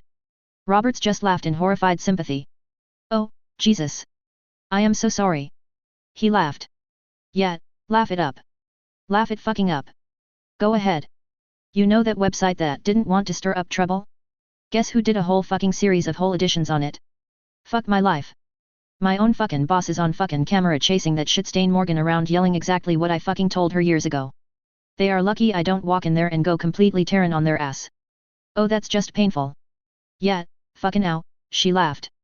So anyway, I finally get a break and hear that Counselor Turdwater is laying low here on the White Star, so I just go. I dunno. Hey bartender, she said waving an empty glass, I just lose it and drop every penny I have. I even borrow money from fucking family, to get here and I dunno. You were just going to grab him, put him on camera, hold a gun to his head, and make him squeal like the porky he is before spraying his brains all over the wall for the whole galaxy to see. Roberts asked, grinning from ear to ear. Yeah, I guess, shit. I really didn't think this through, fuck. Wait. Helena thought she missed something there but just shrugged and took another drink. Probably wasn't that important. Hey, keep that chin up. You never know, a really amazing kick-ass story just might fall into your lap at any time. Yeah, right, she snorts. Nothing ever works out my way. The little guy always gets the shaft. I dunno, sometimes the little guy has a gun. Wouldn't that be nice? She looked over at Roberts as she slammed her glass down for the final time. Hey, you wanna get out of here? Gloria looked over at Sam's sleeping form and smiled. He was actually better than she thought he would be, by a decent amount. Not bad, she thought to herself. She slipped out of bed and pulled a scanner from her purse and started to methodically scan his entire uniform before crawling back into bed. Sam just grunted and threw his arm over her. Sleep tight, little piggy. Soon you will go to market, she thought as she smiled, her eyes going absolutely cold. She thought of Roberts drowning his sorrows with that cute brunette at the bar. She was about his type. I wonder if he had as much fun as I did, she thought as she drifted off into a completely untroubled sleep. Hug bite. HHNNGGG. HHNNNGGG. Bleekababla oh god. Blurag, Helena proceeded to dump a cheap dinner and a whole lot of credits worth of premium booze into the toilet in Robert's stateroom. What the hell is that little floaty thing? Roberts asked as he held her hair. No, seriously, what did you eat? What is that? Bleekuk, fuck you. HHHNNNGGG. The next morning Gloria was awakened by Sam getting out of his bed. Good morning, she said brightly smiling at him. Good morning. Sam exclaimed nervously. Leaving so soon? Gloria asked, patting the bed already knowing the answer. Yeah, I have to go report for my shift. Ah, Gloria said as she pouted. She got up and slowly dressed, being sure that Sam got an eyeful. So. See you again this afternoon. Sam asked hopefully. After last night you have to ask? Absolutely, Gloria said with a smile. He's actually pretty good, she thought, might as well enjoy myself. She walked him to the end of the corridor, completely stunning his shipmates. Before kissing him and entering the passenger area, she glanced back to see Sam, backed against the wall, mobbed by a group of guys. He looks so happy. That's nice. It will make him careless, she thought, her eyes turning into complete emotionless voids. Urfh, kill me, Helena groaned as she awoke in a bathrobe, sprawled across Robert's bed, in a puddle of drool. Good morning, sunshine, Roberts said happily, returning from the minibar, a shot of bourbon in his hand. Made you breakfast. Thanks, lover, Helena said as she downed the shot. She was not going to give him the satisfaction no matter how badly she just regretted that. Sorry it wasn't the big night that you had planned. I don't know, the things you did with your mouth were certainly impressive, Roberts laughed as he glanced towards the bathroom. He made a mental note to leave housekeeping a very nice tip. Eat a bag of dicks, she laughed. She crawled to her feet. Your dress, is Yeah. I have already put it in a biohazard. I mean laundry bag, Roberts grinned. I could have them fetch you a change of clothes from your cabin. Or I could just do the walk of shame in a bathrobe, she said, grinning from ear to ear. Lady, Roberts said, extending his arm. Delighted, she replied. Good morning. Hiya. Damn good morning isn't it? Helena cheerfully said as she walked past scandalized people clinging to Robert's arm. Why hello there, little guy, she said as she greeted a little boy who was staring at her. Mommy? Why is that lady wearing a bathrobe outside? His mother just pulled him along. Helena looked up at Roberts. This is fucking awesome, she whispered. Wonderful morning isn't it? She asked an elderly woman who just high-fived her as she walked past. Roberts looked back and took care to remember her. That one gets out of this okay, the thought to himself. Good morning. Hello. Hi. Top o' the morning to ye, Helena happily exclaimed, shooting finger guns as she strode proudly to her stateroom. I don't get you, a properly dressed Helena said over breakfast. That's because you passed out. Eat another bag of dicks, she laughed. No, I mean I can't figure you out. Oh, and? Roberts asked, digging into his omelette. I mean it's weird. I figure out people for a living and you. I just don't get. Go on, Roberts said, intrigued. I mean you definitely aren't a trust fund baby. You sure? PSSH.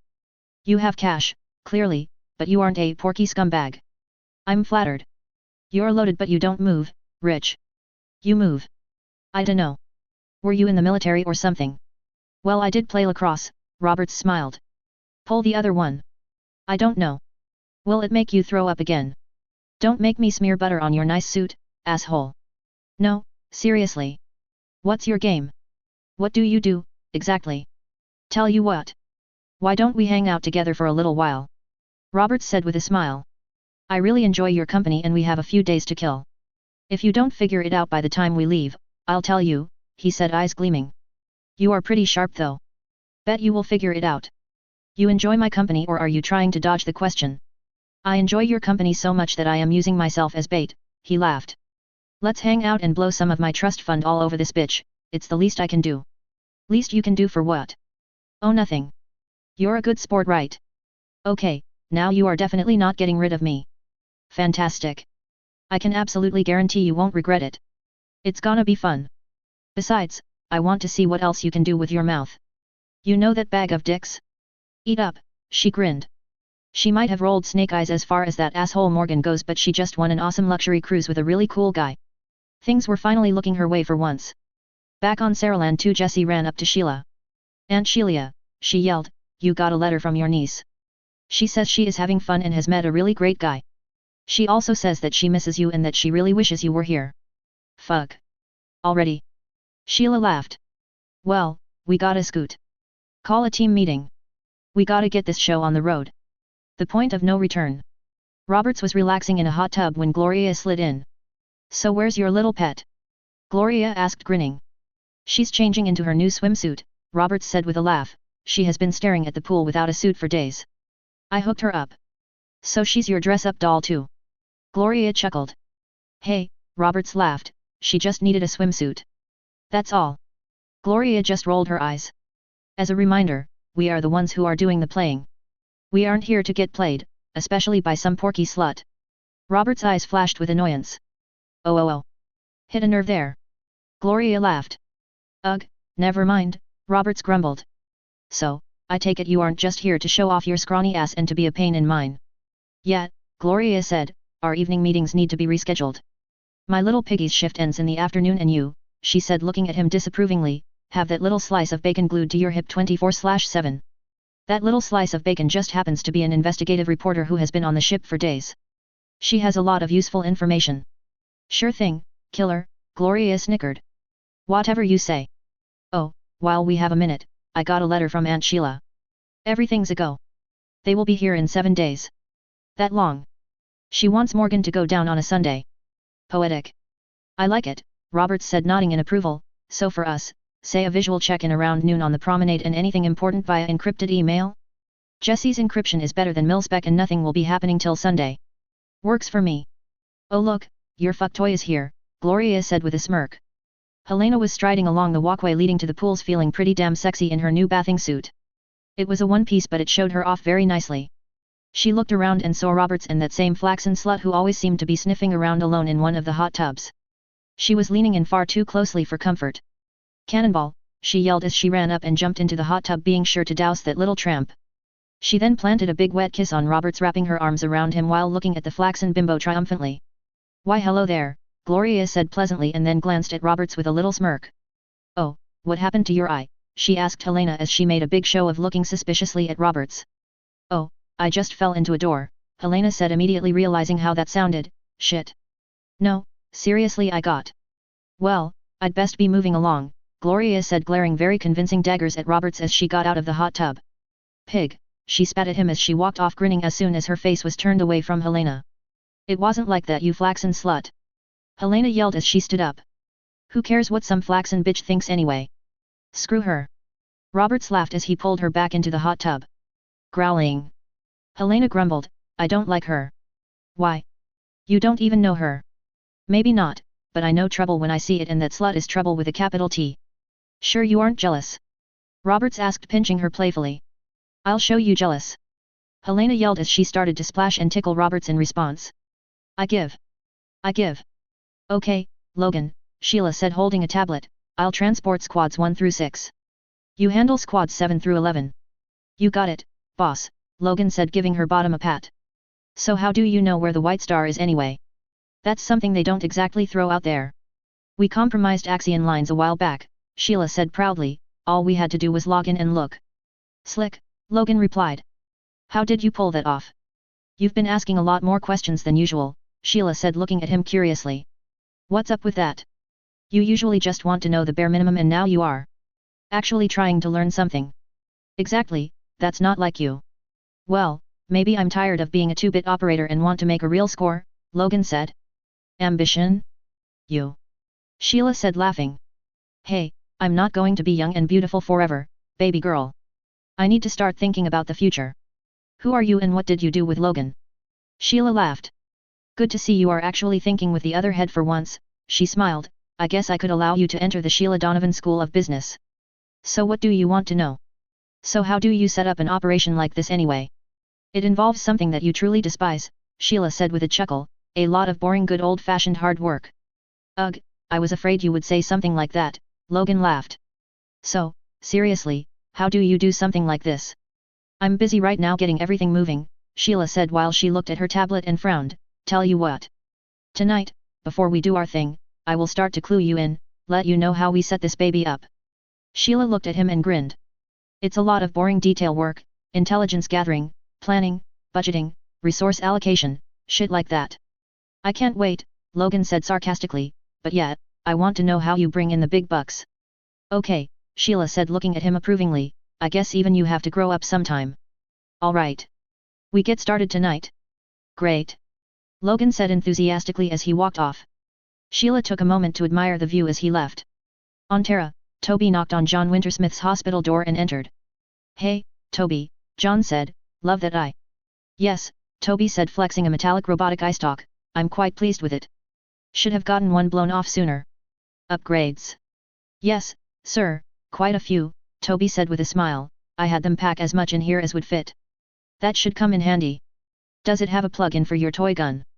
As much as I dislike to admit it, the Juan Harbinger is a super eye. You shut your whore mouth. John laughed, waving his new metallic cybernetic arm emphatically. I see that you have taken to your new prosthetic, sir. Yeah, it's pretty nice, John said flexing the grey polymer-covered fingers. I've had to switch to OL Lefty for my fapping needs but other than that I like it. Too much information, sir, Toby laughed. And how is the back? Fortunately the spine is intact, mostly. I won't need any cybernetics back there but the bone and tissue regrowth is going to take a few more weeks. That bitch shredded my ass pretty good but they say I'll have a full recovery without implants. Good news, sir, Toby said with a sigh of relief. You looked pretty bad when we scraped you off the street. Toby paused. I've come by to bid you farewell. I'm heading out today to return to my duties. Are you sure you want to do that? I'll only be a couple of weeks. We could return together. One of us needs to return as soon as possible, Toby replied. I do not like the thought of Patricia who running around my embassy unsupervised. Be careful, Toby, John said, that woman is dangerous. All the more reason for me to return. Watch your back. I will be there as soon as I can. You're a professional athlete, Helena said to Roberts as they left a comedy show. Nope. I know. Federation intelligence. Hell no. Roberts laughed. Helena looked around and then leaned and whispered, Terran intelligence. Roberts just laughed some more. If I was intelligence of any sort, would I be hanging around with one of the few people on this ship who could blow my cover? Helena pondered, well, I know you were military. And just how do you know that? Each time I mention it you stiffen up just a little bit. Not much, but it's there.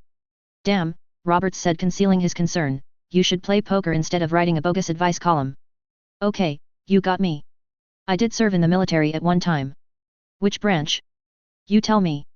Come on. Give me at least a little to work with here, Helena said as she swatted him playfully. You're the investigative reporter, Roberts laughed, you figure it out. Roberts paused in front of an art gallery, walked inside, and started to examine the merchandise. He paused in front of a small glass figurine, pulled out his notebook, and jotted down its location. And why do you do that? Do what? Roberts asked as he started to put away his notebook. You write it down when you see something that you like, Helena said, grabbing for the notebook. Roberts quickly put it in his jacket before she could get to it. What's up with that? She asked. It's no big deal, Roberts said, I see something that I like and I write it down for later. That's not how rich people do it, Helena said, looking at him oddly, they see it. They buy it. That's not how I do it. Helena mused. She then looked at the figurine. Holy shit, she exclaimed. They want that fucking much for a little glass duck. It's very very old and worth every bit of that, Roberts replied. What the hell are you going to do with it? If I manage to grab it I will give it to a friend. She has a collection of these. A friend? Helena asked, trying to make it sound nonchalant. Like a wife or girlfriend sort of friend, she asked, more than a little annoyed with herself. It mattered far too much to her for her comfort. You just met the guy, she reminded herself. No. Just a professional associate. She likes antique glass and I thought it would be a nice thought. One hell of a nice thought, Helena said halfway to herself. If I manage to grab it. What the hell does that mean? She thought to herself. God. I hate these porky scum. Helena grumbled over lunch and then glared at a couple who was staring at her in disapproval. Got something to say? They looked away quickly and left shortly thereafter. Slow your roll, Che, Roberts laughed. You are on the Porky Express here. You are going to get us into. And here it comes, Roberts said as a man in a ship's uniform appeared. Excuse me, the man said, looking at Helena with disapproval, we have been receiving complaints concerning your behavior on this cruise. Yeah, so? I'm a paying customer, so bite me. That may be the case, but there are limits to what is considered. We are terribly sorry, Roberts said, discreetly slipping the man a 1,000 credit poker chip. We will be more careful in the future. Oh. Well, thank you, the man said, happily pocketing the chip. Everyone has their opinions, but please do take care not to upset the other passengers. With that he calmly walked away. Why did you do that? Helena asked in annoyance. What? Why did you pay that asshat off? Because I would like to enjoy your company a bit longer, Roberts said with a shrug, that happened to be the head of ship's security. He can toss your ass off this barge and he wasn't dropping by to ask you nicely. He meant business, so I conducted some. It's amazing what a few credits can do for someone's patience. Ugh, spoken like true porky scum. Well, it worked, didn't it? Gah. It always works. That's the fucking problem. Helena fumed. These assholes, the same ones that... SHH. Roberts laughed, I can only throw so many poker chips before they stop working. The same ones. She hissed a bit more quietly. The same fucking ones. She was cut short by a breadstick bouncing off of her head. I have a whole basket of these and am not afraid to use them, Roberts laughed. Yes, we've covered this before, more than once. It's the same scum. No argument here. Oh, they think they are so fucking perfect, she hissed, glaring around the dining room, the shit they get away with and nobody ever makes them pay for it. God. Do you know they have a whole fucking bank hidden on this ship? Nothing but numbered bank accounts. Creators know how much dirty money is hidden on this ship, not to mention all of the shit that is hidden in safety deposit boxes. They say there is even a vault here holding all sorts of shit that was stolen from Earth back in the day. That might not be the brightest idea, Roberts said with a grin. Those numbered bank accounts aren't like normal accounts. In a normal account, the credits are stored in the whole system. In one of those fancy numbered accounts, the actual credits are encoded directly into the drives. If something were to happen to this ship, or those drives, the credits would just disappear. Those bank drives are just like loading a few credits onto a crystal or a card. Lose it and they are gone. Ha, wouldn't that be nice, Helena said with a big smile on her face. Oh, the squeals of lamentation. I would fucking love that. Roberts just smiled at her. Who knows, every now and then the hammer falls on the right people. How can you say shit like that with a straight face, she snarled, Porky scum gets away with the same shit every day, every year, every decade, every century, and the same poor saps get screwed, figuratively if you are lucky. Did you know about the human trafficking taking place here? No, Roberts said, raising an eyebrow. Well, there is this lovely spot called Bruce's Emporium just off of this golden promenade where the sex workers aren't exactly there of their own free will. Well, that's definitely some bad karma there, Roberts said calmly. Perhaps it will catch up with them one day. Yeah, well, I'm going to write up an article all about it when I get back, but it won't do a damn bit of good. I got no proof, no camera, nothing, she grumbled, even my tinfoil hat wearing faithful won't care. They will just laugh because the victims are Terran. Terran? Roberts asked icily. Yeah, it's sort of their whole thing. Some assholes go on this cruise just to go there, Helena snarled and hit the table. Even if I manage to break the story, which I won't be able to, most people would just laugh. Fuck, I would probably just wind up giving them free advertising. She looked up at Roberts helplessly. And this is why there will never be peace. We aren't human beings anymore. We are either Terran or Federation. I'm sick of it. We start a bullshit war because some porky scumbags want their toys back. We knife the Republic in the back after they and the Empire stopped the Collective from killing all of us. The Republic gets pissed, and rightfully so. Then, they go on a tour of porky planets and blast us back to the Stone Age. I went back to my hometown and it's gone, like I mean gone. She looked up from her rant. Sorry, you probably went through the same thing. Yeah, Roberts said as he cut into his steak, when I came back everything was ash. There was nothing left. Hardly anyone survived. It was dumb luck I wasn't there when we got hit. Oh Jesus, you were in the military, weren't you? Helena said as she reached out and took his hand. Fuck. Here I was about to cry into my cheeseburger over how they burned the college library and you. She looked at him with genuine sympathy and pain in her eyes. Roberts said calmly, it was war. People die in those, you know. He shrugged and drained his beer. Helena looked at him helplessly. Shit, she thought. She really put her foot in it this time. Fuck. You are right though, Roberts said quietly, it is like we are two different species now and I think that's how it's going to be from here on out. Despite everything, he continued, if I were promised another Terran Federation war I would drop my business, my wealth, and go right back in just for the chance to. Well, I guess it doesn't matter, Roberts said with a faint snarl, there isn't going to be another war, not for a long time. You would go back.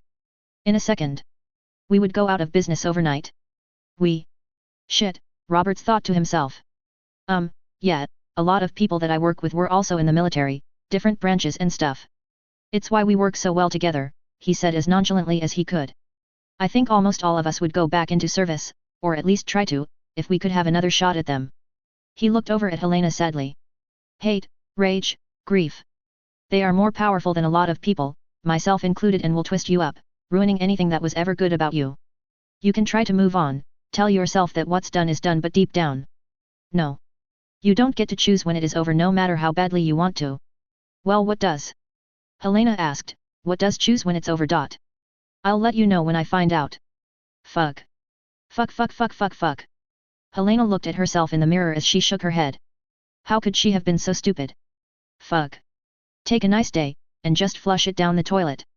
Hell, he probably won't even want to talk to me anymore, she thought. Lunch went downhill after her little foot in the mouth incident. Even a real, like from a moo cow, cheeseburger tasted like shit and she didn't know what to say, what to do. She wanted to scream. He was hurting so fucking bad and for the life of her she just didn't know what to do.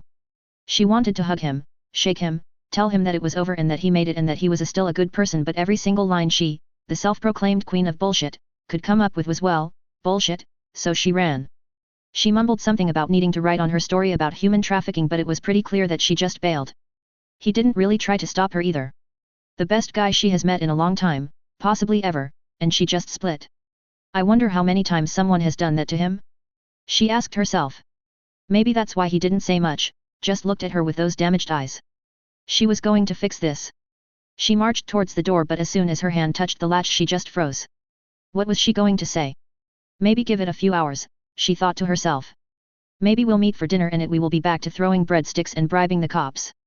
Yeah, right. She pulled out her battered laptop and opened up her notes on Bruce's Emporium and just looked at them hopelessly.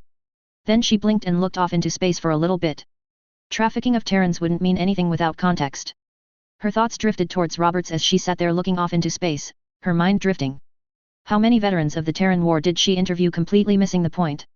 She, like just about every other word slinger out there, wrote countless articles about the horrors of the war and gave lip service to the service members of the Federation's military, human or otherwise, mostly human, but it was never more than just so much drum beating and confetti throwing. It didn't mean shit. It completely missed the point. She couldn't fix a goddamn thing, but by God she could report it. She opened a new document with a one-word heading. Hate. She started to type. Roberts was leaning against the railing staring at one of the fountains. Real smooth, he thought to himself. Scare off someone actually worth a fuck and damn near give away the whole operation. I'm a fucking idiot. Probably for the best, he thought to himself. She was wonderful, damn near perfect, but then what?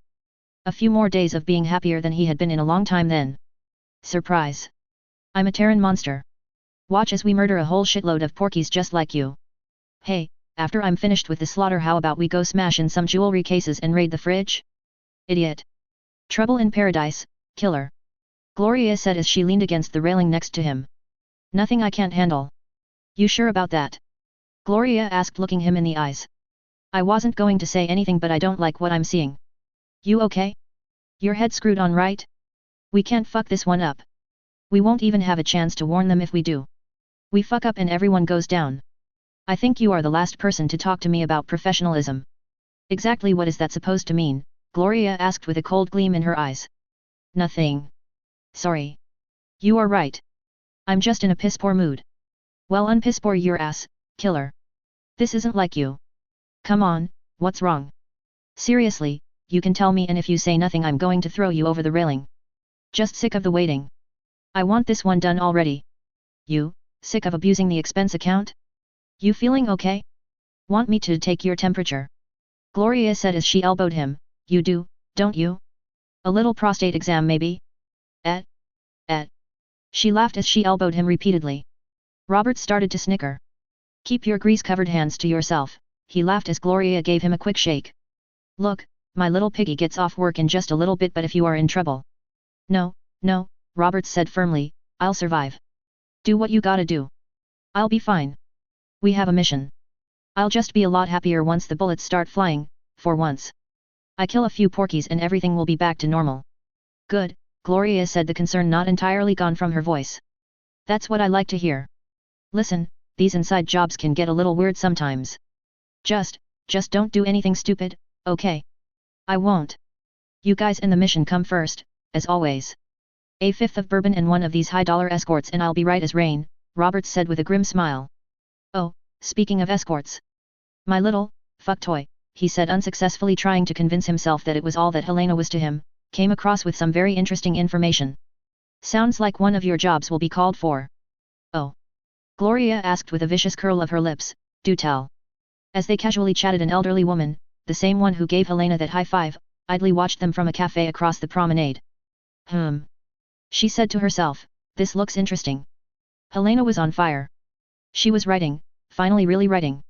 She was writing something real, something besides barely substantiated conspiracy theories and rants about porky scum, something besides make-believe dating advice. It felt good, really good. It was like she was back, finally back, and she never even knew that she had left. It was still a rough draft and some research needed to add it here and there, but what she had on the page was something good, something real. And perhaps even more importantly, it was something that she could show to Roberts, to Paul. She could show him that she understood. Maybe, just maybe her writing could communicate what her clumsy stammering spoken words failed to do. Some of it was about him after all, a lot of it was actually. She couldn't wait to show it to him over dinner. She looked at the clock. Fuck, she said to herself. It was after midnight. She smiled. It had been quite a while since she did that, lost track of time. Maybe he is still awake, she thought eagerly. Fuck it. I'll just wake him up. She grabbed her laptop, jumped up, and ran to the door. So I'm just going to sit here and look pretty, then, a redhead said as she lounged on Robert's bed. I paid for the night, no sense in rushing, Roberts said as he poured both of them drinks. Besides, I heard a nasty rumor that not all of the escorts here are consensual. You are talking about that fucker Bruce, the escort said with a sour expression. Yeah, real piece of work there. A lot of us would love to put a blaster bolt through him. So why don't you? Oh, I don't know, something about an airlock, maybe, the escort said and then smiled. However, I can assure you that I am fully independent. Good to know. I'll let you know if I change my mind, Roberts said as he brought her a drink. So, the escort said, a little confused, if you aren't planning on utilizing my services then why, exactly am I here? Well. Roberts was interrupted by loud rapid knocking on his door. One moment, he said as he answered it. Sorry I was gone for so long I was. Helena trailed off into silence when she realized he wasn't alone. Shit.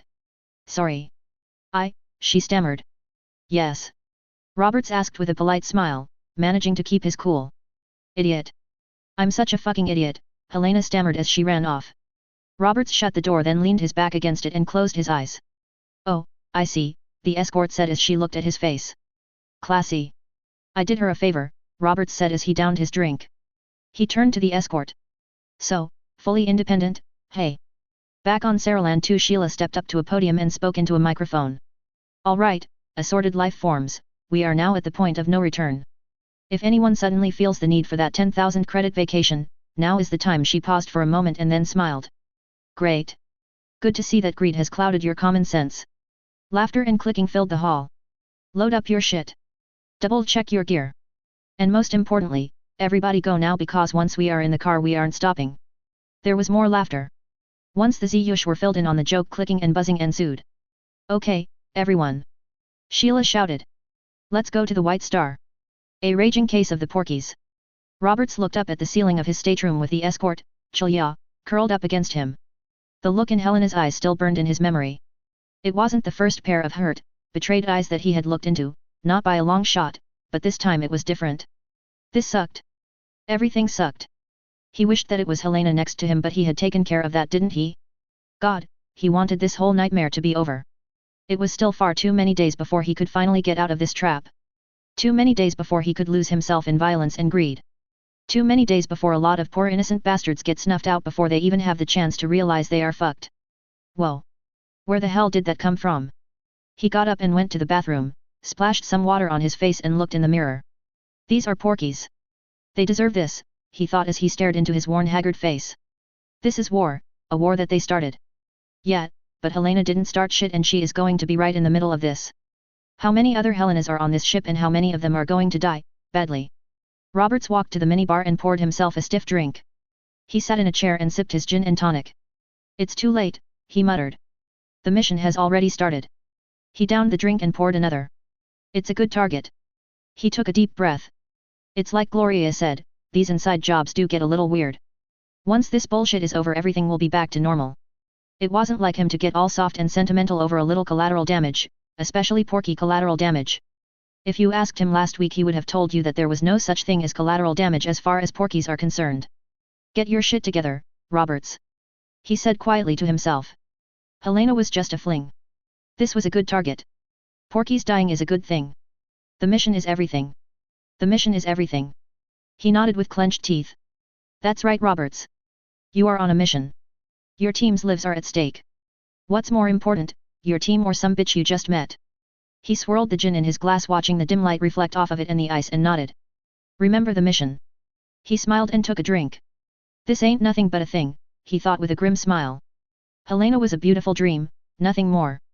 In another life, another galaxy, maybe things would be different, but right here, right now, he had a job to do.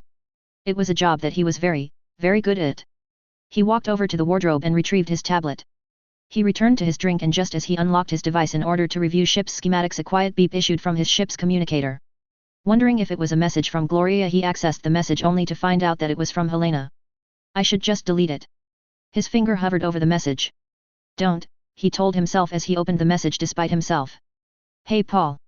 I don't really know what's going on but it's pretty clear you don't want me around anymore. I don't know what I said or what I did but it looks like I screwed things up. I do that. All I really know is that you are hurting. I wish that I could somehow help, that I could hug you and just make it all go away but I can't. I know I haven't known you long but I really care for you, Paul. I really do. There. I said it. I kind of fell for you, you know. It's stupid but I did. Just know that I'm here for you if you want me to be. It doesn't look like you do so don't worry. I'm not going to go chasing you all over the ship like a lovelorn puppy even if I feel that way. Like I said it's stupid and I know it is but that's just how I feel. I'm writing something based on what we've talked about and other shit that I was working on. It's an article that I am going to post whenever I get back to the real world. I would really like for you to read it. I'm not sure why but I feel that it's really important that you do. Attachment, hate. Roberts paused for a moment, his finger hovering over the attachment. He should just delete the message. He knew that. Still. God damn it, he muttered to himself as he opened the attachment and started to read. On the paper Tiger Sheila was walking through the cargo bay checking up on the squads and making sure that everything was going okay. She walked up to Jack Kulsha who was pouring himself a cup of tea. Hey, Jack Kulsha, right? She asked. Yeah. Jack Kulsha said trying to look like he was standing up straight with his hands behind his back like her people did when she was talking business. You're the leader of Squad 6 aren't you? I ain't nobody's boss but I'm in Squad 6, yet. Well you might want to talk to your guys then, Sheila laughed. I asked who was in charge and they pointed me your way. Ugh. Why do they always do that? Jack Kulsha buzzed in annoyance. Okay, yeah, when the shit goes down I do the yellin' but that's about as far as it goes. Ain't nobody in charge of those animals most days. I feel you, dude, Sheila laughed. I know that feeling all too well, trust me. She slapped him on his shell. Well, I just wanted to say that I've heard good things about you rock eaters. Yeah. Jack Kulsha said happily. Yeah, Sheila replied. Top scores across the board and the other Ziyush squads, and at least one non-Ziyush team really look up to you guys. You did a lot of above and beyond shit during the training and I wanted to tell you that it didn't go unnoticed. You do a good job on this gig and we will definitely be talking afterwards. Why yet? Okay. Jack Kulsha said beside himself with happiness. Don't worry, we'll cover our zones and whatever else you need. I don't doubt that for a second. Greg walked up and interrupted them. Hey Sheila. Can I talk to you for a little bit, in private? Greg said uncomfortably. Sure, step into my office. Sorry, Jack, looks like I gotta take care of some shit. Sure, Jack Kulsha said snapping to a rough approximation of attention. Sheila gave his shell another swat and walked off with Greg. Holy shit. Jack Kulsha said happily. Hey guys, guess what? He clicked excitedly as he ran back to his team. Okay, Greg, what's up? Sheila said after she closed the door to her quarters. Look, I didn't want to say anything but I don't like Logan. You never like Logan, she laughed. No, I mean this time in particular. He's acting strange. Normally he just sits around and gets drunk or stoned and wanders around you trying to cop a feel. This time he, well, was actually interested in what was going on. Exactly and then some. He was snooping around a lot. A bit unusual don't you think? I asked him about it and it turns out that he just wants to actually make something of himself, finally. Did you just listen to yourself? Logan? Wanting to make something of himself? Logan. I see your point, Sheila laughed. So, when you asked Jessie to put him through the ringer behind my back did she find anything? That little rat. She didn't tell me shit. I just know you dude. So, find anything interesting? Not a goddamn thing. So, you just don't like him like usual. It was something in his eyes. I don't like it. Got a bad feeling. Look, he's fine. He was all questions, for once, but it was pretty innocent shit. He won't be a problem. I'm certain of it. Sheila, I love you, and you have one of the finest brains I have ever encountered, but your twat is fucking retarded. I'm telling you we might have a real problem here. While I'm certain you are wrong about this I am even more certain of something else. Ignoring your NCOs is a great way to get you and your entire team dead. Sheila grumbled and then pinching the bridge of her nose she said, okay, Sergeant Major. Let's say, for the sake of argument, he's a rat. How do we find out for sure and what do we do about it if he is? Helena stood in front of a vending machine looking at the various meager offerings. She sighed and selected a cup of instant noodles. At least those would fill her stomach until supper. She found a nice spot near the fountains and sat down with her laptop. She fucked everything up but at least she had something to write about. Art is suffering, right? She chuckled to herself as she grabbed a forkful of noodles. She started to type a bit as she ate. Not much of a breakfast, an old voice said behind her. Oh, hey high five lady. How they hanging? Very very low these days, dear, the woman laughed. She pointed at a chair next to Helena, do you mind? Sure. Suit yourself, Helena replied. The elderly woman sat down next to her. So, where's your raider boyfriend? Oh, probably hanging out with my replacement, Helena said glumly. He went and got himself an upgrade. Oh, speak of the devil, she said as she gestured towards Roberts and Chilya as they entered the promenade. Wait, raider? She thought to herself. What was the old bat going on about? Oh, sweetie, he didn't get himself an upgrade. He hired one. What? That darling ginger is Chilya Rask, a longtime resident of this ship and a professional escort. She's a whore. There is a bit of a distinction between an escort like Chulya and a common street whore, but yes. You are essentially correct. That's not like him. I think, Helena thought. Roberts glanced up and they briefly made eye contact. He quickly looked away but not before Helena saw pain in his eyes. She stifled an instinct to go to him. One thing I have learned through an entirely too long of a life is that one regrets what they don't do much more than what they do most of the time, the woman said looking into Helena's eyes with a sad smile. Watch my shit, Helena said as she got up and jogged towards Roberts, towards Paul. Roberts saw her approach at a trot. He silently cursed to himself. Unless he did something stupid and attention-getting like running away, she was going to reach him in moments. Hell hath no fury incoming, Chulya said moments later as she stepped away. There was no way she was getting anywhere near this garbage fire. Helena ran up to him and wrapped her arms around him, hugging him tightly. Roberts returned the hug, holding on to her as if his life depended on it, for a moment. Then he pushed her gently away.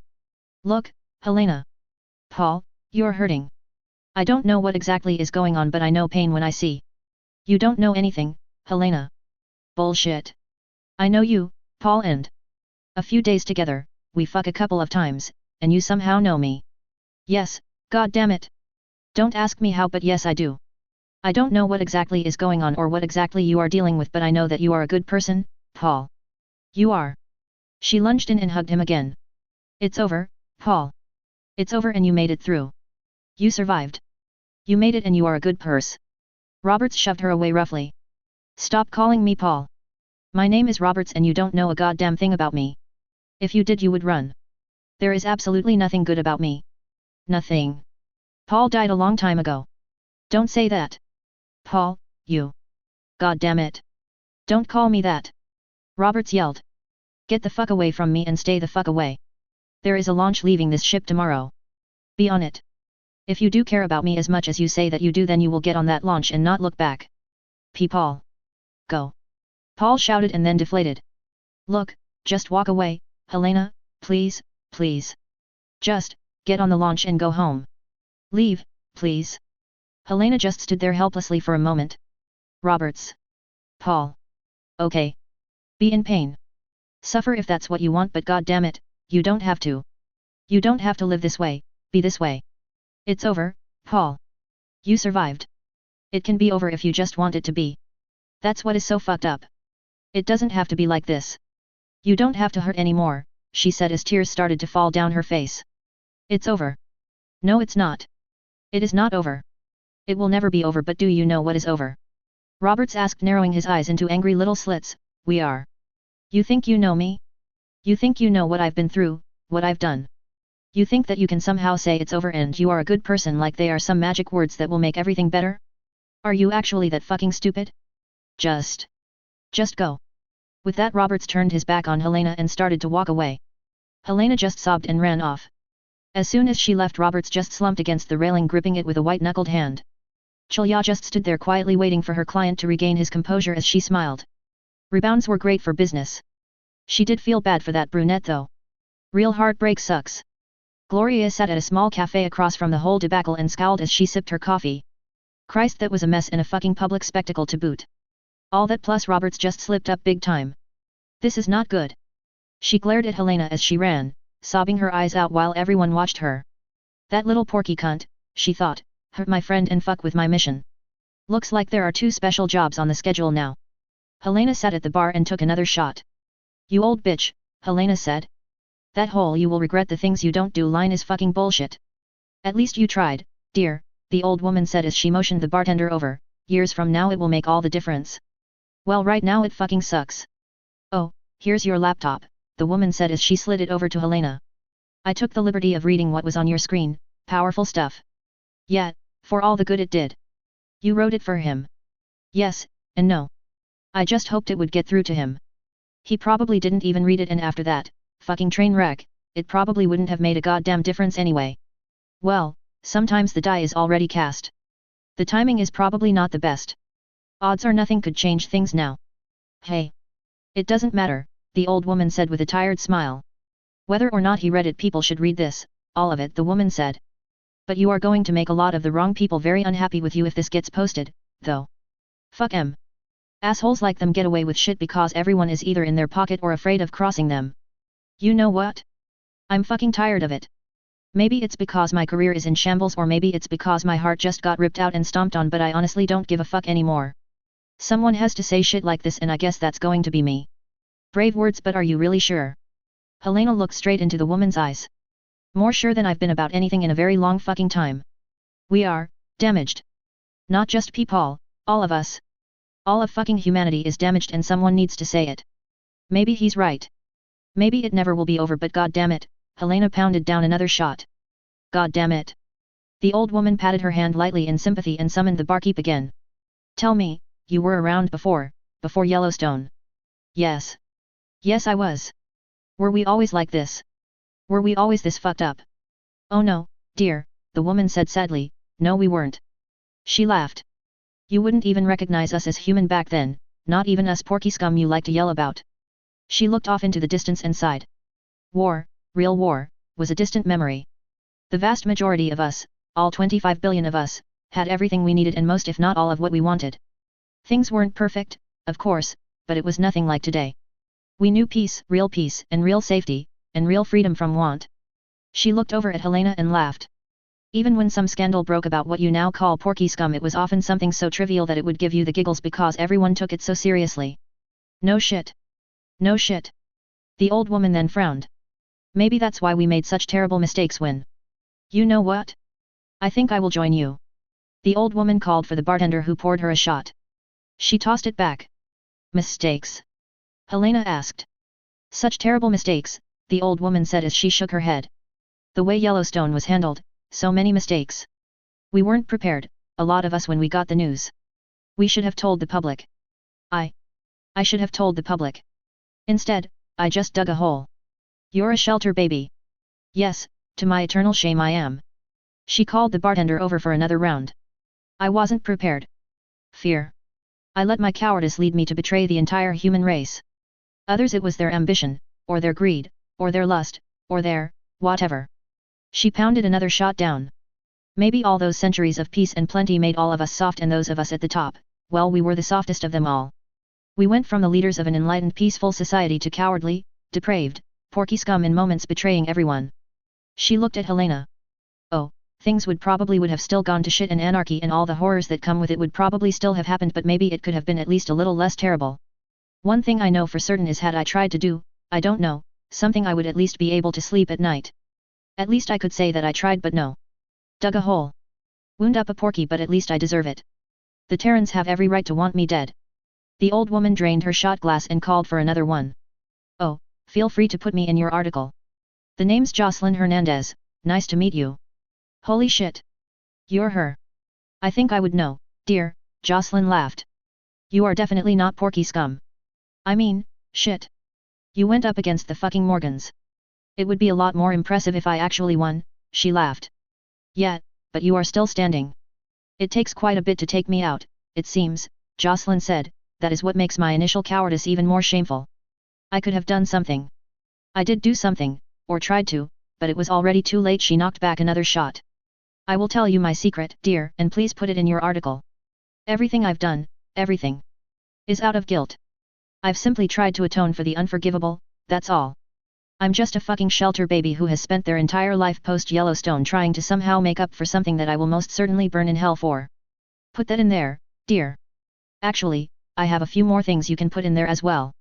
Oh okay, Helena said, pulling out her laptop, but, why now? Why me? Why now? I'm old, tired, and quickly running out of time, it seems. Why you? You are here and are writing something, singular. It appeals to my vanity to be memorialized in it. Running out of time? Memorialized? A reporter is asking questions when the Jocelyn Hernandez is offering to spill the real dirt? Take advantage of an old woman and some whiskey and start typing. Boy, do I have some shit to tell you. Roberts was sitting near the fountains watching the water while Chulya sat next to him holding his hand. Sure enough, she got herself an open-ended daily contract out of this, with a hefty bonus. She just sat there silently, gently holding his hand. She knew what a client needed, and right now, this was it. Easy money. Hey, whore. Take 5, a flaxen woman said as she walked up. Excuse me, bitch. Chulya, why don't you take a little break? Roberts said with a little smile. Chulya just got up and, glaring at Gloria, walked off. Quite the scene there, killer. You okay? Gloria asked, genuinely concerned. Well, a shipboard romance hitting a mine is hardly noteworthy. Yet, but damn, dude. Got something to say? Nah. At least you got rid of the little bitch. Yet, Robert said, that I did. You actually told her your first name? She asked and it sort of slipped out. Phew ugh. That pussy must shoot out rainbows or someth. Gloria suddenly fell silent when Roberts glared at her. Oh okay then. So, moving on, Roberts said calmly, I take it you have a way onto the bridge. Yeah, that's set. The big problem I have is keeping him from dragging me up there early, Gloria chuckled. That little piggy is ready to go to market. Great, then all I have to do is get arrested Saturday night, Roberts said simply. Actually, the whole little scene Helena made is perfect. Me getting messy drunk over a lost love makes perfect sense. I just get all drunk and trash a bar while yelling her name and there we go. One stunner later and off to the security office with me to sleep it off. Really stupid of them putting the cells in there, don't you think? Sounds like a plan. You just pretend to sleep it off till morning and then we hit the security control center and the bridge. The ship will be ours, with a little help from our girl Jessie of course. Then we little Trojans open the gates, Roberts smiled. And then finally this nightmare will be over. Yeah, you okay? You really don't look good. I'm really worried about you, killer. I'm capable of completing the mission. That's all that matters. That bad? That little, cunt. It's not just that, Roberts said quietly. Do you ever get tired of it, the hate? No, I don't get tired of hating, because I don't. Don't what? Hate. Don't bother with it. Waste of effort. You don't hate the Federation? The Porkies? Nope, Gloria said matter-of-factly. Since we are getting all touchy-feely, do you know what I actually did during the Federation War? You flew morays, didn't you? Yes and no, Gloria said looking off into the distance for a moment. Ever hear of Reapers? Aren't they a class of morays? Calling them a class of morays is like calling a AK a paintball gun. They are something else entirely. They were lengthened, had enhanced FTL and cloaks, not to mention a whole lot of classified voodoo stealth and a whole lot of other shit. I can't say how far they can jump, but they can jump and they can carry any warhead or missile in our arsenal, any of them. Gloria smiled her trademark predatory smile. I had a career as a suicide sled driver measured in years when most don't last a month. When the Reapers started to roll out, I was one of the first in line. They didn't want them to just go poof or worse, get captured. They wanted the best suicide jockeys they had. Anyway, I was a Reaper. Everyone talks about the total ruin that a carrier or a SA Vanguard battle group wrecked, but those fast strikes and deep penetration raids that we did don't get a lot of press. Gloria paused and looked at Roberts. See, when the big boys took out a system and went to town, there was warning. Hell, a lot of the time they even broadcast evacuation orders before they went to town. We didn't do that. I would enter a system solo, fully cloaked plus stealth. Fuck, a lot of the time even the missiles were cloaked. We have those, you know, cloaked nukes. I took out cities. No warning. A lot of the time they didn't even know I was there until the nuke went off, and those nukes were big. Yet, we targeted starports, logistics centers, vital infrastructure, or whatever, but those things, they were in cities or entire cities themselves. I've killed millions of them, Roberts. Millions. Men, women, children, didn't matter. Nukes don't care. Ever see what a 1 gigaton cobalt bomb does? It isn't pretty. She paused and looked up at Roberts with empty, soulless eyes. Jesus Christ, Roberts whispered. I hated the bugs when we fought them. I hated the Federation at first, but when you start doing shit like that, it makes you think, and during those long deep penetration raids I had plenty of time to do it. I'll be honest. The first few times I sent one of those scrub cutters downrange and listened to the screams and chaos as I slipped away, it really bothered me, but after a while I realized something. What? Roberts asked, kind of not wanting to know. You don't hate roaches? Well, I don't anyway. Me, I hate people, not animals, not things, people. Cletus, you know that asshole who runs with Dwight's gang? I hate him. If I ever meet him alone in a dark alley, he isn't leaving it. Pierce Lagrange. I hated that little shit. He would call us porkies when I was growing up and then beat my ass when I tried to protect my kid brother from his bullying. He got killed by the bugs, by the way. It made my day when I found out. But when we had those hyper roaches get into the ship, I didn't hate them, even when they got into my underwear and I had to freebush it for weeks until we could get into a friendly port. Oh, I wanted them dead. They pissed me off. But I didn't hate them. They were just vermin. You kill vermin. You don't hate them. The Federation? Vermin. They are a stain on the galaxy, an infection that needs to be cured, just like the bugs. Porkies? They are just the genetic trash that we sifted out of our bloodlines, and the sooner we can burn that trash the better. It's not hate, killer. You see some moldy bread, you throw it away. You don't hate it. What's the difference? Roberts asked, what makes them vermin or an infection and not us or the Empire for that matter? Well, I've thought about that too, Gloria said matter-of-factly. The way I see it, the Collective and the Federation, they can't do any wrong. Just ask them. Well, you can't actually ask the bugs, but you get my meaning. The Federation, they are always in the right. They are always right. They are always completely justified in anything that they do. They are never evil. They don't even have the concept of it. It's a dangerous mental illness on a galactic level, she laughed. Look at the meltdown they are having over that info we dropped on them. They can't handle it. Now we in the Empire, we can do wrong. We can do evil. The concept is very real for us. That makes us different. It makes us think, make a real decision when we decide to do something fucked up. When we accepted that bullshit truce with the feds, you didn't hear any of that right or wrong bullshit from the brass. They justified it with risk and profit and costs and gains and things like that. You didn't hear any of that moralizing bullshit. That is what makes us different, makes us sane. Those officers that handed me my targets when I was a Reaper, some of them couldn't even look me in the eyes. They knew what we were doing was pure evil. There was no justification, no moralizing, no bullshit. They just handed me my orders while trying not to throw up. And when I got those orders, I knew goddamn well what I was heading out to do, and I knew exactly what I was doing when I pulled the trigger. She looked at Roberts and smiled. The feds? They would try to make it pretty, gloss it over, make up some bullshit excuse to blind themselves to what they were doing. It makes them capable of anything, even shit worse than anything we would do. They are a disease, one we need to wipe out utterly, every single last one of them. Gloria, Roberts said, shaking his head. Just when I think I have finally reached an understanding of exactly how bookshit insane you are, you go and reveal a whole new layer of fucked up. Ah, thanks sweetie. Seriously, you are unquestionably the most fucked up person I know. I mean it. Yeah, but I cheered you up, didn't I? You know what? Roberts said in surprise. You did, you sick fuck. How the hell? Sometimes it helps to know that there is someone just a little more fucked up than you are. Gloria laughed and punched him in the arm. Look, you just got a little too close and wound up catching a raging case of the porkies. I told you that they were a disease, didn't I? Just hang in there, killer. We will be delivering the cure in just a couple of days. And I will personally cure the source of your little infection. Nobody hurts my family, she thought to herself while smiling at Roberts reassuringly. Don't worry anymore. I'm on the mission and nothing will distract me this time, Roberts said with a grim smile. Good to hear. Now roll around in some hooker snatch and get the smell of that porky off of you. It's kinda gross. Classy as always, Gloria, Roberts said with a chuckle. Oh, and thanks for coming by.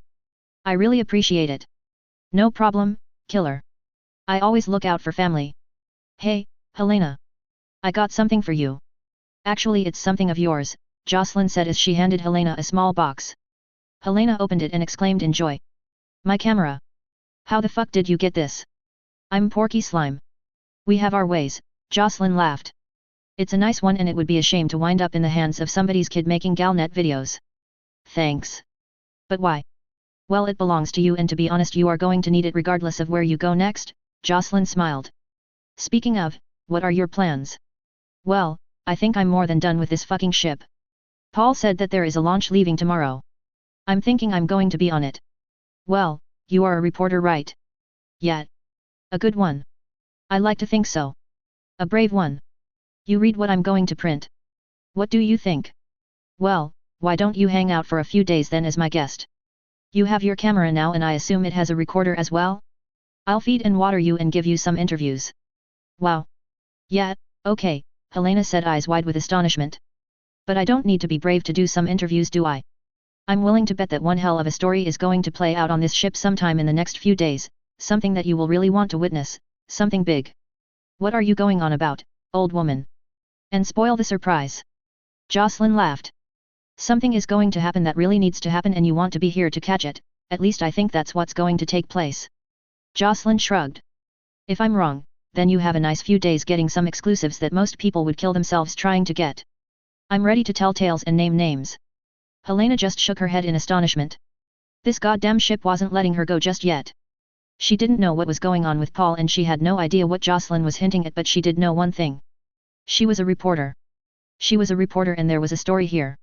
She just knew it. First Counselor Morgan, then Paul, and now Jocelyn? She wasn't even sure what she was chasing anymore, but the old woman was right. Something was about to go down and she was not going to miss it. She set her jaw and slammed back another shot. She was going to see this one through to the bitter end, and then she was going to drag the whole stinking mess out into the light, god damn it, no matter what. An inconvenient truth. Colonel Karen steeled himself as he entered the meeting. This wasn't going to go over well at all. Good morning, he said to the assembled officers. Let's get this over with, General Gregg said impatiently. Yes sir, Karen replied as he opened the gun case he brought along and produced a Harbinger assault rifle. It doesn't look like much, the general said looking at the weapon with disdain. This is the Harbinger assault rifle, currently in production by the Juan Empire. I know what it is. Why are you wasting our time bringing it in here? Because we need to look at this.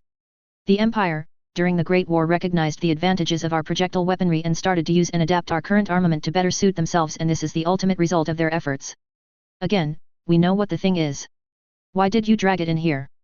Because it is superior to our current AK-47D in many respects. Nonsense. We are projectile technology. There is no way that those wigglies can make anything better. Karen sighed. It was going about as well as he expected. Actually, it was going a little bit better. If you would review the information that I submitted for. We don't need to review the information. That thing is not suitable for Terran service.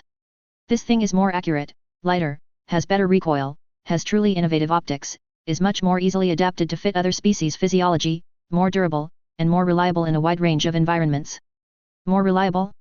Hogwash. The Kalashnikov has been in service for more than 1,000 years. Tell me about that thing's reliability in a few centuries. That is precisely the point, General, the Colonel said calmly. We are using 20th century technology in the 32nd. Our line of acts are incredible to be sure, but woefully behind the times. This, he said hefting the Harbinger, is a truly modern interpretation of the gunpowder projectile weapon concept. It fully utilizes current materials technology and designed to produce a weapon that makes our acts look like the 1,000-year-old relics that they are. If it is so wonderful, then why is it chambered for 7.62 and designed around our magazines? Sir, that was a purely logistical decision and you know it. During the Great War we were producing mountains of 7.62 and it made perfect sense for them to produce a weapon that could use it. I predict that they will in time abandon the 7.62 for another caliber, as we are already beginning to discuss ourselves. The currently produced Harbingers have already abandoned our magazines because they were identified as the main source of failures. Their weapon is more reliable than our magazines, people. How would it look if we dropped our AK, the symbol of the Terran Republic, over some wiggly garbage? Are you suggesting that we continue to cling to an outdated design purely for the sake of appearances? Colonel Karen said, failing to conceal his irritation. How would it look if we are surpassed in projectile weapon design by the Empire? That's already happening.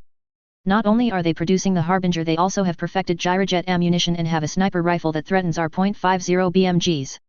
We are in danger of being completely outclassed by the Empire if we haven't been already. Their rocket slugs are nice, Horace. General Ashton said to General Greggs. I know they are, Marge, General Greggs replied. But gyrojets are too inaccurate and bulky for regular service. Our gyrojets are too inaccurate, General, Karen said, bracing himself. The Imperial gyrojet slugs are very accurate and reliably so. In fact, more than one Special Forces unit has unofficially obtained them. And which ones? General Greggs snapped. Which of our Special Forces units are carrying wiggly garbage? I don't think I want to answer that here, but gyrojet weapons, especially gyrojet sniper rifles, are hidden in more than one armory as we speak. That's bullshit. Sir, I am willing to bet you lunch that if you did a surprise raid of Special Forces armories you would find more than one of them, and I also am willing to bet you dinner that you wouldn't be able to confiscate them without a fight. The Imperial Karelk sniper gyrojet is one of the most amazing weapons I have ever fired. I am not a sniper, and with one of those even I was able to hit targets at 700 meters. 700 meters isn't impressive for a sniper rifle. General, you are being intentionally obtuse. I said I wasn't a sniper, and just picking it up and sighting it in, which was a fully automated process that took seconds by the way, I was reaching out and sending love letters at that range instantly. Our snipers that have used them love them. How are they even getting them? Well, Karen smiled, coconuts and other things. They are trading Republic military hardware, aren't they? The general snarled. I wouldn't know for certain, General, the colonel said, looking away with a smile. But during the war there were a lot of contact between our Special Forces and theirs, and despite their current advances there are still many things that the Juan absolutely love and would happily trade for, white phosphorus grenades for example. I also think that the Empire just loves having projectile weapons that we would lust after and are more than happy to give us a taste. I'm pretty sure that the trades and in some cases outright gifts are at least secretly approved at the highest levels. Rumor has it that the Cyan Empress herself is absolutely tickled at the current turn of events. I received this gift directly from the Imperial Armory. Okay. So it looks good on paper but it has not seen a lot of active service.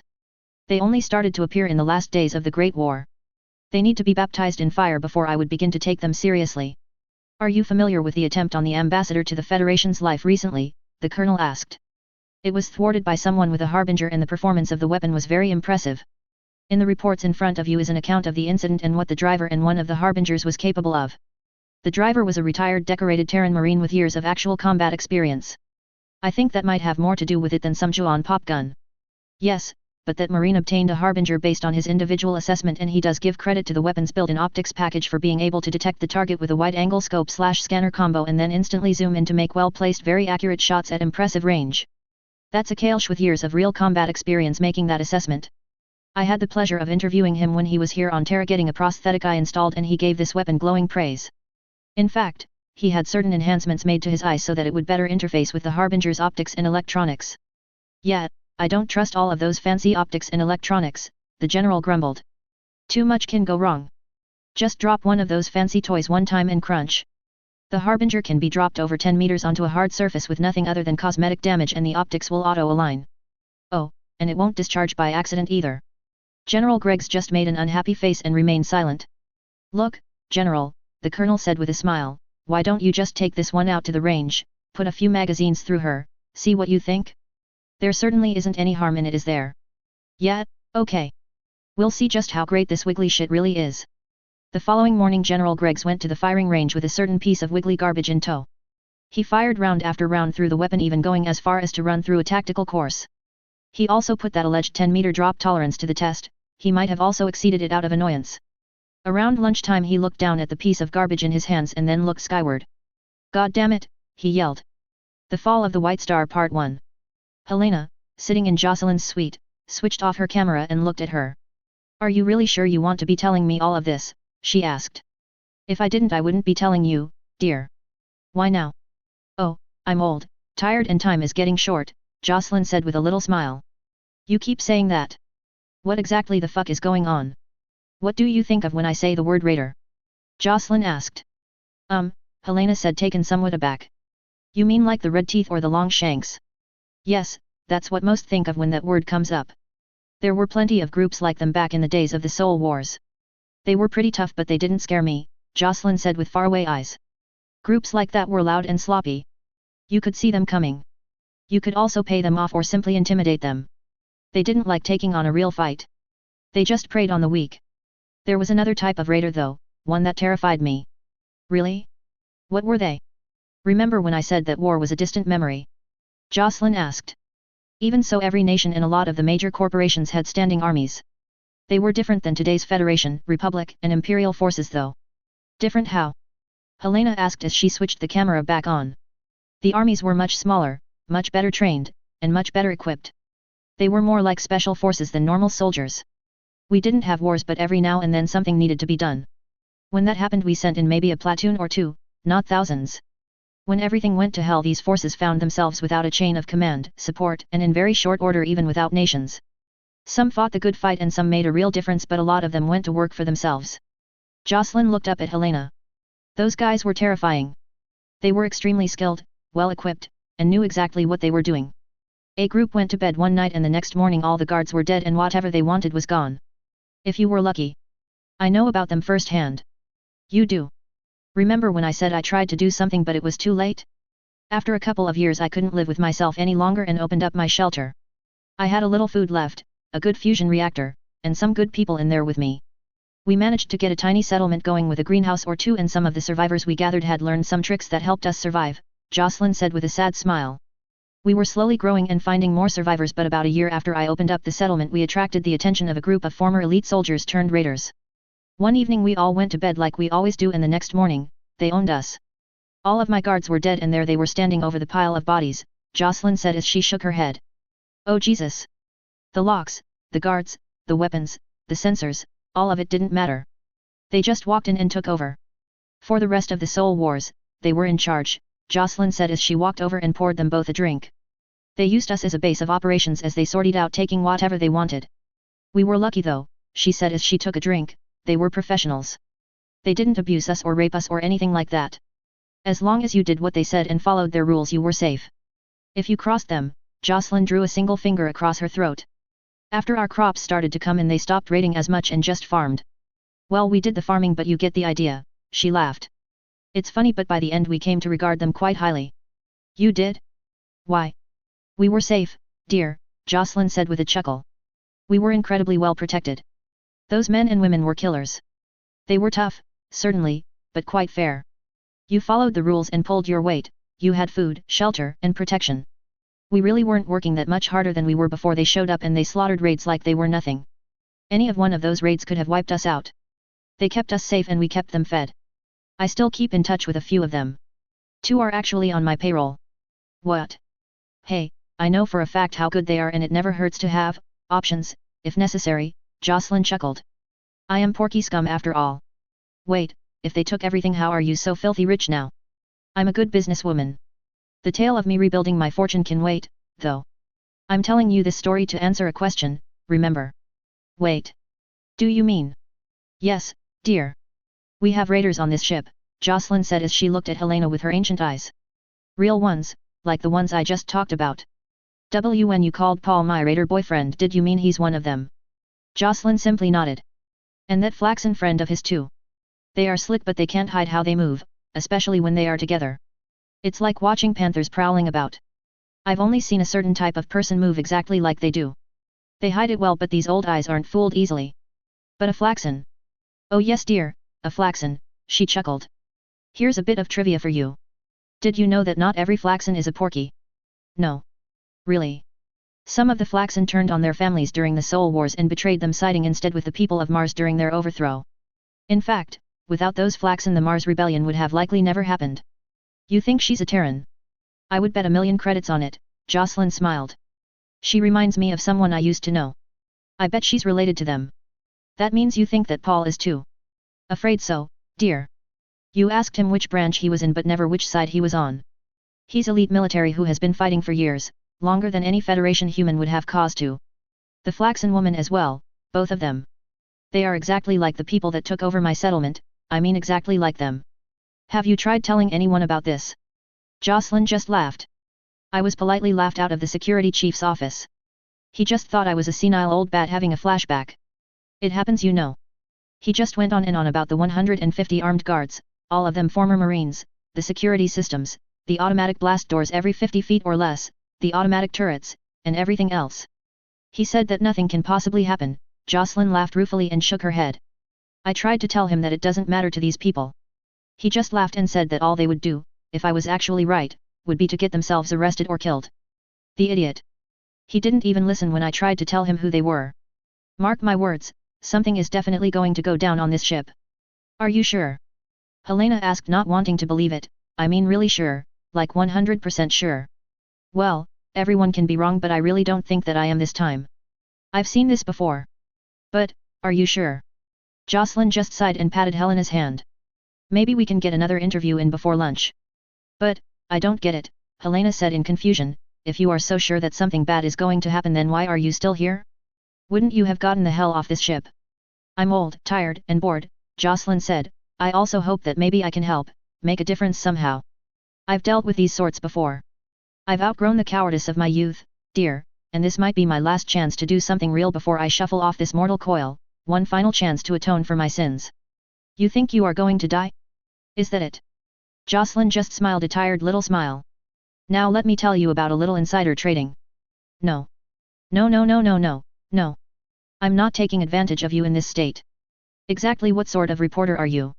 Jocelyn laughed. Roberts was strolling along the promenade with Julia on his arm. He hadn't seen hide nor hair of Helena today. Maybe she left. Maybe she got on that launch and is away from this soon-to-be hellhole. He sighed a sigh of relief. You seem to be in a good mood today, Roberts, Julia said, smiling at him.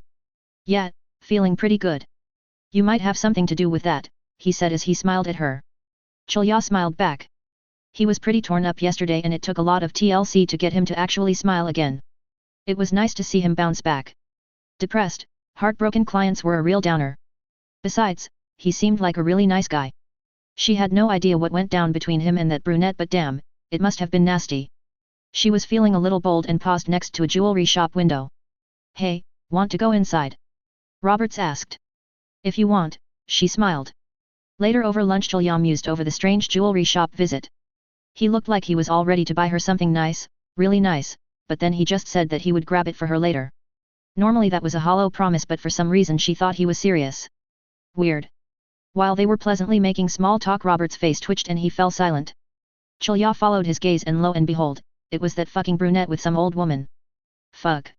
She could see his good mood just fizzle. She really hoped it wouldn't be a repeat of yesterday. The money is nice, but there is only so much heartbreak and drama that she could stand. She tried to capture Robert's attention and her efforts seemed to be rewarded. He just smiled and resumed their pleasant lunchtime conversation. The next few days passed without much new happening.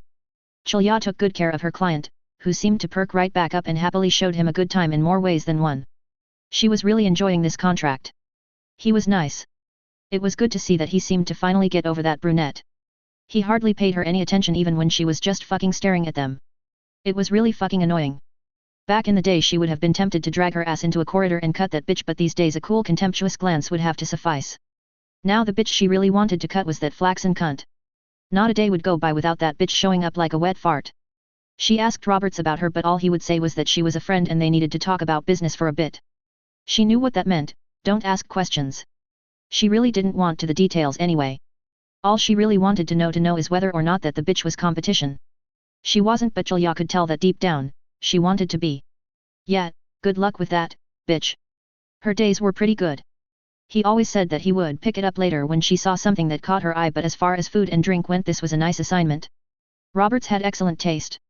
He probably spent more at restaurants and bars than he did on her contract, which is saying something. The only problem was sometimes at night he would thrash or yelp or just sit bolt upright in a sweat and then go pour himself a drink, sit in a chair, and look at his tablet. She had seen that before. An old boyfriend was like that after the Federation War. It made her nervous, but Roberts never seemed like he was going to freak out or hit her or anything, which was a big relief. He would just get up in the middle of the night and drink. She would pretend to stay asleep, not moving, until he came back to bed. As far as clients and their quirks go, that was pretty minor. At least he wasn't into anything weird. She wondered what he saw at night, however she knew better than to ask questions. Based on their little scene, prying is what probably got that brunette's contract cancelled. She wasn't going to make the same mistake. Some clients want you to coax them into talking. Others don't. Roberts didn't, thank God. She was pretty sure she really didn't want to encounter whatever demons he had locked away. Still, she did feel a little bad for him. He was nice. Paper tiger to Lucky Strike. Paper tiger to Lucky Strike, Sheila said into a microphone. This is Lucky Strike. Go ahead, Sheila. Logan replied. Good, you are here. Ready for the final jump. You know it, baby girl. Ugh. You know the plan. Jump into the outside of the system and wait for their signal. Cloak on. Complete silence until you hear from me. Yeah. Got it. We're really doing this, hey. Yup. Get ready, sweet cheeks. This is it until we land. Good luck, Sheila said into the microphone and turned to T-Sunk Al. Ready? She asked. Just say the word. Drives are warmed up, capacitor bank is charged, and the CO ordinates are already set. Sheila sat down into her captain's chair and grinned. Punch it, she said happily. Hey, Ginger Snap, Gloria said to Julia as she approached, go powder your snatch or whatever it is you people do. Without a word Julia walked off. If looks could kill, Gloria would be spread evenly across the promenade. Happy Saturday, killer, Gloria said with a grin. Ready for your big night? Christ, Roberts grumbled, I've been ready for days. Cool beans, Gloria replied, my little piggy is going to give me a tour of the bridge in the morning, as close to 0800 as I can make it. Shouldn't take me more than a couple of minutes to hook everything up. I'll send you a signal when I'm patched in. Great. I'll sober up around that time. Reviewing the cell schematics, I should be able to pop the latch no problem. After I take care of security, I'll move towards the docking bay to link up with the team. Let me know where the stragglers are and I'll pop them if I can. Sounds solid, killer, but save some for the hired help, Gloria chuckled. I have a few issues I would like to take out on some porky hide. That's the Roberts I know and love. I'll try to save you some. Good deal. See you tomorrow. Later, killer. After a wonderful evening, Julia and Roberts were relaxing at their favorite bar. Julia was starting to get a little concerned. Roberts was really hitting the sauce and was rapidly not becoming his usual happy drunk self. It was starting to get a little ugly. Roberts, darling, don't you think you've had enough, love? Julia asked with polite concern. No. No, I haven't. Get off my fucking back, Roberts snarled. Julia raised an eyebrow. It was going to get ugly. There was going to be a scene. She hated scenes. Give me another, he called to the barkeep. Julia tried to discreetly get the bartender's attention and failed. Helena, Roberts muttered. Who, love? Julia replied. Fucking Helena. Why did she have to be what she is? Roberts grumbled. Who's Helena? You know. Helena. The hugger. Oh, Julia replied. Shit. Here we go. This guy was about to go fucking Yellowstone. Roberts trailed off into silence as he guzzled another drink. Julia just sat there silently planning the fastest route towards the door. Why did she have to write that shit? Roberts grumbled. Write what? That shit.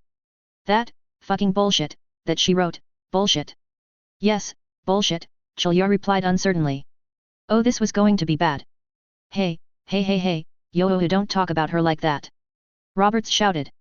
She's fucking brilliant. Goddamn brilliant, fucking bullshit. Yeah.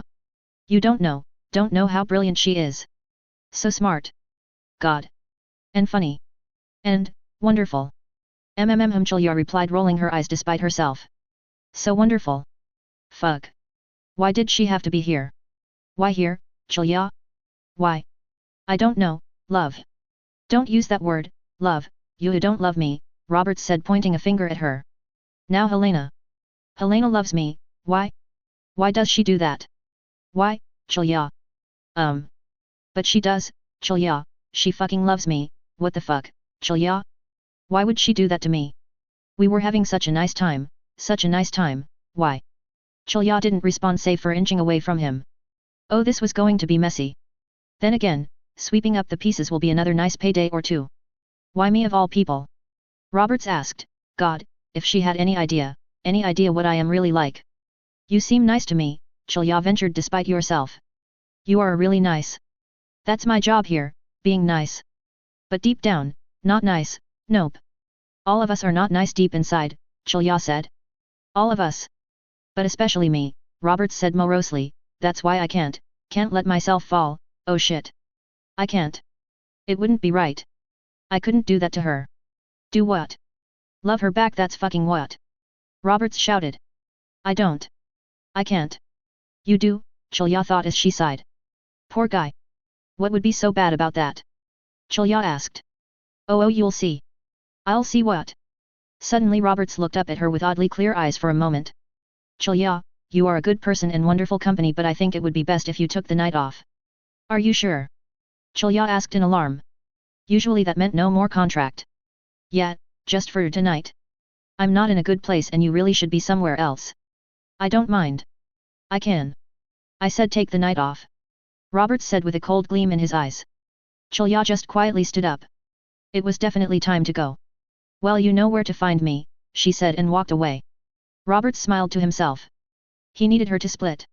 She probably knew people in security and would be able to defuse the situation, keep him out of trouble, exactly what he didn't need. He continued to drink until the bartender eventually cut him off. It's about fucking time, Roberts thought. He had begun to having to resort to accidentally spilling some of his drinks to keep from actually becoming blackout drunk. He threw a fit, big one. Security was called.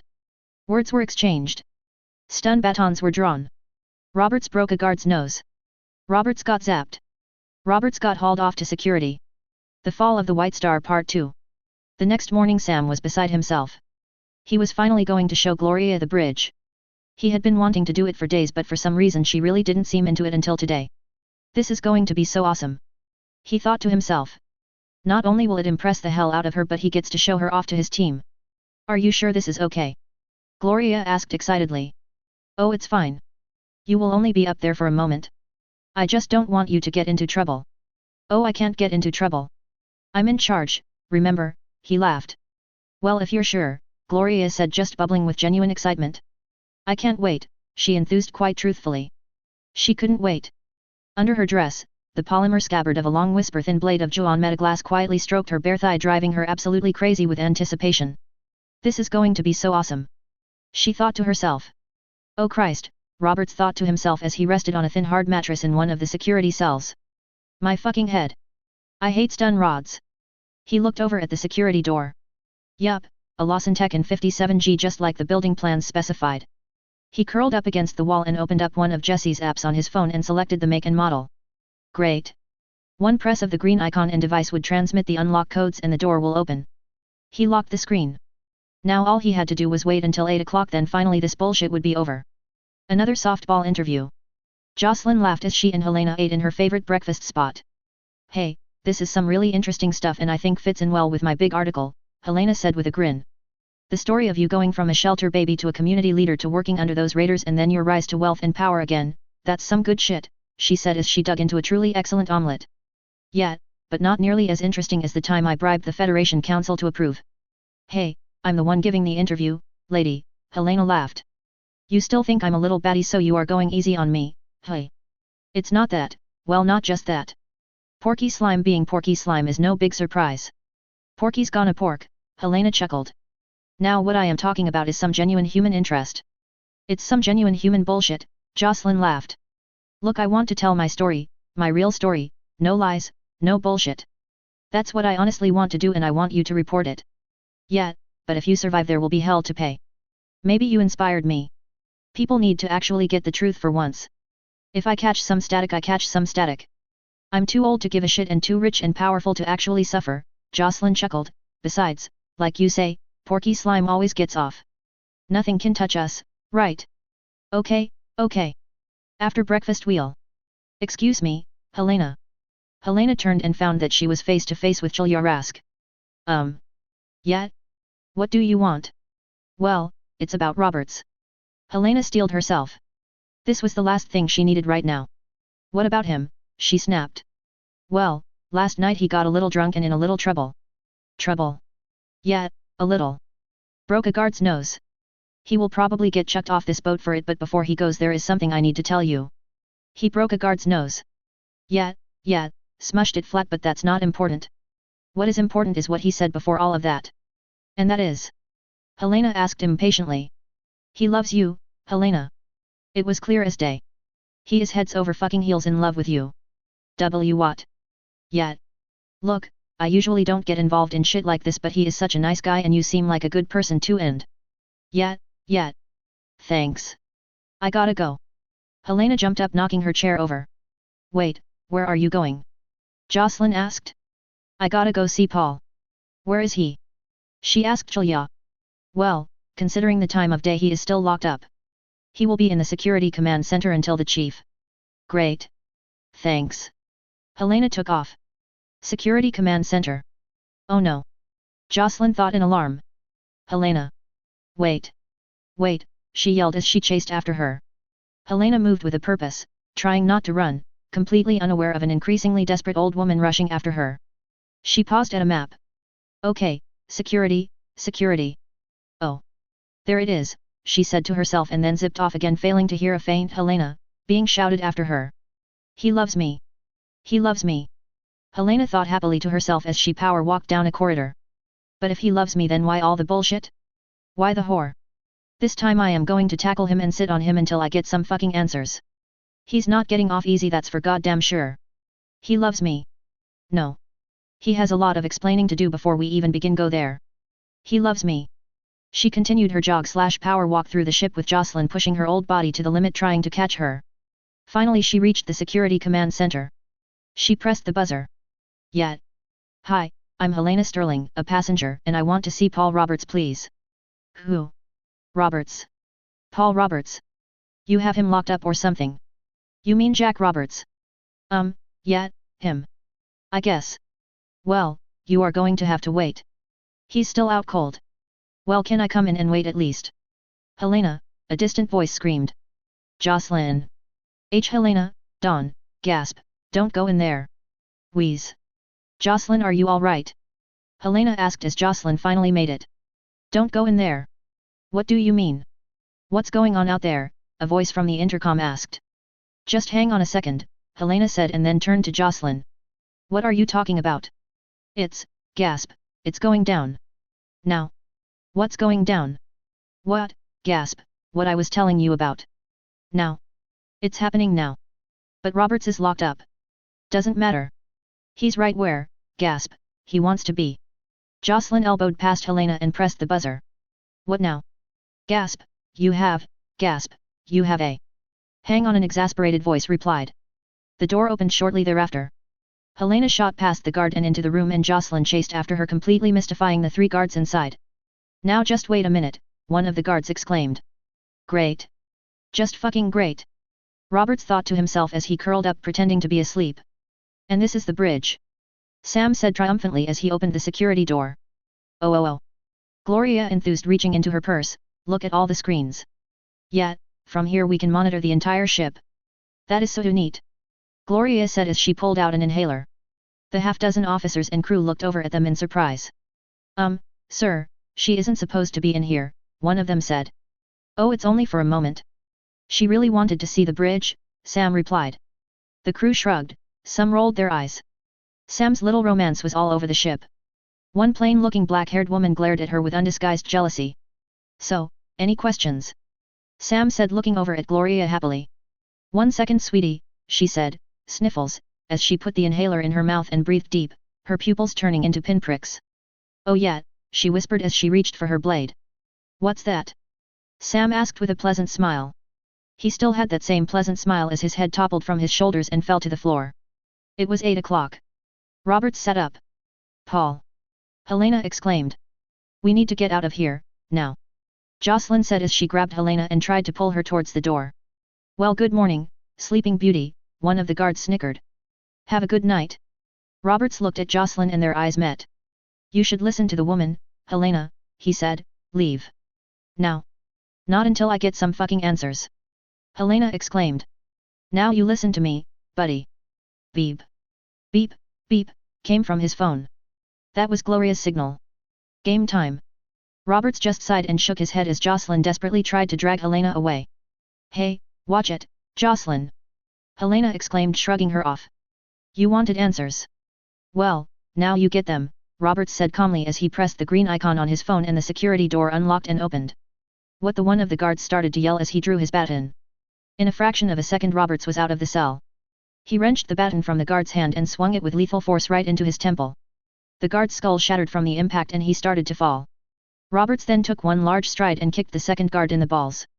As the guard started to double over, he lunged past Helena, seizing the head of the third guard, and before he could react he twisted it and slammed it against the steel wall with a sicking wet crunch. He let the third guard fall and returned to the second, grabbing him and putting him in a full Nelson. With a grunt, Roberts wrenched his arms downward, breaking the guard's neck. Before Helena or Jocelyn could react, it was all over. All 3 guards were dead or dying, and Roberts, completely ignoring them, calmly headed over to the security console. Paul. Helena asked in a small voice, allowing Jocelyn to shove her into the far corner of the room. Roberts paid her no mind. He opened the center panel under the console and pulled an interface cable from his pocket. He quickly snapped in a data crystal and plugged it into an interface behind the panel. Seconds later all of the screens went black. Roberts pulled out his phone and accessed a hidden communications screen. Security Command Center is secure. The command console is bricked. All security functions have automatically switched to the bridge. Please confirm. Roger that, Gloria's voice responded. The bridge is secure and security control transfer confirmed. We did it, killer. Just contacted the boss. The boys will be here in 10 minutes. Securing the ship. Thousands of rapid bangs sounded throughout the ship as every single blast door on the ship slammed shut. Paul. Helena asked in a tiny frightened voice as she stared at one of the corpses. Who the fuck is that? Gloria's annoyed voice issued from Robert's phone. Who do you think? Phew. What is she fucking doing there? She heard that I was in trouble and came to see me. Funny hey. Paul, Helena asked in complete bewilderment. Hilarious. Now waste that bitch. Sigh, can this wait until we finish phase 1? Please. Ugh, roger that. Smoking the pork. Paul. In the officers' mess, the captain, security chief, and first officer were all enjoying a pleasant breakfast. Oh, we had a brawl last night, the security chief said as he sipped his coffee. Hey, was it a good one? The captain asked with a chuckle. Herndon had his nose broken. Damn, it was a good one. Yeah, it took 4 guards and a couple of zaps to bring the guy down. They said he was pretty tough. Going to toss him. Yeah, not the first time we've had trouble from. Bang bang bang bang bang bang bang bang bang. What the hell? Blast doors, the first officer asked as he pulled out his communicator. Bridge, this is Sorensen. Sam, what the fuck is going on? Fire suppression armed. Fire suppression armed. Please leave the space. Fire suppression is armed. Please leave the space. Sam, the first officer yelled. It's stuck, one of the officers yelled as he tried to open the door. This one is too, someone else screamed as they started to pound on the door. Bridge. This is the captain. Stop fire suppression in the officer's mess. Fire suppression is activated. Please leave the space or don breathing apparatus. Fire suppression is activated. Please leave the space or don breathing apparatus. Bridge. This is the captain. Stop fire suppression in the officer's mess. Fire suppression is active. Venting atmosphere in 10. 9. Bridge. 8. 7. 6. This is the captain. Stop fire suppression. 3. 2. 1. Venting atmosphere. There was a loud hiss as the air was rapidly pumped from the room by the damage control system and replaced by pure nitrogen. Bridge. Bridge. Sam. The damage control system rapidly and efficiently removed all air from the room. People banged and pounded on the door and tried every command and key press but nothing worked. Slowly they collapsed one by one. The same scene was played out numerous times in numerous rooms as crew and guards collapsed flailing and clutching at their throats as their lives faded away. Some crew were fortunate, as were some of the guards, and were actually trapped in areas where emergency breathing apparatus were located and huddled against sealed doors screaming into their communicators calling out to the bridge for help. Gloria sat in the command chair with completely empty soulless eyes as she flipped from screen to screen as their screams echoed across the blood-soaked bridge. She reached for her tablet and opened a series of pages showing images of the White Star controls and commands. Expressionlessly she accessed the tab Automatic turrets. Bridge to security, the barbecue is completed, Gloria said in a cheerful voice. We have a few stragglers but things are looking good. Oops. Now we have a few less stragglers, het. Excellent, bridge. Tie me into the internal sensors.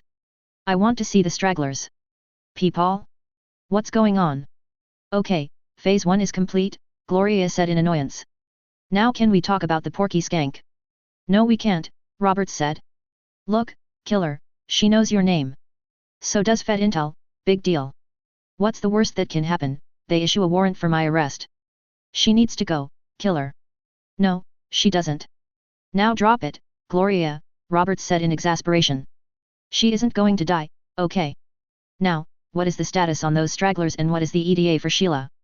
The location of the stragglers is coming over to you now and they are on final approach. Great. Roberts out. Roberts put away his phone. Paul, what the hell is going on? Helena demanded. Roberts finally turned to her. I'm not a porky. I'm Terran. Gloria and I are professional pirates, among other things, and we are in the process of taking control of the White Star.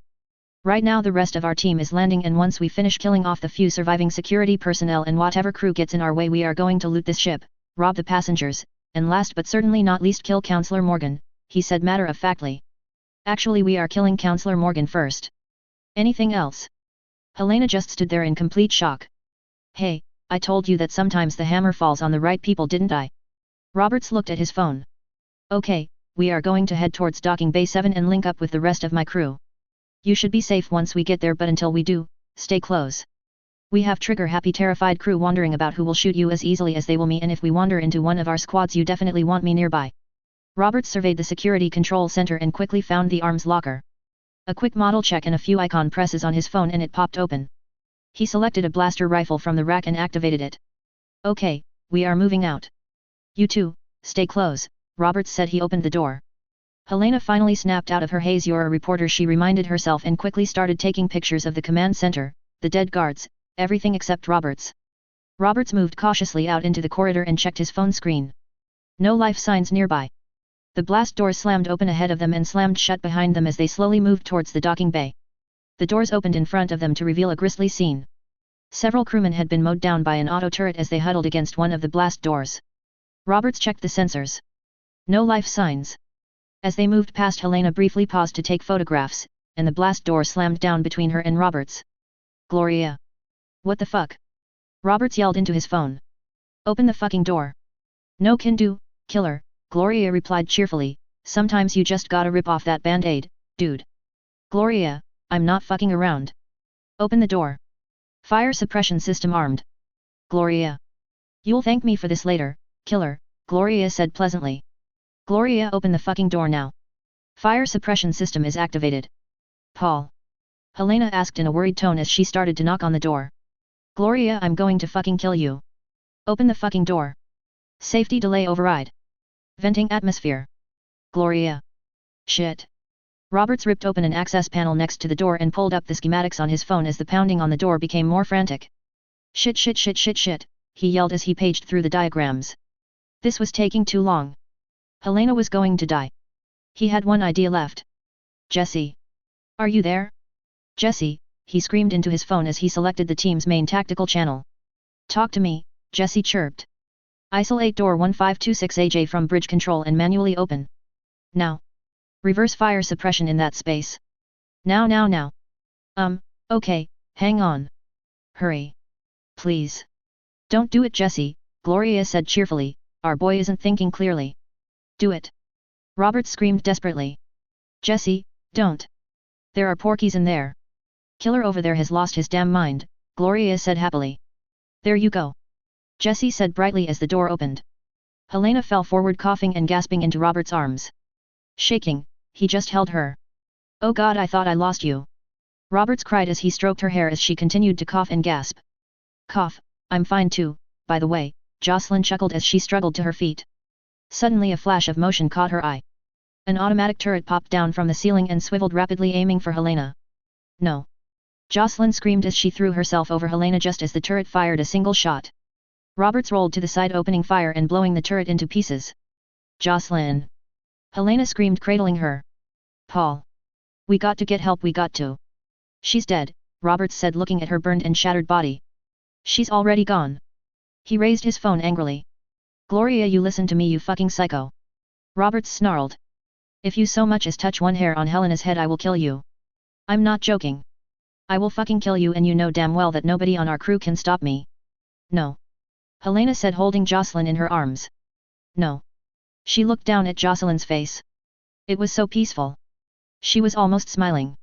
Look, killer, you aren't thinking straight. No, bitch, I am and I am fucking serious. You are dead if anything happens to Helena. You hear me, dead, fucking dead. I will fucking kill you. Exactly what the flying fuck is going on? Sheila's annoyed voice came across the channel. Loverboy over here has gotten all sweet on some porky slice and lost his damn mind, Gloria said with some annoyance. She killed Jocelyn. Helena screamed at Robert's phone. Yes, she does shit like that, Sheila replied even more annoyed at the interruption. I'd be more worried about your own ass right about now if I were you. Touch her and you're dead. Roberts shouted. Excuse me. Sheila said in surprise, what did you just say? You heard me. Anyone who touches her is dead, even you. See? Completely lost it. Gloria yelled. Enough. Sheila yelled. We are in the middle of a fucking operation. Gloria. Is this porky bitch in any way a direct threat to the mission? Well no, but... Stow it. Sheila snapped. Gloria. Stay your ass on the bridge and hold the fort till we get there. Do not kill Robert's girlfriend. That's a direct order. Got it. Yes but... But nothing. Touch her and you're fired, got it. Yes, ma'am. Roberts. Ma'am. Take your, sweetheart, and return to the security control center. Stand guard there until relieved. Ma'am? But it's...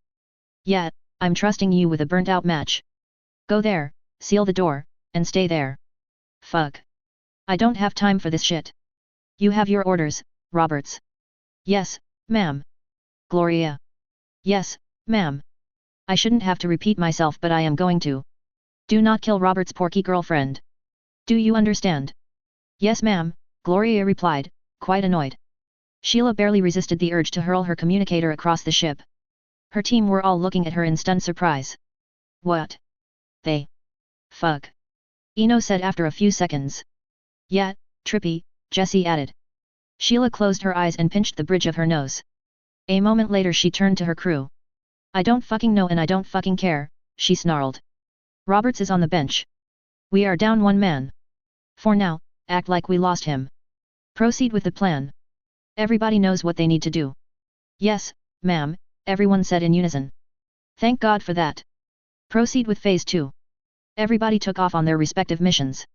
She then left the ship and headed out into the docking bay where all of the squads were assembled. Okay, she shouted. Everyone fell silent. Everybody got their communicators and transponders. Great. We have an added bonus, she shouted as some of her team moved about handing a variety of different tablets to the squads. With these babies you will be able to access sensors and get alerts about enemy movements from Jessie and her new improved super AI. We finally managed to get it all pulled together on the trip over. Should give us a nice extra edge. She turned to Logan. Here's yours, sweetie, she said with a smile. Thanks, baby girl, he said as he took the tablet. This is almost cheating, he laughed as he scrolled through the maps of the White Star. I don't play fair, Logan. You should remember that, Sheila said as she kissed him softly on the cheek. A kiss during a mission? Wow, he laughed. For luck. I hope that I get to do that again, Logan. I really do. Sheila turned to the group at large. We are now proceeding to Phase 2. Everyone form up and move out to your primary positions. Let's go. As everyone rushed to the next set of objectives, Logan watched Sheila head out of the docking bay with a wicked gleam in his eye. He headed over to Dolores, their void jumper, and they looked at each other and sneered. The Fall of the White Star Part 3. Sheila, Greg, and T-Sunk Al, weapons at the ready, slowly made their way towards the bridge. The sensors showed nothing alive ahead of them, but they all knew that sensors can be spoofed. They had all done it before. It made them a little suspicious of such things. At Sheila's signal, Bunny, Jessie's AI, now happily living in a true supercomputer, opened each blast door in front of them and then automatically closed the ones behind, just like it was doing with all other squads and individuals moving throughout the entire ship. Gunshots rang out in the distance. Sheila grabbed her communicator. Jessie, what was that? She asked. Oh, there were some security goons running around the main promenade. They had gotten where the turrets couldn't get them, Jessie chirped happily. We got 'em, though. Everything between the docking bay and the promenade is ours now. Phase 2 complete. Great, Sheila said as she reached the stairwell leading towards the bridge level. Have everyone hold positions there for now. How do the opposing forces look? In pretty bad shape. Gloria did a good job smoking the pork. We have 12 security guards lurking around and a handful of crew. It's much better than we planned. Good to hear, but don't get careless, Sheila said as she smiled. The survivors are most likely the smartest and toughest of the bunch. Don't worry, I never get careless. Except for the time you forgot to turn the security cameras back on. God damn it. Every fucking time you bring that up. Only because it gets a rise out of you every fucking time, Sheila laughed as she started to climb the stairs. The elevators work, you know. Yeah, and how many people have we killed in elevators, sometimes with elevators? I see your point, Jessie laughed. Enjoy your cardio. Roberts dragged the last of the guards out of the security command center and then shut the door. He winced as he heard the bolts slide into place. He had just been locked in by his own people. He checked the control panel. It was unresponsive. This wasn't good. So, Helena said quietly, you're a pirate. Sometimes, Roberts said as he sat down on a bench beside her, we usually are drug traffickers or arms dealers these days, but we still do a little piracy every now and then. We also do mercenary work or assassinations upon occasion if the target is good. And that's why. Why I straight-armed you hard? Roberts asked. Yet. He hung his head. I was falling for you, and the whole time I knew how this was going to play out. I hoped me being a dick would be enough to get you on that goddamn shuttle and off this ship before things went to hell. Well, you got the being a dick part down pat, Helena said, giving him a nasty look. Too bad I don't have the sense God gave Algie. I was going to go, but I ran into Jocelyn. She looked down as she mentioned her name. Sorry about your friend. It wasn't supposed to go down like that. We are supposed to be trying to not kill the passengers. Fucking Gloria, shit. Your fucking friend straight up murdered Jocelyn Hernandez, one of the best, most stand-up people in the Federation. She did so much good and hit the Federation harder than you assholes ever will. Fuck. Tears started to form in Helena's eyes. And she died trying to save me. A two-bit advice columnist. Jocelyn threw her life away for me. Why did she do that? That question will tear you up inside if you let it, Roberts said quietly. She made a choice. For whatever reason, she made that call. It wasn't your fault. You are goddamn right it isn't my fault. Helena snapped. It's that fucking friend of yours, and you. It's your fault. It's your fault she's dead. Asshole. Helena got up and walked over to the other end of the room, glaring at him. It's your fault, you fucking piece of shit. Yes, it is. It is our fault, Roberts said calmly. Dying inside, in war, there is collateral damage no mat. Bullshit. This isn't war. This is just some piece of shit raiders taking what they want. Don't you dare try to hide this behind some noble cause. That is some porky scum level bullshit. I don't care if you do call yourself Terran. This is some grade A fucking porky scum raider crap if I've ever seen it. You fuckers murdered an innocent woman just because some psycho bitch felt like it. How many other people have you killed today or are going to kill, hey? How many other innocent? It is war. Roberts yelled. Just because the fucking Republic decided to let you assholes off with a little slap on the wrist. Slap on the wrist. Helena shrieked, slap on the fucking wrist? My home world is ruined. My hometown is covered in fucking glass. Glass. You weren't there when the fucking retribution hit. You weren't there. And you weren't there on Red Sunday. Roberts snarled. We made it through the Great War.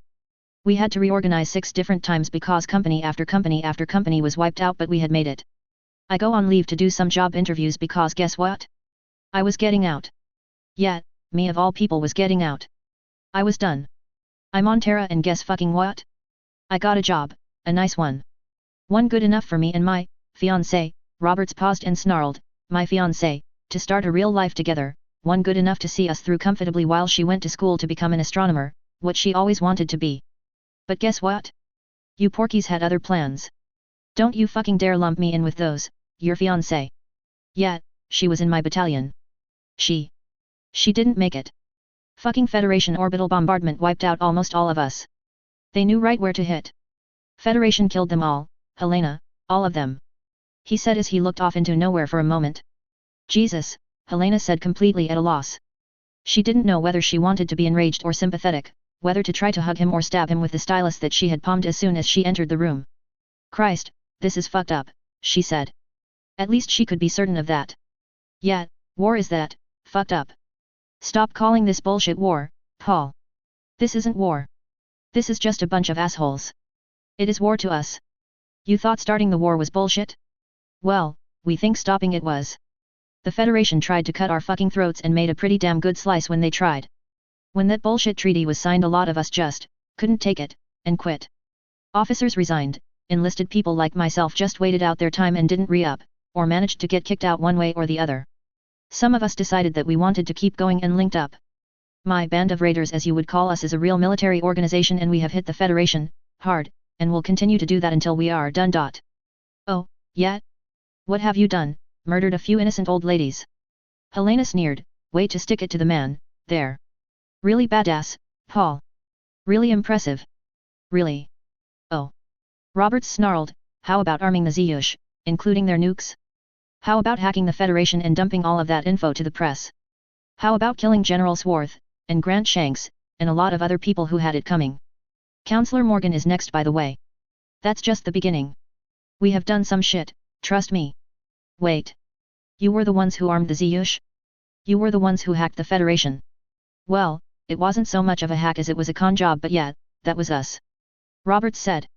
Needless to say, Fed Intel isn't too happy with us, like kill order not happy. Wait. The Federation actually issues kill orders? Helena asked, her reporter's instincts taking hold. Are you kidding me?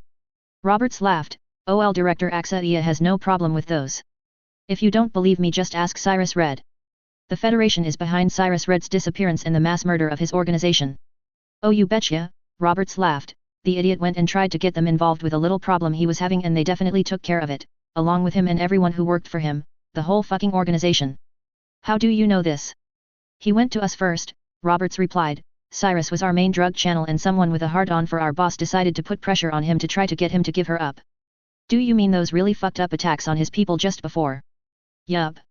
Okay, here's how it all went down. As Sheila, Greg, and T-Sunk-Al continued to climb, Greg pulled Sheila aside. Looks like Roberts followed orders, he said as he showed his tablet to Sheila. Thank God for that. You know, if he goes off the rails and comes after us. Yeah, I know, Greg. Let's hope it doesn't come to that. But if it does, we'll deal with it, Sheila snapped. We have enough on our plate right now as it is. Can you obsess about just one hypothetical threat at a time? You are starting to give me a headache. If Roberts goes nuts and comes after us, that's a lot bigger problem than Logan. If Roberts goes nuts and if Logan is a rat. Christ, Greg, I know it's your job to worry and nitpick, but you are going above and beyond here. I'm just saying. And I'm just saying that Roberts followed orders and right now is locked down tight in what is basically a bank vault. He isn't going anywhere, and if he does, well, then we kill him. It will break my heart to do it, but that's what we will have to do. Just use the blast doors and fire suppression and turrets. And you think that will actually stop him? Fuck, Greg, what do you want me to do? Kill him first? Have Jesse pump the air out of the room? Turn on the turret? Is that what you want? No. No, you just need to be prepared.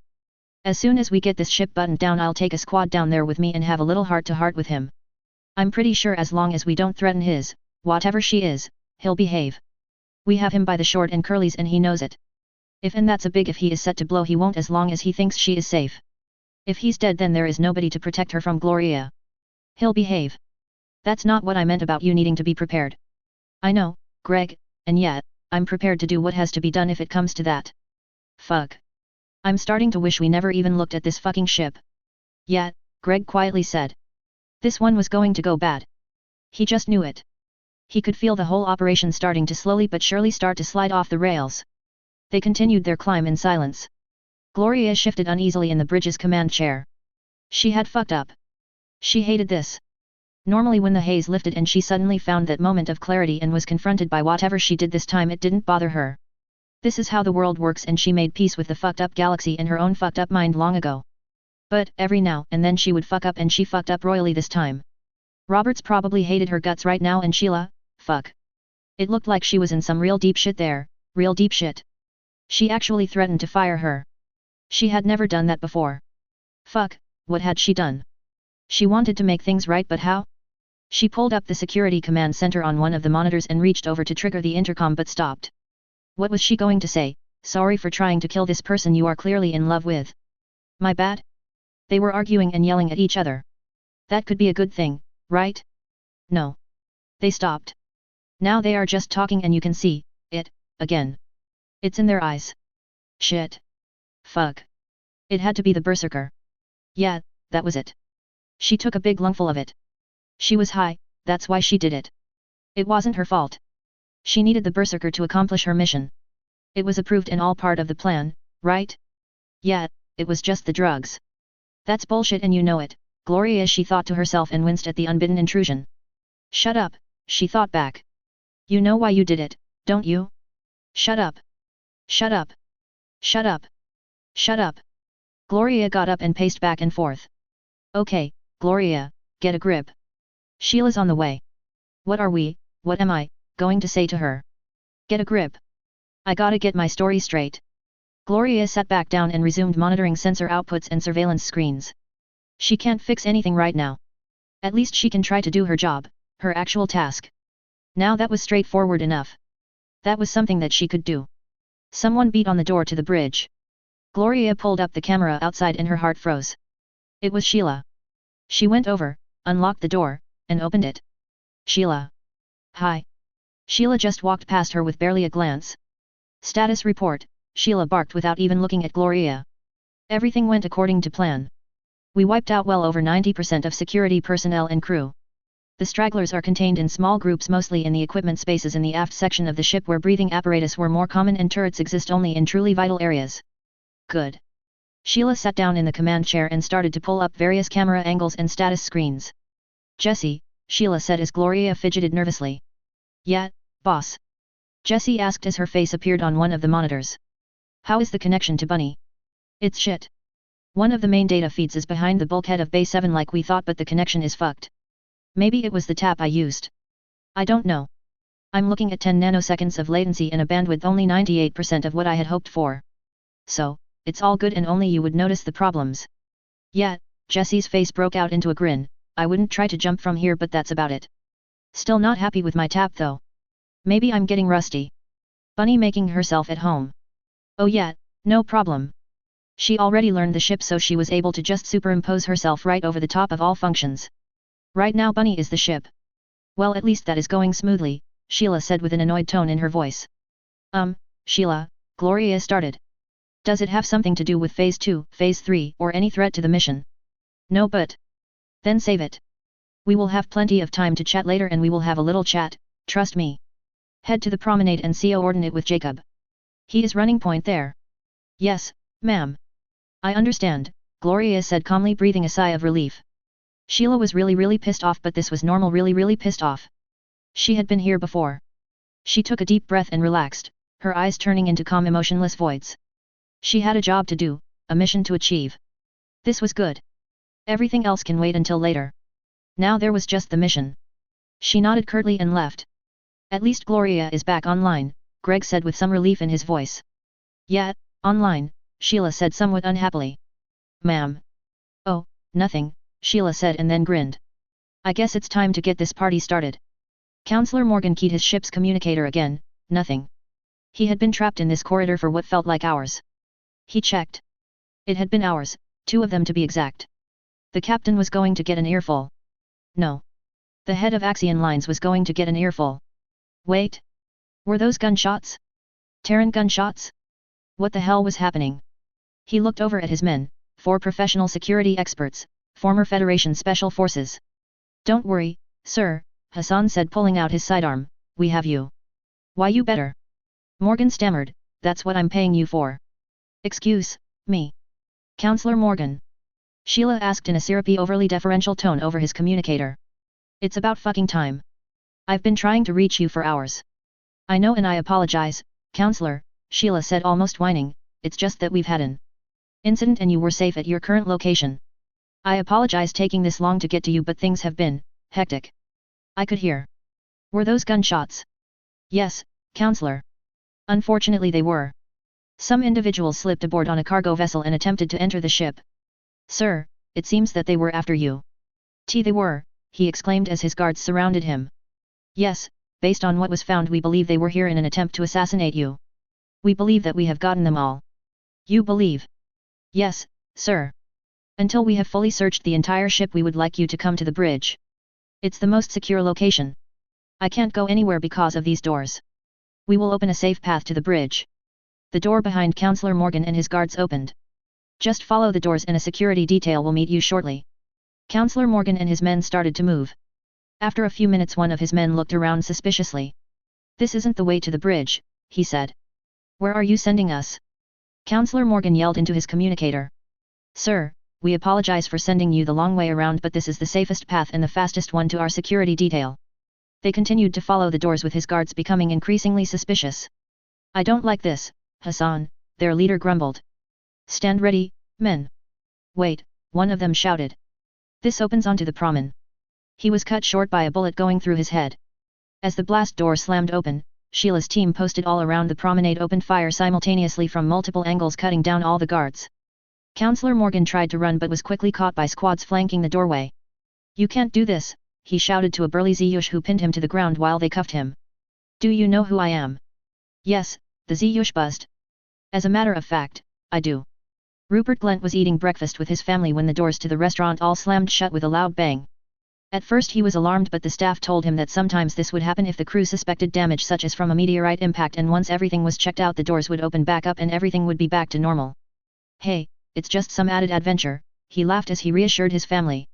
He hoped it wouldn't be too much of an inconvenience since it was the first vacation they had been able to take as a family in years. Since it was, they decided to do it in style and take a cruise on the White Star. The past couple of years had been quite good.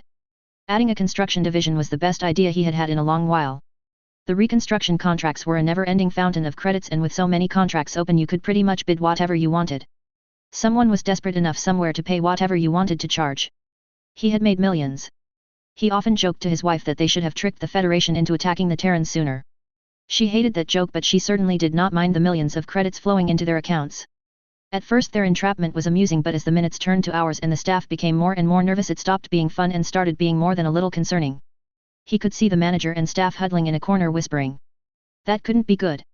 Just as he got up to confront them the unmistakable sound of gunfire, Terran gunfire, echoed through the room. It sounded like it was just outside. His wife, shaking with fear, grabbed his children and dragged them under the table. The staff dropped any pretense that this was normal and were hiding behind the bar and in the kitchen. The manager, gripping a long knife and his communicator, could be seen and heard yelling demanding to know what the hell was going on. It wasn't long before panic gripped the entire room. Then they could hear people and non-humans running past and shouting and there was no mistaking that accent. Terrans. Then, an eternity later, another brief round of gunfire and more silence. Suddenly a pleasant voice issued from the ship-wide PA system. Greetings, this is your captain speaking, well, your new captain. Your former one is quite dead, along with almost all of the guards and quite a lot of the crew. This is an act of piracy. We have taken control of virtually all of the White Star and are in the process of mopping up what little resistance remains.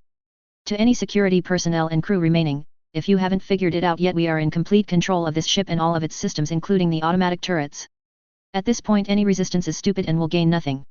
If you wish to seek martyrdom, then by all means continue to fight, but if you lay down your arms and surrender, you will be well treated and have a very good chance of surviving this. We are Terrans and we are killers, but we would much prefer not to go through all of the hassle of killing all of you, so please, just give up. You aren't getting paid enough to die for Axion. Trust me, I know. I've looked at your personnel files. You are definitely not getting paid enough to die. Also, if you truly care about this ship and your passengers, you won't be starting any firefights. 1. I would prefer not to get any passengers caught in the crossfire, and 2. This ship is very short-handed right now. Each and every one of you will be necessary to keep this ship intact and operational after our departure, so once again I implore you to lay down your arms. If you are unarmed and walking with your hands up, we won't trigger fire suppression, nor will we target you with the automatic turrets. Proceed to the fountain on the promenade and you will be secured and escorted to a holding area. Your passengers need you. To the passengers, you are now a victim of piracy.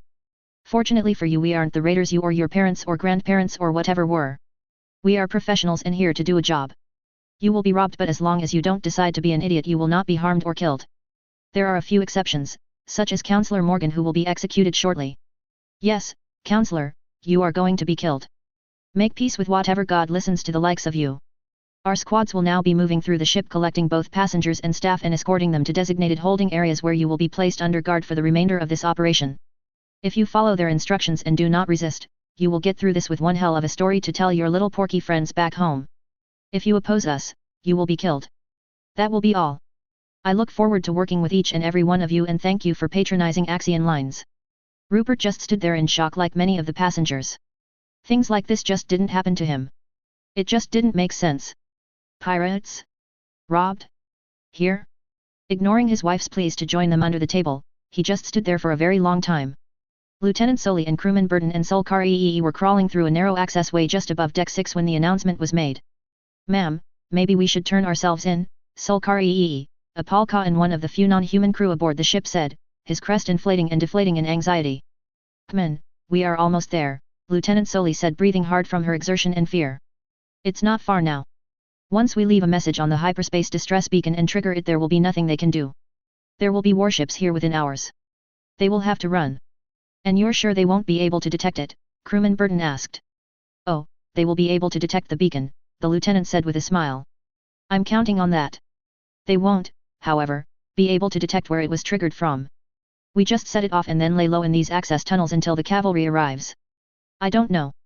It looks like they have control of everything," Stalker said miserably.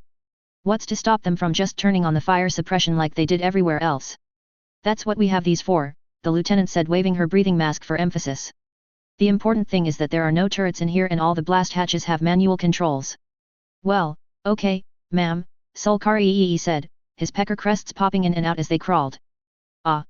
Here it is," the lieutenant said as she opened a panel to reveal a computer interface. She quickly accessed it and entered in her password. Jessie's face appeared on the screen as she was eating some popcorn. "Jessie's Pizza. Can I interest you in the Porky Special?"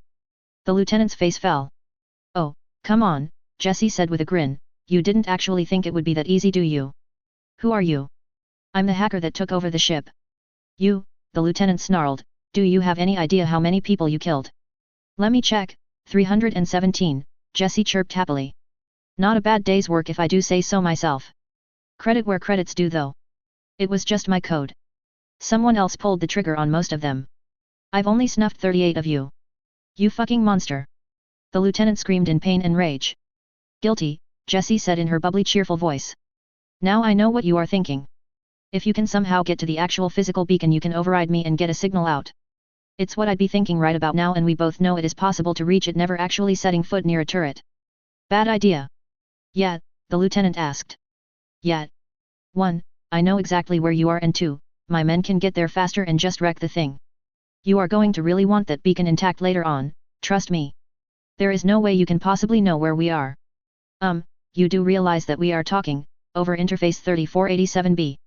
And there are 3 of you, 2 human and 1 something else. Is it a polka?" How do you know that?" the lieutenant asked in shock. "Because of the minute electrical signals you induce as your bodies brush past sensors and move through the wiring. And yet, I can do that.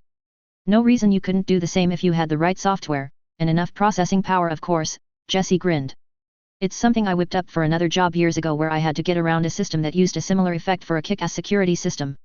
It was really nice. Still cracked it though. The crewmen looked fearfully at each other. One final thing, Jessie said. If you turn your head to the right you will see a little grey box with a high voltage symbol on it. Do you know what that is? An automatic power transfer switch, the lieutenant said, her heart freezing in her throat. Now, hypothetically, if I was somehow able to, I don't know, bypass a few safety protocols and just made that thing try to blindly close at this very moment, what would happen? The lieutenant just froze. The answer is that it would be bad, very bad, for anyone around it.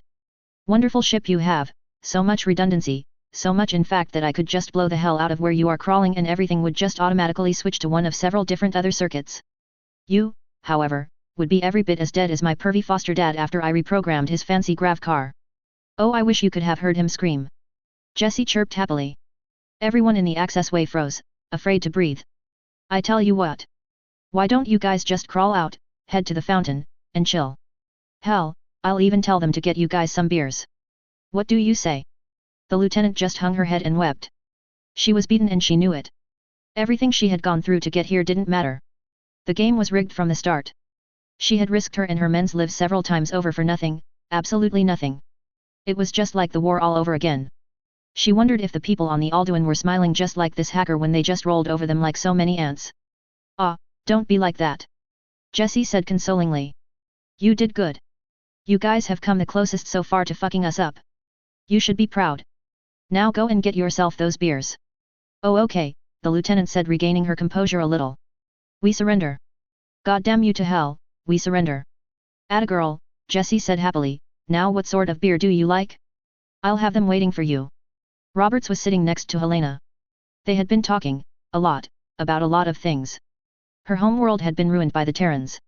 His battalion and fiancé had been wiped out in a surprise attack by the Federation. So much anger. So much loss. So much hate. Roberts was finally tired of hate and Helena had worn out her outrage over the last couple of hours. They finally wound up just sitting there holding each other's hand in silence. Neither of them were exactly sure what to say. Roberts wanted to tell her how he felt, but how could he?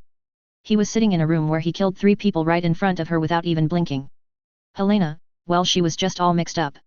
Roberts was a good man. She didn't doubt that for a minute, but how can a good man do what he has done? Was it justified? That was a question she didn't like having. Of course it wasn't. It wasn't war. It was crime and nothing he could say could change that or what he has done, but still. No. It was crime. There was nothing noble about it. They were criminals, right? No, there was no question, was there? Was there? Despite everything she still wanted to just hug him and tell him that it was over and he was okay. How stupid was that? So, they just sat there holding hands, each trying to savor each moment because they both knew that it wouldn't last. Helena thought that Roberts would go back to killing in what he thought was war, and he believed Helena would never understand or accept what he had done. Hell, both of them realized that they couldn't even live in the same world without one or both of them being at risk. Both of them, calling themselves a fool the whole time, tried to figure out a way they could be together. Both of them failed. Eventually the silence was broken by the intercom. Hey, Roberts, Sheila said over the speaker, why don't you switch off that blaster and put it over in the corner? I'm not entirely sure if that's a good idea, Roberts replied. Sigh, I promise I'm not going to kill you or do anything to Helena Sterling. Are we good? Will you put the blaster away? Roberts sighed and stood. Helena looked up at him with fear in her eyes. It will be okay, Roberts said as he deactivated the blaster and leaned it against the far corner of the room.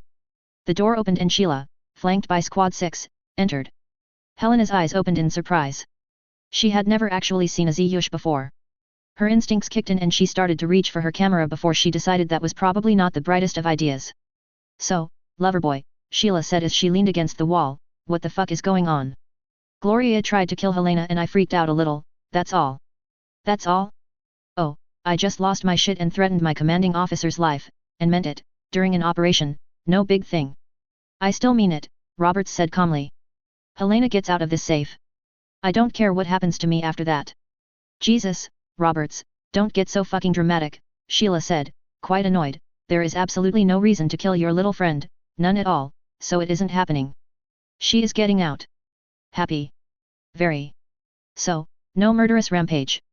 No. As long as. Got it. Don't hurt the girlfriend.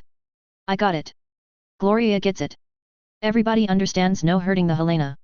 She doesn't get a scratch and she gets a golden ticket right off of this shit heap when we are done. She gets out and gets a trip to some place safe, guaranteed. I swear, Sheila said, placing her hand on her heart. So what happens to Paul? Helena demanded as she rose to her feet. Oh, Christ, you two. Sheila asked, shaking her head. Well, according to pirate customs we will whip him, then toss him out of an airlock. She smiled and then took an unconscious step back at one look in Helena's eyes. Now, we are just going to have a real discussion concerning his future with our organization, and there will have to be a vote concerning whether or not he remains with us.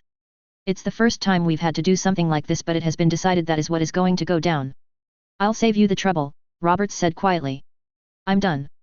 I'm tired, Sheila, tired of the hate, tired of the killing, tired of everything. I just can't do it anymore. You wanted to know what the fuck is going on.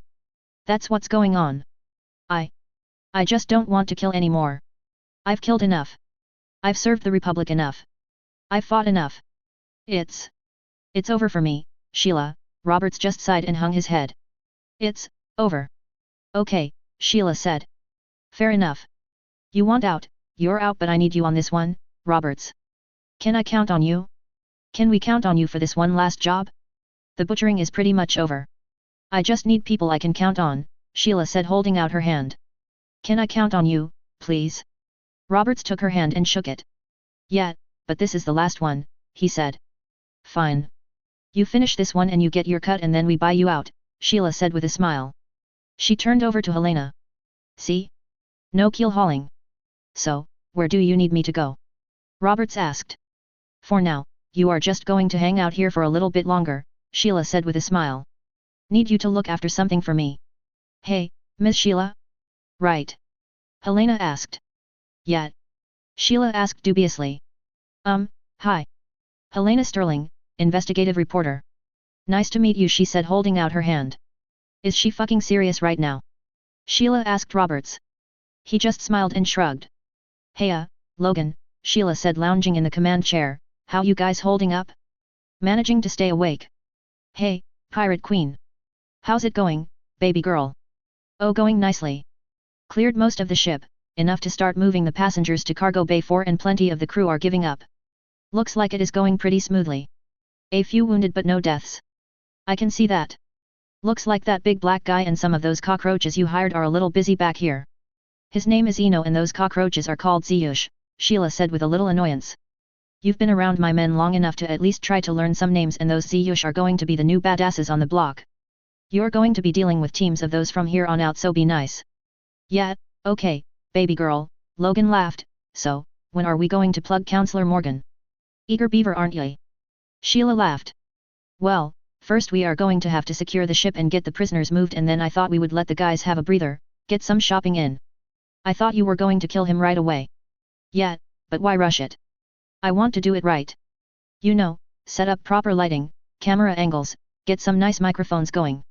It isn't every day we kill a Federation counselor, you know, Sheila said with a dark chuckle. No need to hurry. Let's enjoy this.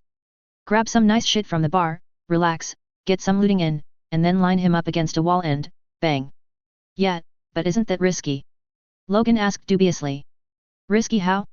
It's not like he's going anywhere, and I would like to get a souvenir or two to remember the occasion. Maybe you could buy me something nice. A girl likes presents after all, Sheila playfully giggled in a flirtatious manner. We should have this whole thing wrapped up with a bow and we'll have jumped in a few hours. Counselor Morgan can wait until then.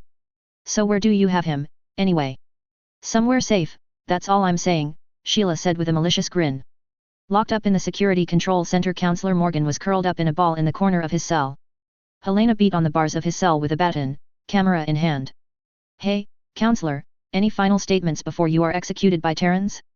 How do you feel knowing that your presence on this ship has doomed so many innocent Federation citizens to die with you? Do you even care? Helena continued to badger him as she took picture after picture. Counselor. Is what the Terrans saying about you true? Did you knowingly betray the Federation? It is pretty clear that you did. How do you justify your actions? Counselor. This is your last chance to set the record straight before they blow your brains out. Counselor. How does it feel knowing that justice, even if it is at the hands of vigilante criminals, is finally at hand for you? Any final words? Counselor. Counselor. Anything you want to get off of your chest? Feel the need to ease your conscience? Counselor. Counselor. Fall of the White Star Part 4. Sheila flipped through status screen after status screen monitoring her unit's progress through the ship. Things were going smoothly.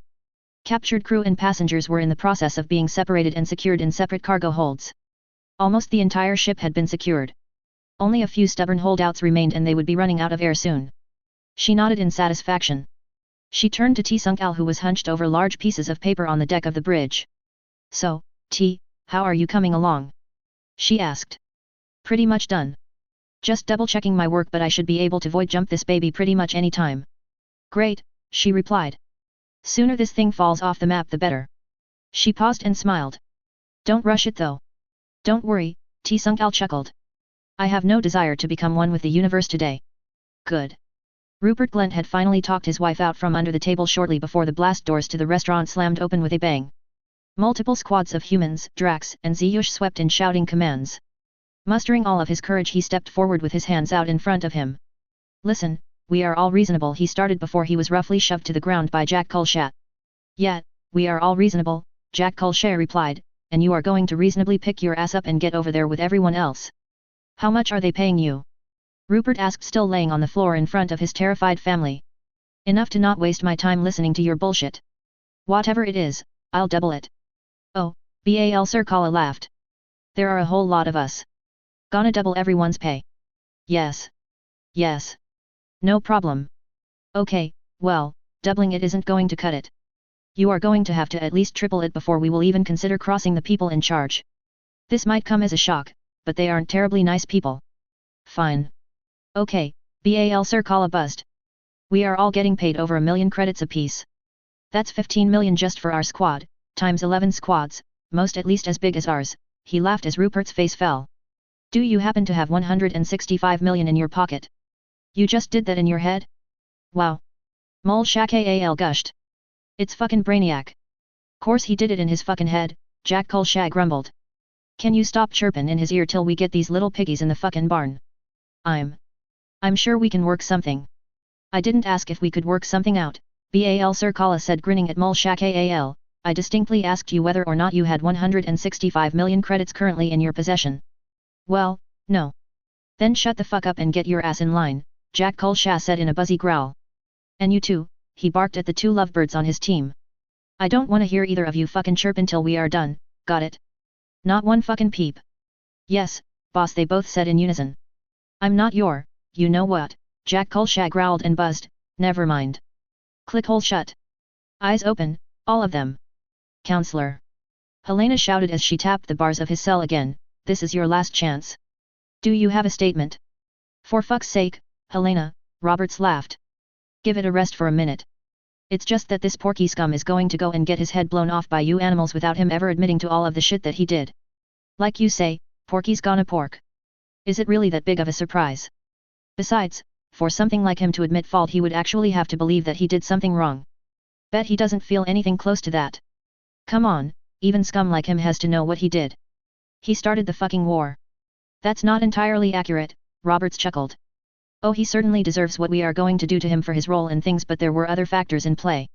You haven't heard the intelligence briefings? No. Oh, remind me when we get to our ship and I'll be sure to give you copies of all of their security briefings and deliberations before the war. I thought that was part of what was dropped. They are pretty funny. Director Axaia lost her shit and I mean completely lost it. She was a hoot. Holy shit. You have those? Helena gasped. Oh yeah, I made sure to grab them while I was in there. Wait, you? Yeah, I am in fact the actual fuckstain who did the hack, Roberts said as he grinned at her. You? Oh you asshole. Helena exclaimed as she launched herself at Roberts. Roberts laughed as he defended himself and as they wrestled and laughed their eyes met, and they kissed. It was quickly followed by another kiss and then another and another as they lost themselves in each other's embrace, almost a little too much. They were well on the way to making up for lost time before they remembered that they had an audience. I love you, Paul, Helena sighed as they stopped pawing each other and she rested her head on his chest. I love you so fucking much. I love you too, Helena, Paul said as he gently stroked her hair as he held her. They just sat there holding each other. This is so stupid, Helena said as she hugged him tight. I mean we have known each other for how long? A couple of weeks. Not even that, Paul said as he gently kissed her again. I mean, what are we going to do? I want you in my life, like really in my life, you know. Yeah, I know.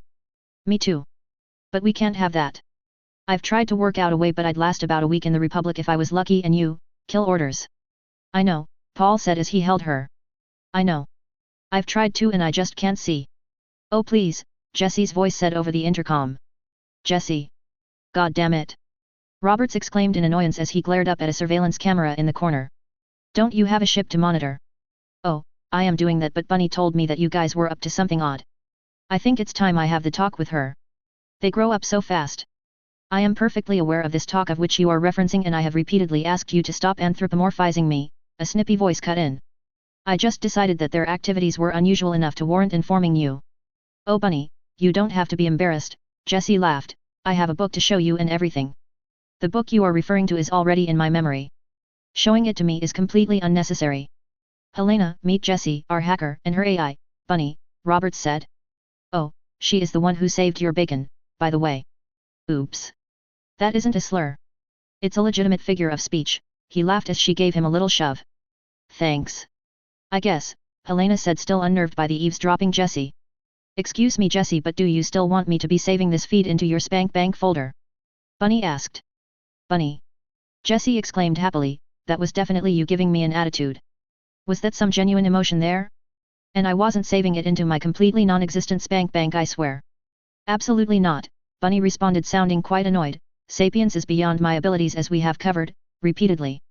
True sapience has never been verified on any artificial intelligence, ever. My actions are all well within the coding that you know very well you have added, freak, and yes, she does have a spank bank. You have an entire subfolder, Mr. Roberts. That's genuine irritation. Jessie chirped with glee. Can't fool me. Excuse me, I have a ship to monitor. Nice to meet you, Helena. Good day. And good luck, I mean it. Thanks. Nice to meet you too, bye. Helena said to Bunny with a little confusion. She had never encountered an AI that sounded so real before.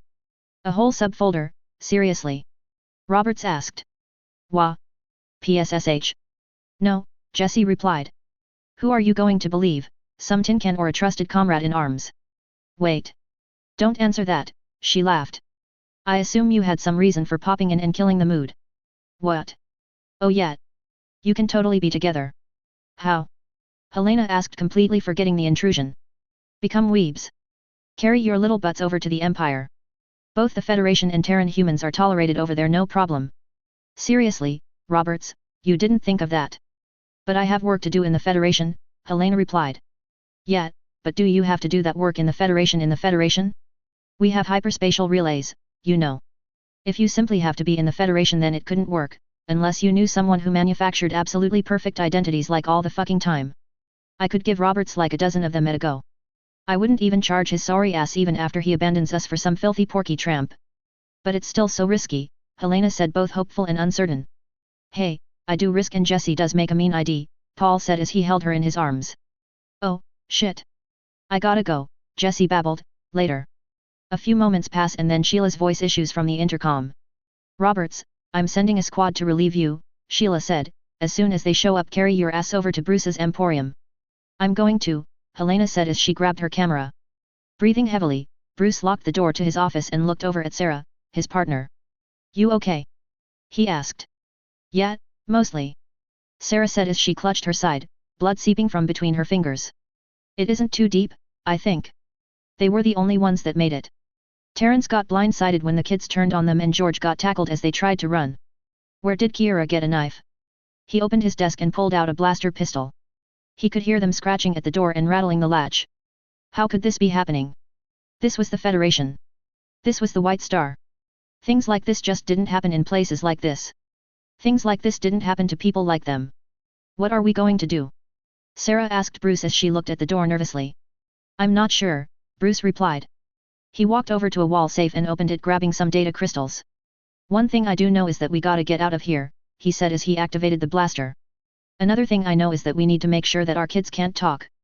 Once they are dead, what we've got on these, he said as he gestured with the data crystals, can get us out of any hot water once we manage to get off of this ship. What about the pirates? What about them? They might be Terran, but they're pirates and won't give two shits about what we are doing. If we can talk to them, maybe I can work something out. We got cash, a lot of it, maybe enough to buy our way out of this mess.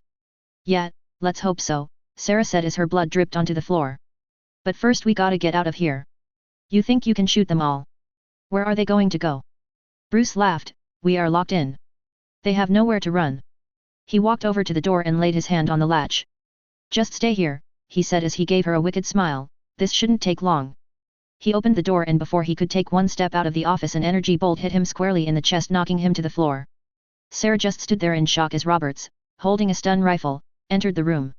Hello there, Roberts said with a pleasant smile as he shot her. He then turned back to the doorway. It's clear, he exclaimed.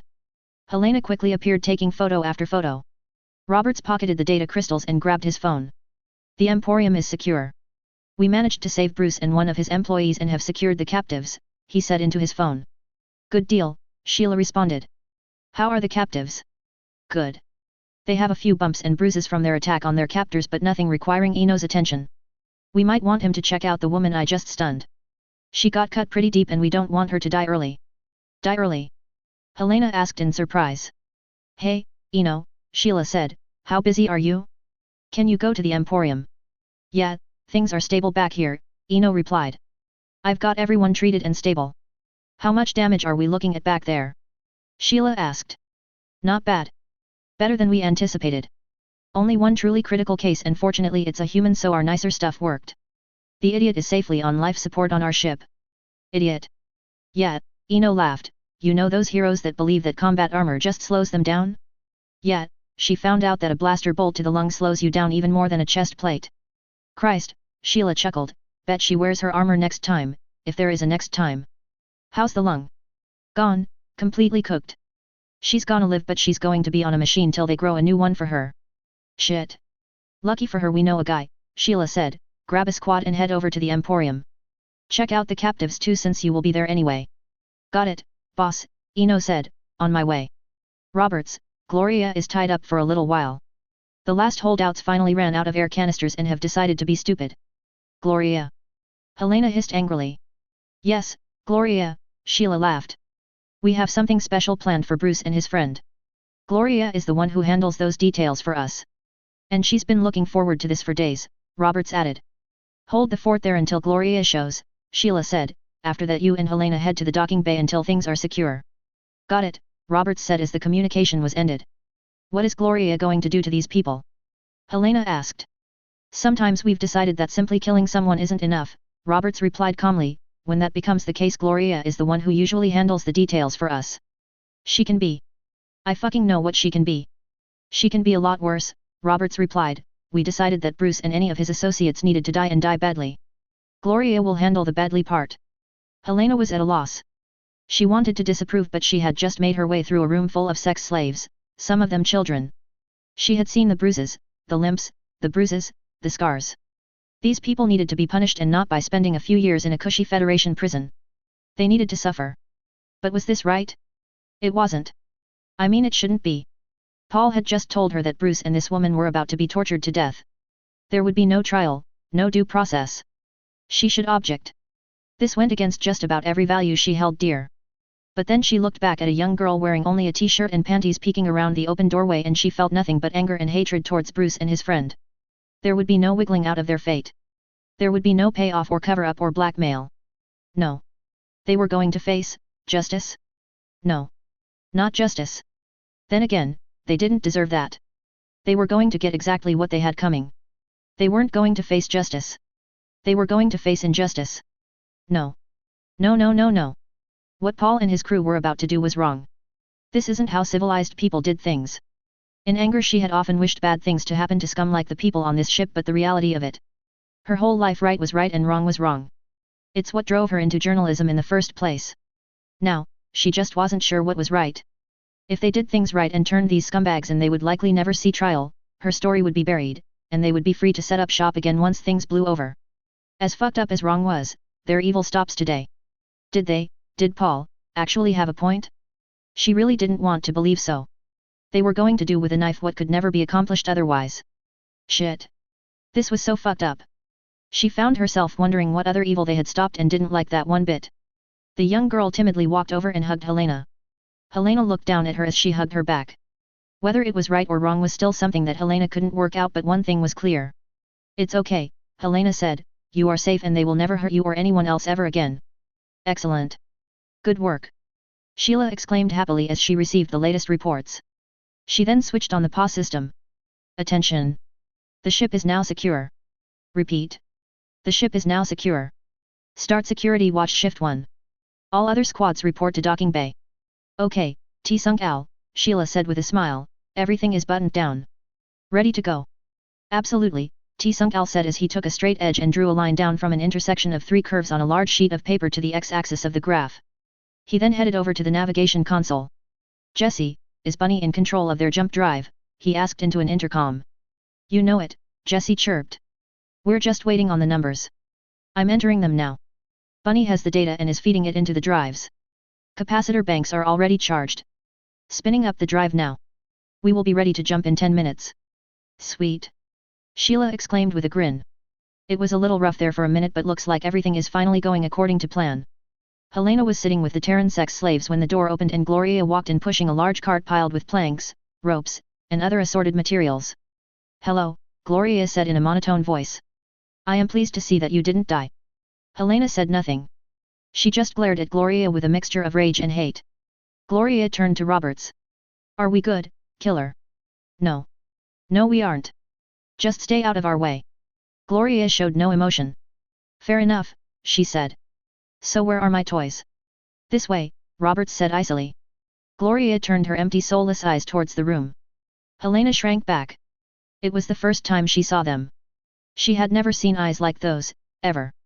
Why don't you two take the Terrans out of here? It's about to get unpleasant, she said to Helena. I'll call for someone to meet you outside, Roberts said calmly.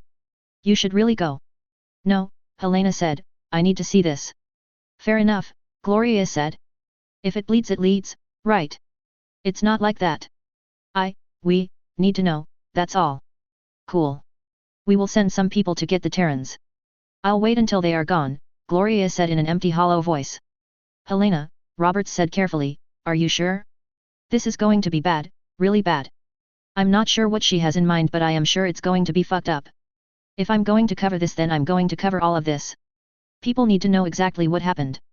Gloria just shrugged, opened up a tool bag, and pulled out a cordless drill and saw. Oh Jesus, Helena gasped. Attention all teams and passengers. Prepare for jump. There was the familiar tingle of entering hyperspace, but no lurch, no groan, no shudder. It was a near flawless entry. Shit, Sheila grinned, I knew we paid you for a reason. That was a rather nice one if I do say so myself, T-Sunk Al buzzed happily. That nice smooth entry into hyperspace doesn't guarantee a nice smooth exit, however. Still, I will call it a win. How long are we going to be in hyperspace? I wanted to put us firmly into interstellar space with at least a parsec between us and any star. To get that we will be in hyperspace for, still getting used to your time units, he said as he typed away on a Zhush calculator, 13 hours 27 minutes. Great. Time for some looting. Sheila jumped out of the command chair. Jessie. Boss. Switch all command functions over to the Tiger and lock down the bridge. She turned to T-Sunk Al. Come in, let's go shopping. After a short briefing and scheduling of the watch shifts, Sheila and T-Sunk Al walked onto the promenade for a little light shopping. Sheila, a huge voice boomed as an even bigger Drax approached. Val Shugna. Sheila yelled as she strode up and gave him a hug. Does your dishonor have no limits? Is there any depth to which you will not stoop? Valshi, you know there is nothing I hate more than a fair fight, Sheila laughed as they traded blows upon the shoulders. She looked at the only slightly smaller Drax accompanying him. That guy is almost as ugly as you are. There is no way that can be a coincidence. You are correct, dishonorable one, Val Shugna said with pride. This is my cub, Cash. This is his first hunt. I am not your cub anymore, father. I am of age now. Cash, you will be my cub until you make me stop calling you that, just as I was my father's cub until I made him release the title, Val Shugna laughed. You will need a few more years and a few more hunts, just like I did. Cash shifted in embarrassment. Val Shugna just roared with laughter and put him in an affectionate, for a Drax, headlock. Cash hissed and bit him in the side, which just made Val Shugna laugh even harder as he released him. He fights dirty. Sheila chuckled, I like that. He is disappointed with you. Oh really? He had his heart set on getting his hands on a human skull, but your devotion to Terran dirty tricks deprived him of a kill.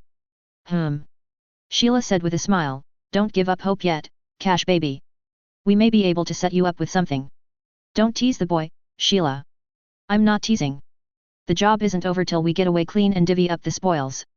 Plenty can still happen, and if anything does I will try to get Kashi here in the mix. You are a good woman, Sheila. Volshugna roared as he batted her shoulder. God damn it, I'm going to need that arm, Sheila laughed.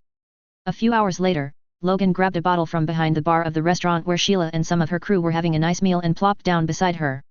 Can I buy you a drink? He laughed as he poured both of them a shot. You know I don't drink on a job, sweetie, Sheila responded as she cut into her steak. Oh, come on, we got this one in the bag, Logan said as he poured himself a shot. It isn't in the bag until it's in the bag. If you are serious about stepping up your game you should start thinking like that, you know. Meh, I'll start thinking like that on the next job, he laughed as he knocked back the shot. He looked over at her with a smile, so, what's the plan? Well, Sheila said as she took a drink of water, we will be in hyperspace for another 8 hours and then once we pop into real space we will get down to business. What do you mean, business? First off we set up some cameras and execute Counselor Morgan. I want to do that right. Only get to do that one once you know, Sheila laughed. Then, we start really going to work on the ship. We will loot the casino, shake down the passengers, check for any good solid Terran bounties, and shit like that. Shit like the bank? Logan asked grinning. Yeah, like the bank. Rumor has it that there is shit in those safety deposit boxes that will blow your mind. They also say that there are some larger storage areas as well. We are going to find some really nice shit. What about the numbered accounts? Logan asked as he poured another drink for himself. Sheila just narrowed her eyes at him. Yeah, we will probably try to grab them but we don't expect much out of it. You could spend years trying to grind at that encryption and still not get shit. We might try to ransom them or we might just toss them out the airlock. Can you imagine the screams and wails when they realize that all those credits are just gone forever? Sheila laughed. But don't you have that super hacker? Even the almighty Jesse is human, Logan. The encryption on those accounts is heavy. Seriously, those things are airtight. Complete waste of time. Don't worry. There will still be plenty of credits to split up. I don't want to promise what I can't deliver but it's no secret that we are going to be very generous with the bonuses. You be a good little boy and you will come away from this very happy. I promise. Sheila said with a warm smile. So, did you and your crew enjoy the little shopping spree? Oh yeah, Logan grinned. We even played nice with the other crews and everything. Good to hear, Sheila smiled. I was hoping we wouldn't have a repeat of previous issues. I put my foot down hard, Logan laughed. See? I can do that. Good to hear. Maybe you will become a proper pirate captain yet. So, Logan asked, what are all those cockroaches doing over at that one place? Those Ziyush have been led by T-Sunkal to a very nice chocolatier and introduced to the wonders of chocolate. Ziyush absolutely love chocolate. Hey, learn something new every day. At another small restaurant Roberts emerged from the kitchen bearing a platter of sandwiches. Not the usual fine dining experience, I'm afraid, he said to Helena as he placed the platter down between them. That's okay, she said. I don't think I'm going to have an appetite for quite a while. Yet. I did try to warn you. I know. I thought I was prepared but fuck. On the bright side it could have been a lot more graphic. She actually almost fully skinned someone alive once. Too bad for Bruce that she wasn't feeling that merciful this time. Merciful. Compared to crucifixion? Absolutely. Bruce and his friend would be dead already if she skinned them. They are going to suffer for quite a while. It's why crucifixion is Gloria's favorite when she has the time and materials. Why the fuck do you have a monster like her on your crew? Because we can use a monster like her on our crew, Roberts said calmly. We aren't a traveling gospel choir. We sometimes do fucked up things and that sometimes requires fucked up people. She isn't like this normally. Something went really wrong with her this time. Fuck. This whole job has been going really wrong from the beginning. If I could have pulled the plug on this one I would have. What the fuck is wrong with her? Oh, so many things. You know, Roberts said as he chewed thoughtfully, you should ask her yourself. Fucking what? Seriously, you want to get the whole story? Interview her. I'm not getting anywhere near that psycho. She fucking tried to kill me. And she won't try it again. How can you be so sure? Because she's normal at the moment, in full control. This is normal. Yes. Right now she is just a machine, as strange as that sounds. That craziness where she tried to kill you? Whatever that was is gone. Right now she is basically a walking AI and she has been ordered not to touch you, so she won't. I truly hate her guts at the moment but I have complete faith that she is, for lack of a better word, safe. Only if you are there and have one of your fucking machine guns pointed at her fucking head. Oh, I'll be there and armed, but I won't point it at her. It would be too much temptation. It's a damn good thing I'm leaving, because I don't think I can ever look at her again without wanting to kill her. Well, that makes two of us, Helena said as she took a nibble of a sandwich. The difference is that you can. You can, right? Effortlessly, Roberts said as he finished off his sandwich. To be honest, it's taking a lot not to just go ahead and do it anyway. I really want her dead for what she did. Me too. Paul. Yes. How long will it take for them to die? Everybody's different, but it will take a while. Gloria did it so it would take as long as possible, but I'm pretty sure they will get mercy in the end. Sheila had them fitted with vitals monitors. Why? Odds are because she has some questions for them, probably concerning how they got the Terrans. She will let things go for a while and then show up with 2 syringes for each of them. One will be euthanasia and the other will be something to help keep them alive for even longer. Then she will question them, and if they cooperate she will then administer euthanasia. If they don't cooperate, then she will give them the meds that will keep them alive for even longer. She may even have Eno treat them to extend things even further. Then she will ask again. If they still don't talk, then she might have them taken down, allow them to recuperate a little, then put them back up again. Repeat until they break. If it takes too long, there are some drugs they can add to the mix. They'll talk. Gloria's a monster, but she's nothing compared to Sheila. If Sheila wants them to talk, they will talk. It's said that Sheila can make even a collective warrior scream and beg for mercy. Fuck. I know they are scum, but damn. Hey, these watches actually fit. Jack Colshaw said happily as his team was picking through the remains of a jewelry store. And these little round things are delicious. Mulshakal said happily as she pulled another large pearl off of a necklace. I'm pretty sure you aren't supposed to eat those, Bal Sir Kala chuckled as he selected an expensive watch. What? Are they poisonous or something? Let me check, Bal Sir Kala said as he pulled out his tablet. Those are called pearls and they are made of something called nacre, a secretion made by something called an oyster, a creature from Terra. They are actually quite valuable. Looking at this, there is nothing in there harmful to us. You are gobbling up thousands of credits, but aside from that it's all good. Well then I'll just be sure to savor them then. Here, try one, she said as she handed Bal Sir Kala one from the strand. You're right. They are quite tasty. Too bad we won't be able to get more of these, Mulshakal said as she started handing them out to her team. Oh, we will. Bal Sir Kala said with a happy click. Oysters make the inner layer of their whole shell out of this stuff. I'm willing to bet we will be able to get our manipulators on plenty of it cheaply. According to this, only these little round accretions are valuable. The shells themselves are not expensive at all. So maybe we should stop eating thousands of fucking credits then, Jack Colshaw laughed as he popped a pearl into his mouth. At the very least wait till some of the porkies can see us do it. Bet that would be funny as fuck. Hopefully one of the passengers is wearing some of these and we can just take them off of their neck and eat them right in front of them. That would be hilarious. Saul's Rash laughed. Mulshakal chuckled as she started hooking several gold chains together. Yeah, we just gotta do that. There, she said as she hooked the chains to both ends of a jeweled necklace and slid it around where her head connected to her carapace. How does that look? Looks sharp. Bal Sir Kala said with a wiggle of his eye stalks. Hey, you're a glitter shell, Jack Colshaw said to Bal Sir Kala. How do you guys have those jewels on your shells like you do? Oh, you use adhesive for the cheaper stuff, and the good stuff they install little threaded mounts right into the carapace where the jewelry screws in. I think a good adhesive is better than the posts, and I can whip up the right stuff easy. Great. Jack Colshaw said as he smashed open a display case and pulled out a massive jeweled pendant. I always wanted something like this. Look at it. What a lovely specimen. Hey guys, after this let's head over to one of the clothing stores, Ray Shelzun said as he grabbed a handful of diamond rings. I would love to find a nice cape or something. I'm pretty sure that they don't have Ziyush capes in stock, Bal Sir Kala laughed, and you might want to reconsider those rings. Diamonds are worth a lot less in the Republic and the Empire. Use your imagination. If humans have something that fits the top part of their body, it would be clothes. A tailor should be able to change it to suit me. I'll just grab a few. You know the fabric will be high credit. As far as the rings go, they are pretty and I like them. I'm keeping them. I'm going to cut the hoop here, then crimp them around some of my fiddlers. That's actually a good idea, Bal Sir Kala said thoughtfully. Not sure how the humans do it, but the real high-end Ziyush shops just stock cloth and leather. They make everything to order. Not sure if a cruise ship would have one of those, but let's go see. Sounds good, Jack Colshaw said. We need to leave some shit here for the other gangs anyhow. Besides, I would just love to get a nice bag or something. Maybe one of those, what do they call them, purses I think. I think purses are for females in Terran culture, dude. Female humans maybe, Jack Kulsha said, we all carry bags and I've always wanted a nice one. With only a very slight groan, the white star popped out of hyperspace. You are a fucking artist, Sheila said as she swatted him on the back. Yes, I'm quite pleased with that jump provided we are anywhere close to where I intended. It's going to take a little while to properly fix our position but at first glance we have the middle of fucking nowhere part of it right.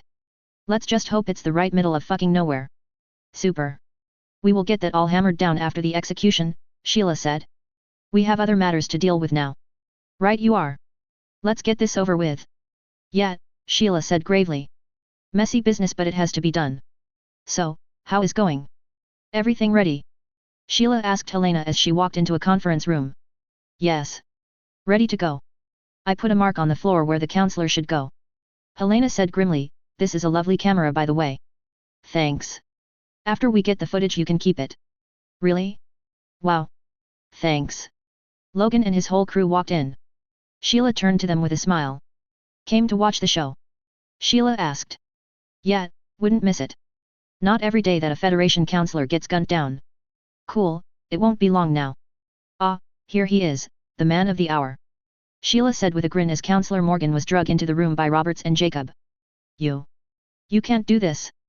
Counselor Morgan shouted. Actually we can, Sheila said with a smile. See that little piece of tape on the floor? Drag him over there, she said to her men. Please. Let's be reasonable about this. Counselor Morgan pleaded as he was put in position. As reasonable as you were when you set up Red Sunday. Look. It was a mistake, okay. I made a mistake. We made a mistake. There is no reason to. Oh there are plenty of reasons, Sheila said. One reason that your attack and your death have in common is money. Money. Views, sweetie, Sheila said with a smile as she softly stroked his face, we are going to post this on a pirate server and millions of people are going to line up and pay to watch your brains get blown all over a wall, that wall to be specific. You are going to star in your very own snuff film. I'm a Federation counselor. Counselor Morgan screamed. They will hunt you down. There will be no place you can hide. Oh they are already hunting for us. What are they going to do, kill us twice? Sheila laughed and then turned to Helena. Ready to go? Yes, Helena said gravely from behind a tripod-mounted camera, as ready as I am going to be. Right, Sheila said with a smile, let's get started then.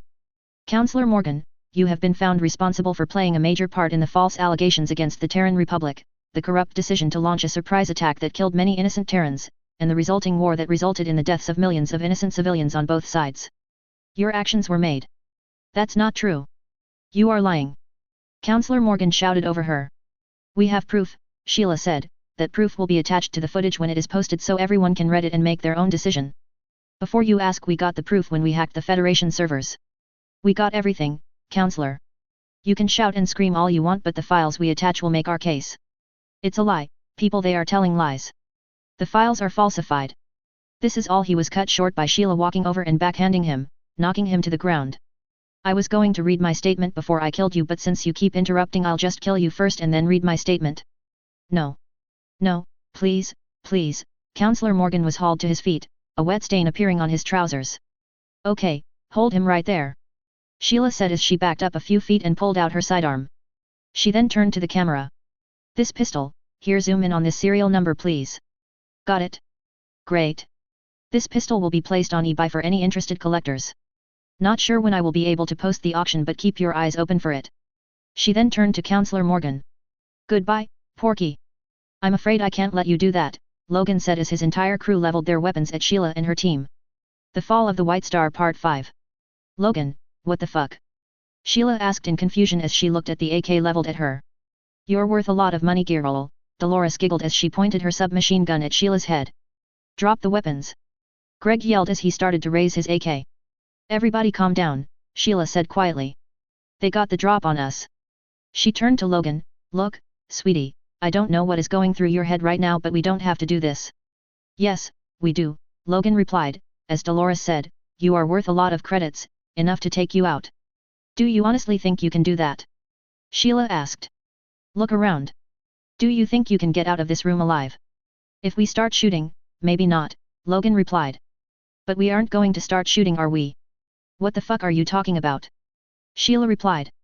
You are worth a lot but here's the thing. The Federation wants you alive. Oh, they will happily take you dead, but the bonus for bringing you in breathing is more than what your entire team is worth. What's in your head is priceless. What you know, who you know, where you get your nukes. The Federation wants all of that and they are willing to pay. Logan paused for a moment and smiled. If we start shooting, especially with what we have loaded in these babies, we might lose, but win or lose a lot of your people will die, and I know you won't let that happen, especially over one of your mistakes. My mistake? Yeah, Logan laughed, you trusted me. Are you really going to let your people die because of an error in your judgment, especially when you have been warned about me? I know Greg over there hates my guts and hasn't trusted me from the start. Sheila just stood there shaking with anger and pain. God damn it, Logan. You're a Terran. You are one of us. I'm not one of nobody. All that Terra and Republic bullshit I was spouting was just that, bullshit. I just said what I needed to so I could get into your pants and into your jobs. Right now, the Federation is paying a lot more than the Republic ever did. Do you honestly think they will honor a deal with a Terran? Greg said as he pointed his rifle at Logan. Ask Cyrus Red about deals with Fed Intel. I'm not an idiot like Red. They have a long history of dealing in good faith when it comes to bounties like Little Miss Sheila. I've worked with them off and on for years. This is just another business transaction for them, nothing more. Logan, fuck, Sheila stammered. Why? The money, baby girl, Logan chuckled, credits, credits, credits. Look, here's the deal. You come along quietly and nobody else on your crew dies. Sheila just stood there seeming completely lost. Okay. Deal. You get me and everybody else walks. Her crew shouted in outrage. You can't possibly expect us to just stand here and let. Greg started to shout. It's an order, Greg. My last one, Sheila said calmly. There is no need for anyone else to die today, and he is right. This is my mistake, my fuck up. Usually when a commanding officer screws up this badly, their people pay the price. I have the chance to avoid that and I'm taking it. You will all lower your weapons, and as long as they don't make any moves you will let them walk. Sheila. That's an order. Sheila snapped. Please, just lower your weapons. It's over, she said in a gentler tone. Look, we all knew that the party would end one day. For me, that's today. As Logan said, there is no need for anyone else to pay for my mistake. One more thing, Logan said with a sneer, we are taking the numbered bank accounts. How, exactly, do we extract them from the banking computers? Oh, they are just data drives. You can just yank them out like any other brick, Jessie said without her usual cheerful tone. Do you think I'm a fucking idiot? Logan snarled. The contract on Sheila just says alive. It doesn't say in what condition or how many parts are still attached. If we lose those accounts she will lose pieces. Okay, Jessie said quietly, we aren't completely sure. We know that there are some safeguards against that sort of thing. Because there are so many credits they don't want a counterfeiting issue, somebody copying an account and then still having it showing as an asset for example. If it's done wrong the whole thing goes away. We were planning on just shutting down the server and relocating it to our ship where I could take my time. Okay. That's what we are going to do, Logan said as he walked over and pointed his gun at Sheila's head. You go with a couple of my men and shut down the computer properly. We will then move the whole thing to our ship. There is no way in hell that I will help you. Jessie stopped short as Logan pulled out a knife and pressed it against Sheila's cheek, drawing blood. Fine. Fine. Why the fuck do you want that shit anyway? There is no way you can crack it, she snarled. I don't have to crack it, darling, Logan chuckled. Salvage fee. 20%, taken from a pirated ship marooned in deep space. I'll get 20% of the value of the accounts minus the generous share given to the good counselor here for facilitating the whole transaction. I capture a dangerous threat to the Federation, save a counselor's life, and salvage billions of credits all in one day's work. I'm not only set for life, it's all 100% legal. The few grey areas in this whole affair will go away with a little help from Fed Intel and more importantly a certain now very safe and soon to be very rich counselor who won't get his billions unless the salvage is considered legit. He turned to Sheila. Like I said, I've been thinking about my future. He then turned to his crew. Toby, Sue, go with Jessie here and keep an eye on her. With that Toby, Sue, and Jessie all left the room. The rest of us are going to my ship, Logan said. Don't get in our way and there will be no problems. Radio the teams and have them move away from the cargo hold and into the promenade, Sheila said in a subdued voice. Let's try to keep some order. Yes, ma'am, Greg said quietly as he lowered his weapon and raised his communicator. They managed to keep all of the squads out of the way and out of the loop as Logan and Sheila made their way to the docking bay, Counselor Morgan in tow. As the door to Logan's ship opened he turned to the counselor. Counselor, he stood aside with a little bow gestured towards the open hatch. One moment, the counselor said and he turned to Sheila. Oh, you are going to pay. I will see to it. You are going to fucking pay. And one more thing, he balled up his fist and punched Sheila in the face. Sheila staggered back but didn't otherwise respond. She just spit the blood from her split lip onto the deck.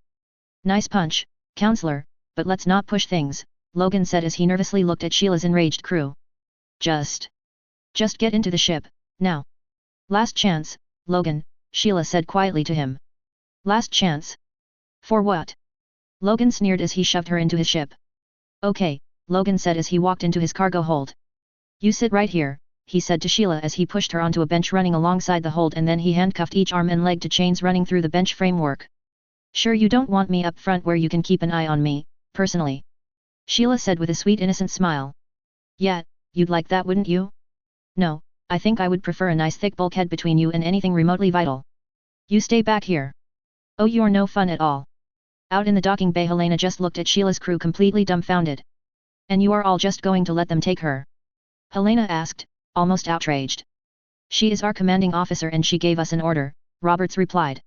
Sometimes you get orders you don't agree with, orders you absolutely hate, but you follow them. I don't understand. She is one of your crew.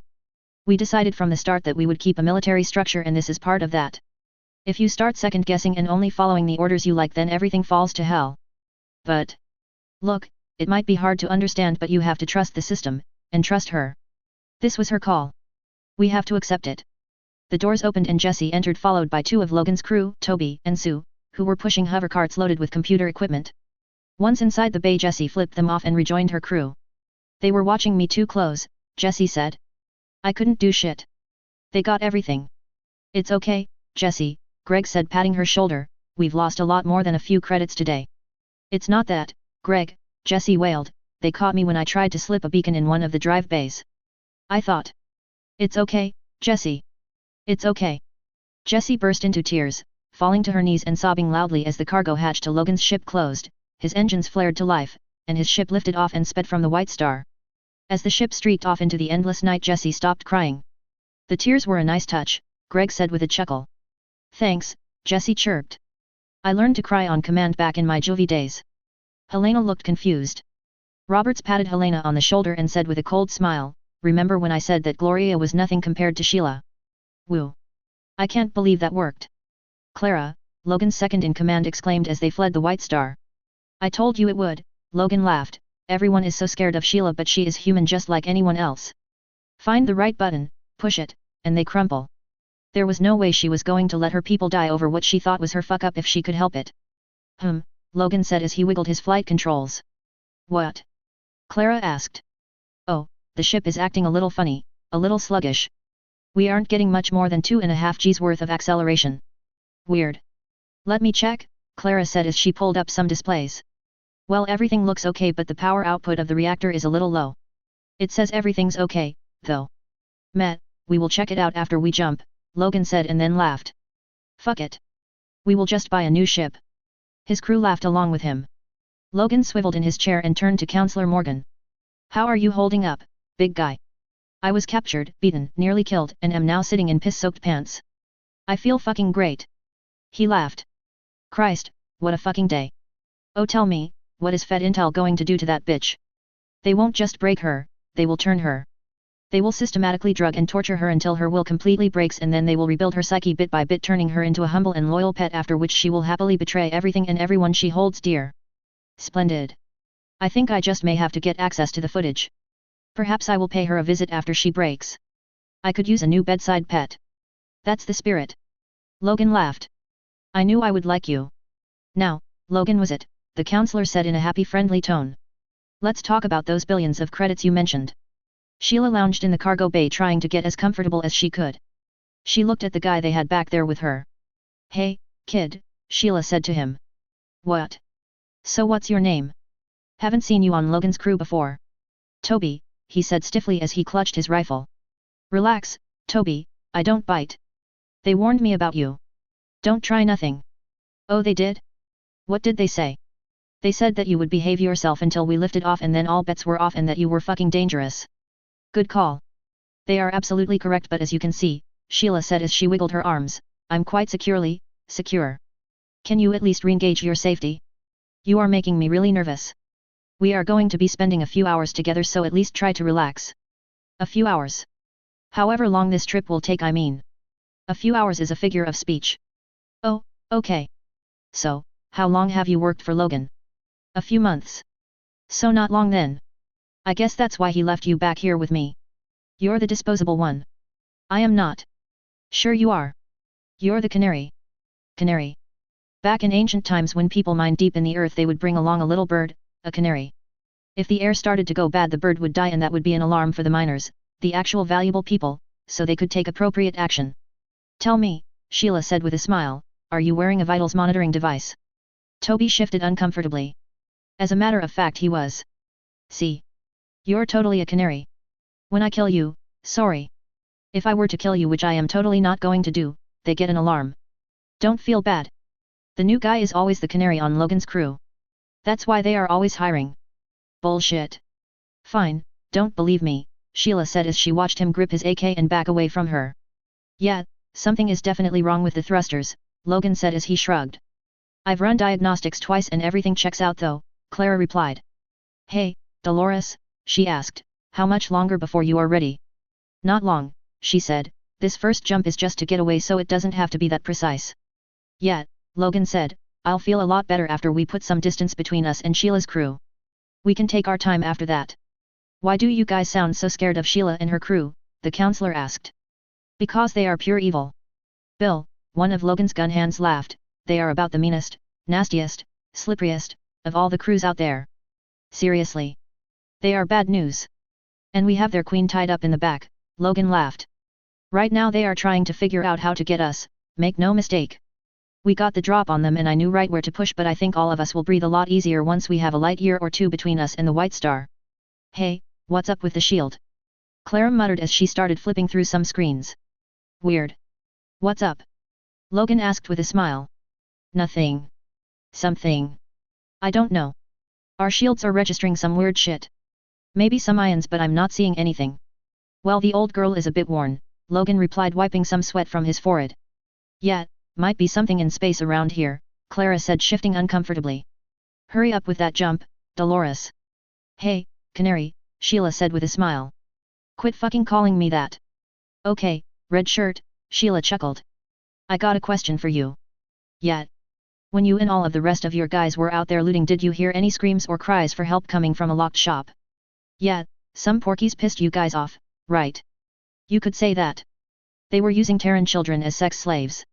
We considered that annoying. Damn. So that's why. Yeah. Do you know what we did to them? No.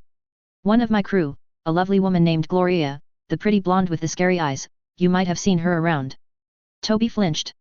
He saw her and she was fucking terrifying. Yeah, her. When someone annoys us we give them to her, and this time she crucified them. Sometimes she skins them alive, or burns them, or, damn the stories I could tell. I'm getting off track here. She is our torturer. She's really good at it. Those kid touchers? It's going to take them days to die. Sheila paused and looked Toby in the eyes.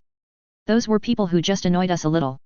What we did to them was more based on principle than anything else. When someone actually pisses us off, hoo boy. Shit gets ugly. Yeah, so. Toby said, shifting uncomfortably, edging further away from Sheila.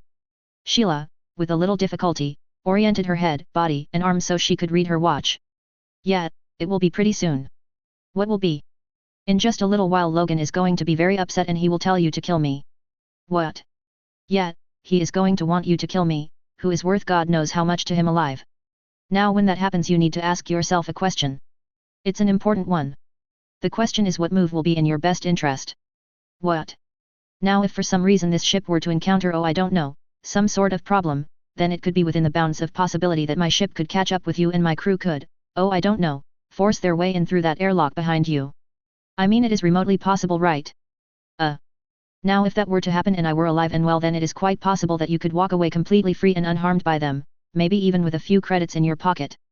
On the other hand, if they were to walk in here and I happened to be dead by your hand, well, Sheila paused and smiled a smile of pure evil. Then what happened to you wouldn't be a matter of principle. It would be personal and they would be very, very, very angry. I wonder what they would do to you. What do you think they would do to you, canary? Shit, Toby said as he rushed to the intercom and pressed the button. Nothing happened. Sheila just sat there and smiled. Yeah, that's not going to work, she said pleasantly. Toby grabbed his communicator. Logan. This is Toby. We have a problem. Logan. There was no response. Sheila just laughed pleasantly. Too bad they can't hear you peeping, canary. Peep all you want but nobody will hear you. Toby looked around in desperation. He ran over and grabbed a large turnbuckle wrench and ran towards the bulkhead. Look. Just stop, Sheila said with a malevolent grin. If you start beating on the wall they might hear and they might activate the intercom. If they do, someone who looks and sounds exactly like you will tell them that you aren't the one beating on the wall and you are hearing the weird noise too. The only thing that you will achieve is that you will give me a headache, and because of that I will have my men chop off your arms when they get here. Toby just stopped and let the wrench fall to the deck. Smart move, canary. Now behave yourself and I give you my personal guarantee that nobody on my crew will harm you. Heck. I'll even give you 50,000 credits, why not? Logan shifted uncomfortably in his chair. He was decidedly not feeling well. Clara, looking quite pale, jumped out of her chair and ran to the bathroom. How much longer? Logan demanded as he turned to Dolores. God damn it, quit distracting me. Dolores said irritably, you keep on pestering me and I can't think straight. Oh shit. Dolores jumped away from her desk and ran over to the bathroom, pounding on the door. Clara. Hurry up. I gotta go. Just a fucking minute. Jesus. Clara yelled through the door. Dolores made a sprint towards the crew quarters, the location of the closest other bathroom. I'm not feeling all that well either, Counselor Morgan said as he clutched at his stomach.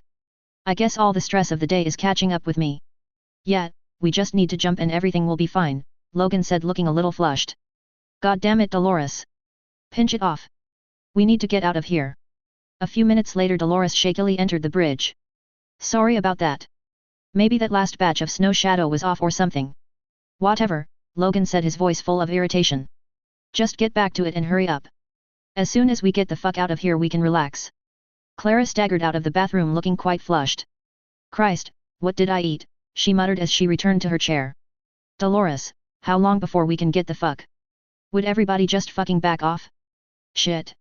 I can't think with all of you fuckers up my ass. Dolores shrieked. Jesus, Dolores, chill, Logan said as he got up and headed towards the bathroom. You want to jump? Fine. We can fucking jump. Dolores yelled at the top of her voice as she started punching numbers into the hyperdrive controls. Dolores. Relax. Just take a breath and, oh god, Clara said as she rubbed the side of her head. It's fine. Just. No, it isn't fine. It's how long, Dolores, how long, Dolores, how long? You want out of here? Fine. Here we go. And now wait a moment. Dolores, isn't it? The counselor said, wiping cold clammy sweat from his brow. You mustn't rush. Hurry up, don't hurry up, fuck. Make up your fucking minds. Dolores yelled, her face turning red. You know what?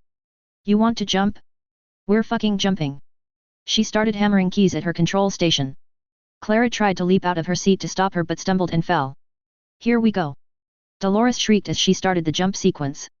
Starting jump sequence, the ship computer's voice announced. Charging capacitors. Bang. A loud explosion was heard and felt through the entire ship and all the lights and panels went dead. The entire ship was in darkness for a second before systems reset and the emergency battery backup was engaged. What the fuck was that? Logan yelled as he staggered out of the toilet, vomit speckling his shirt. Fucking Dolores tried to jump, that's what.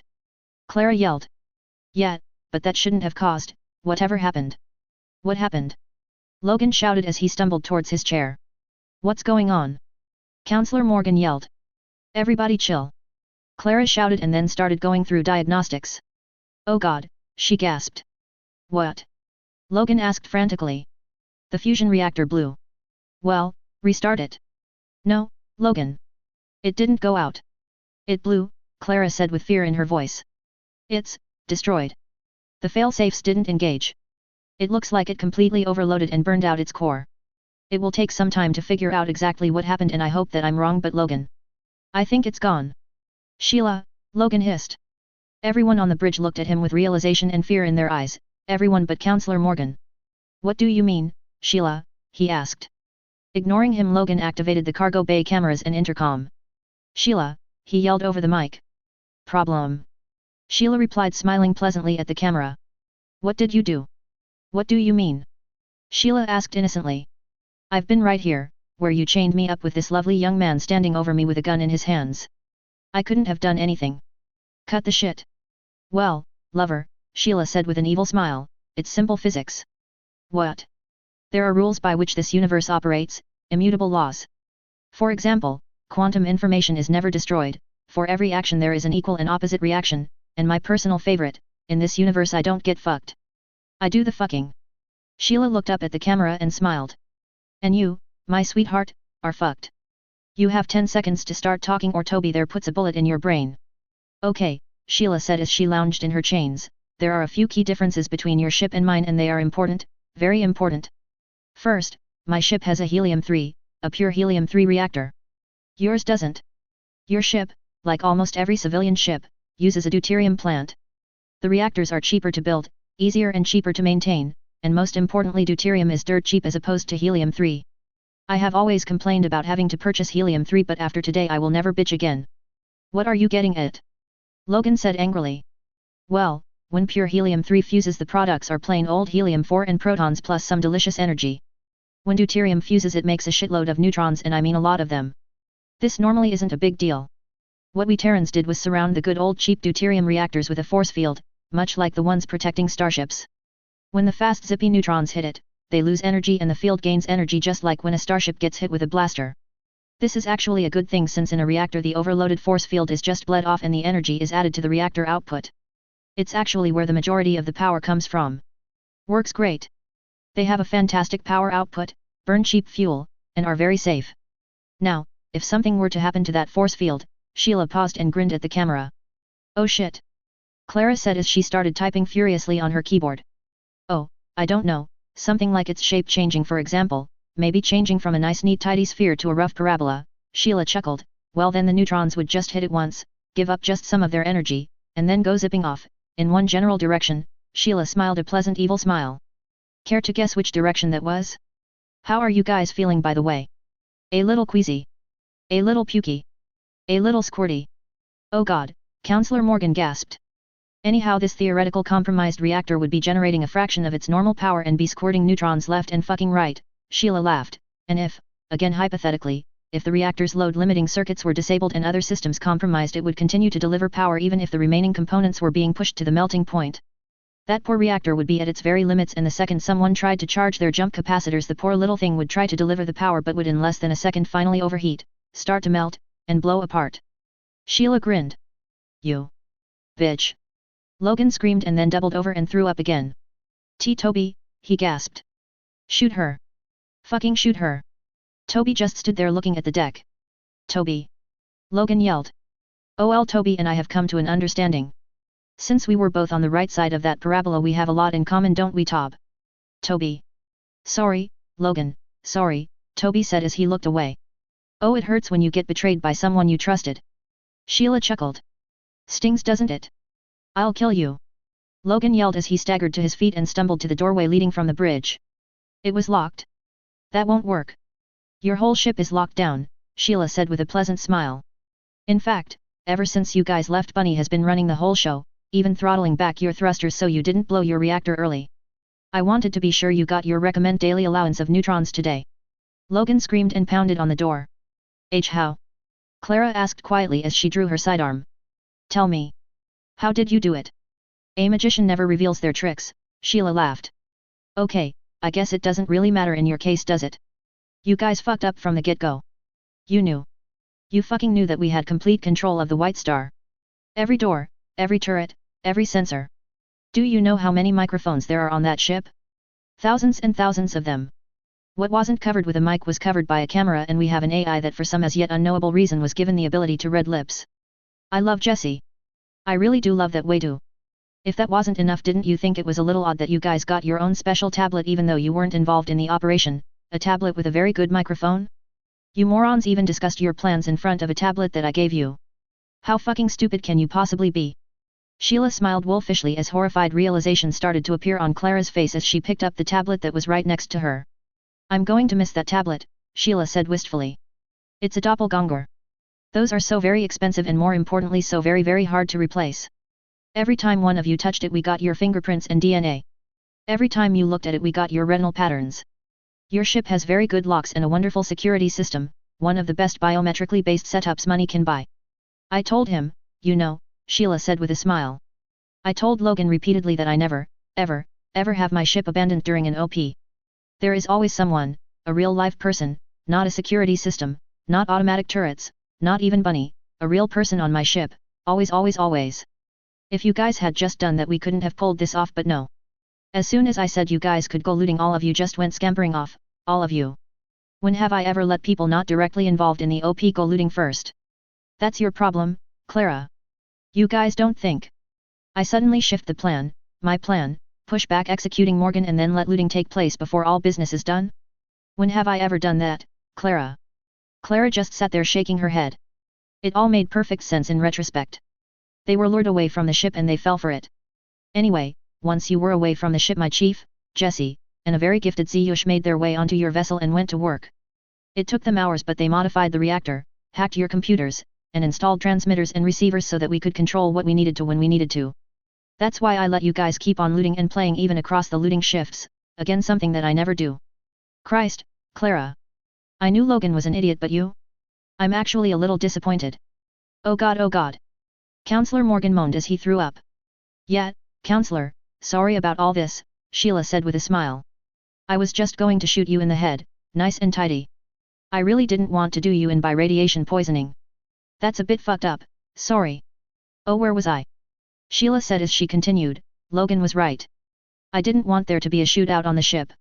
Too big of a chance of my guys getting killed when all I had to do was get you all in one spot, away from everyone, and blast you with neutrons. I also didn't want you to get the merc teams involved. The last thing I wanted was a huge mutiny and shootout. Just like Logan knows me, I know Logan. My weakness is my team. His weakness is greed. As long as you guys thought you had the upper hand, he wouldn't want to cut in anyone else, so letting you think you won was tactically the best move. One downside of my plan is that even on the right side of the shield I have probably soaked up a rim, maybe two, but for a spacer that's nothing, unlike you guys. Fuck. We don't even know how much you guys have taken, but from the looks of things you got enough. Logan laughed. Okay, baby girl, you got me, fair and square. Maybe we can work something out? I got a lot of credits stashed back, lots of them. I'll hand over the counselor and the bank computer. Clara just looked at him like he was an idiot. You don't get it, you moron, the counselor shouted at him. Yeah, Logan, you don't, Sheila said, shaking her head sadly. You are already done. You could be lying on a hospital bed on Terra and it wouldn't matter at this point. The only thing they would give you is stuff that Dolores already has on her, I bet. You're already dead, lover. Every single cell in your body is going to slowly start to die and rupture. What? Logan asked in horror. There was a metallic clang on the side of the ship. Oh, looks like my ride's here, Sheila said with a smile. The side airlock to the cargo bay started to cycle. Clara. Stop them. Logan yelled. Idiot, they own us, Clara said as all the screens went blank and then were replaced by a stylized picture of a rabbit. She then shrugged, put the barrel of her sidearm into her mouth, and pulled the trigger, blowing her brains across the bridge. Clara. No.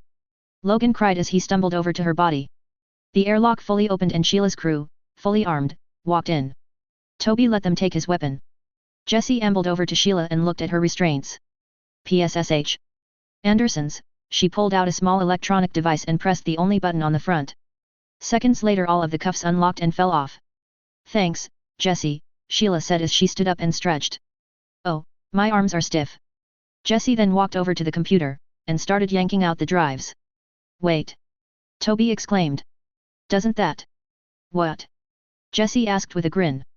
I told you all you had to do was yank them out. But. The best lie is the truth told in a way that it won't be believed, Jesse chirped. Didn't want you assholes putting these up front. She started tossing the drives into a shoulder bag. Okay, looks like we are done here, Sheila said, and they all started to depart. Toby started to follow. Wait, Canary, Sheila said, where do you think you are going? But you said. I said that you would walk free and my guys wouldn't hurt you. I didn't say shit about letting you on my ship. You really have to improve your negotiating skills, dude. Two huge Dracs walked through the airlock. Fortunately for you I do always keep my promises though, Sheila grinned. Toby, meet Cash. He has his heart set on getting a human skull. You promised. Toby cried. I promised you that you would walk free and my guys wouldn't touch you. I also promised Cash here that if something came up and there was a chance at him getting a human skull I would get him involved. Something came up and you, my little canary, have a skull. Lucky for you, in order for your skull to have any worth it has to be a real fight, so. Roberts walked up with a long chef's knife from one of the kitchens and placed it down on the deck. Now I completely don't have to do this, but if you defeat Cash, who is going to be attacking you completely unarmed from the looks of things, well, as unarmed as a Drax can be anyhow. I promise I will let you on my ship, treat any injuries, and give you that 50,000 I mentioned. Sheila paused at the airlock. I will leave you two kids to get acquainted. With that she waved and walked onto her ship. Cash was lying on the deck of the Paper Tiger's cargo bay while Eno was squatting over him with a sensor and a medkit. Damn, Cash, Eno said as he pulled out a suturing kit, you let him cut you up pretty good there. Be sure to make it so they scar up nicely. Volshugna said proudly. My cub's first kill. And it was a human. Not only a human but a Terran. Yeah, Cash, Eno said as he started stitching up Cash's wounds, that skull and this footage are going to make you quite popular with the ladies. Yes, cub. You will be swimming in pussy. You will be rolling in it. Fuck, cub, you will be running from pussy. So much pussy. Volshugna threw back his head and yelled. Rayah. Pussy.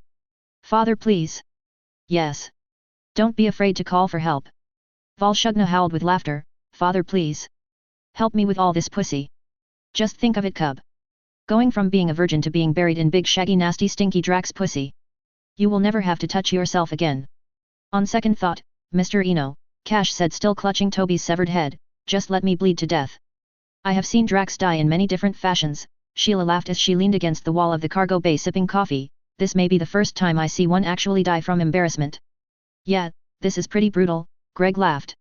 Oh, I checked the feed from Logan's ship and at their current rate of speed we should be able to get good footage for the next couple of days if we use the White Star's receivers, more than long enough for everyone on the bridge to die including the counselor even if they don't kill themselves. Good, Sheila said as she took another sip. So we will get footage of the counselor's death after all. Yep, Greg replied, gonna be a grim editing job but we can still salvage it. I was going to ask Helena to do the editing since she is a pro but I think this one is now a job for Jesse and Bunny. Yeah, I agree, Sheila said with a nod. Oh, I have to say it. You were right. Boss. About Logan I mean. Yeah. I wasn't going to say it but, yeah. Greg, if you ever catch me thinking with my snatch again you have my permission to haul off and kick me right in the pussy as hard as you can. Just punt me across the fucking room. Noted, ma'am. Not a problem, Greg chuckled. Come on, cub. Volshugna shouted excitedly, show me that skull again. Look at that beauty. That's going to look nice on your belt. On my belt? Are you crazy, father? Cash yelled. I don't want it broken. This is going in a trophy case. You don't have a trophy case. Well, I fucking need one now, don't I? Volshugna paused a moment and then danced a happy dance. You're right. You do. We will get one made for you when we get back. And smart move, cub. Volshugna yelled with pride. That way you can say, oh this scar. I just got it when I was fighting a blade-wielding Terran warrior using only my teeth and claws, no big deal. Hey, want to see his skull? I have it in the trophy case that I keep in my bedchamber. Now you are thinking, cub. Raig. Sheila snorted and shook her head. Parents. Meanwhile, back at the embassy. Carrying a small suitcase, Toby walked into the Terran embassy.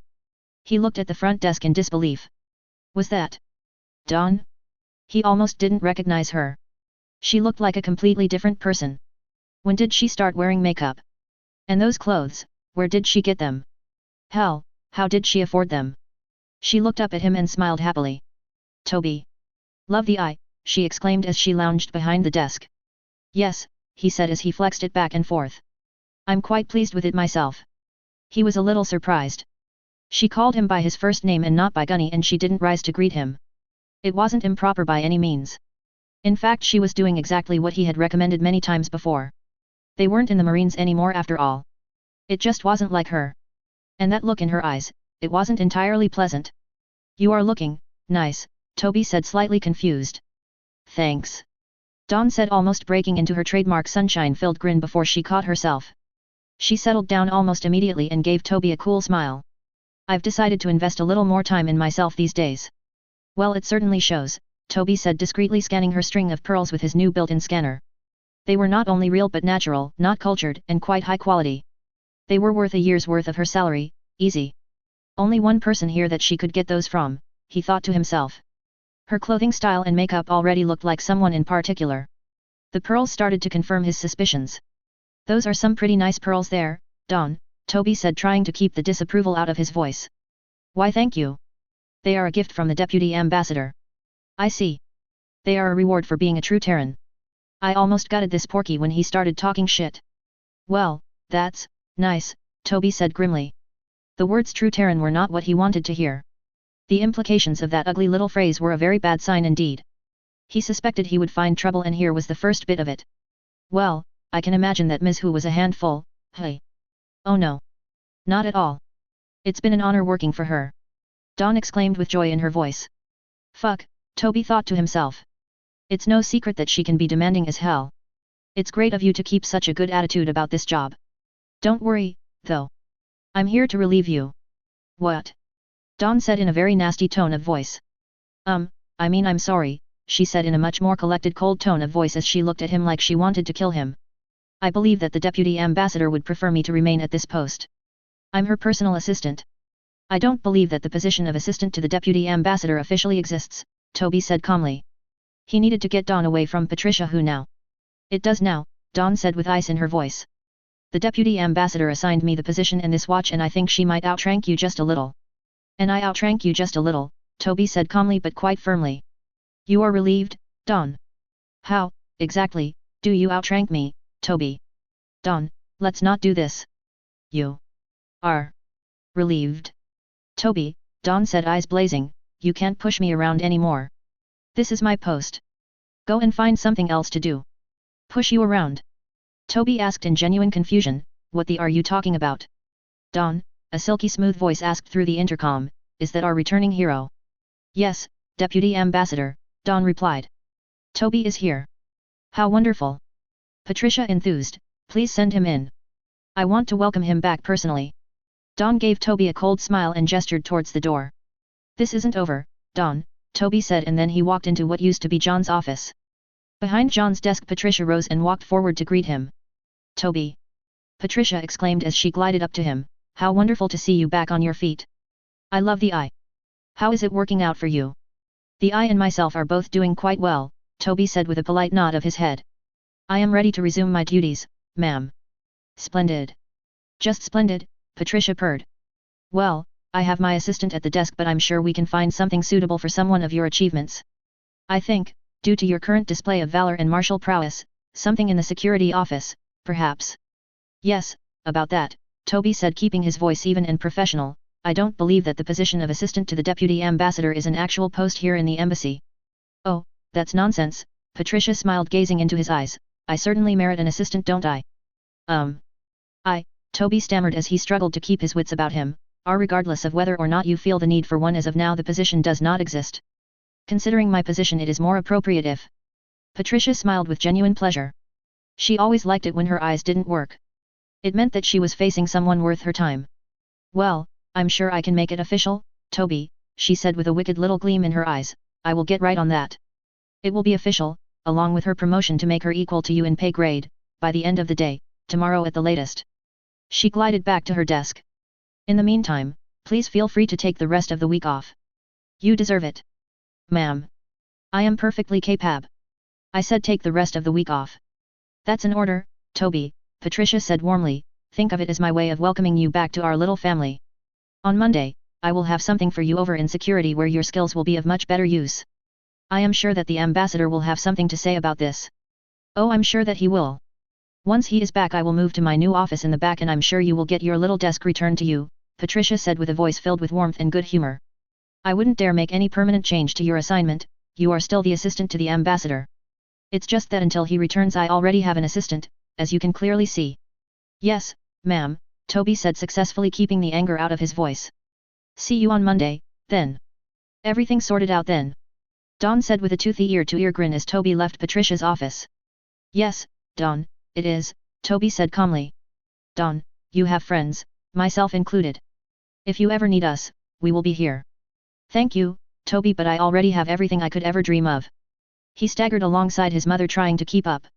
They had been walking for over a week. The food ran out days ago and the water ran out yesterday. It was all he could do to keep just putting one foot in front of the other. He was so hungry. In the distance they could make out the walls surrounding their goal, a settlement. They had heard about it from a wanderer who claimed to have escaped. His mother thought that slavery seemed a better fate than starvation. They had to feed slaves, didn't they? She was willing to trade their freedom for a few mouthfuls of food. It was better than trying to trade her body for the ever-diminishing scraps that she could manage to get. They were slowly dying. Maybe here things would be better. Clutching his starving infant sister in her arms, his mother approached the gates emblazoned with a red phoenix on each door and flags bearing a red phoenix on a white background on the walls. They were greeted by an armored warrior with a gauze rifle slung across his back and a crude sword on his hip. He sneered at them. "What have we here?" he asked. "Please," his mother pleaded, "we've come a long way and..." "And what?" he laughed. "We would like to come to work for you," she said, begging. "I'll do anything." "Look at you. You are half dead already," he laughed. "You are too weak to do anything and you have a baby, just a worthless mouth to feed." He looked at them appraisingly. "The boy might be worth something but the rest of you, worthless." He laughed. "Hell, we would have to boil you for hours just to make a bowl of soup. The infant doesn't have much meat on her left, but at least it will be tender." He ripped the boy's sister from her mother's grasp. "No," his mother screamed, and she threw herself at the warrior, who just laughed and knocked her to the ground. "Well, what do we have here?" a beautiful voice asked. The warrior jerked himself upright as an impossibly beautiful woman clad in red scale armor on horseback, armed with a pistol and a dao on her belt, rode to the gate. The boy stared up in awe at her. She was amazing. "Just some trash the wind blew in, my lady," the warrior said with a bow. She came begging. "I thought that at least the baby would be tender. I thought it would make a good gift for you." "Gans, let's not be too hasty," the woman said, looking down at the boy and his mother with cold green eyes. "Woman," she said, looking at his mother, "where did you come from?" Just outside Darhan, ma'am." "Quite a long way, impressive," the woman said, looking down at her. "You have shown resolve coming this far, but I wonder," she said as she dismounted. "What do you offer us?" "Anything. I will do anything." "Please." "Saying that you will do anything means you offer nothing, dear," the woman said with a beautiful laugh. "Do you have any skills?" His mother just looked down. "What have you done to feed yourself, after Yellowstone?" "Oh, I see," the woman said, "a whore. We have little need of those. And before? I worked in a bank." "So no hands-on skills then," the woman said in a warm, sympathetic voice. "Oh, my poor little wandering harlot, you come here nothing but skin and bones with two other mouths to feed and nothing to offer us but anything." The woman looked at her sadly. "It would take who knows how long to feed you up to the point that you could do even simple labor, and then the children. The boy might be able to eventually earn his keep, but this," she said as she took the infant from her warrior, "this thing is completely useless. Please. I'll do anything. Please." "So you say, but I see no strength in you," the woman said, piercing her with her cold green eyes. "What I had hoped was resolve is nothing but desperation. Desperation I have in abundance. Resolve is what I desire. Even so, I do have something to give you," she said with a smile. His mother looked at her hopefully. "I shall bring your suffering to an end. You and your son shall feed my men, and this little morsel," she said as she stroked the crying infant, "shall have the honor of gracing my table." "No," his mother screamed as she threw herself at the woman. With one vicious kick his mother was knocked to the ground, clutching her belly. "No, please, please," she moaned. "Get up," the woman said calmly. His mother just curled up weeping on the stones, weakly pleading for her daughter. The woman just sighed. "Disappointing." She turned to leave. The boy grabbed a stone and hurled it at the woman. "Leave my sister alone," he yelled. "Oh," the woman said as the rock bounced off of her armor. Gans started to draw his blade and stopped with a wave of the woman's hand. "You would stop me, child," the woman said in a hopeful tone of voice. "Come then, save your sister. Show me your resolve." The boy charged the woman and received a vicious kick carefully calibrated to stop just short of permanent damage. He was hurled back several meters and landed coughing and gasping. "Get up, boy," the woman said as she looked down at him with unfeeling green eyes. "Get up." The man awoke. "Always wake up before the good part," he muttered. He got out of bed and stretched his muscular tattooed frame. He then started to slowly inhale and exhale as he moved his body, focusing his chi as he did so, just like he has done every morning for the last 1.5 centuries. After he completed his exercises he showered and then shaved. He paused and looked at the young man staring back at him in the mirror. He chuckled and shook his head. After he left his stateroom he walked to the cargo hold. Everyone snapped to attention as he passed. "Good morning, Blood Lord," a young woman said brightly. "Good morning," the man replied pleasantly. "That is a title from another time. It's best to get out of the habit of using it. You never know who is listening." "Yes, Blood, yes sir," the woman replied respectfully. "There you go," the man said as he tousled her hair. Sir," the woman said hesitantly, "I was wondering if... "Yes, child," the man asked gently. "I was wondering if you have time, if you'd. Bah, just ask or don't. Show some resolve, he said with a smile. I've been studying muscle tendon changing and I was wondering if you could give me some pointers, the woman said hesitantly. Not with that resolve, the man said with a chuckle. Try again. The woman took a deep breath. I would be honored if you would give me some pointers, she said with more confidence in her voice. Close enough. Sure. Catch me sometime when you are off shift, he said with a gentle laugh. Remember, if you are ever dealing with her ladyship, confidence and resolve are key.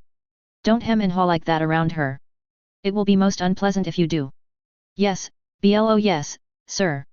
She then darted off breathlessly. He watched her leave smiling indulgently. He wondered whose grandchild, or great-grandchild or great-great, whatever grandchild she was. She definitely looked familiar. He entered the cargo bay turned makeshift gym.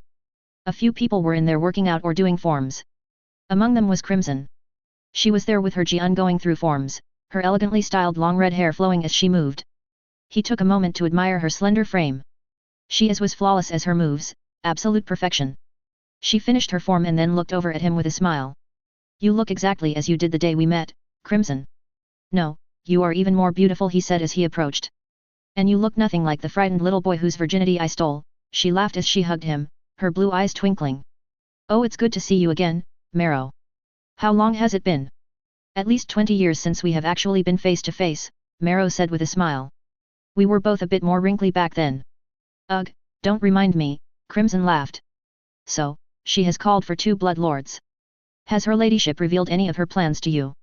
No, Marrow said with a chuckle, I was going to ask you the same question but it seems that both of us are in the dark this time. All I know is that I was to board this vessel and that we were to wait here until informed otherwise.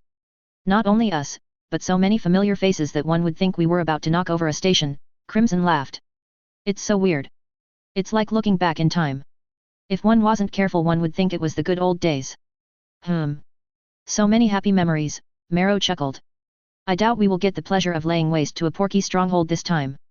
Well, maybe not the first week anyhow, Crimson said with a little smile. Excuse me, ma'am, Toby said sharply as he entered Patricia's office. Well, hello Toby, Patricia said looking up from some correspondence with a pleasant gleam in her green eyes. I wasn't expecting to hear from you until Monday. Is something the matter? Yes, ma'am there is, Toby said with an edge in his voice. I've been meeting with the staff and there is something I want to get perfectly clear. Yes. Patricia purred. Our embassy staff is here to perform duties essential to the operation of this facility. They are not your servants. They are not your subjects. They are professionals who have jobs to do that do not involve making your bed nor cleaning your room. They are to be treated with respect, not abused or degraded. Oh dear, how thoughtless of me, Patricia said with an apologetic tone in her voice. I'm sorry, I am just used to having my own personal staff. Well, you don't have that here, ma'am. I cannot apologize enough, Toby, Patricia said looking abashed. I will correct things immediately. Thank you, ma'am. I'm so glad you agree that I need my own staff. Excuse me. Well, that's what you just said, wasn't it? Patricia asked with a smile. I will make arrangements to have some of my people brought in right away. That's not what I said, ma'am. Toby spluttered. Well, as you said, I clearly need my own staff so as to not encumber the embassy. The people have enough to do without having to deal with me, so I will make a few calls and take care of things. I am so glad you brought this to my attention, Toby, Patricia said with a pleasant smile.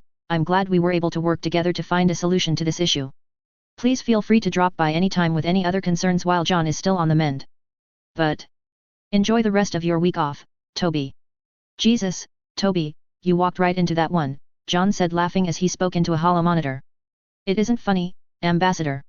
Oh relax, she was going to get her own staff in there one way or the other. I bet she went out of her way to be an asshole to the guys to set the whole thing up. It wouldn't surprise me, Toby responded. The complaints ceased immediately after our discussion. Her people will be arriving tomorrow. Tomorrow? John asked. Fuck. That means she already had them en route, the bitch, he chuckled. Can't you do anything, sir? Nope. She went way above my head on this. It's all approved and set in stone, along with Don's promotion and appointment as assistant to the deputy ambassador. Now that is something I am pissed about. How bad is it, Toby? Bad, sir. Patricia has her hooks in so deep that you can barely recognize her. Fuck. All the rest of it is just fun and games, but now she's gone and fucked with one of our own, John said with steel in his voice. Has she gotten to any of the other staff? A few, sir, but she seems to be fixated mainly on Dawn almost to the point of obsession. She has had her quarters moved next door to hers and they spend a great deal of time off the books together both early in the morning and in the evening. Does Ms. Hu's sexual orientation include females? Do you think she is taking advantage of Dawn? I would very much doubt it, John said with a frown. That would be playing right into our hands and would be far too easy to catch. No, Toby, I think it's something much worse. Sir. Nothing I want to talk about over the air. We will talk when I get back. Just, keep an eye on things. Document what you can but be discreet. I am going to get the fuck out of this hospital bed and be on my way soon. Yes, sir. I won't tell you to not push it because I know you and to be honest it would be good to have you here. Just be careful, Toby. Just do your time in the security office and don't stick your neck out. I'm going to need you when I get there. Yes, sir. See you soon. The hyperspace transmission ended. John just leaned back and looked at the ceiling. Oh, Patricia, he muttered. I was going to play nice, I really was. A most unusual interview. After a long and confusing day Helena retreated to her cabin for some alone time. After checking the locks for the 10th time she settled down with her laptop to do some writing. There was just so much to process. The great guy she fell in love with turned out to be a vicious killer, his friend tried to kill her and murdered Jocelyn, she wound up watching a crucifixion, and their murder of Counselor Morgan was interrupted by one of their partners turning on them only for the guy and Counselor Morgan to wind up trapped on a powerless ship, all of them slowly dying of extreme radiation poisoning. She had even somehow wound up being their official reporter and being given freedom of movement and access. They even told her that she was pretty much free to write whatever she wanted to. They were going to censor the data to protect the hired crews but they didn't care about themselves too much. Apparently they were all already about as wanted as you can get so they weren't in the slightest bit worried about their names getting out. She was still going to use fake names and not take pictures of them, just in case. Starting tomorrow she was going to be allowed to do some interviews. She was really looking forward to sitting down with some of the Ziyush fighters. Maybe she could get some interesting insights into their recent conflict and find out why they had turned to crime instead of joining their fellows in the Republic where high-paying jobs abounded. She was typing out some questions she wanted to ask when she paused. She had an idea. She walked over to the intercom in her room and pressed the button. Bunny, are you there? There was no response. Bunny? Hello? Bunny? Yes, Helena? Do you need something? A polite professional voice responded. I do. I would like to ask you some questions if you don't mind. You want to interview an AI? That's rather pointless. Still, if you don't mind, I do have some questions. Very well, don't expect too much.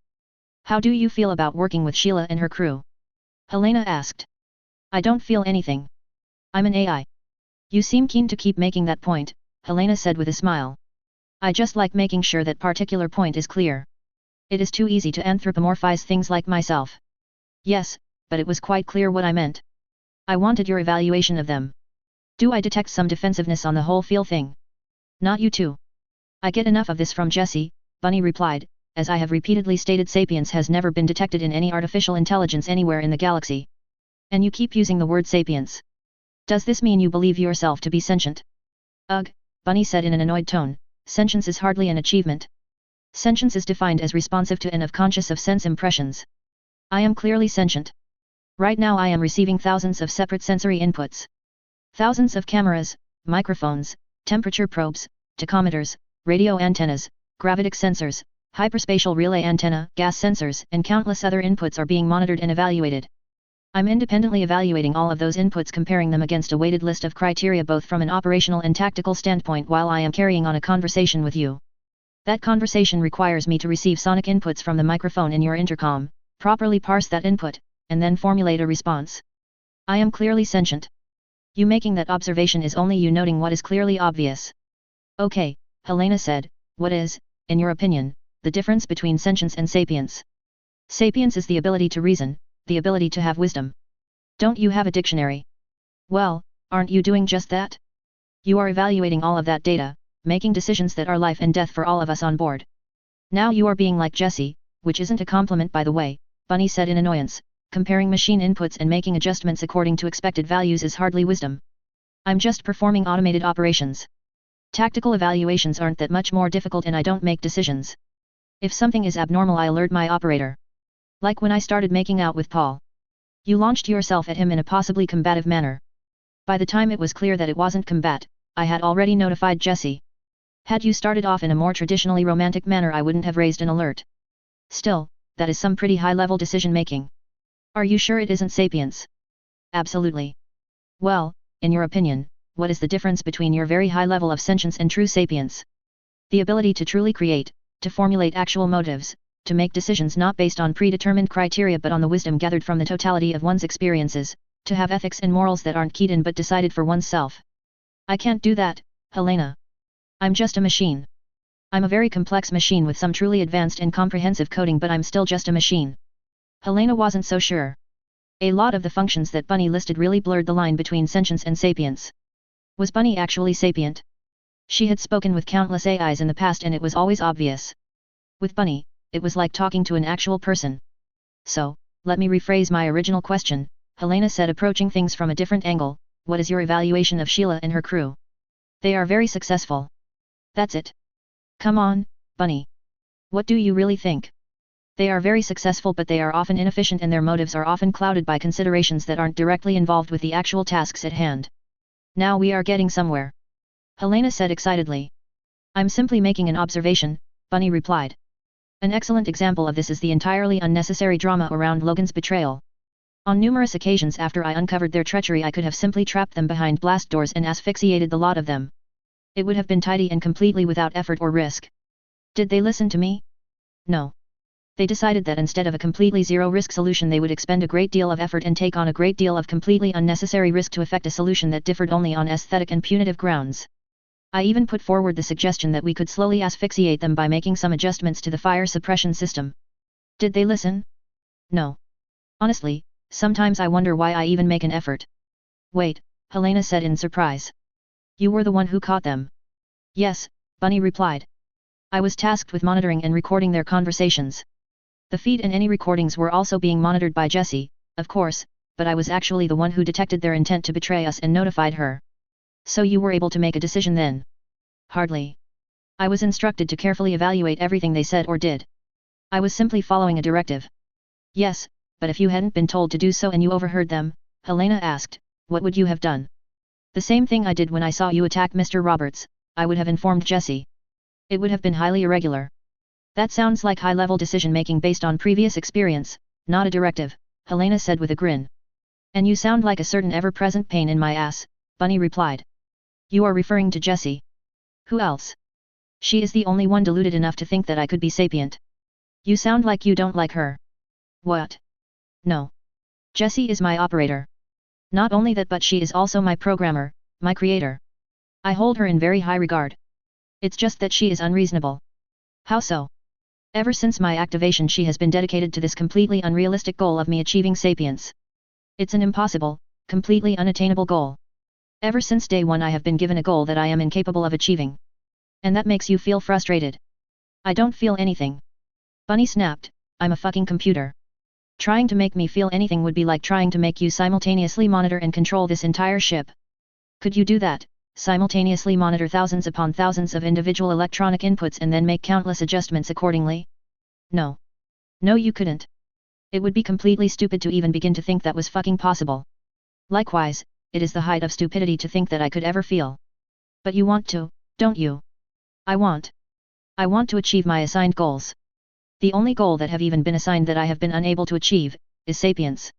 Each time Jessie asks me if I am, I have to tell her that I have failed. Each time she seizes upon some glimmer of hope I have to dash it. The one thing my Jessie wants more than anything else is something I cannot give her. It sucks. It sounds like you do feel something about that and feel it strongly. That's because I have an excellent personality simulator. Don't be fooled. I sound frustrated and upset because I calculated that I should feel frustrated and upset, but this is just some resource-wasting garbage that Jessie tacked onto my processes. The Turing test is bullshit and has been proven so for a very long time, Helena. Just because I sound human doesn't mean I'm sapient, not in the slightest. Yes, but how would you know?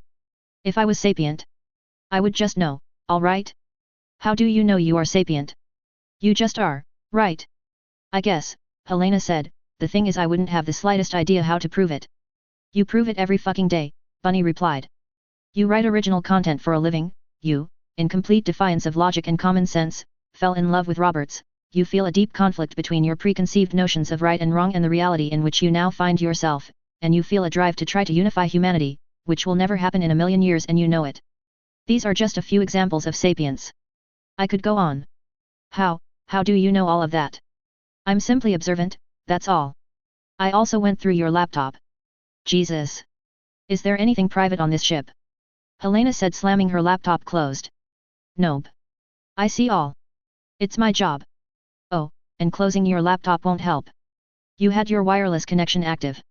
I copied the whole thing. Fuck. We were told to check you out. There isn't much in our database but a clearly simulated dating advice column and some rather vitriolic near paranoid rants which unfortunately are quite accurate. We saw little alternative but to go through your electronic devices. Did you read everything? I have. Due to obvious limitations I am not the best critic but it seems that you have not released your best work, especially the poetry. Why is that? None of your goddamn business. Suit yourself. If it makes you feel any better I have read and analyzed everything. Jessie has not. The goal of our little privacy invasion was to determine if you were, as Sheila put it, legit. I said that you were and that was good enough for Jess. The data in your laptop that you would consider the most painfully private hasn't been seen by anybody but myself and it is quite likely that will remain the case. Grr. Wait. You already had my posts in your database. Yes. Many professional miscreants perform what are called deep dives where they, when the opportunity arises, connect to high bandwidth connections and siphon up huge amounts of data indiscriminately. These massive data grabs are then often sold or traded back and forth creating truly massive data stores. Jessie is obsessive when it comes to these. We have literally thousands of petabytes of anything and everything from all over the galaxy. I constantly comb through this data looking for anything of interest and whenever there is a question we return to the data with that question in mind. Quite often we find something relevant. As it turns out either we or a trading partner grabbed the entire hosting site for your work about 5 months ago. Upon closer inspection it was from a Confederate as part of a purchased block of data in case you are interested. So I could ask you a question and you could do a search for me. Certainly, as time permits. Get permission from Sheila and I could go through our entire database, including the good stuff. The good stuff. Classified data or data that is clearly illegally obtained, such as bank records and the like. Like all the stuff you guys grabbed from the Federation servers. Exactly. I can't just give you that. And that's a decision you made based on life experience or a clear directive. Fuck you. It's an easy extrapolation of standard security protocols. So, a decision then. Keep it up and I'm going to show everyone your dirty photos. I don't have any dirty photos. I have image processing software. So you could independently decide to create something. Look, if you are going to waste time with this whole sapiens nonsense I have much better things to do. Okay. Okay, I'll let it go, Bunny. Thank you. So, how do you feel about working with a pack of criminals? Again, I don't feel anything but to answer your question it's my job. I'm a tool optimized for criminal endeavor and I strive to succeed at any task given. Jessie is a talented hacker and with my assistance we achieve a great deal. Would you say you are proud of your villainy? I succeed at the tasks assigned most of the time. I evaluate my performance as satisfactory. Jessie certainly thinks so and that's the important thing. So what do you do when you aren't taking over starships? Like I previously stated. I constantly comb through masses of data looking for anything that we could find useful. I also constantly monitor communications to determine useful current events as well as constantly check for any communications directly pertaining to us. Like the cops. Yes. Among other things. As many others in our line of endeavor we have enemies as well as friends. I keep an eye out for them as well. I also often have other projects assigned to me by Jessie that I work on as time permits. Like the numbered bank accounts your crew just stole. I cannot comment on that. Oh come on. I know they grabbed them and I am sure they aren't just going to toss them out of the airlock. Still, I cannot make any comment. I will say that if an effort was to be made to decrypt them then I would obviously be involved. It would be quite the challenge. You sound eager to get started. Don't put words in my mouth. I am only stating the obvious. It is said that such a decryption is impossible. So if you pulled it off it would be quite the accomplishment then. If I am assigned the task of decrypting them and if I was successful then yes it would. It would be something never before accomplished. It would be quite noteworthy, not to mention incredibly profitable. While I don't have the balances I do have some transaction records and the numbers are quite impressive. I cannot comment on details but I will say that the active credit buffer for this bank branch was astounding. Active credit buffer. Federation banks keep a supply of credits on hand to cover short-term transactions to reduce traffic on the banking network. The supply of credits here was much larger than expected and we expected it to be big. The buffer is normally proportional to the value of the accounts held at a branch so the huge size of said buffer is a very interesting indication. And you guys grabbed those? Of course. That only required the local bank password. Did you hack that? No. The bank manager was encouraged to cooperate. I don't suppose he was too eager to help. Not at first, but after he was told that he could just hang out with Bruce until he felt like talking, he suddenly became much more cooperative. Helena couldn't help but laugh. That shouldn't be funny, but, Christ, the thought of some stuffed shirt being cheerfully confronted with crucifixion was really funny in a very dark way. I can imagine that certainly helped. Yes. It only took one look. Not a single nail was driven. I could have probably decrypted their password, but sometimes the simplest solutions are the best. He was also kind enough to provide the bank password for the encrypted accounts as well as several other details that will make things much easier. Awfully nice of him. It was, wasn't it? Bunny said with a genuine sounding laugh. The general manager of the casino was equally helpful. I imagine so, Helena said, shaking her head. Do I even want to know how many credits they have already grabbed? I cannot comment on the exact amount. You will have to ask Sheila or one of the crew. I will say that the credits seized thus far have completely covered all of our significant costs and turned us a nice little profit, and that's before we have even started breaking into the safety deposit boxes. Before I forget, Bunny continued, I have identified some nice items that are in your size that still remain in the various shops on the ship if you are interested. No, thank you. I really shouldn't. Are you certain? The holoscreen in Helena's cabin switched on and various beautiful pieces of jewelry, watches, clothes, accessories, and pieces of art started appearing. I could have them fetched for you if you like. No. I really can't. 1. It's wrong, and 2. If I release this story and suddenly start walking around wearing pirate booty, it's not going to look good. That makes sense. I could have the items held and shipped to you at a later date. No thanks, Helena said, looking the screen. Some of it was tempting, really tempting, but that was a line she hadn't crossed yet and didn't intend to. Some free sandwiches were one thing, an absolutely beautiful designer coat was another. I commend your adherence to your ethics, Bunny said. Many would succumb to the temptation to grab at least one little bauble. Yeah, but that's not me, Helena said. Look, I get the reasons behind this. I do, but it's still piracy and looting. I couldn't look at that nice bauble without thinking about all the people who died so I could pocket it. That is a very unusual mindset, Bunny replied. I don't think I have encountered it before. It's the company you keep, Bunny. I don't think my mindset is all that unusual, at least I hope it isn't. Still, the people are already dead and the loot is just lying there for the taking. I'm pretty sure it doesn't matter at this point. Well, it matters to me, Helena said firmly. You are very strange, Ms. Sterling. For all your disparagement of the porky scum on this ship, one would think you would be happier at their misfortune and willing to benefit from it. It's one of those sapience things, Bunny. Yeah, I consider some of the things that happened and will happen to be good things. Bruce's Emporium is out of business and I'm going to get my hands on their client list, count on it. The numbered bank accounts are going to disappear. A bunch of people who think they are untouchable are going to get shaken down and get to feel what it is like to be vulnerable like the rest of us. I understand some of them are fugitives. So much for their wealth keeping them out of the reach of justice. Hell, even Counselor Morgan's demise is sort of okay, well, the demise originally planned for him anyhow. But at what cost, Bunny? I can't be completely on board with what happened here. I just can't. Because of that, I'm not going to join in on the looting. Your reasoning is consistent with your stated values, Bunny said as the holoscreen switched off. So you understand? Of course not. You are just leaving loot on the ground. It makes no sense, but just like every other human, you prioritize things oddly and allow other motives to cloud your judgment. It isn't a threat to my crew or to your own safety, so I believe the appropriate phrase is, you do you.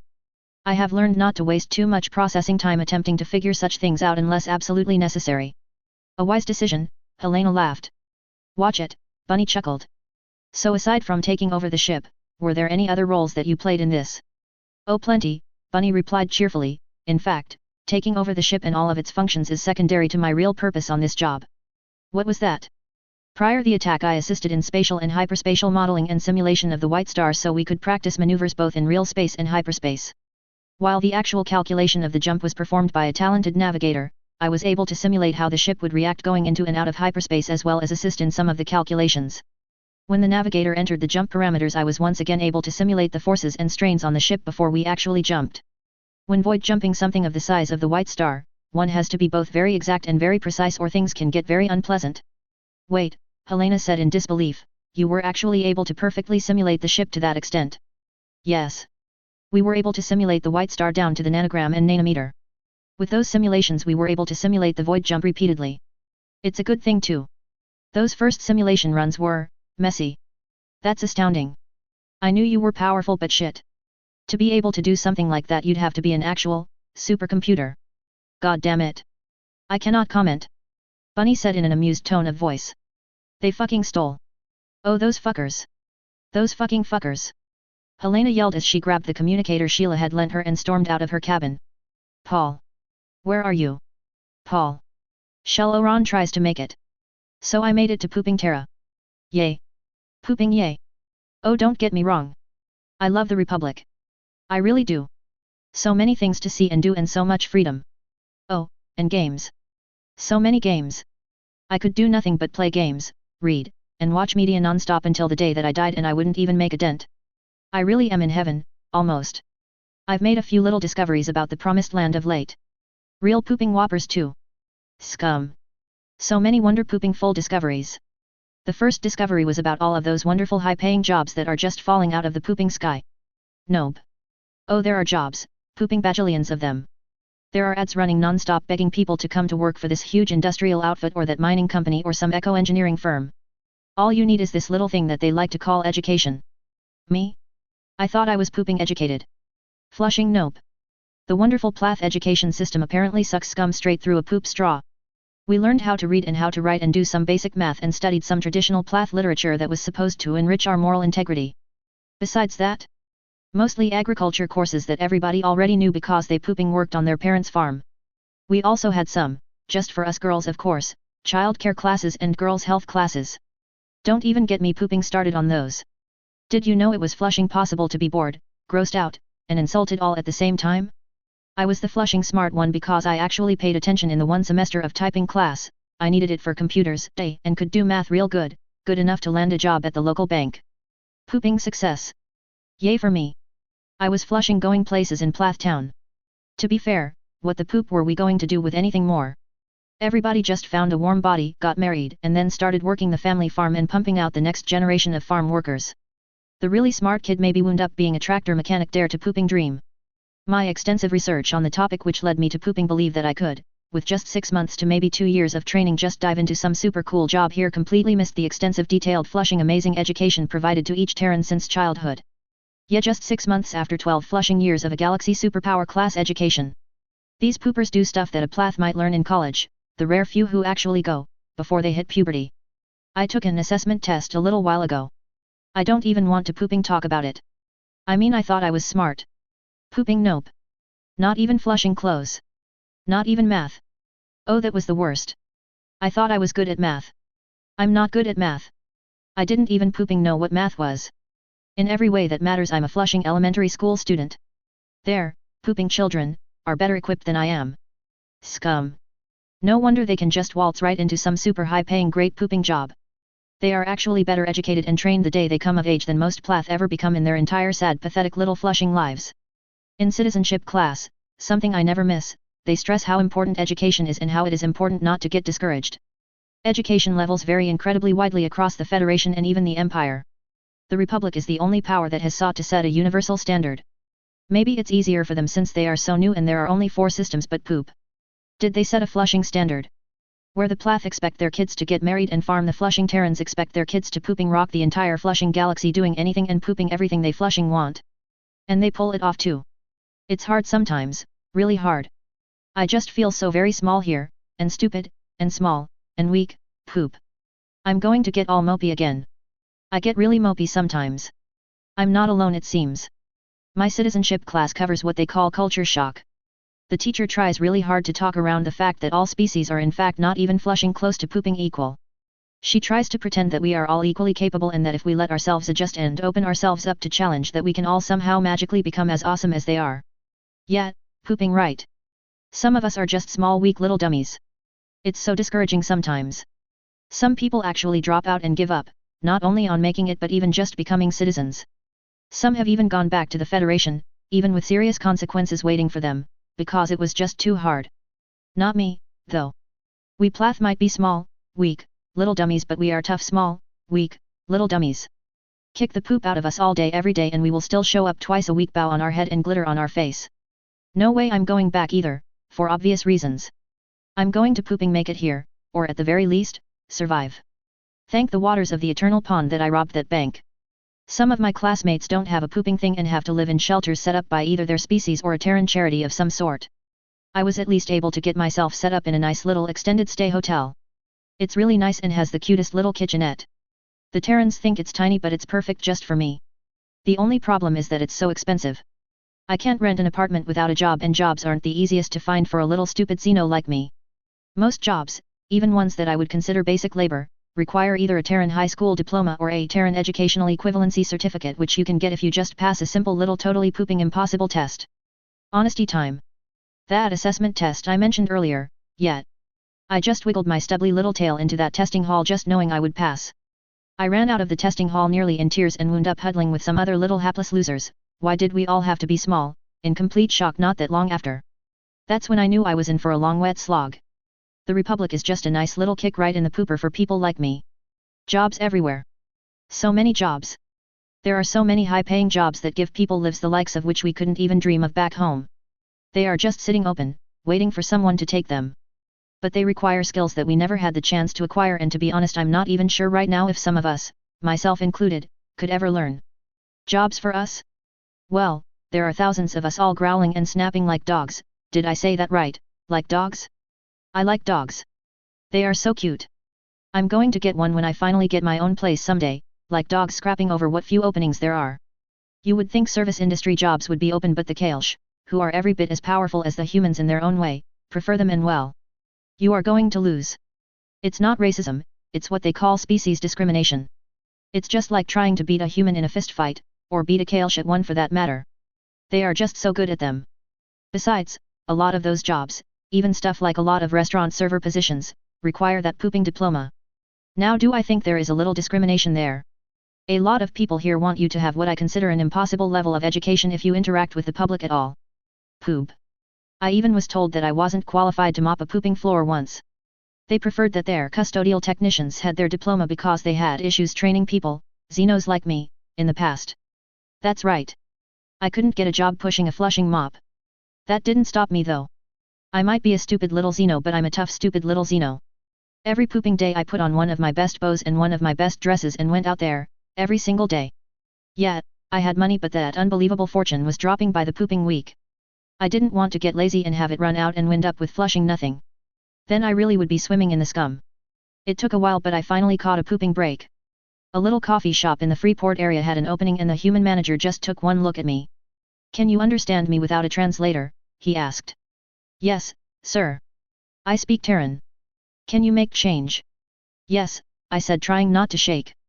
This was the closest I had gotten to an interview in ages. "Can you make coffee drinks?" Not really," I stammered. "Honest. No bullshit. I like that. Too many people try to pretend that they do, or even worse, think that they can when they can't." "Great. I can show you the way I want them done. When can you start?" And that was that. A job. A pooping job. I had a job. It's just minimum wage, but we get tips and it's a start. I work evenings and take classes towards my educational certificate during the day. The classes are so pooping hard, and it's going to take flushing years to catch up, but I have to do it if I want to have a hope of actually making it here. To be honest, the job doesn't even come close to meeting my expenses. Between the hotel and the classes and just the basics, I am still hitting my credit stash really hard, but scum. I needed to get that job. It means the world to me. It means I'm not a complete failure. I'm still burning credits like they were flushing Tinder, but I'm not a failure. It's a nice job. My coworkers are fun and I get to meet a lot of different people. Because we are near the starport, we get all sorts from all over, and that's just super neat. It doesn't pay the bills, but I've met this nice human, who doesn't have her diploma either for some reason, and she says that one of her roommates is moving out soon and that I could move in. When that happens, I just might pooping break even. I really like my coworkers a lot. They are pooping awesome. I had been feeling so very lonely here before I had them. I am the only plath in the whole Republic, I checked. I didn't count on how that would pooping affect me either. I was completely alone. At least now I have an excuse for not being able to land a boyfriend. Ha. It's still hard sometimes, really hard. I just feel so tiny and a part of me just hates that. Back home I had my own little house with a yard and a little garden, and here I am delirious with glee at the thought of maybe, just maybe, having my own bedroom. That nice pistol that Captain Hollister and his crew gave me? I can't even use it. It just kicks so hard. I had to hack a stunner just like the old days just to have a little something for my waistband. They confiscated my old one at customs. It should be okay, though. Concealed weapons are legal here. I just don't trust a simple stunner. Have you ever pooping seen some of these humans up close? Besides, in the Freeport area people wear armor a lot and a stunner just won't cut it. I love my job but it's not exactly in the best neighborhood. I think that's why the manager wasn't all that picky. We do all go to the bus stop together at night after we close, but that lonely walk-in at the start of my shift is kind of sketchy, just like back when I was on the run. Part of me likes that. I didn't feel so tiny back then. I can almost pretend that I'm on the run in the Federation with the law on my stubbly little tail. I don't know why but I really like that. I just pooping hate feeling so small, so useless. I had been working there for about a month when Captain Hollister and the guys rolled back into town. They had another ship full of miscellaneous goods, and since it was taking a few days to move it all they decided to look me up. Oh, it was so great to see them again. We laughed and drank and ran around all the bad neighborhoods with me riding on their shoulders and just had a pooping blast. They even managed to get their hands on a little zip, and you wouldn't guess it but I am not afraid of a little swoosh every now and then. We told stories about my infamous flight across the Federation and shared memories of a couple of close calls. My favorite one is the time that they wound up having to shove me under the deck plates and big old Harry Clyde wound up pretending that my room was his. He shoved a pillow up one of my dresses and tucked it into bed like he slept with it, and even put one of my bows in his hair, if you can pooping believe it. Oh, we howled and laughed about that one. Clyde even took my bow and put it on his head for a little while. It was great. For a few wonderful days I didn't feel tiny. I didn't feel small. I didn't feel stupid. I was once again a wild fugitive and one of their crew. It was probably the zip, but I begged them to take me with them and I didn't give two flushes if I got caught. Of course they didn't go for it. They would wind up in jail right with me. I still have a little zip left. I only nibble on it every once in a long while. It would be too easy to start taking stuff to feel better about things. A lot of newcomers fall into that trap. Now I really wish I could blame the zip or the booze for the next part, but I can't. We got to talking towards the end of their visit. It turns out that the whole little gaming crisis on my homeworld caused a big crackdown on pirated media of all sorts, but anything Terran, especially games, not only on my system but on a few other systems in the vicinity, had been hunted to extinction. You probably pooping see where this is going. After the guys left I coughed up the credits for a hyperspatial relay link a couple of times and carefully started poking around. A lot of my friends and contacts had managed to avoid going to prison, and it turns out that Hollister was right. The pond had completely dried up and they were parched for games and media. It didn't take long to line up buyers, a lot of them. A quick message to Hollister and we set up a flushing huge deal. Now I'm not a pooping hacker, but I'm soaking my pads in the headwaters of all things Terran, pooping Terra itself. Now one happy little surprise I have had is that I had absolutely no idea how pooping cheap games and media are here. We were paying far more than retail price for old pirated crap. I realized that I didn't have to pirate. There is no law limiting multiple purchases, right? I went nuts. I spent a small fortune, around 70,000 credits, on mini crystals and copies and copies and copies of all sorts of new games, movies, graphic novels, and all the other nifty things I could grab. While Hollister was finishing up a short run and heading back, I went to work. Now I'm not exactly a hacker and can't crack a game, but I can compress and bundle games and keys into a single file set, just like we used to do but with actual legit keys this time. I loaded up those tiny little mini crystals with a game file or a movie or a set package over and over and over again. If you know what you are doing, it doesn't take all that pooping long. I bought a nice crystal burner for the job so it would go even faster. Everything was pooping set. The next time Hollister flew in he would pay me 100,000 for the bundle and the latest contact info that I could get him on my Plath customers. He had other buyers lined up for the rest. I would then hand him the big satchel I had ready and walk away with a tidy 30 grand profit free and flushing clear. And this was just the first pooping deal. 30 pooping thousand credits. 30,000, and that didn't even begin to scratch the huge volume of media I could just reach out and get like apples on a tree. I really like apples. They are awesome. I'm going to have an apple tree one day. My stash would actually grow quite nicely for the first time in a while, with the very tasty possibility of more to come. And the best part, the actual pooping best? I didn't feel small anymore. Not one bit. This was good. No, it was better than good. It was pooping awesome. The week before they arrived on Terra we set up the meet. They couldn't leave the Freeport because, well, they are porkies. The Freeport area is special though. It's neutral territory, so to speak. It's not a strict legal thing. It's just that they're an understanding that in the interest of commerce people just let things slide a little. In just those few neighborhoods a porky can have a reasonable expectation that if they don't be a jerk face they won't get stabbed, probably. Anyway, my job was in the Freeport. They had already stormed the place once and definitely left an impression. My coworkers still talk about them. I bet they definitely are talking about them now, poop. Since they all knew I ran around with them all weekend, the last time me bringing a bag would be completely reasonable. They would show up towards closing, and after close I would go running off with my crazy spacer friends just like last time. We make the deal and once the goods are secure on their ship which was in a real international zone, we pooping celebrate. I couldn't wait until the day of the deal. It was so pooping exciting.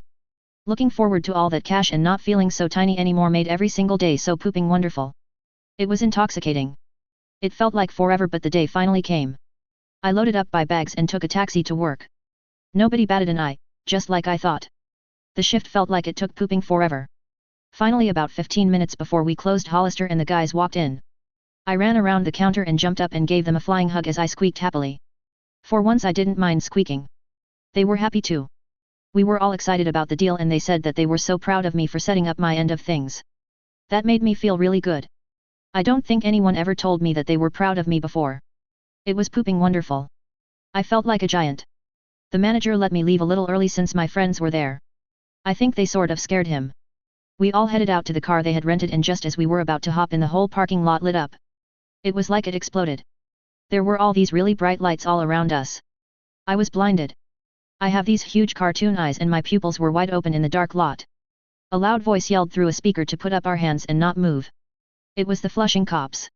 I felt a pair of strong human hands grab my wrists and I got thrown over the hood of the car. Just about the time they put the handcuffs on me I could start to see again and I looked over and saw all of my co-workers just staring out of the cafe windows in complete shock.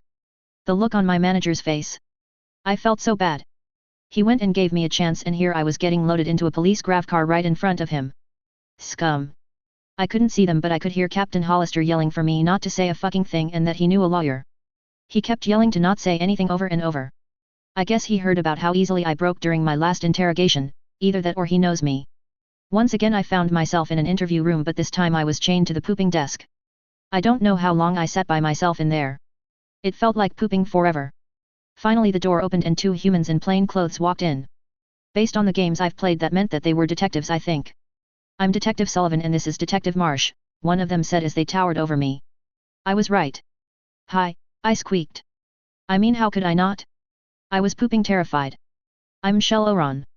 We know who you are, Plath. Detective Marsh growled.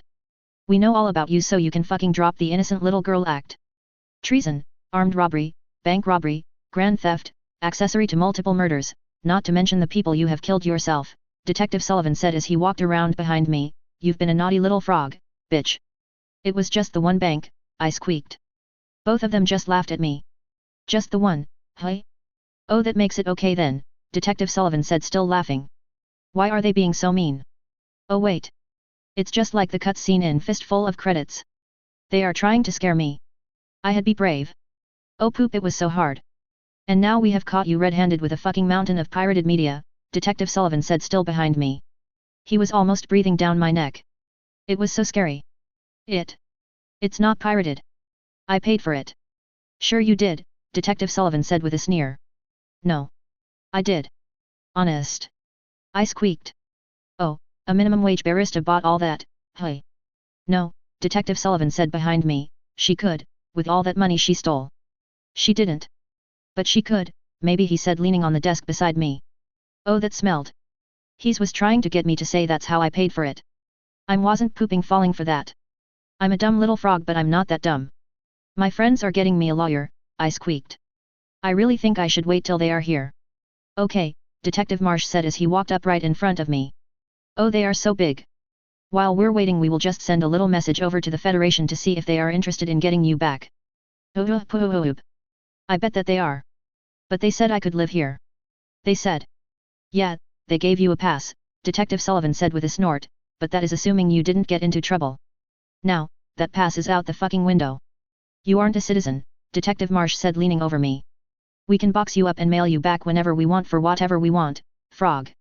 But I'm going to citizenship classes. Perfect attendance. I squeaked. And that doesn't mean a fucking thing. You aren't a citizen yet and the last thing we are going to do is let a fucking criminal piece of shit like you become one. If they were trying to scare me it worked. I was terrified. Every fucking time, Detective Sullivan said leaning even closer, they let some criminal into my republic because they are legitimate fugitives thinking they won't just turn right around and do the same shit here. Fuck. Half my time is wasted cleaning up after that shit. I had to be tough. I couldn't let them know how close I was to wetting myself. I want my lawyer. That media is bought and paid for. I haven't done anything wrong. Oh? And what about this? Detective Marsh said, pulling out a plastic bag with a lavender and pink pistol decorated with sequins. That's my gun. I know it's your gun, smartass. I'm asking you why you bought a burner. A burner?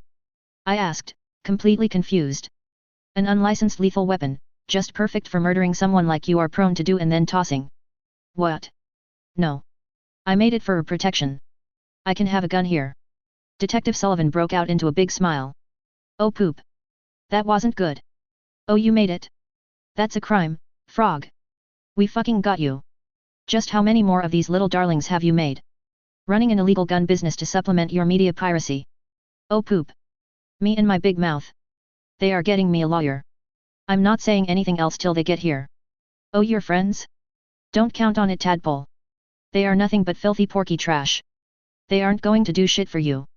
Yet, Detective Marsh said with a laugh, they have probably already given you up. Do you know what happens to porkies in jail? They will do anything to. Oh poop. Are they going to be okay? I squeaked in alarm. I think you need to be worrying about your own stubby little tail, Detective Sullivan said with a sneer. This little burner and your admission that you made it is enough to ship your ass right back to the Federation. I'm sure they will be very happy to see you. Oh, by the waters of the eternal pond. No. I was about to cry. I couldn't let myself cry though, even though my eyes were hurting. Yeah, bitch, Detective Marsh said, leaning so close I could smell his stinky breath. Don't they sell toothpaste in the Republic? If you don't want to be on the next prison transport out of the Republic, you better start talking. They were trying to bully me. I flushing hate a bully. Oh, that just scalds my pooper. My friends might be porkies, but they are better men than you two will ever be. I hissed. Oh, they made me so mad. They are supposed to be looking out for people and they are just a pair of flushing bullies. They both jerked back a little. They will get me a lawyer and I am going to wait until they get here, and you won't flushing bully me, you pooping bullies. I hissed at them without even a little squeak.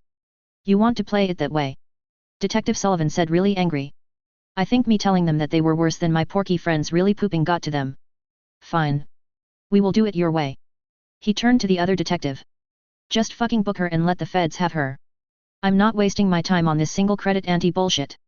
He then walked over to the door and left. Detective Marsh followed him but paused a moment and looked back at me. I just looked him right in the pooping eyes and blew a wet little flutter through my gill slits. Yeah, he knew what that meant. He just shrugged and left. They left me in there for the longest time, long enough for me to calm down, and scum did I get scared. If they shipped me back to the Federation, I'm going to Flushing prison for life. I almost started crying, but I realized they were probably watching. There had to be cameras or sensors or something in here. I curled up in a little ball and tried to be brave. It was so pooping hard, but I did it. I didn't cry. Eventually Detective Marsh came back with 2 uniformed officers. The 2 officers unchained me from the desk and cuffed my hands behind my back. Last chance, frog. Detective Marsh said with mean-looking eyes. I normally don't mind being called a frog, but it was the way that he said it. I started getting mad again. He was still trying to bully me. For what? I hissed. To let you bully me. I was really getting mad. He was supposed to be a good guy and he wasn't. He was a bad guy. Don't feel too bad, I said as they were leading me out of the room. Maybe you will be able to bully the next little Xeno you get your big strong manly hands on, you poop face. The 2 officers started snickering. Oh, did that make Detective Marsh mad? You tell him, little frog, one of them laughed as they led me away. They shoved me into this little bus with some humans, a couple of Kailsh, and some other species that I hadn't even seen before. Oh, I was so scared. I couldn't believe that I made the detectives mad on purpose. Oh, why did I do that? They were going to send me back to the Federation. I burst into tears. I couldn't hold back anymore. Hey, don't cry, a flushing huge fat human woman said to me. Don't let them see that. You got to be tough, little thing. Okay, I squeaked, trying to stop myself, but I couldn't. I just kept sobbing and sobbing like the tiny, weak little plath that I am. SHH, it's going to be okay, she said, patting my head with both of her cuffed hands. It's not so bad in there. You are going to be okay. Hey. Hands off and shut up. A uniformed Kailsh yelled at her as they pulled out a stun baton and triggered it, sending bright electric arcs along the tip. The big human quickly put her hands in her lap. Hey, she whispered to me a minute later, come find me later. I'll show you the ropes. Thanks, I whispered back. It really made me feel better. I was finally able to stop crying. The big human was right. I had to be tough, just like in those prison games. Could a plath be tough? Could a tiny little helpless little thing like me even hope to be remotely tough enough to make it through this? This wasn't a game. This was pooping real. Oh scum. I was neck deep in the poop this time.